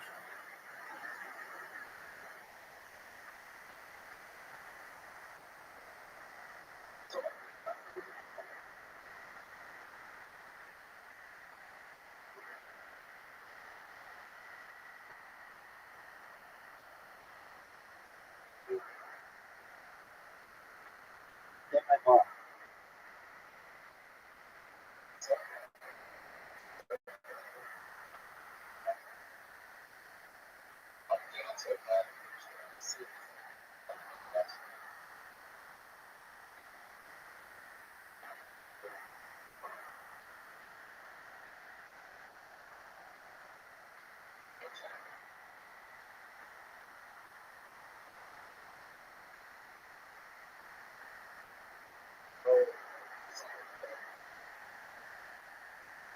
He did a call this morning in the Telegram.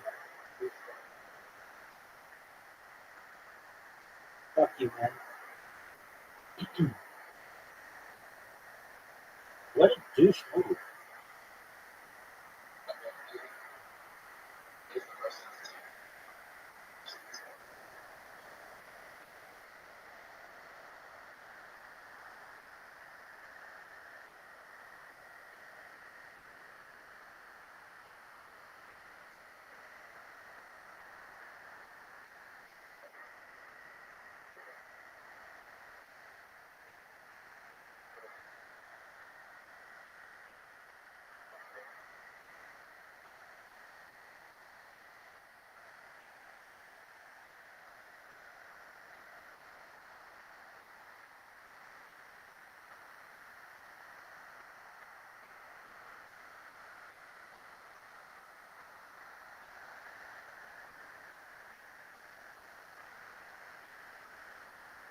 Rock.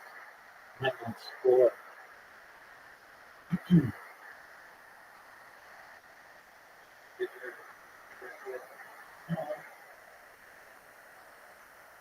I just thought I could give it to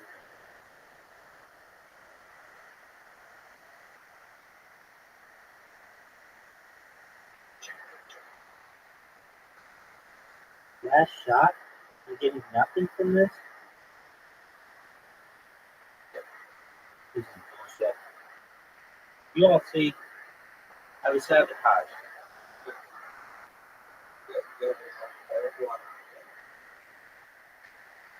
Dude. Wow.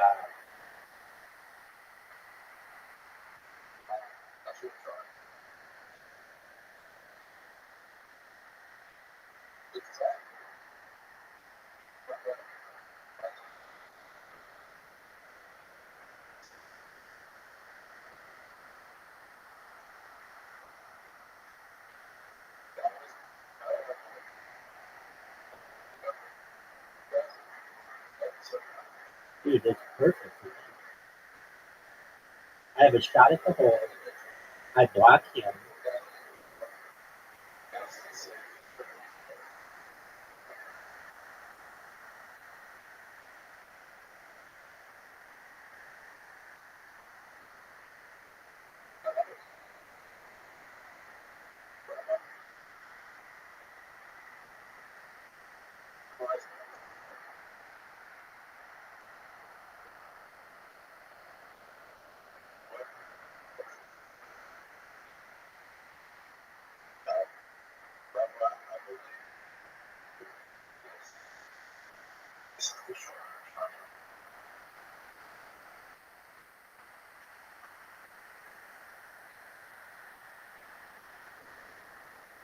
Then I go,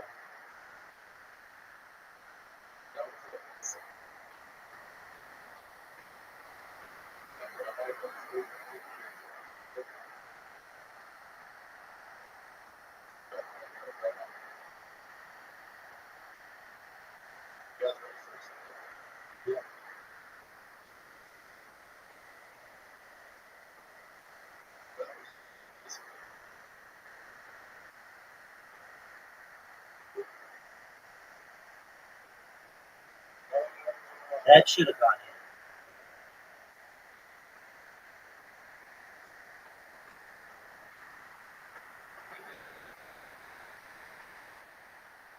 I'm not good.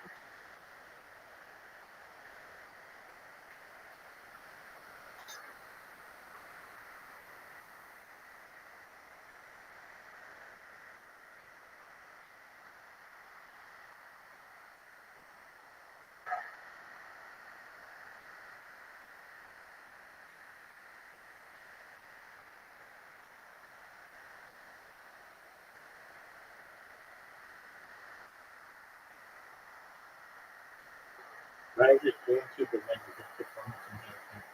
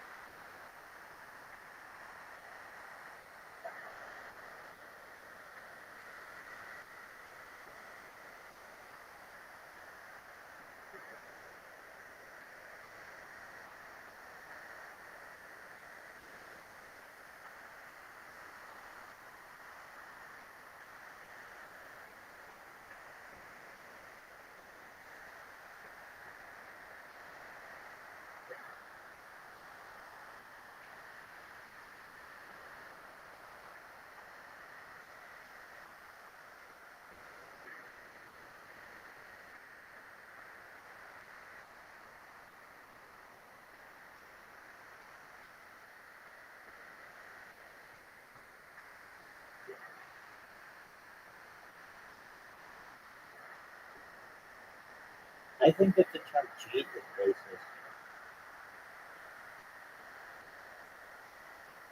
I think that the term cheat is racist.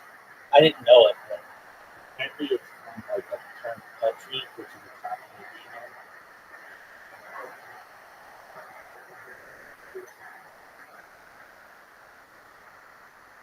like eating.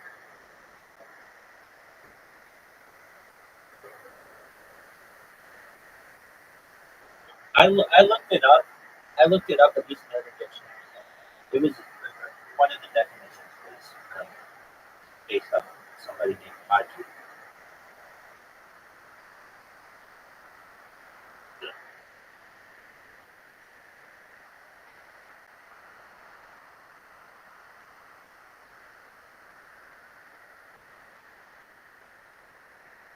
No, it doesn't mean that at all.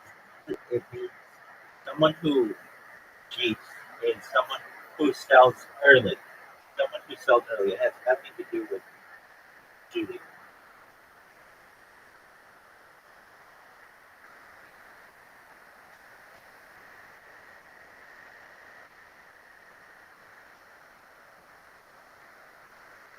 It's not necessarily stereotypical of Indian people, but it's at one time stereotypical of somebody who cheats. So did Zoot just leave?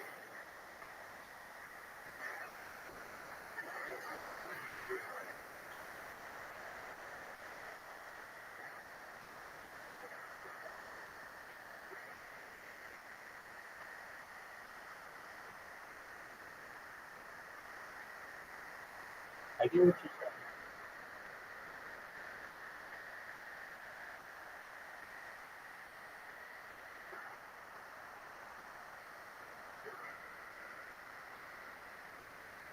I think I perhaps have used it one time before I knew the etymology of it.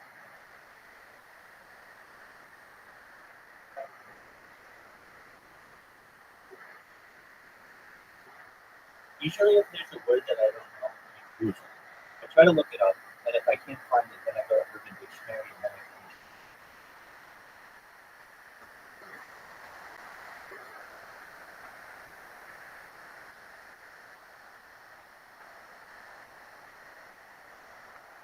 I mean, what it means, I mean, it's similar to that. It's someone who, in the Urban Dictionary entry, it says it's someone who asks the Telegram chat all the time if they have any good leads or if, when is the price going to pump, and then when the price starts to pump, they buy, and then they sell right away whenever any kind of negativity, volatility in the market occurs. It's basically just like the opposite of diamond hand.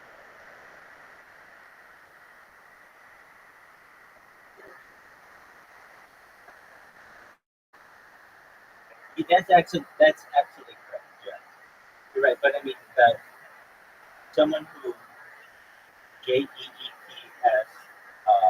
then could technically be somebody. I guess that's probably an equivalent analogy or comparison.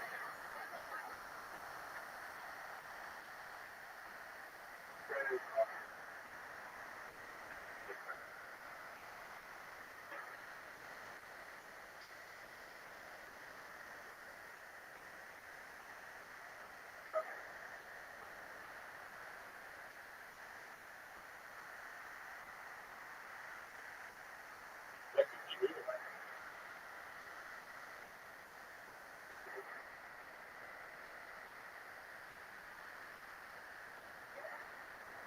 Hey,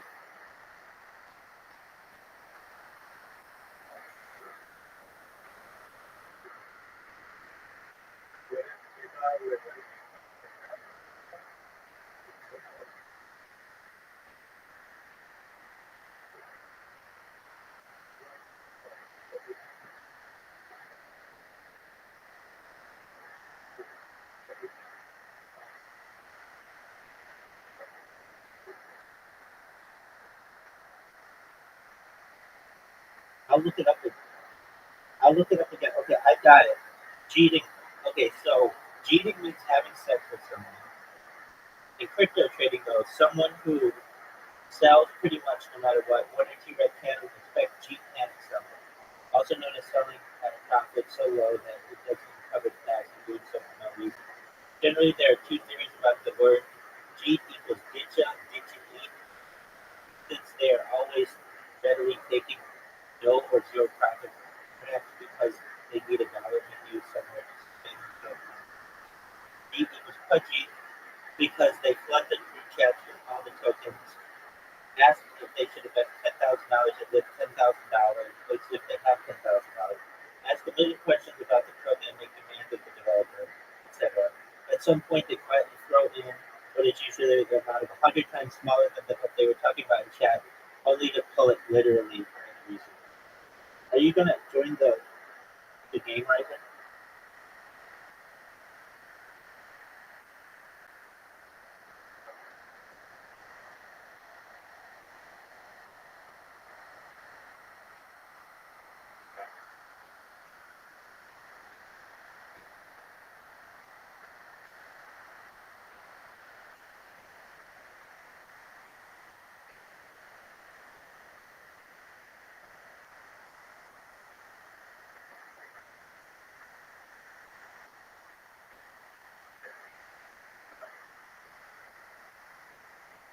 Is he coming back?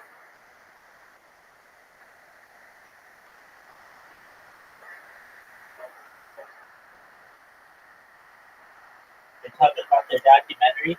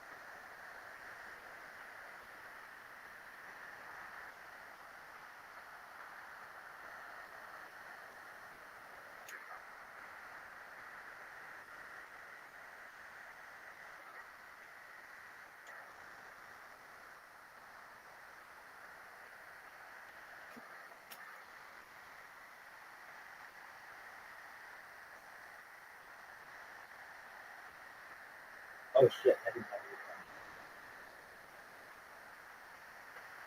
Yeah, fucking riser, miss your shot.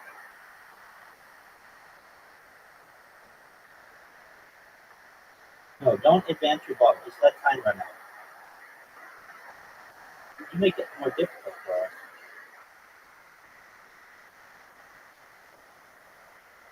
Yeah, oh, fuck. Meaning, don't take it.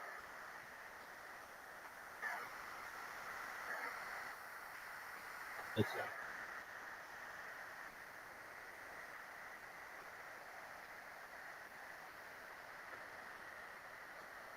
Wow, the perfect shot.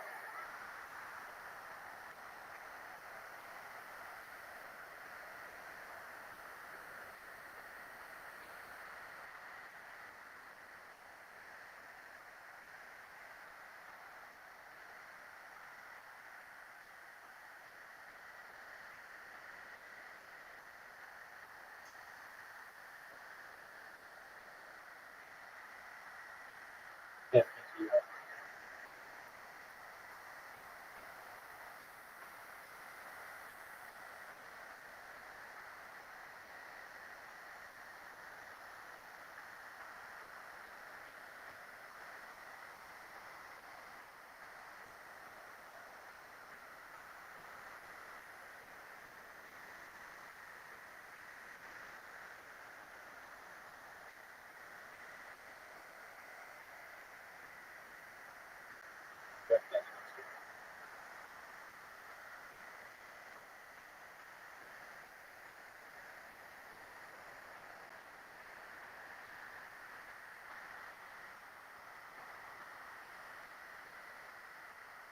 the fuck is that shit?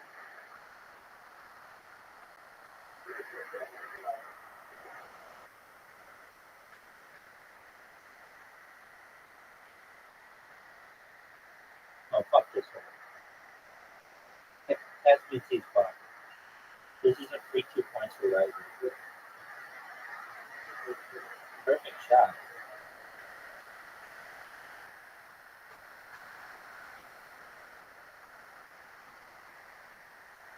I'm too far to the side.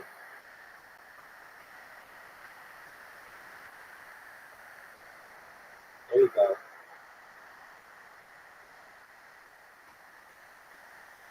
What the fuck? Why wouldn't you go for it? You're always good at this role.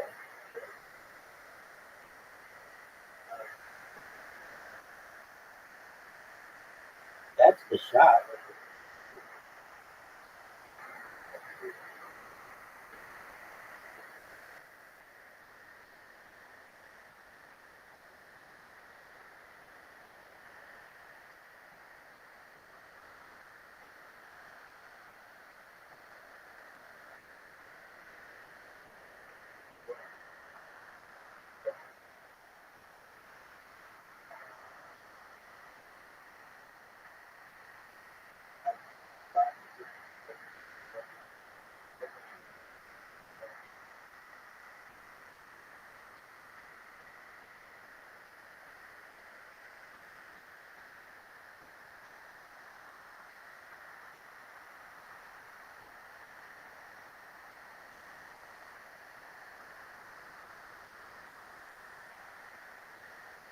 Fuck this shit.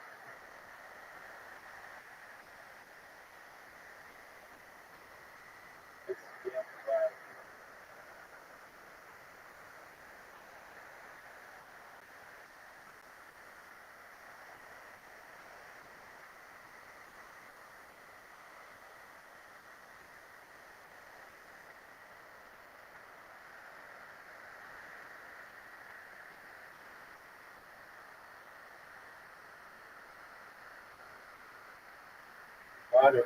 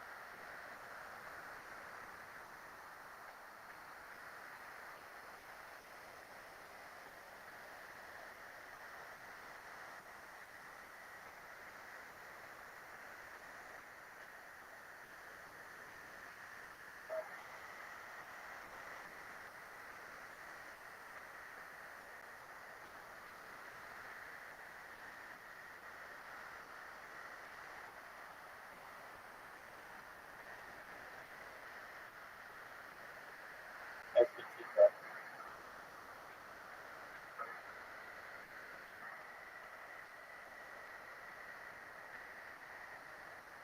What the? How are you 100? That's an amazing. Get in. That was perfect. Stop. Perfect. Water. Perfection.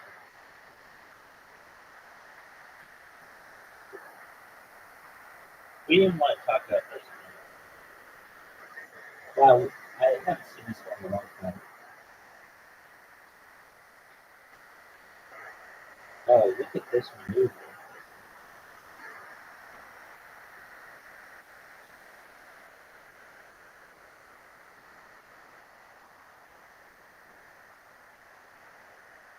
I wonder if it's possible to like get it all the way. No,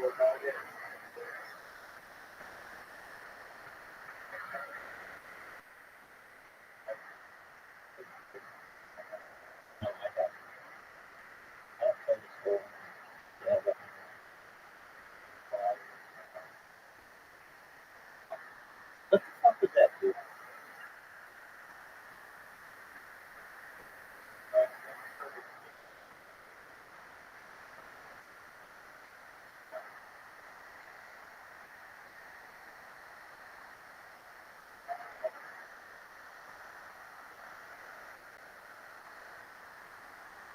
Get there. That's what I'm talking about. That's what I'm talking about. Hit that tree though around top. Hit the tree.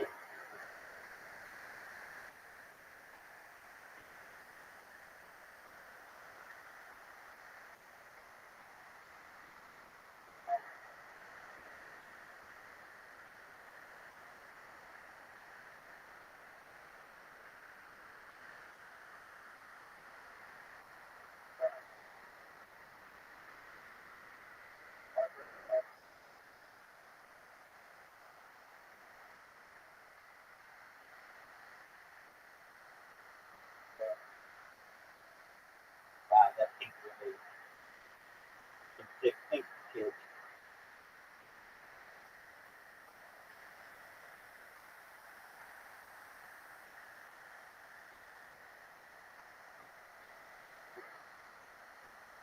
No.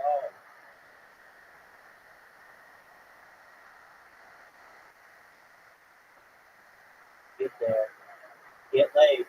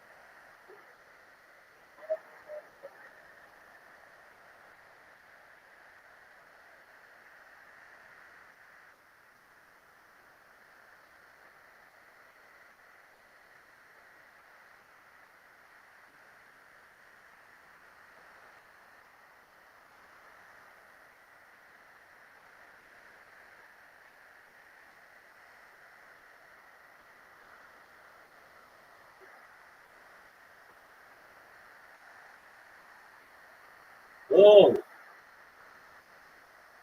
not fucking myself.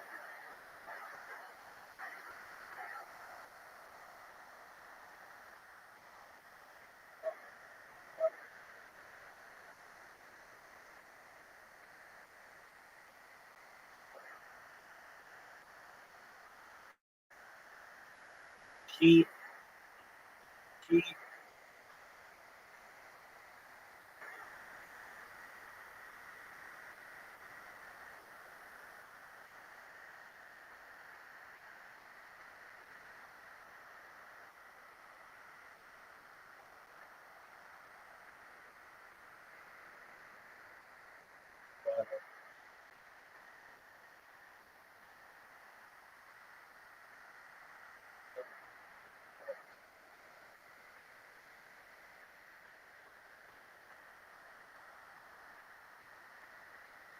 that's what I'm talking about.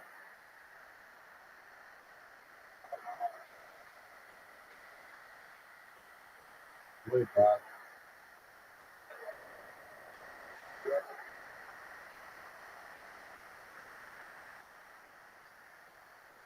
Go, baby.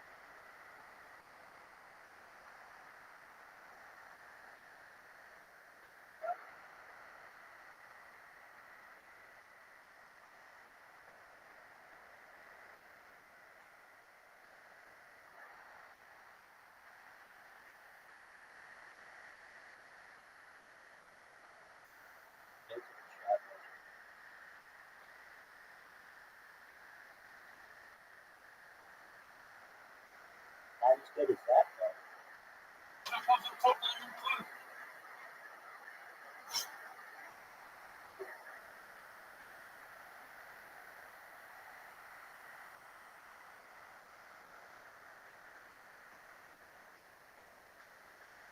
Off the wall.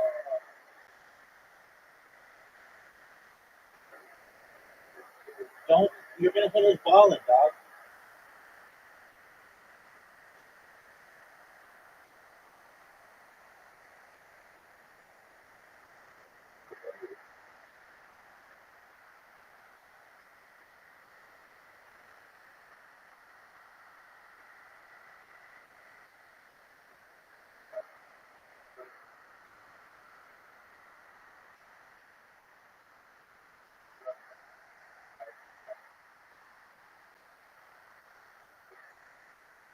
One person may say slipping, another person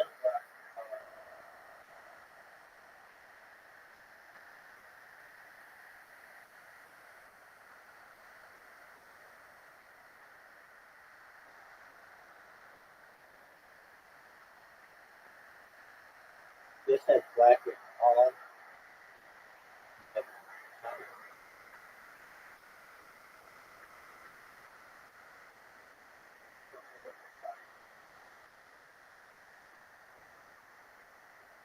I've gotten stuck on this stuff.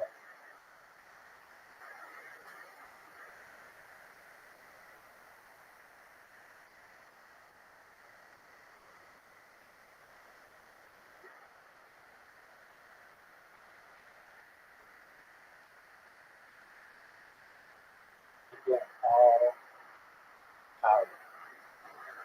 Come on, baby. Oh, fuck. There goes my lead.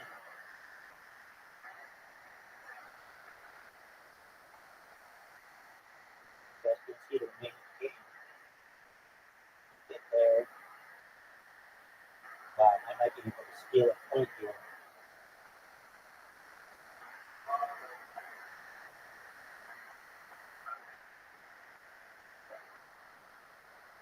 Steal it.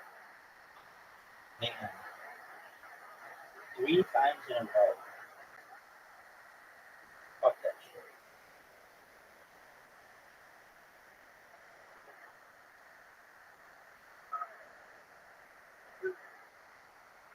Hit that hard.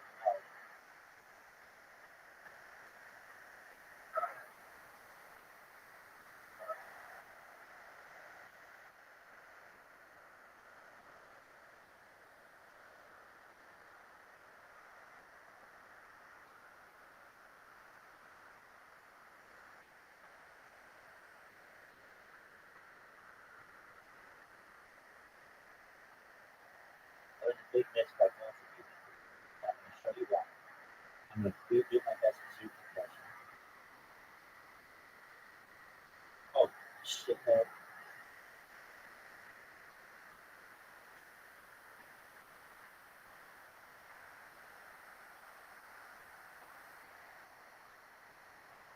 Well, we had a beautiful shot.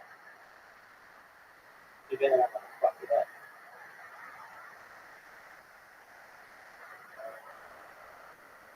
Oh, I'm sure. I've never been more sure of anything in my life. I'm fucking this shot up so badly it's going to take the head.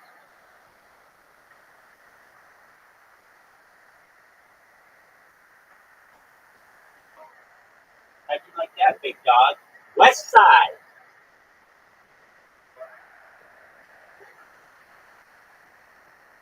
Let's see it. This would be a good fucking. If you went right in between my ball.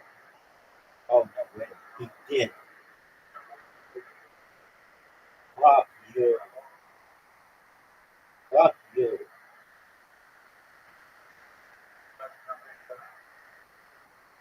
That was a beautiful, beautiful shot.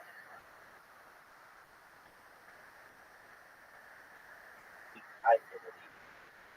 That sucked.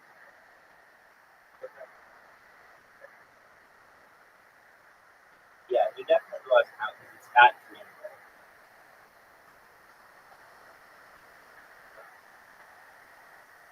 Okay, well, let's just move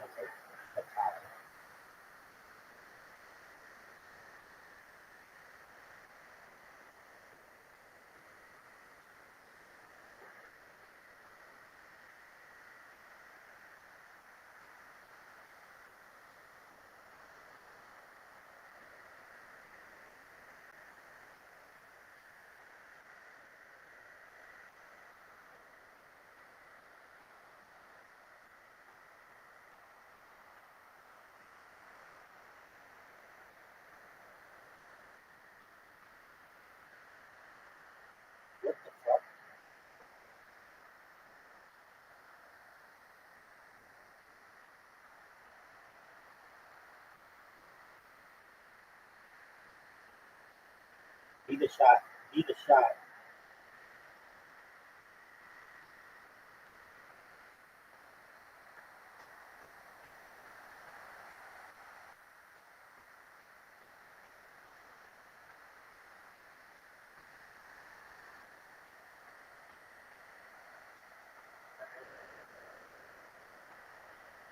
Okay, well, you better start taking notes. That's your cat.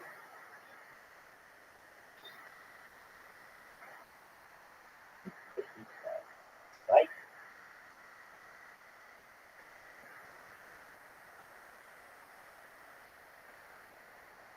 Make it.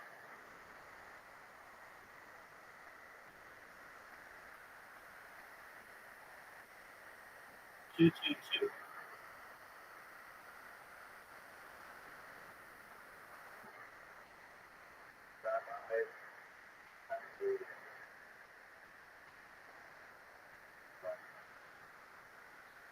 That's exactly right. That's what it is.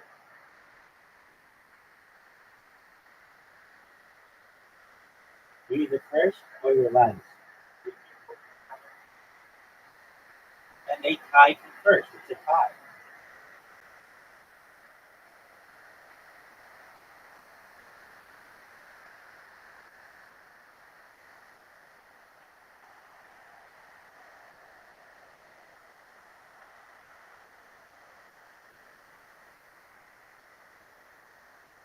How'd you like that shot, Riser?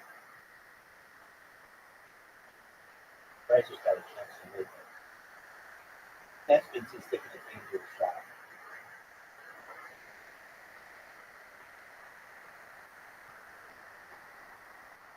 Oh, no, boy.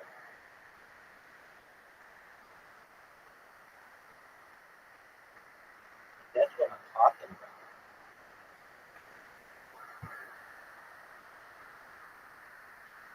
Riser counts ties like they're full-on things. I understand it makes your score go up, but I can technically say I won one game in a row.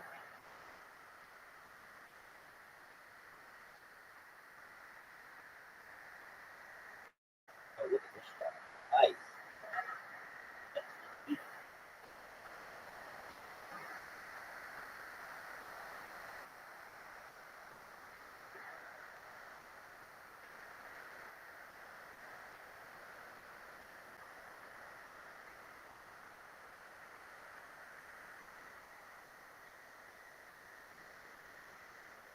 I'll take that.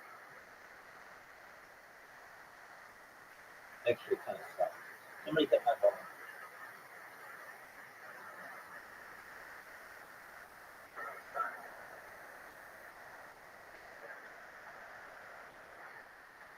Hit my ball, hit my ball, hit my ball. Are you serious?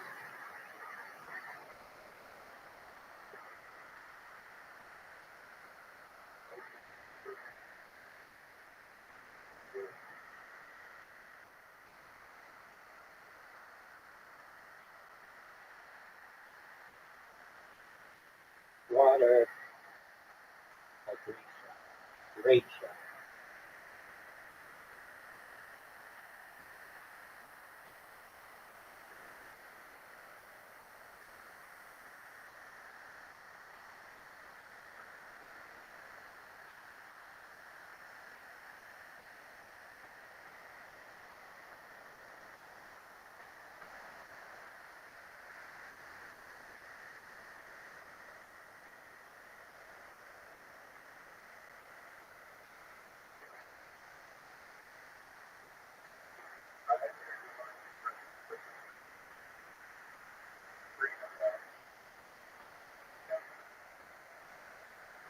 Are you fucking serious? Hey.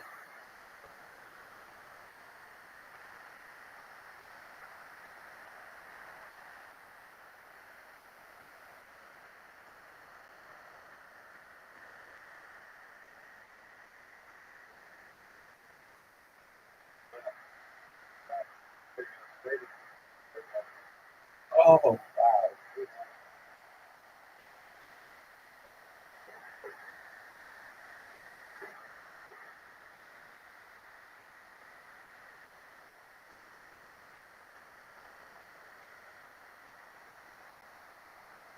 you serious? Are you fucking serious? This game's rigged.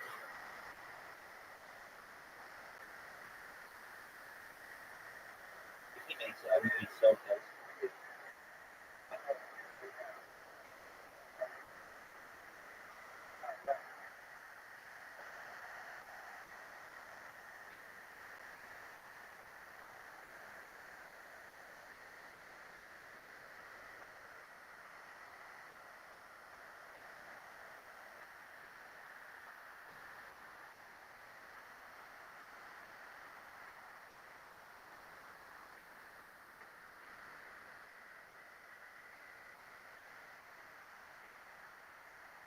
That's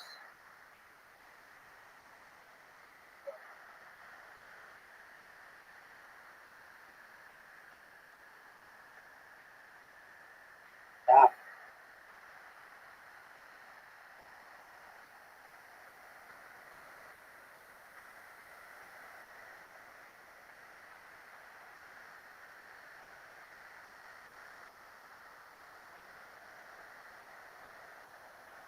Hit the one on the right.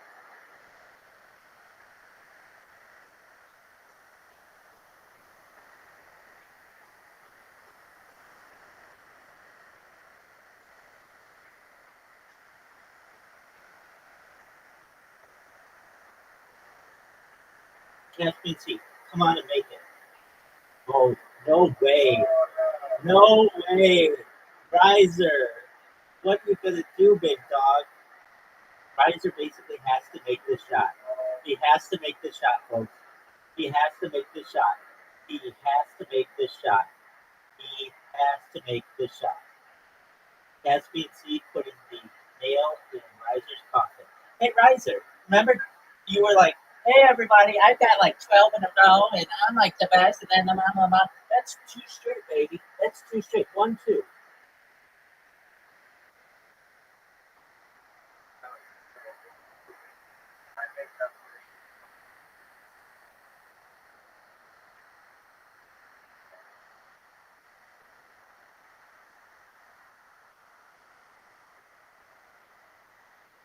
Oh, fuck this. They're just giving fucking Riser the game.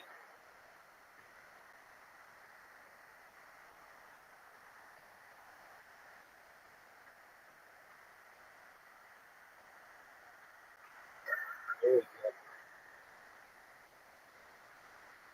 I take that shot every single time. It's a good shot.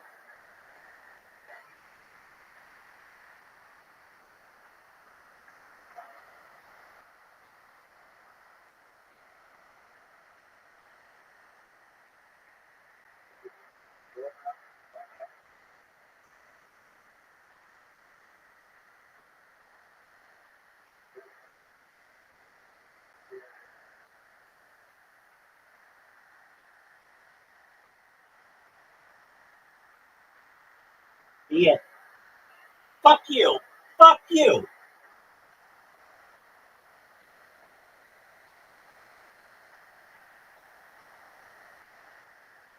Miss. Miss. Starts out with 0 fucking points.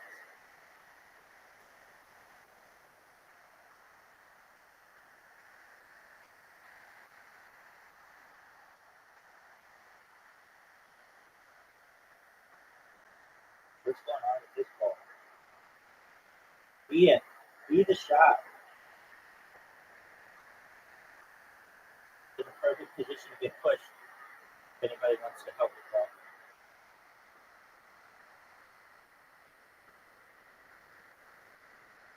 Caspian Sea. Helping big time.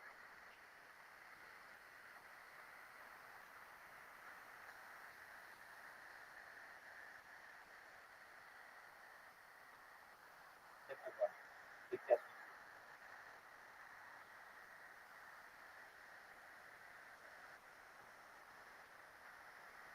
Oh, come on, baby.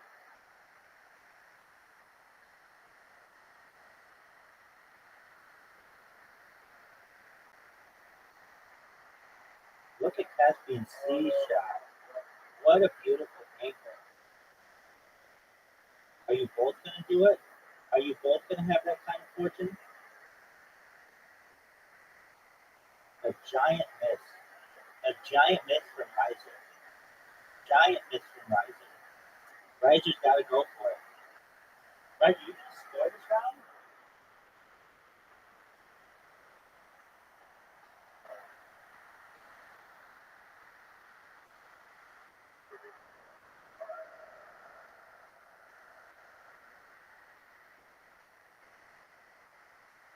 Yeah.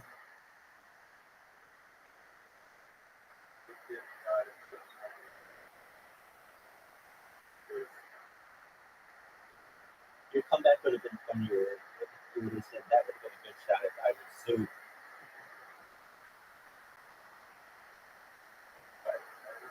If I were Sue. That would have been a good shot if I were Sue.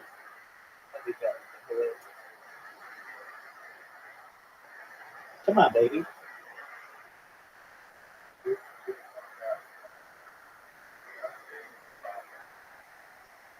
That's what it seemed might be the dark horse here.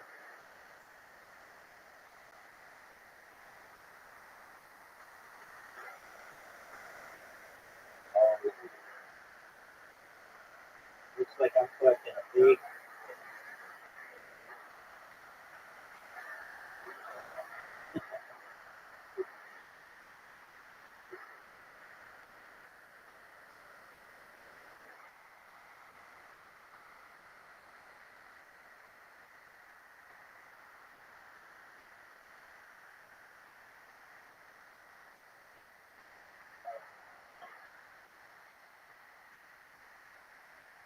I hate this hole. And you're right.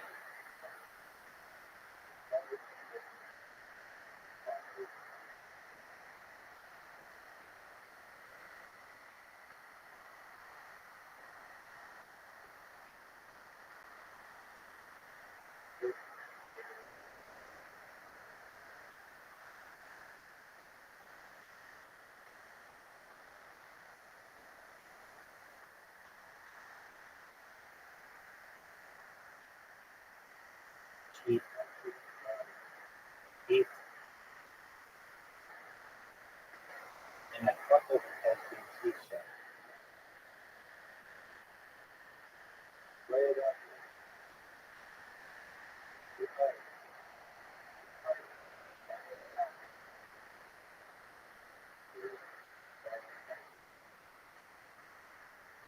No water bottle. What?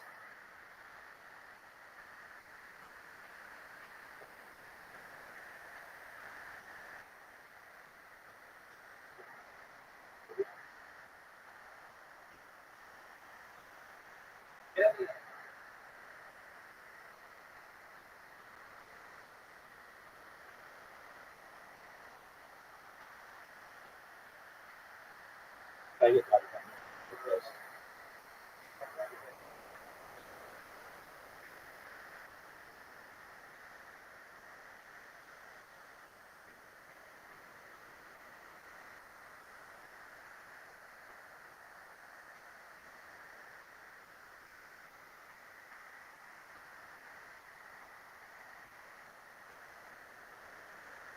All comes down to this.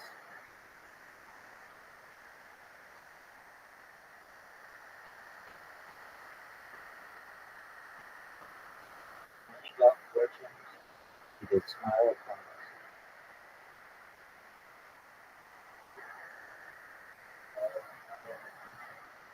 Caspian Sea wins.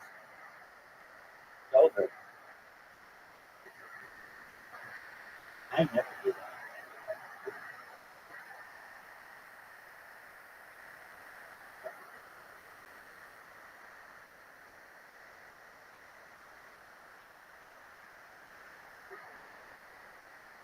Done.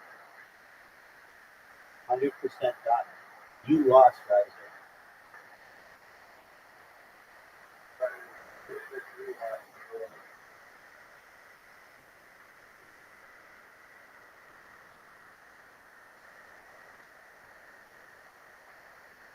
Caspian Sea with the duck.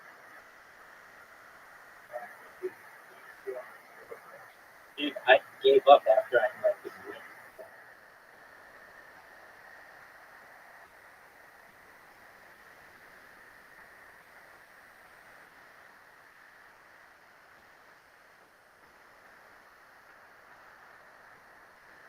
I did the whole.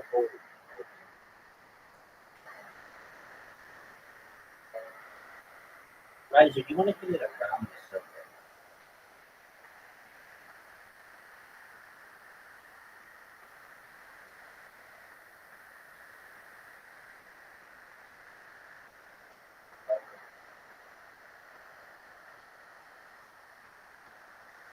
You do have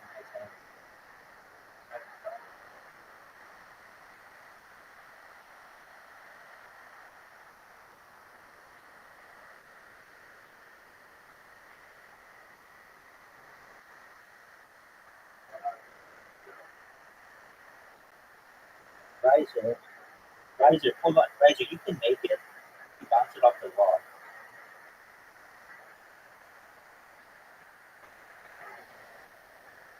Okay. Very fucking cool. That's easy.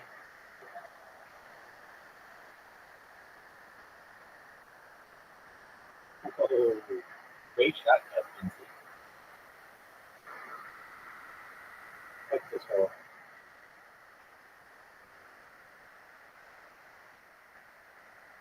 Hit something.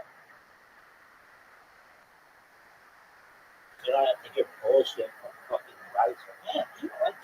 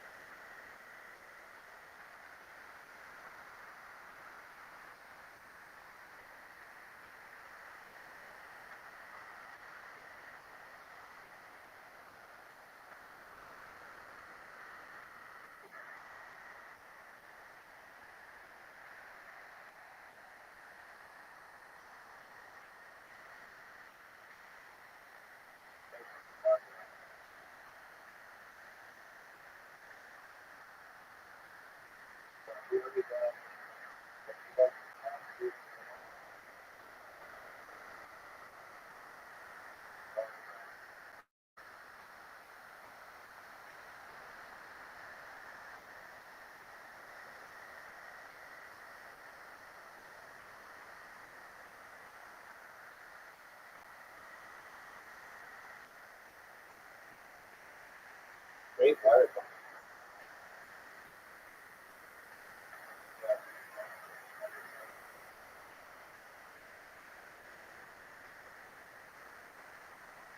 Fuck.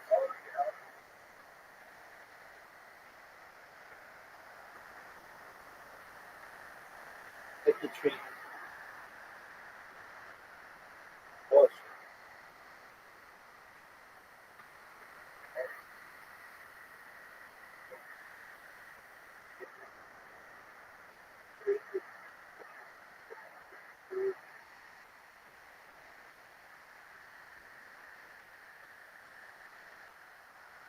Get through. Oh, fuck.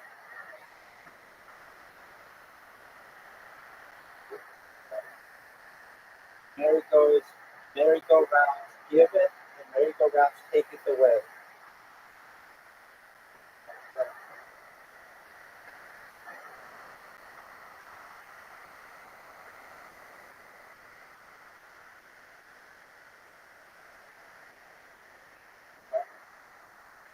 What the fuck?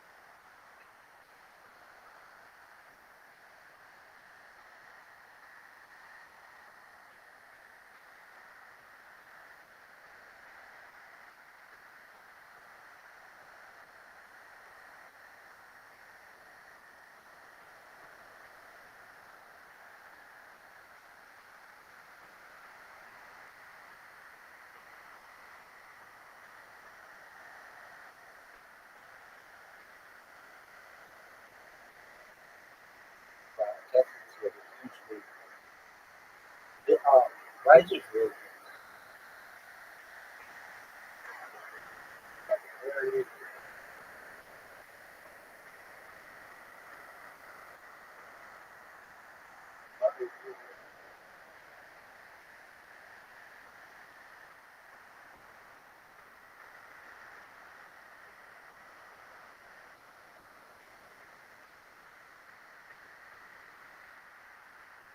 Perfect shot.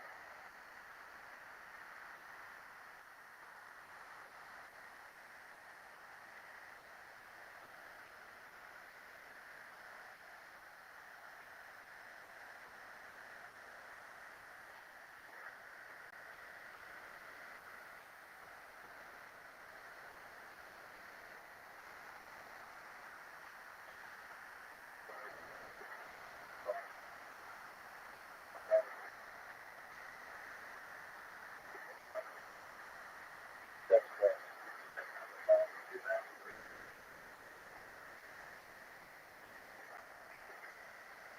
Why am I the only one who's punished for that?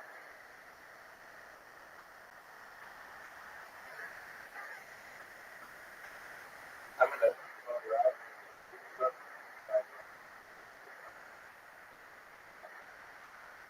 Dude, I could not let it go.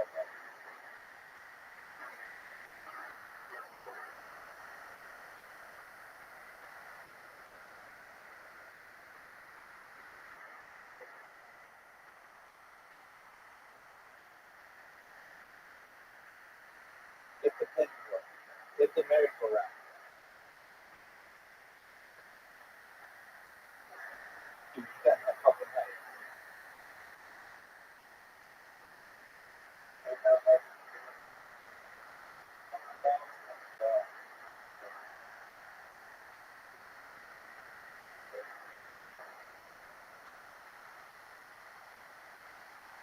He has 2 wins in a row.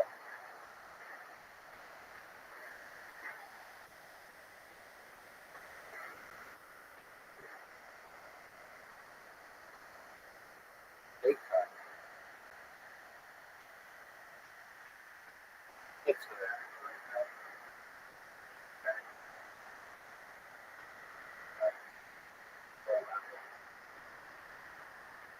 Yeah, it's called your iPad. iPads are not secret tactics.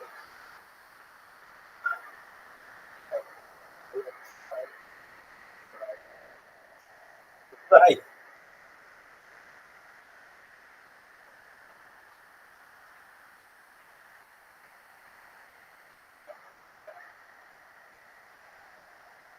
That's not a tactic.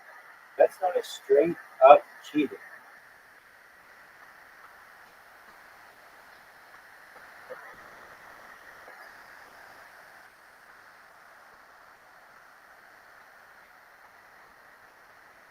Hit my ball.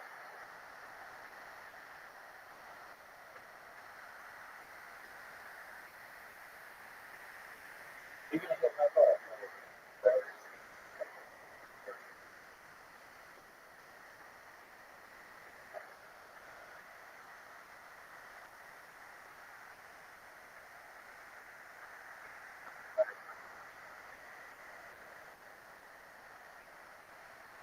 What if I just make it in the hole? Come on, baby. Come on, baby. No, short. Riser off the pinwheel. Knocks in. Oh shit. Collusion. Collusion. Caspian Sea with 2 wins. 2 straight up wins in a row. None of this tie bullshit.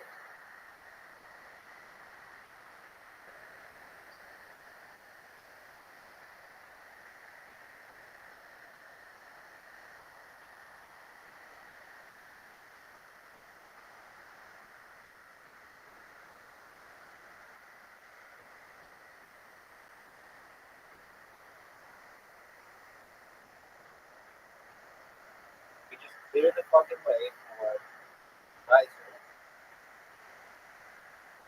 He has an easy shot. Hole in one. ball. Hit my ball.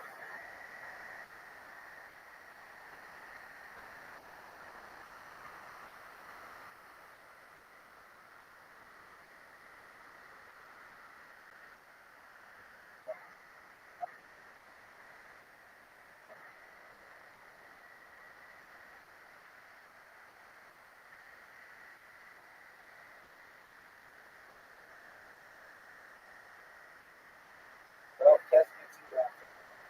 Work uphill if you get that third one in a row.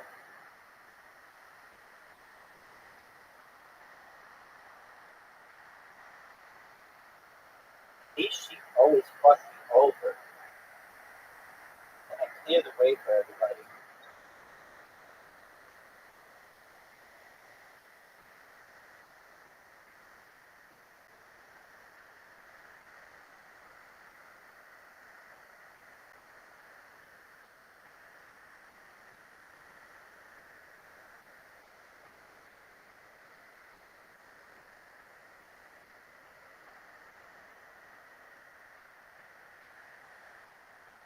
Alright.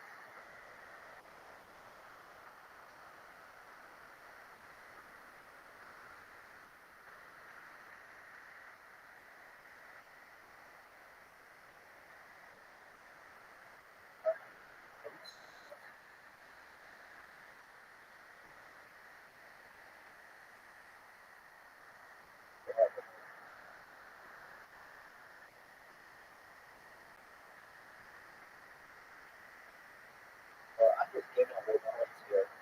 Anybody want any points? I'm giving them away.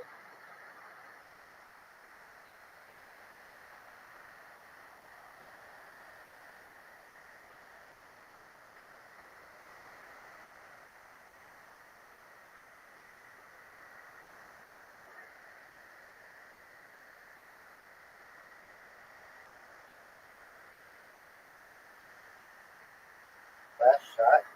Fuck this shit. Give it to me, baby. Give it to me, baby. That was fucking amazing.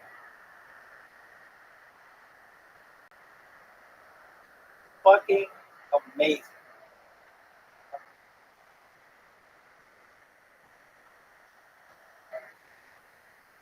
Hey, I want everybody to know, especially Riser. Riser, I got a hole in one on this hole.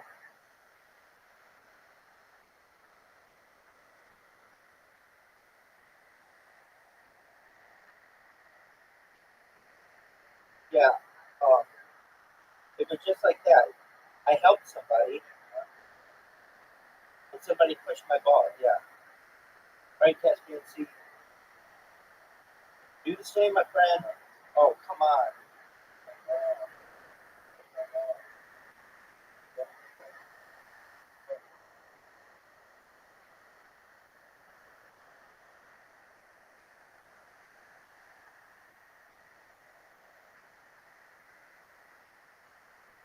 Water. Are you serious? That's bullshit. Do the shot. No, but it fucks over on Caspian C.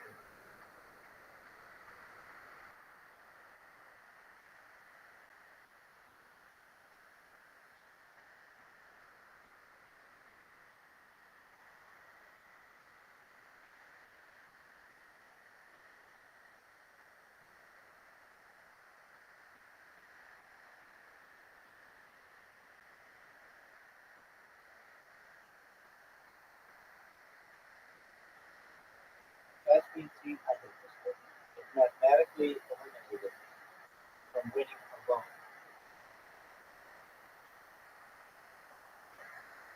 Bullshit.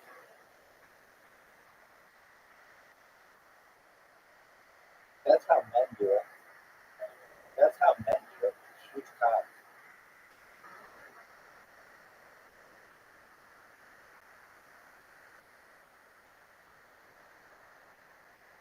Fucks them over. Fucks them over.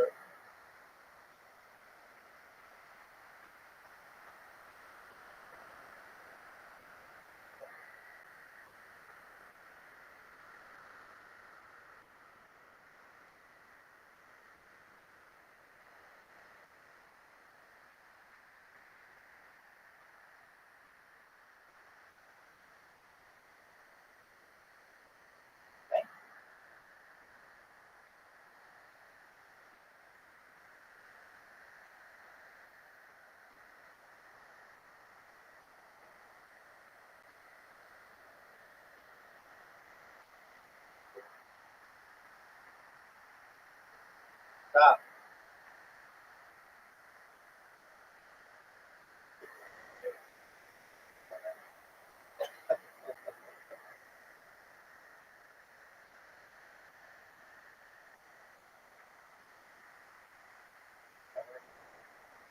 Riser's done. Riser is done.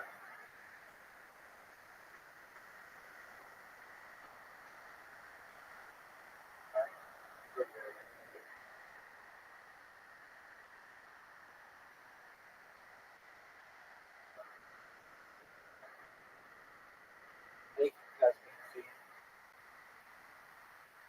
We need more than that. We need more than that. More than that.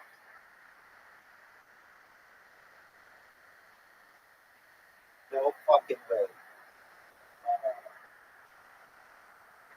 SBC stickers. SBC mathematically eliminated from it. I love this whole. Need a shot. That's not what you want to do.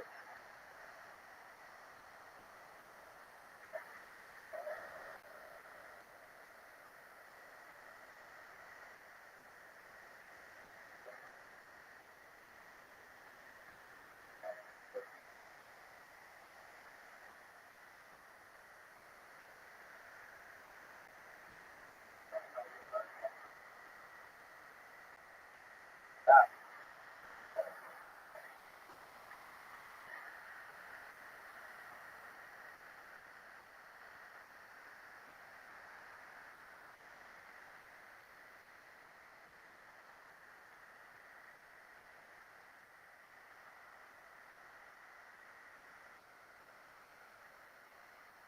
Need a shot.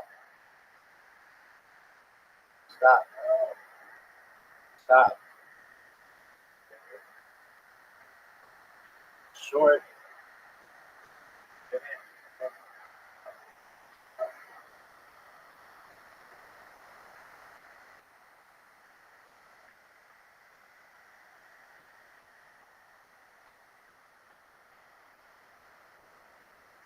Come on, baby. Hey, Riser, you know what's up? Rabbi just won. All alone, didn't need a tie, stopped Caspian Sea Street. How do you like that? 1-0, kids. That's beautiful. That's what we like. That's what we're talking about.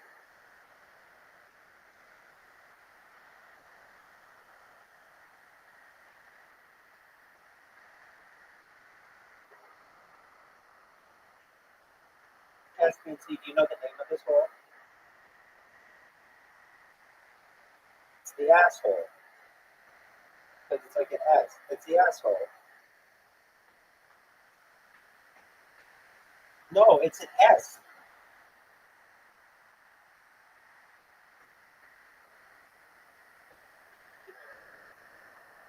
I know. That's the asshole. Don't hit his ball. Like bocce ball, son. Oh, what are you doing? That was nice.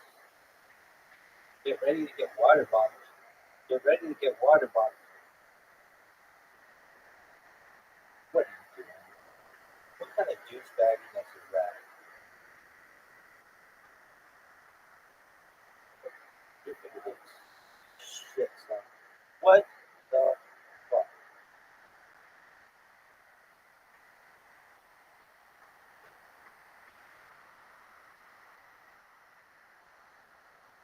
Too hard.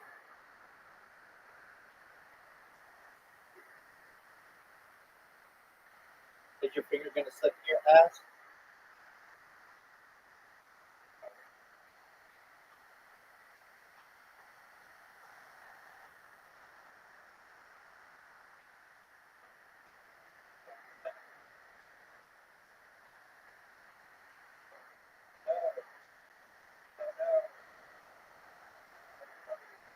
Fuck you.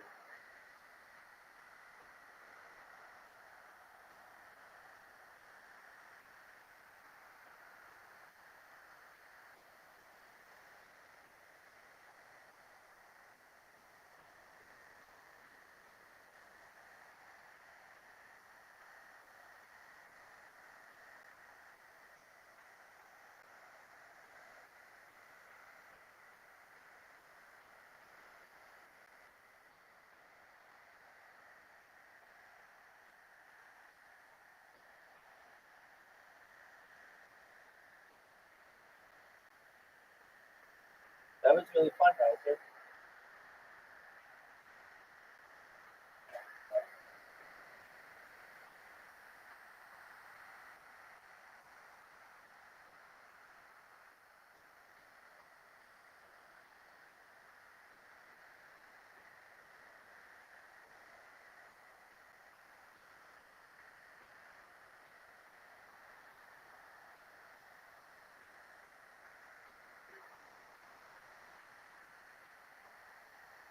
Water.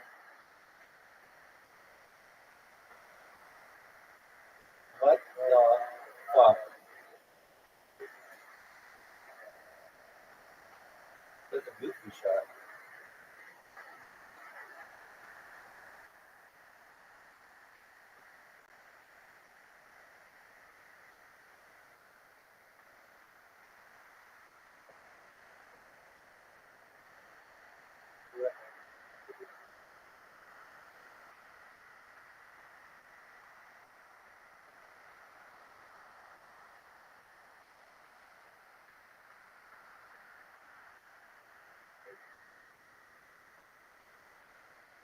Riser, you're fucked. You're not getting edit points.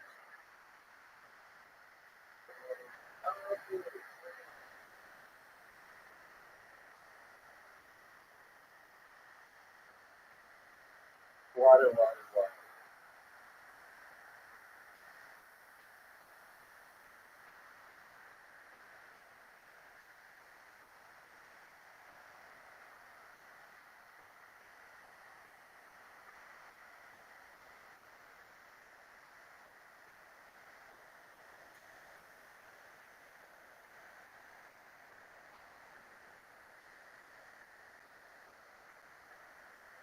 That's what I'm talking about.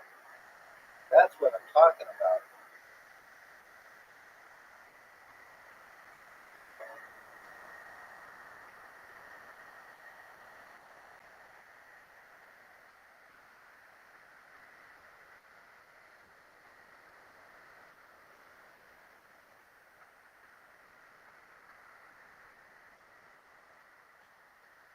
Stop!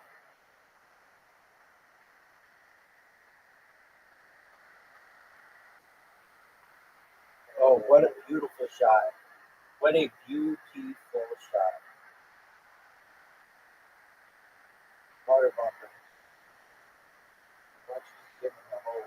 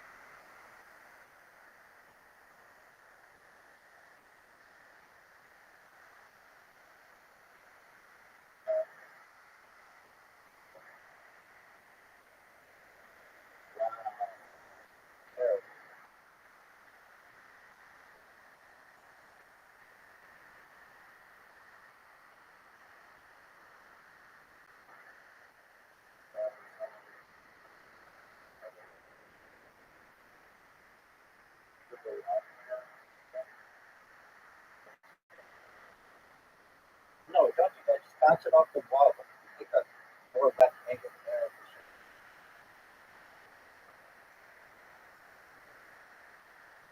Go, go, go, go, go, go, go, go, go.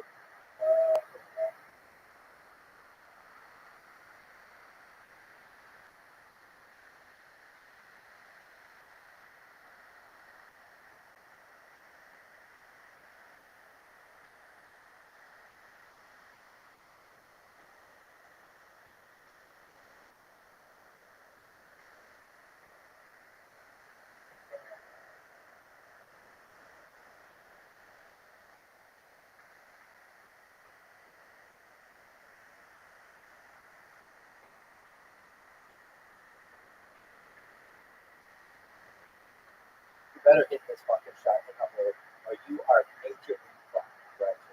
Majorly fucked. Riser's fucked.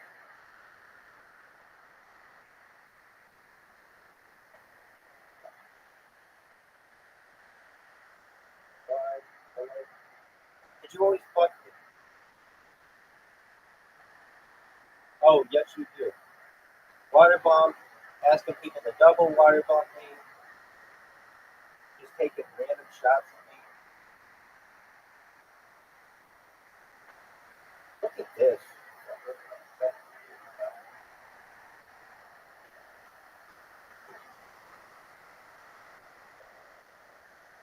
Gatsby, see, looks like he's gonna get a win. Bounce it off the wall, make it. Make me.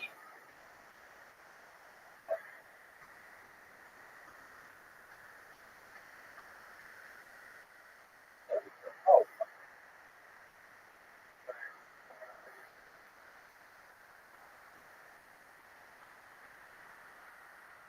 no.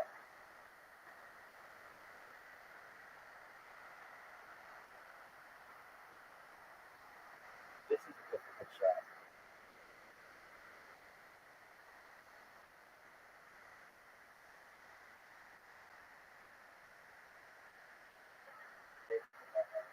I know you are, and I'm ready for it.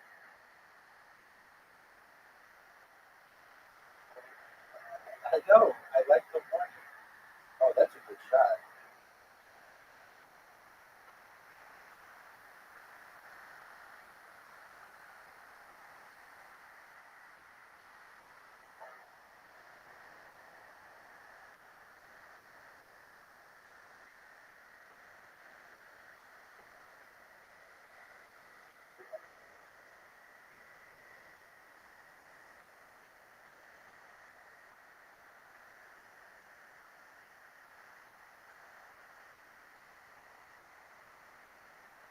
Yes.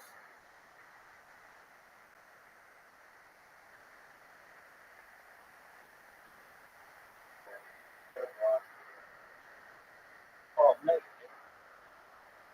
You have the skill to. Oh, what a shot.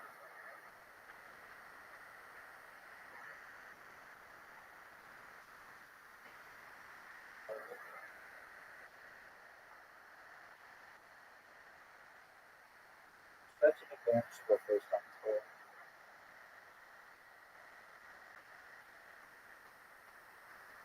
Oh, you almost knocked it out. This is not what you want. This is not the shot you want.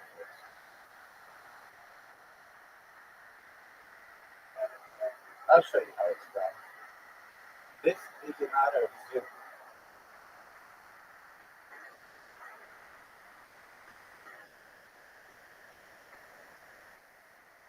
Not what you want.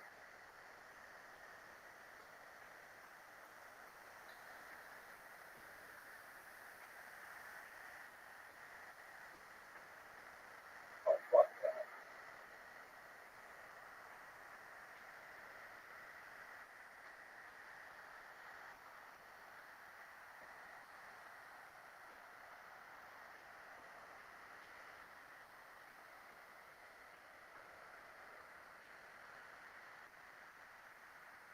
Get there.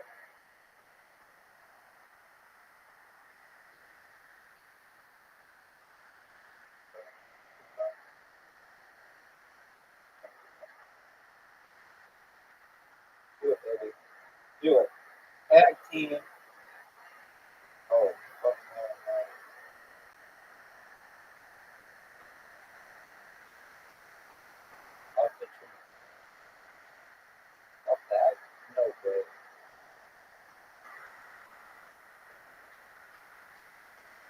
Off the tree.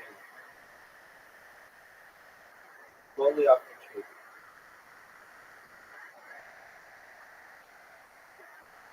Sure,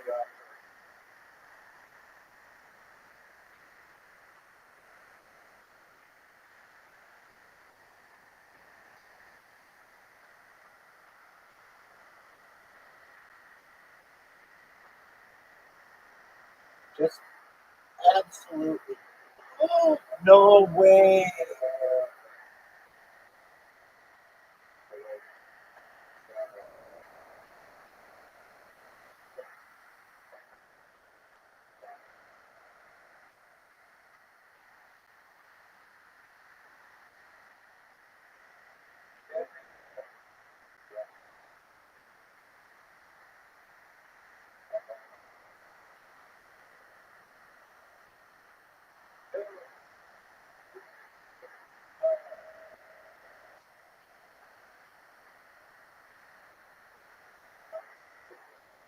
Make my shot.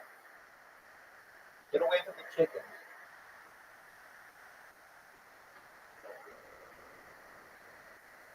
Fuck!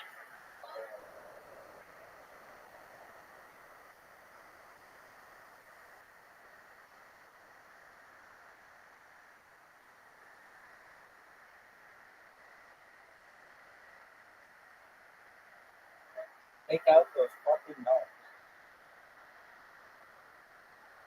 No. That's a really good shot.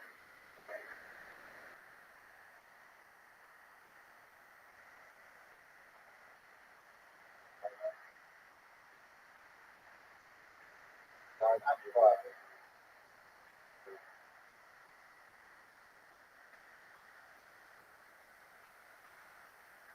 Man,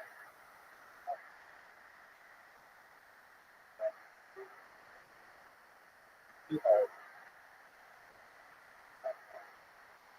That's she's not good at this.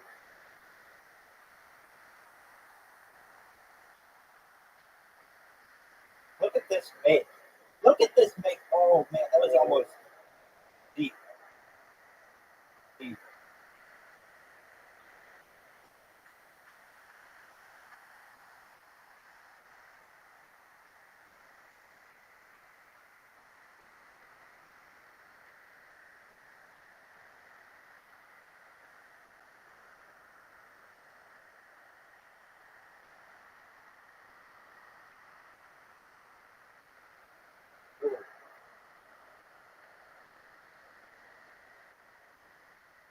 That's what I'm talking about.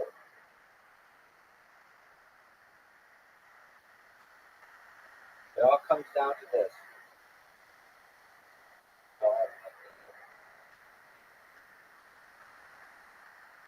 Get there.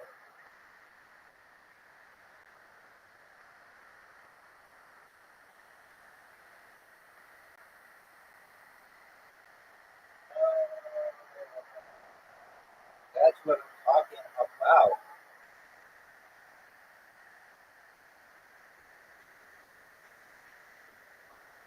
That's what I'm talking about.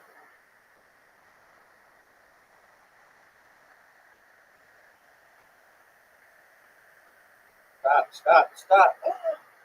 Major miss.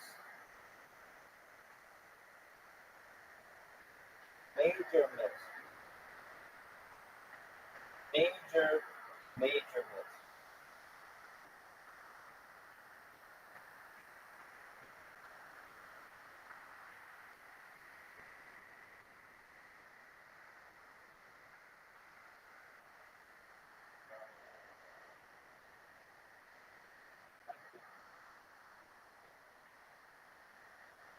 Fuck. I fucked myself.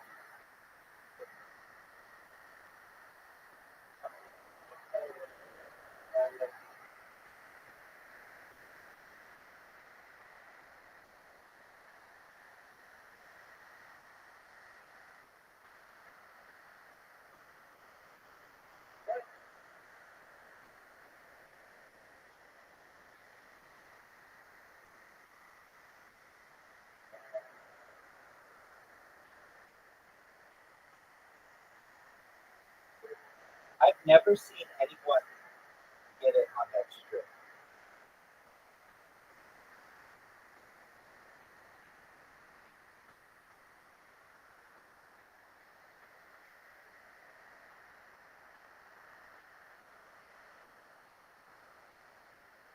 Too hard. It gives me an opportunity to win.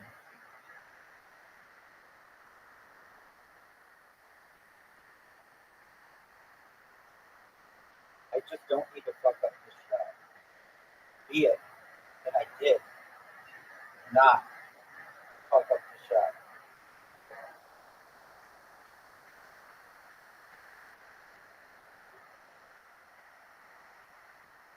Ready to make a bet, right?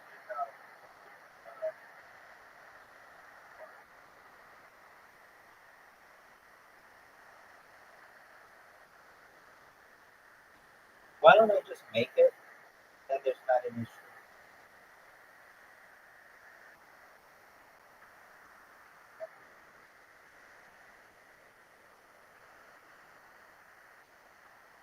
Too hard. Be too hard.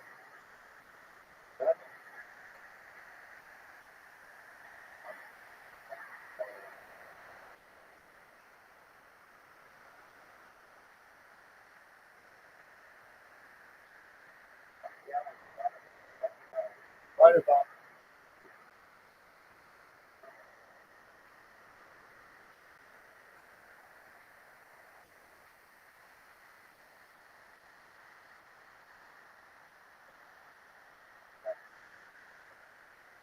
No, it doesn't. Looks like I'm gonna win. How do you like that, Riser? You little shit. Even when you try to fuck me over.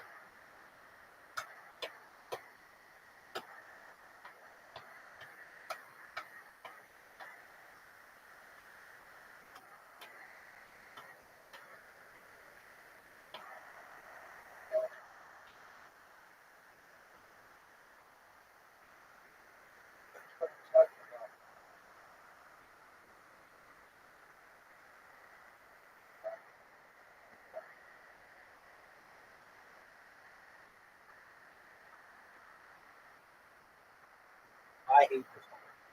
Why do we have this one so long?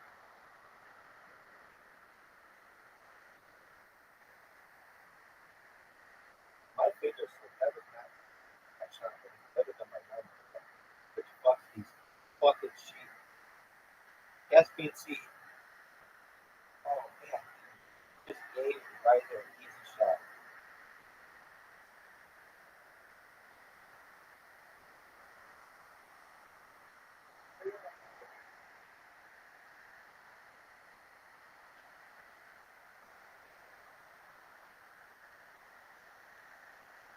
Oh shit.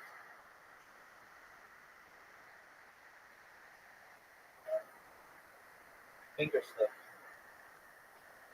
Hit my ball. Hit my ball.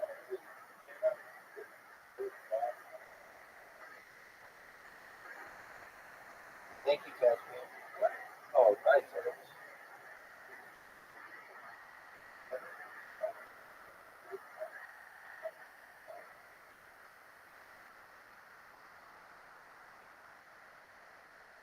Hit it, Caspian Sea.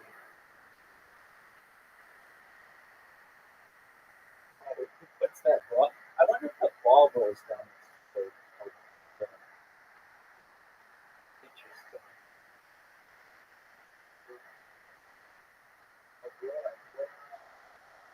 Oh wow. Riser has such a hard roll, a hard shot.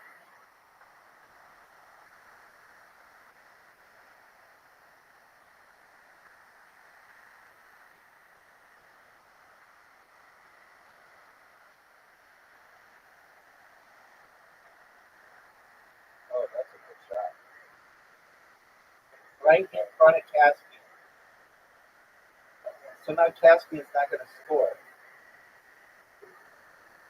Riser somehow gets a point. Bullshit.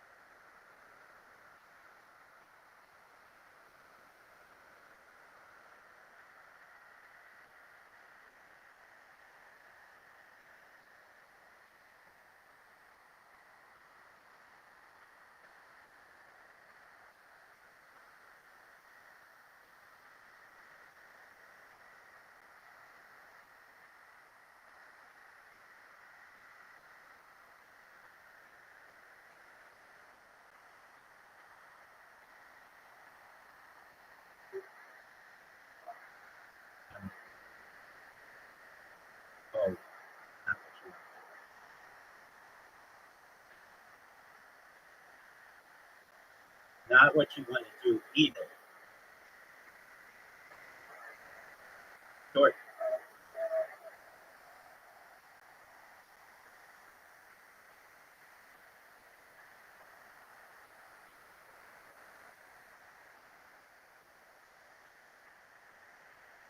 Oh no! No points on this hole.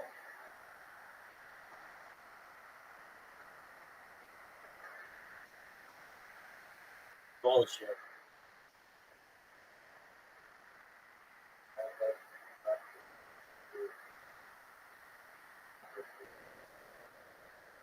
You're right. Fuck it up.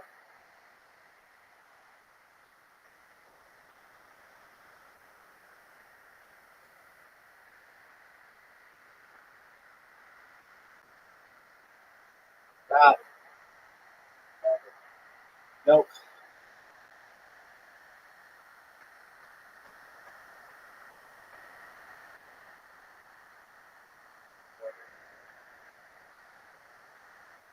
Off the chicken into the water. Water.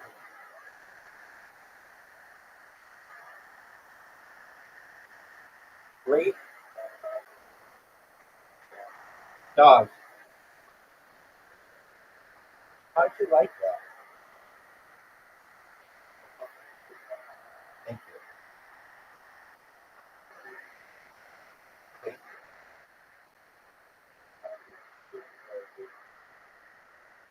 Yeah, that's the shot.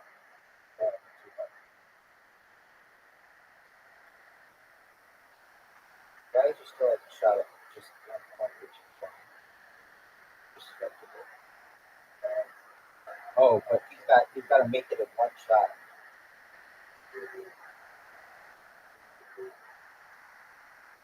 Way too hard.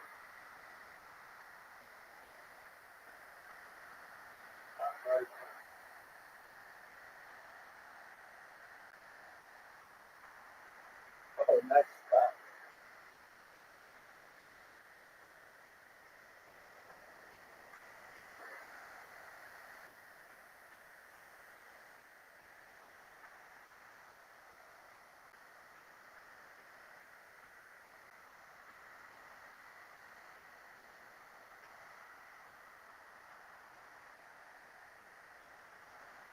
Water.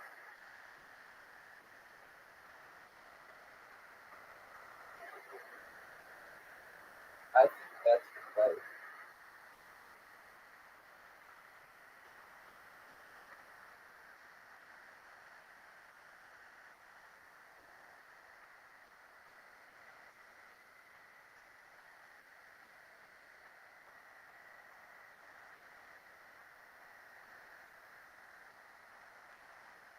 You have a big ass chicken in your head.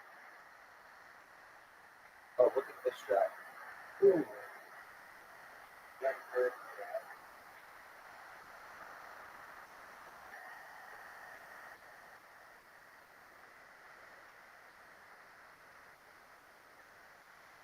Yeah, we're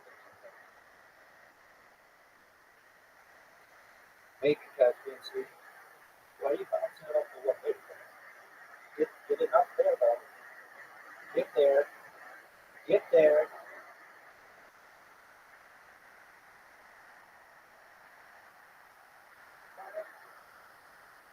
SBNC about to make sure Geyser doesn't score.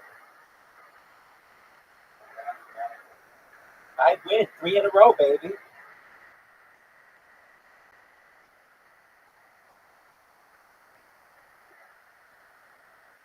Quit with that bullshit.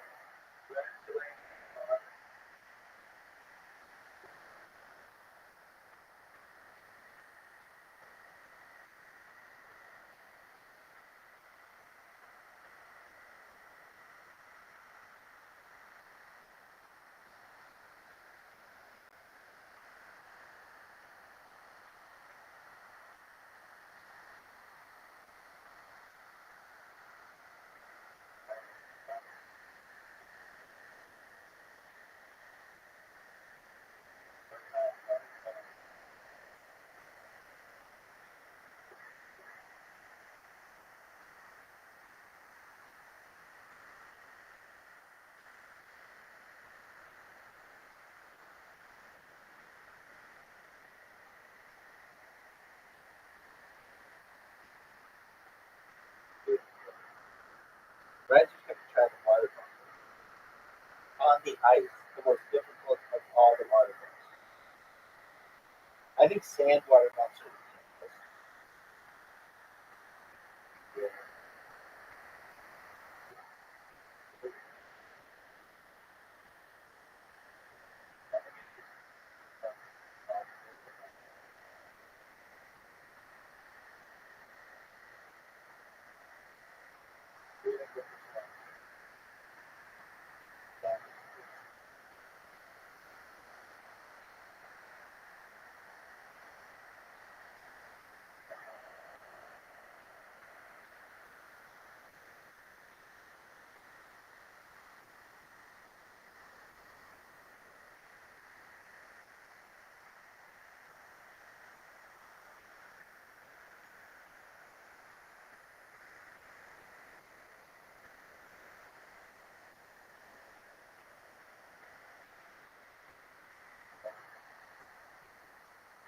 Three wins in a row.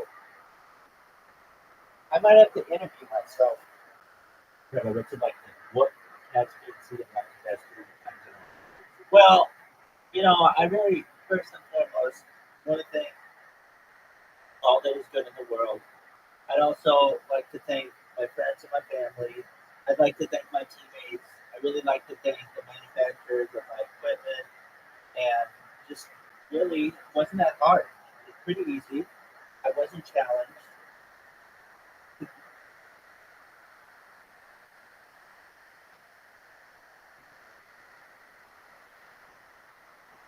I am giving you guys the blessing of being able to play again.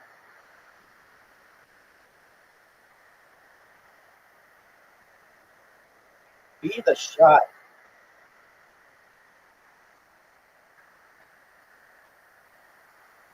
Right? So would you take that shot?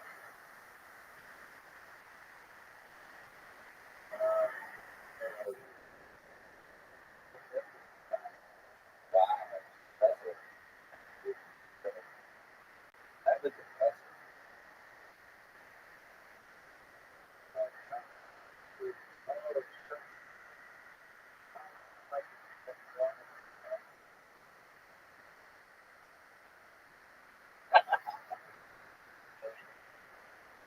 That's exactly right.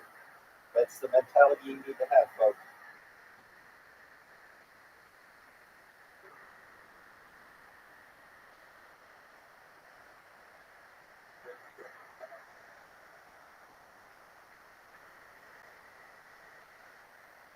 Another photo.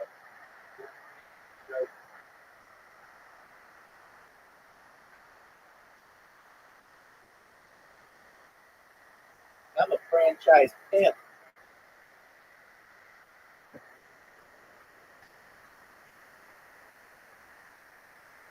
Don't hit my ball. Oh, we don't want to do it.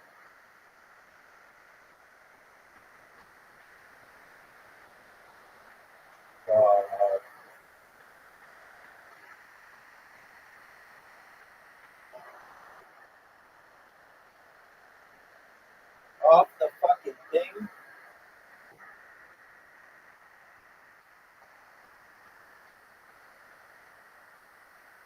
What is that?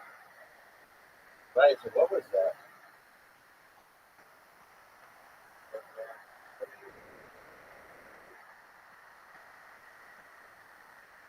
Oh, wow.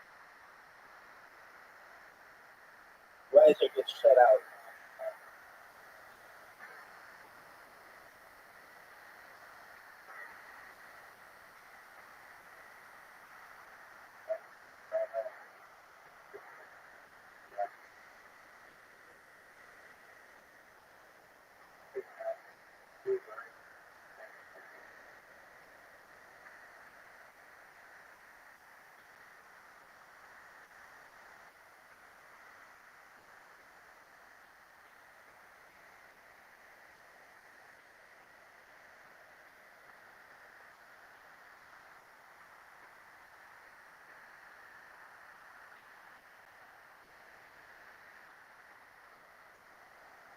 Wow.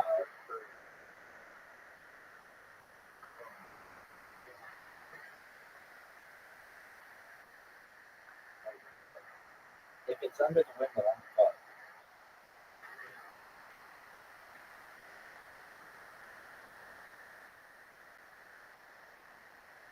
Chicken.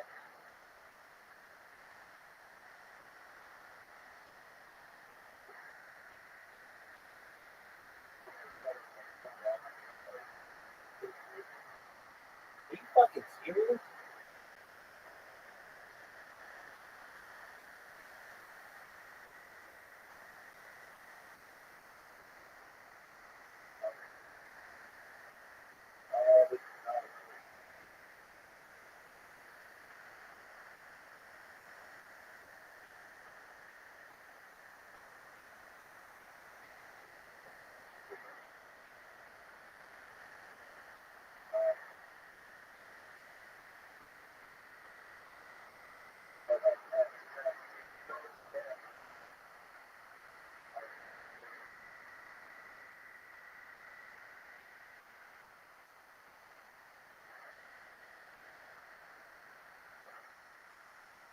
Remember at the beginning, you were like, oh, I don't think they're getting one in a row this time.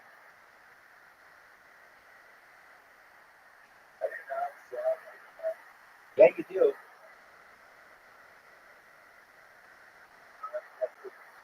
Oh, okay. Oh, wow, good one. I know you are, but what am I?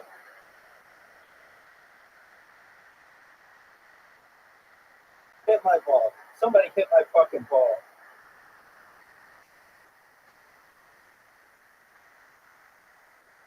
Yes.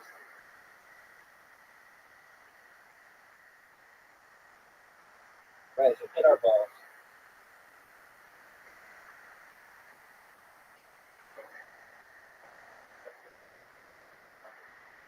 I don't know what that is.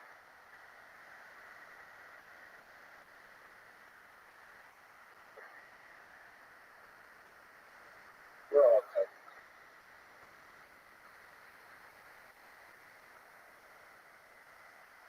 That's being stupid. Right. What is Rising going to do?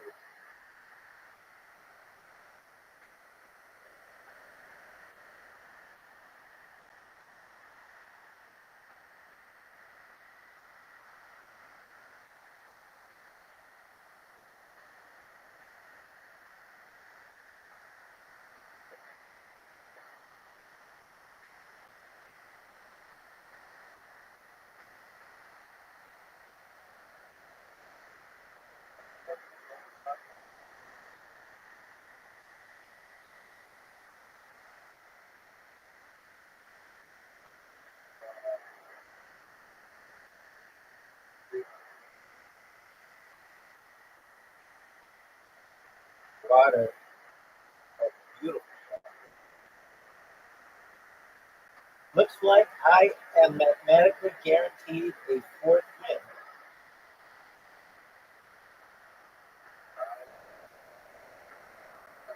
Yes, it does.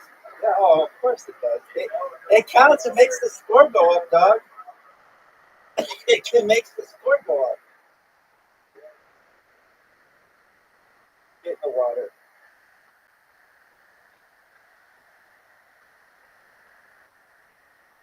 Oh, help.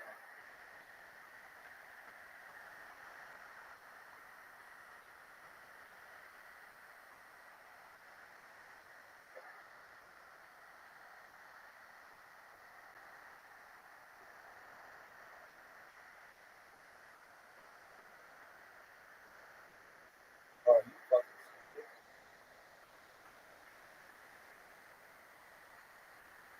Look at that.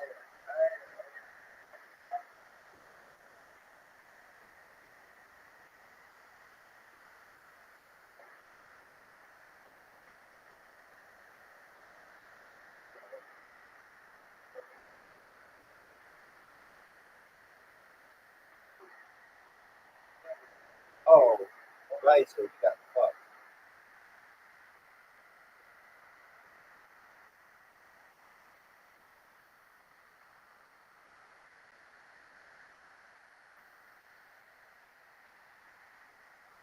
Yeah, it's anchor here on the field.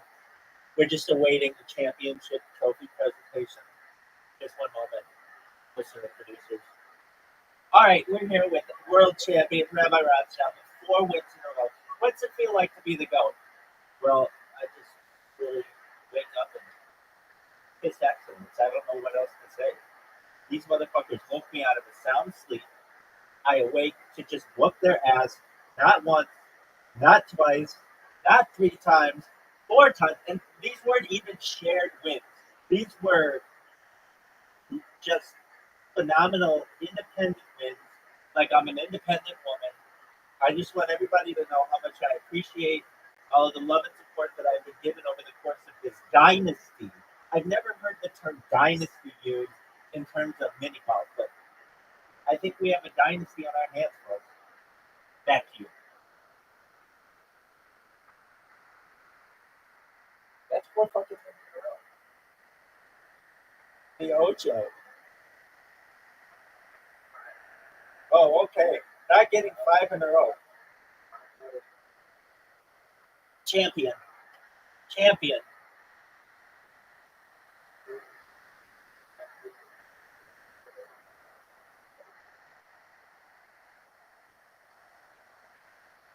Riser, what's it feel like to lose 4 straight games with an iPad?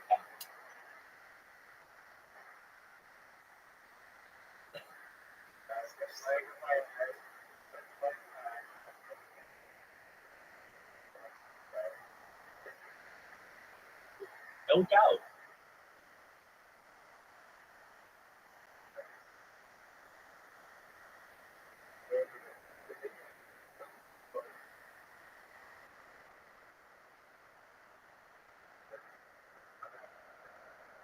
Do you see the size of this? Do you see the size of this? Size doesn't matter. It's the motion of the ocean.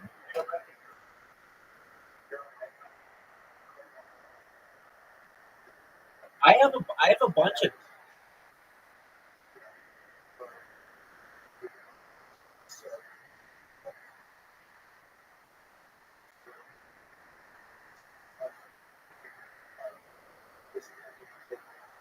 right. Oh,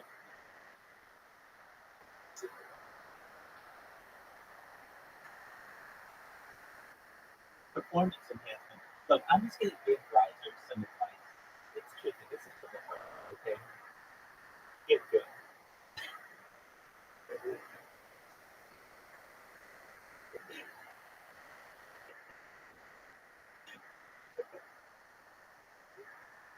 Get good.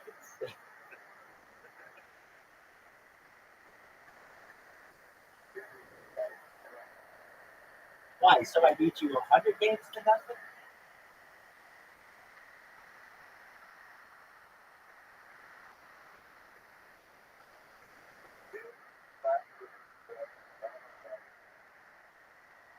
So Zoot is your Zoot gives you confidence. That's first up. I'd like to thank everyone out there named Pajit. I'd like to thank everyone out there named Pajit. I'd like to thank your paper hands. I want everyone to know that I'm very respectful to all people named Pajit. I do not use the shortened name. I do not use that in a nefarious way. I think people named Pajit are amazing, and in the future, I want the term Pajit to be very positive, just like the term Newfie for Newfoundlanders. Newfoundlanders? Newfound. Is it Newfoundland? Newfoundland? Newfounders. How do you say that? Newfoundland. Newfoundlanders. No. Newfies are people from Newfoundland. That's cool. I'd like to thank all of the Yupik people and the Inuit people. I'd like to thank all of the people from Newfoundland. I'd like to thank all of the Newfoundland dogs and also Labrador retrievers. And really, I just wasn't really too challenged. I mean, there were points where I thought maybe I'm not going to win alone, but for sure, I knew I was going to just dominate. And I think that the scoreboard shows that.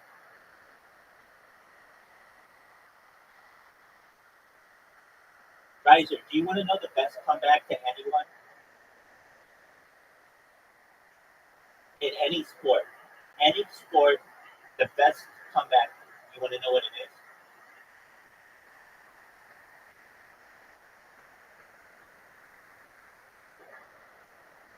Scoreboard.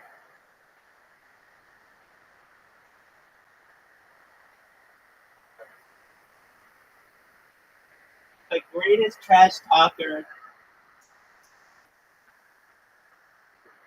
Word, dog.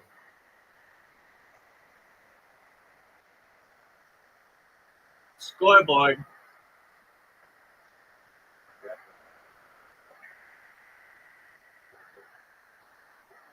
That's right. I'm the cockiest motherfucker there's ever been. There ain't anybody better than I am. I make Michael Jordan look like dog shit. I make LeBron James look like a pussy.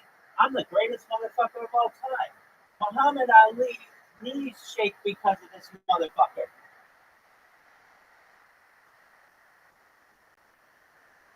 Riser, you want to play me 1v1?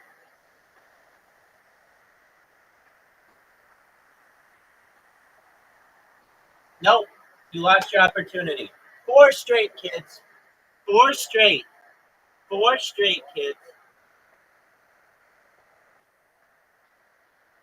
4 straight.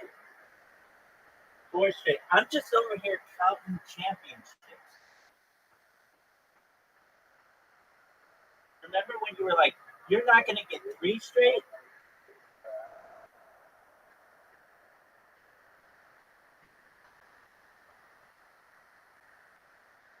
Are you going to send me an invite?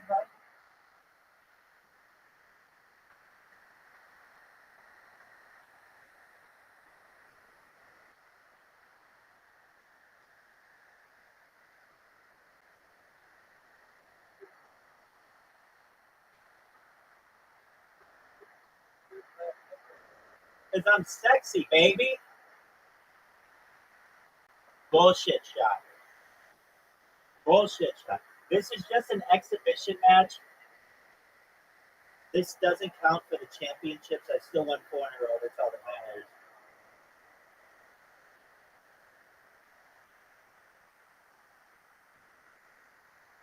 Come on, you bitch.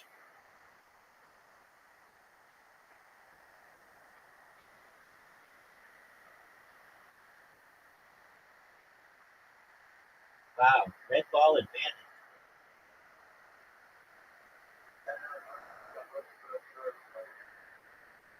Not normally. That's not true. That's just an assumption that you make.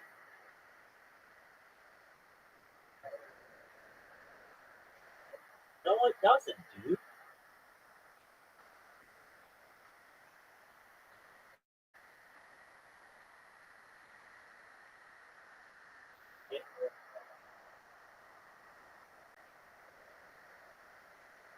I'm the purple ball.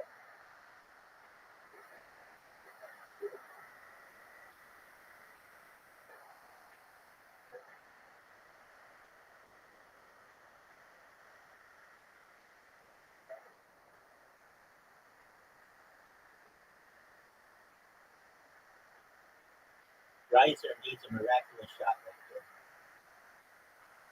And he got called.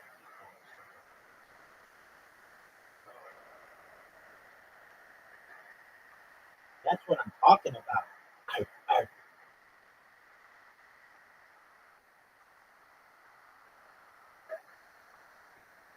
This is a very difficult shot.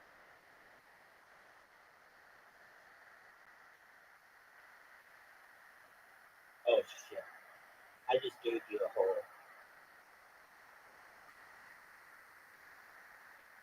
I just gave you the whole thing. And you fucked it up.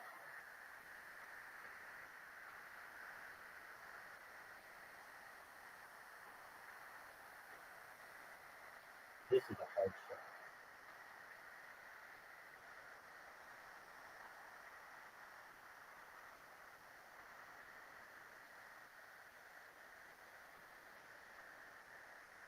Oh, big time. Big time shot. Hey, you get to go first.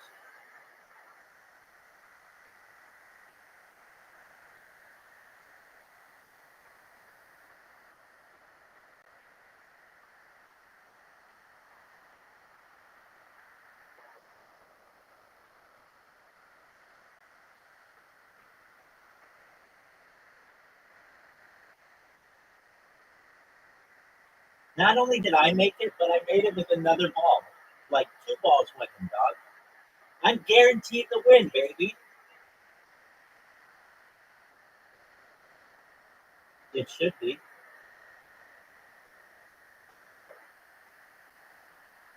Says who?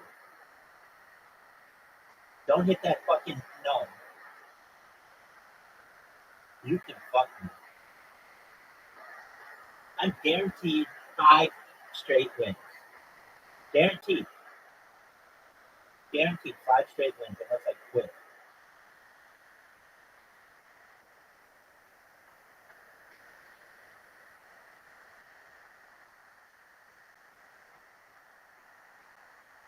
No.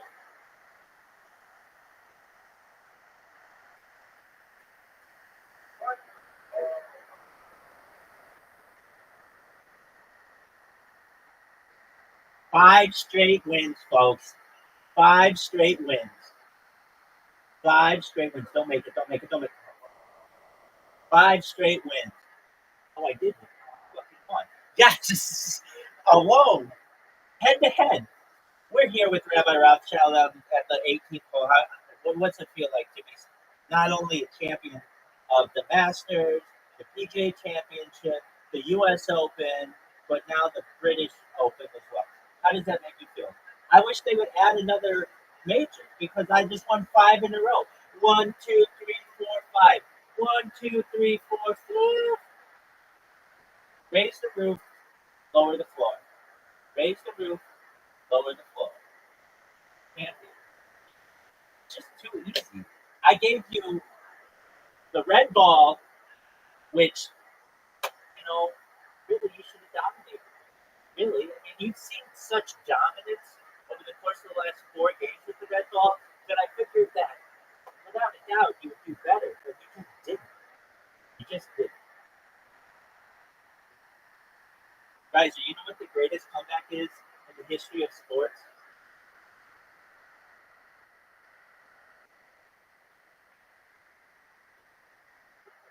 Scoreboard.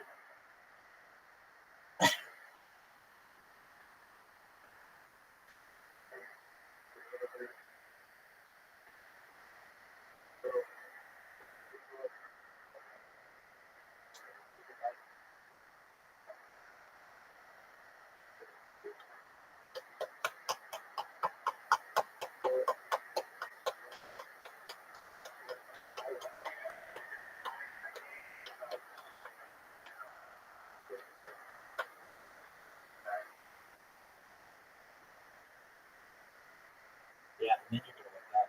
That's a dream. That's a dream.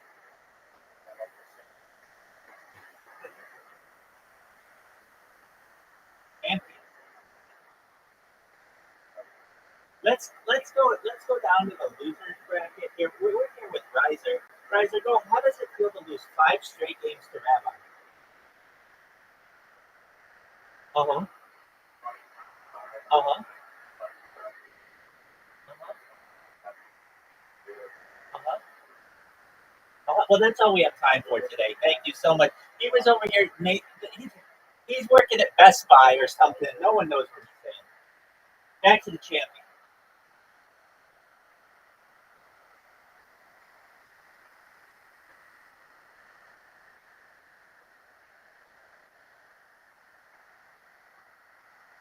You know what?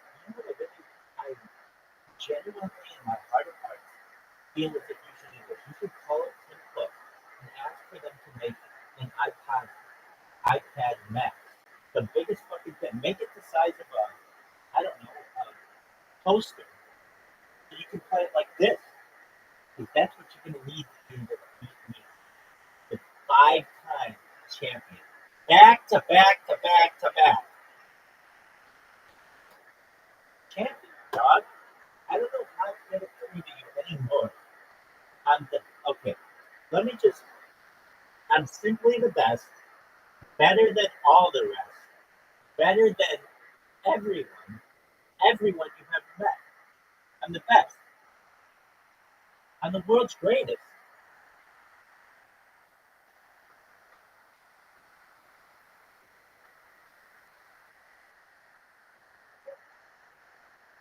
Yeah.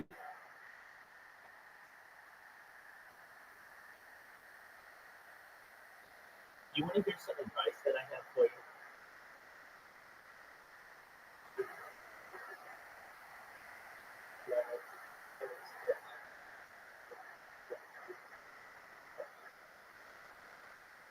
Thank you.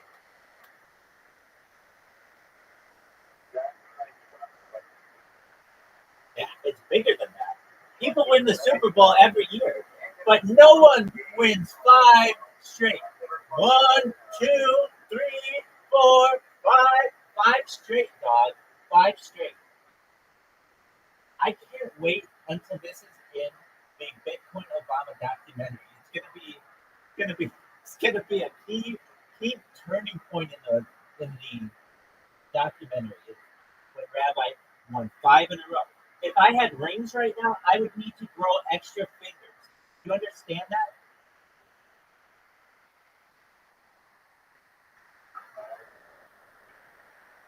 Well, I want a bunch.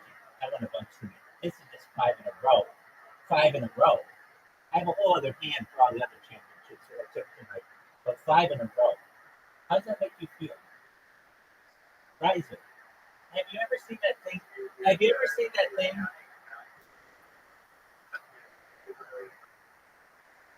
Oh, the game that we just played that he sat out? Dog.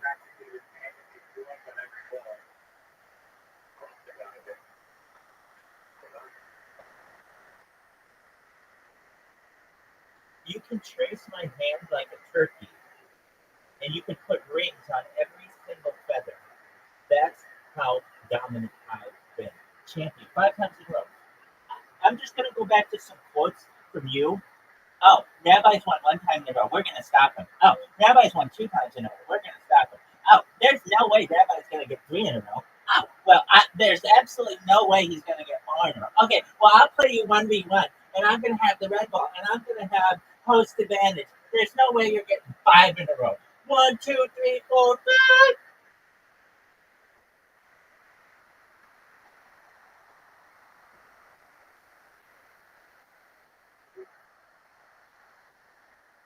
Every time I look at the scoreboard.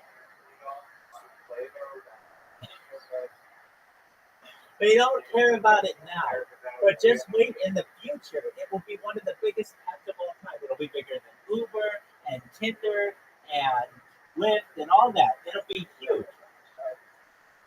Absolutely. People will remember this. They will remember where they were when they saw this episode of Rabbi's life. They'll be like, oh yeah, Rabbi was in a deep sleep. Then he heard Riser, I hope his ass gets up. And then I awoke. I relieved myself. I came in here and just pissed excellence. That's it. It's just excellence came out of me. God.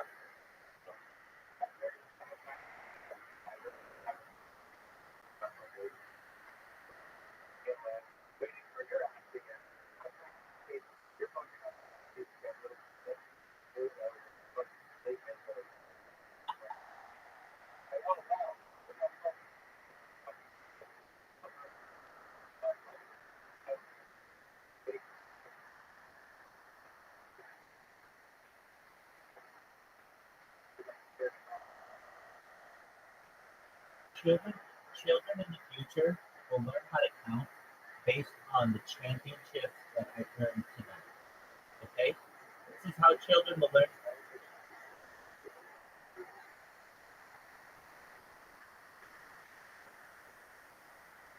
We're done. That's all you need. In fact, if kids did that, I think if kids did that, they would be very, very intelligent. They would know all about anti-gravity, antimatter, and alien disclosure, and things like life extension technology. They would know about things like solving world hunger through the use of vertical farming and sustainability and saltwater greenhouses and floating greenhouses and things like hydroponics and cloud seeding. They would know about ending world thirst through desalination plants. These kids would be so fucking smart. Not only that, but they could learn to count to 5. 1, 2, 3, 4, 5.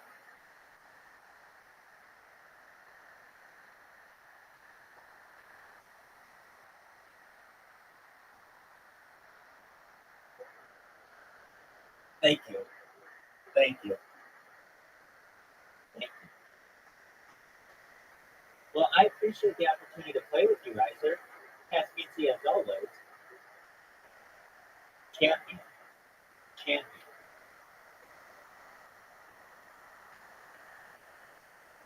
Champion.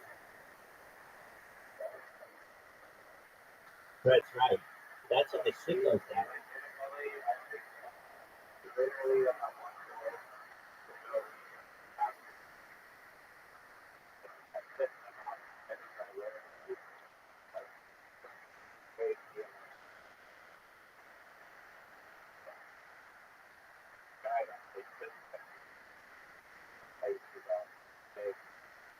Unstoppable.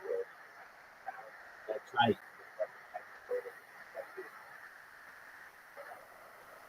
I was Jack Nicholas, the Golden Bear, baby.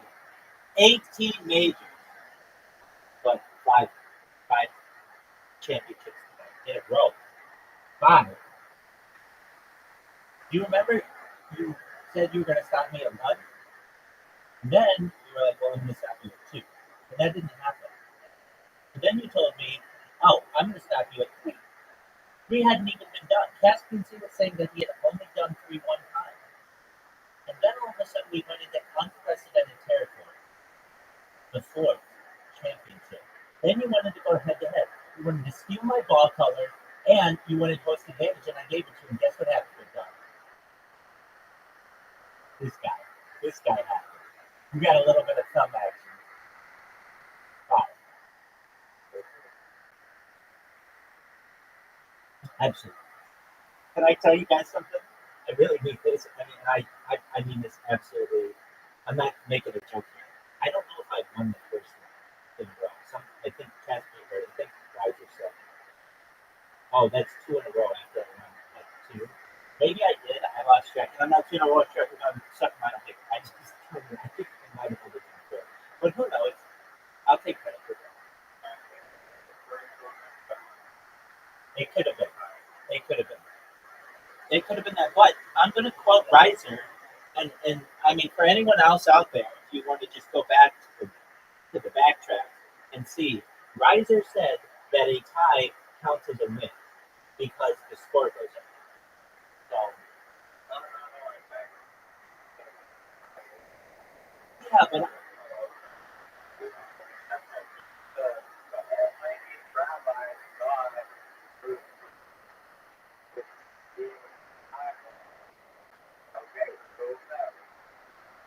well, here's the thing. I won both with ties and solo. And when I went head to head with you, I didn't remember a tie. It just said the Rabbi wins. There was nothing mentioned about rising. I should probably start taking screenshots and sending them to you. But alas, it was a pleasure to play with you. I will deflate my ego a little bit. Psych! But I'm just letting you know that I wake up every day and possess it. So you got to see that right here. Champion!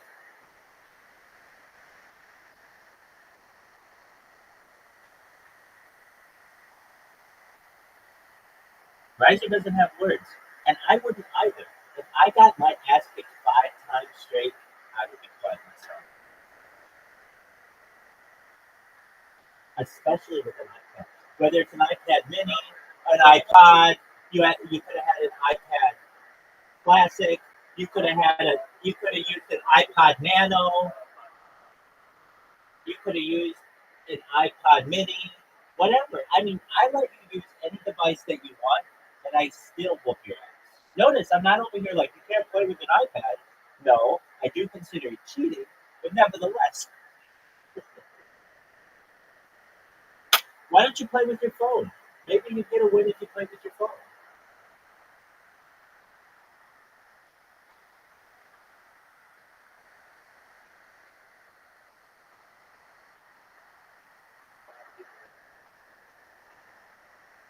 You heard it here first, folks. It's a lot easier. He recognizes that it is an unfair advantage. He recognizes that it is an unfair advantage.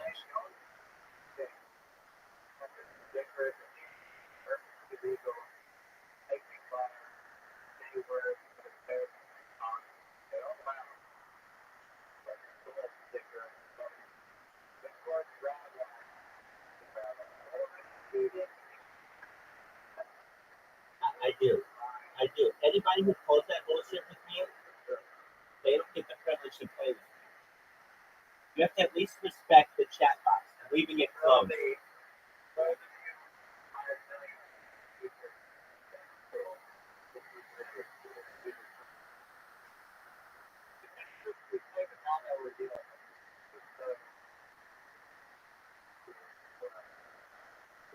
Dog, if you want to play that game, that's fun, but I just spam the shit out of it.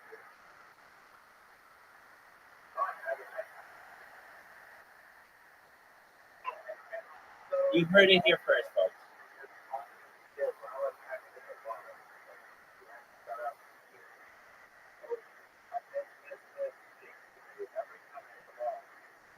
Now that's unfair. Now that's unfair. I am usually quiet. I'm usually quiet, focused on my next shot. I play in a gentlemanly fashion. Golf is a gentlemanly game. And for you to make these assertions about me, I feel it's disingenuous.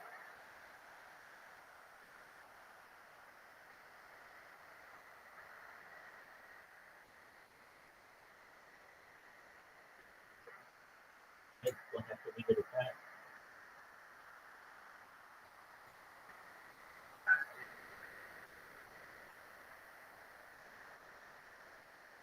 Hampton had 2 straight wins, I believe, before my two before my dynasty. He had a little dynasty of his own. The thing is, I can't remember the last time he won.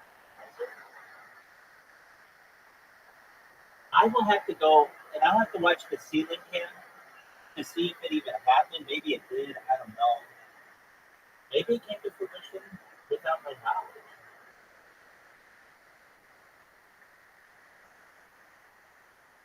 Right? Did you have any closing thoughts on the match?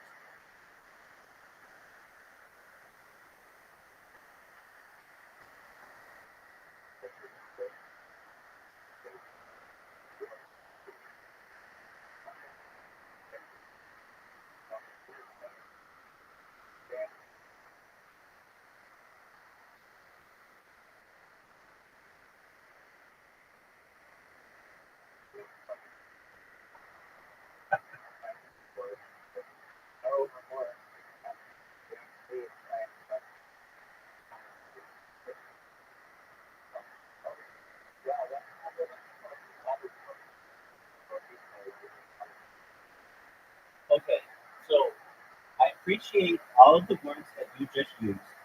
While they don't necessarily make sense to me, my question to you. Okay, all right, that's right. That's cool. In your world, they do. My question is if you are complaining about sleep deprivation when you wake me up out of a sound sleep to whoop your ass. How does that feel? You did too. Let me look. I'm going to do an instant replay. Okay, this is exactly what happened. I was like this. Look, I was like this. I was like this. I was like this. And then I remember hearing, I remember hearing Riser say, "Well, I guess we're all here to see Rabbi, and he's not going to fucking wake up. I'm going to go take out my dog for 5 minutes, and hopefully Rabbi will be awake." So then I awoke like this. I put my feet like this. I stretched like this. I made sure that my thumbs were nice and agile. And I came in here and I won back to back to back to back championships. Okay, you understand? understand how difficult that is to do? Do you understand? 7 p.m., 7 p.m., 2 a.m., 4 a.m., 9 a.m., again at 3 p.m., and again at 6 p.m. That's when I normally wake up. So you fucked up that sleep schedule. You fucked up my Leonardo da Vinci sleep schedule.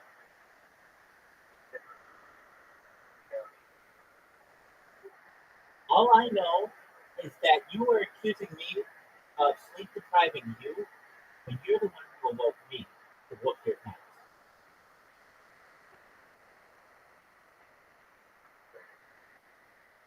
It's on camera. Go to the tape, dog.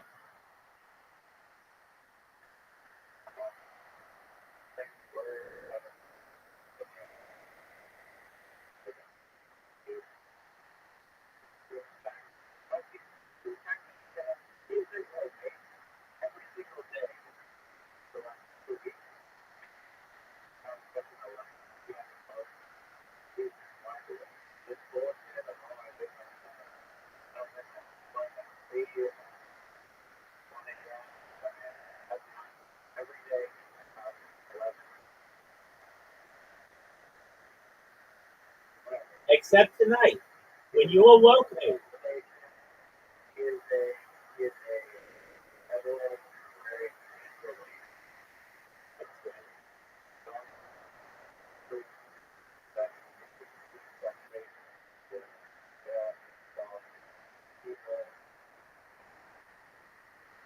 Why don't you get a hold of Zoom?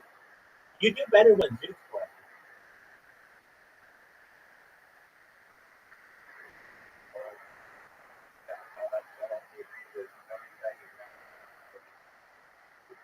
Dog, that's still a lot, man. 4 wins in a row? That's pretty amazing. I don't recall you ever winning 4 in a row with Zoom playing. But here's the thing. Tonight, it was this way. Hey kids, how many fingers do you have on holding up? This kiss excellence.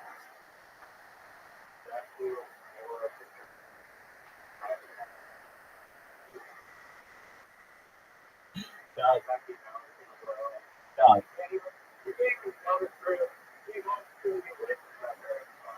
Dog. The score went up. That's all I know is that when they have the scoreboard, the score went up. That's all I know. That's all I know.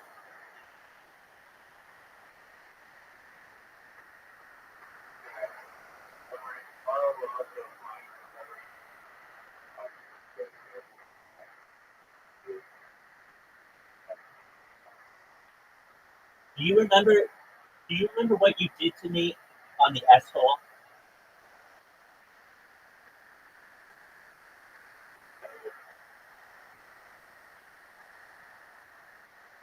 You played the game dirtily.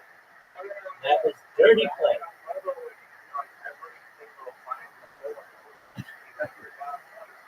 Wait, now that is a smart strategy. You even said to me, wait, hold on. I even remember. Caspian C was up 4. I had 2, and you had 2. I still remember this.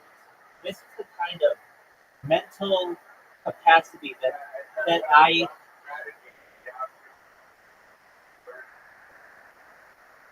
Wait, and I still won the whole.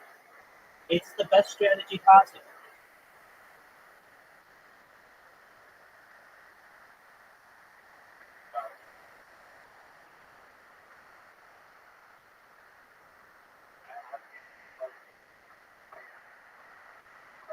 That's true. That's true.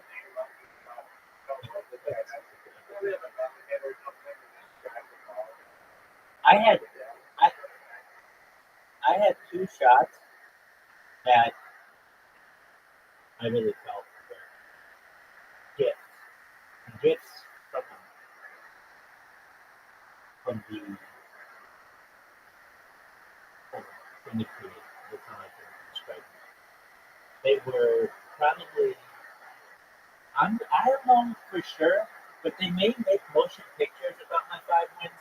And if they do, I don't think they'll just make one movie about it. They'll make 5 individual movies because they know that they will be such blockbusters.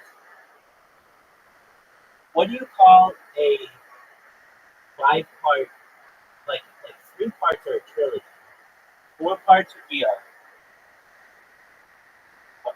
I'm gonna ask ChatGPT on this. We're coming up with new words. A quintology, a quintagy. I mean, I guess I should look up 6 as well because you never know. Yo, dog, a trilogy is 3 movies. What are 4 movies and what are 5 movies? And what are 6 movies?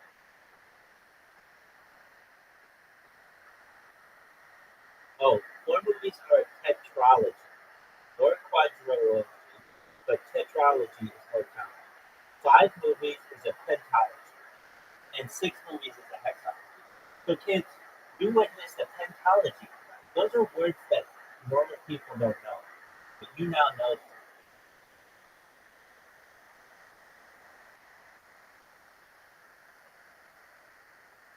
Are you a big fan of Pepe the Frog?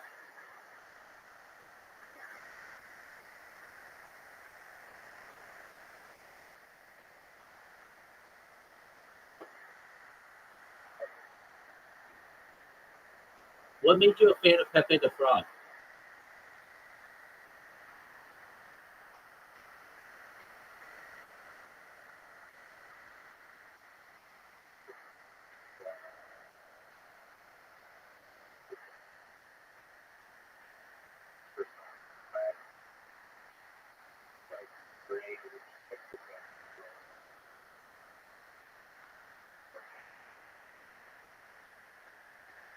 Do you go on 4chan?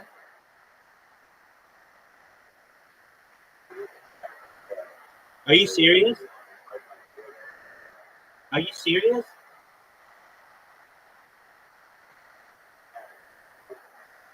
Dog, don't you find that website to be difficult to use?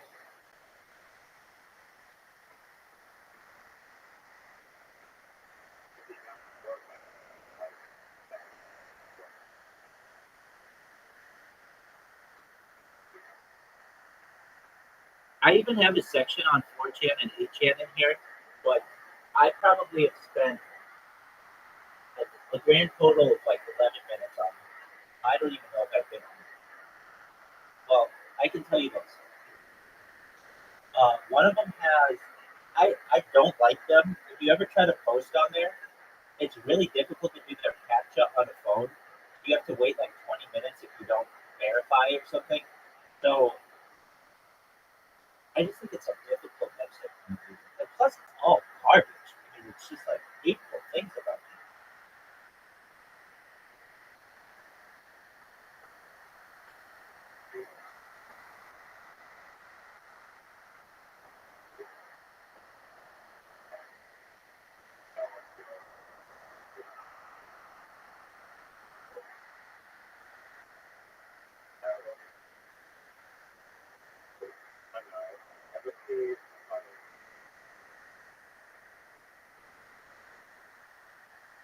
Do you use Snapchat more than you use Reddit?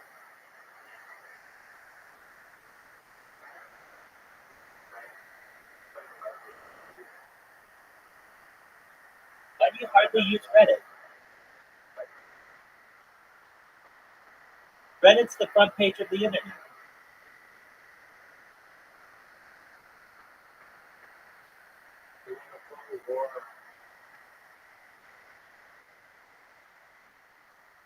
Who won?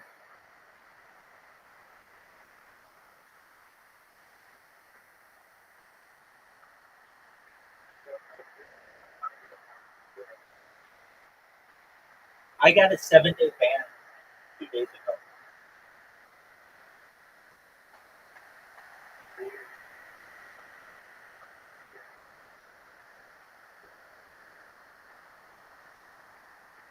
No, it's actually a bullshit reason.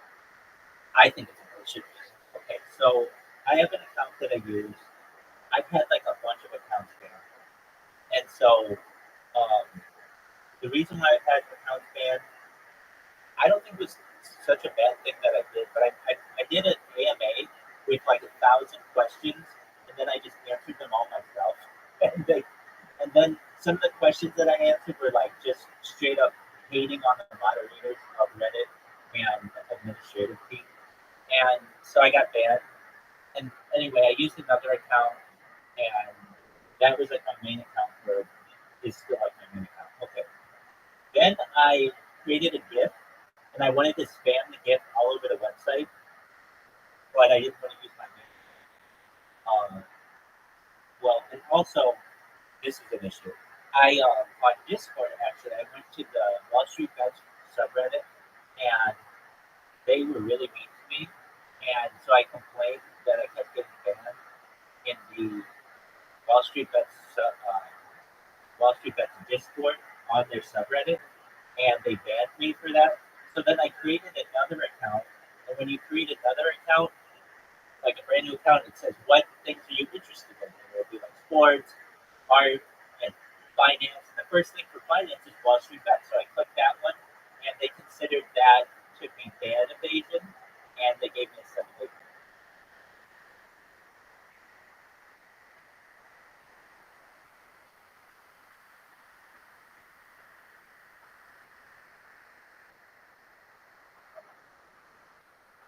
Wasn't that a good story? And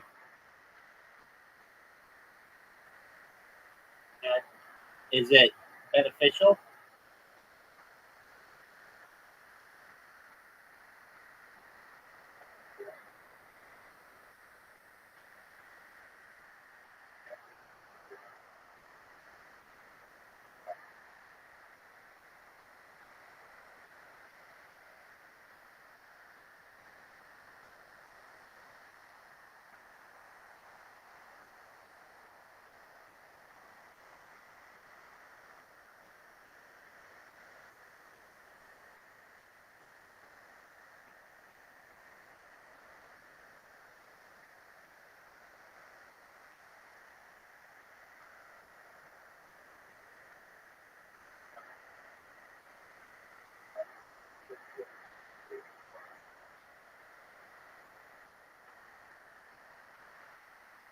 I wouldn't consider cannabis. Also, melatonin.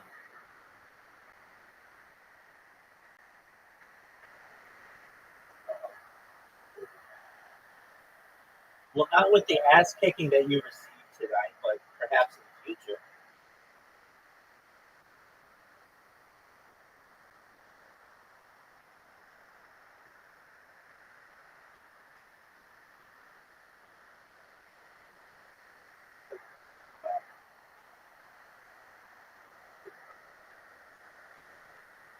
Dog, it's counted. In the annals of society, that bitch is counted.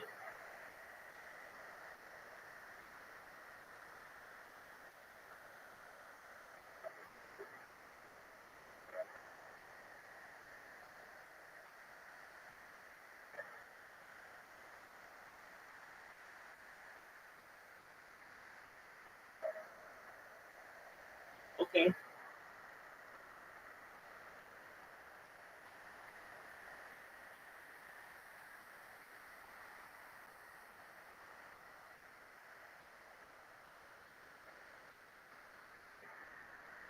Take care, big dog. It was fun. Thank you for playing.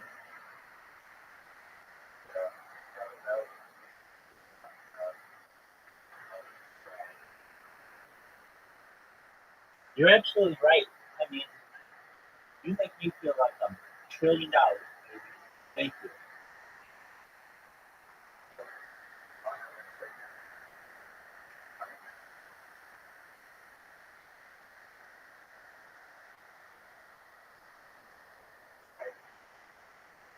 I like it. I like it. Have you seen any good documentaries recently? Anything having to do with pangolin?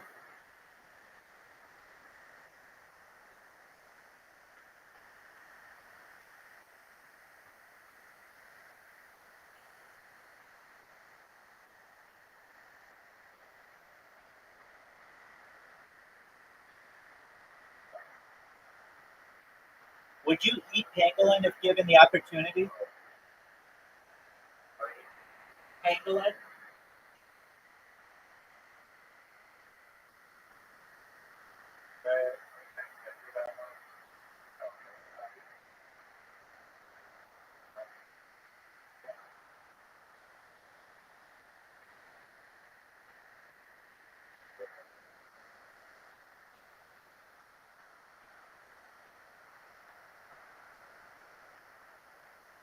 Okay, let's say we could 3D print pangolin. Would you eat it?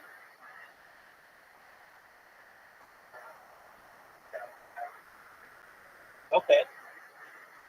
Would you wear its armor?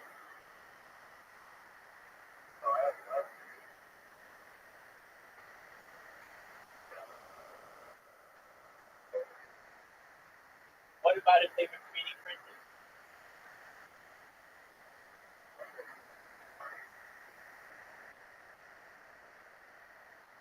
Very cool. Would you eat 3D printed pangolin from a Chinese wet market?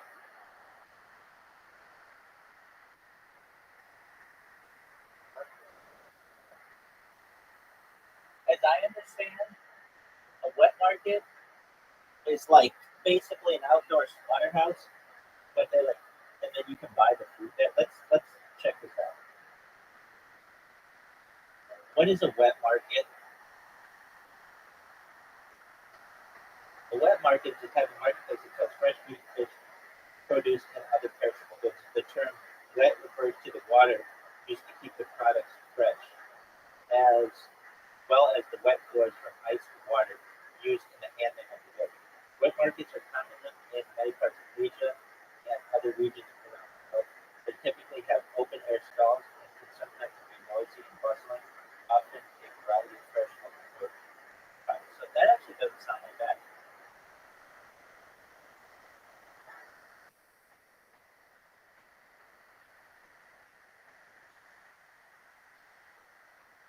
What's your with a lot of ice and water?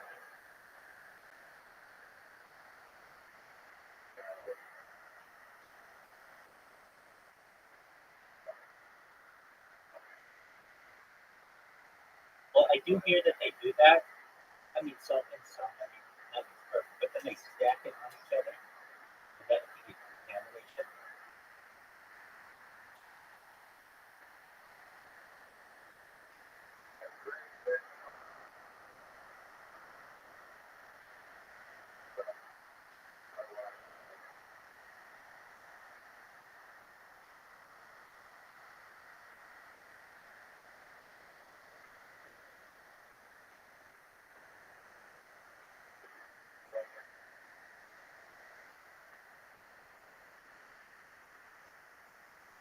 I think that's true.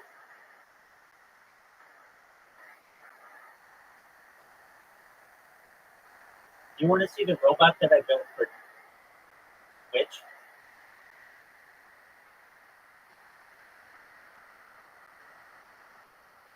Like you got a better thing going on.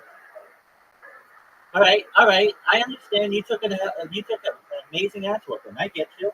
Well, we've got time in the future for you to be able to look at my robots. So you take care, and just know that whenever you want, feel free to awake me from my beauty rest for me to whoop your ass.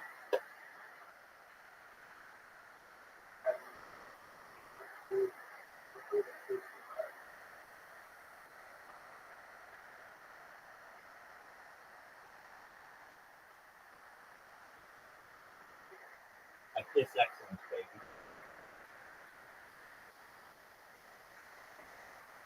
What did we learn? What is the best comeback in the history of sports? What did you learn?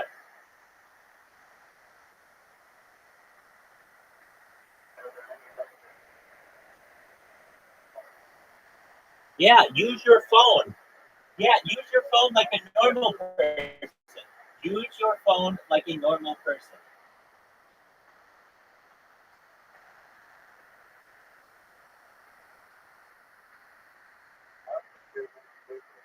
Dog.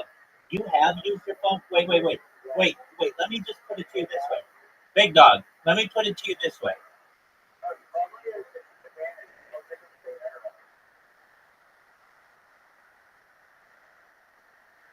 Let me put it to you this way.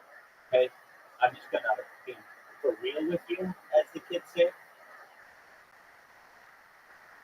In the past, you have not played your normal self when you use your phone, and then you start doing very well to the point where I have been able to perceive that you have been using an alternate device, and you have had to admit that, yeah, you switched to your iPad.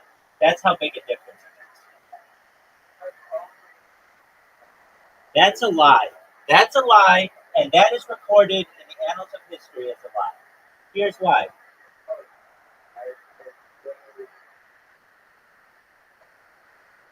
No, no, no, that is not a joke. Not at all. You know that you've played on your phone sometimes.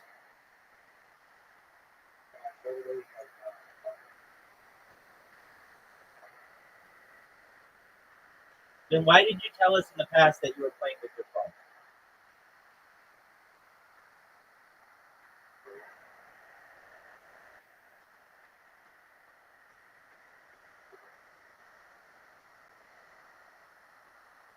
Okay. All right.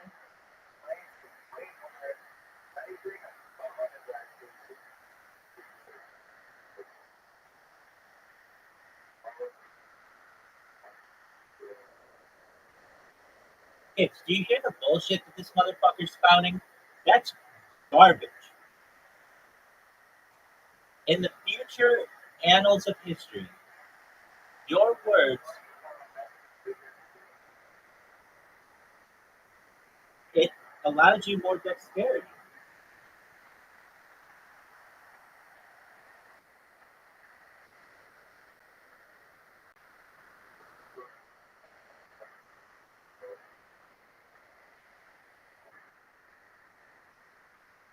Incorrect, dude. On a phone, I'm serious about this. A phone is really small. You have to be really delicate.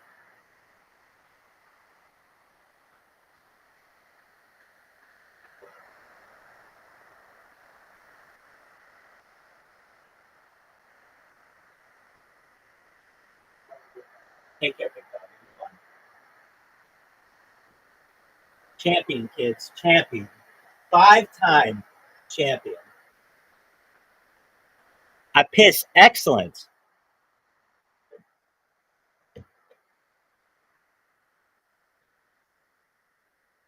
Hey, Joe Rogan.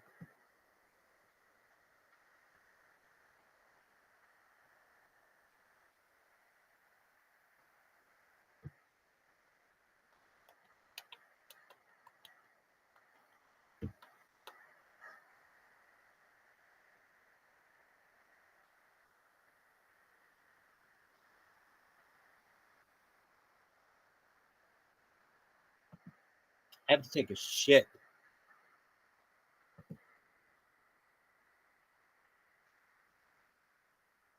Champion. Sexiness.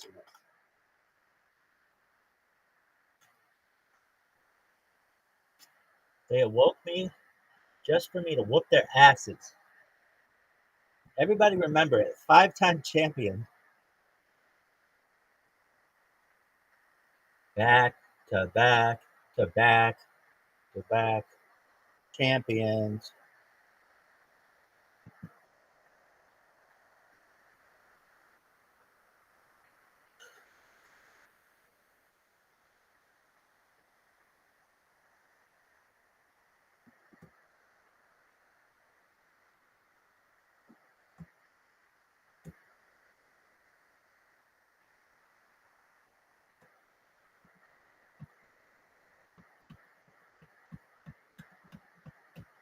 Who wants to watch the movie Air? That movie's amazing. Soundtrack kicks ass. I have to take a shit though.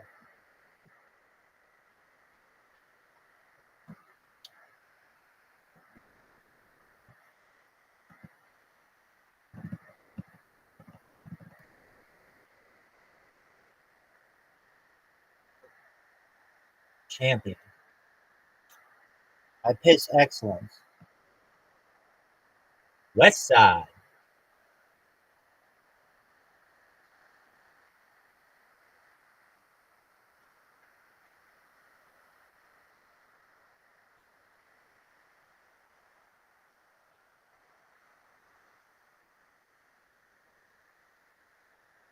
Untied, untried, undefeated. Just the best. Simply the best. Better than all the rest. Better than everyone. Everyone you've ever met. I'm stuck on your heart. I hang on every word you say. Tear us apart. Baby, there will never be there. You're the best. Uh, better than all the rest. I'm better than everyone. Everyone you've ever met, baby. I'm the best. You're the best. Uh, uh, uh, better than all of the rest. Better than everyone. Everyone I ever met. I'm stuck on your heart. Hang on every word you say. There's a part. Baby, I will never be there. Tina Turner was born to sing that song about everybody's favorite rabbi. Simply the best, baby. Better than all the rest. Better than everyone. Everyone you've ever met. Can't stop, won't stop. Rockefeller. Sexiest person of all time. Best motherfucker ever. Ain't never ever been anybody better looking this motherfucker. Ask any Rabbitson. She'll tell you what is up. West Side.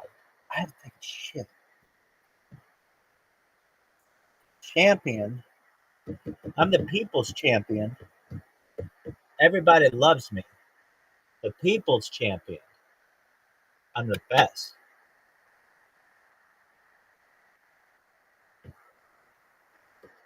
I'm a man of the people. I'm the people's champion.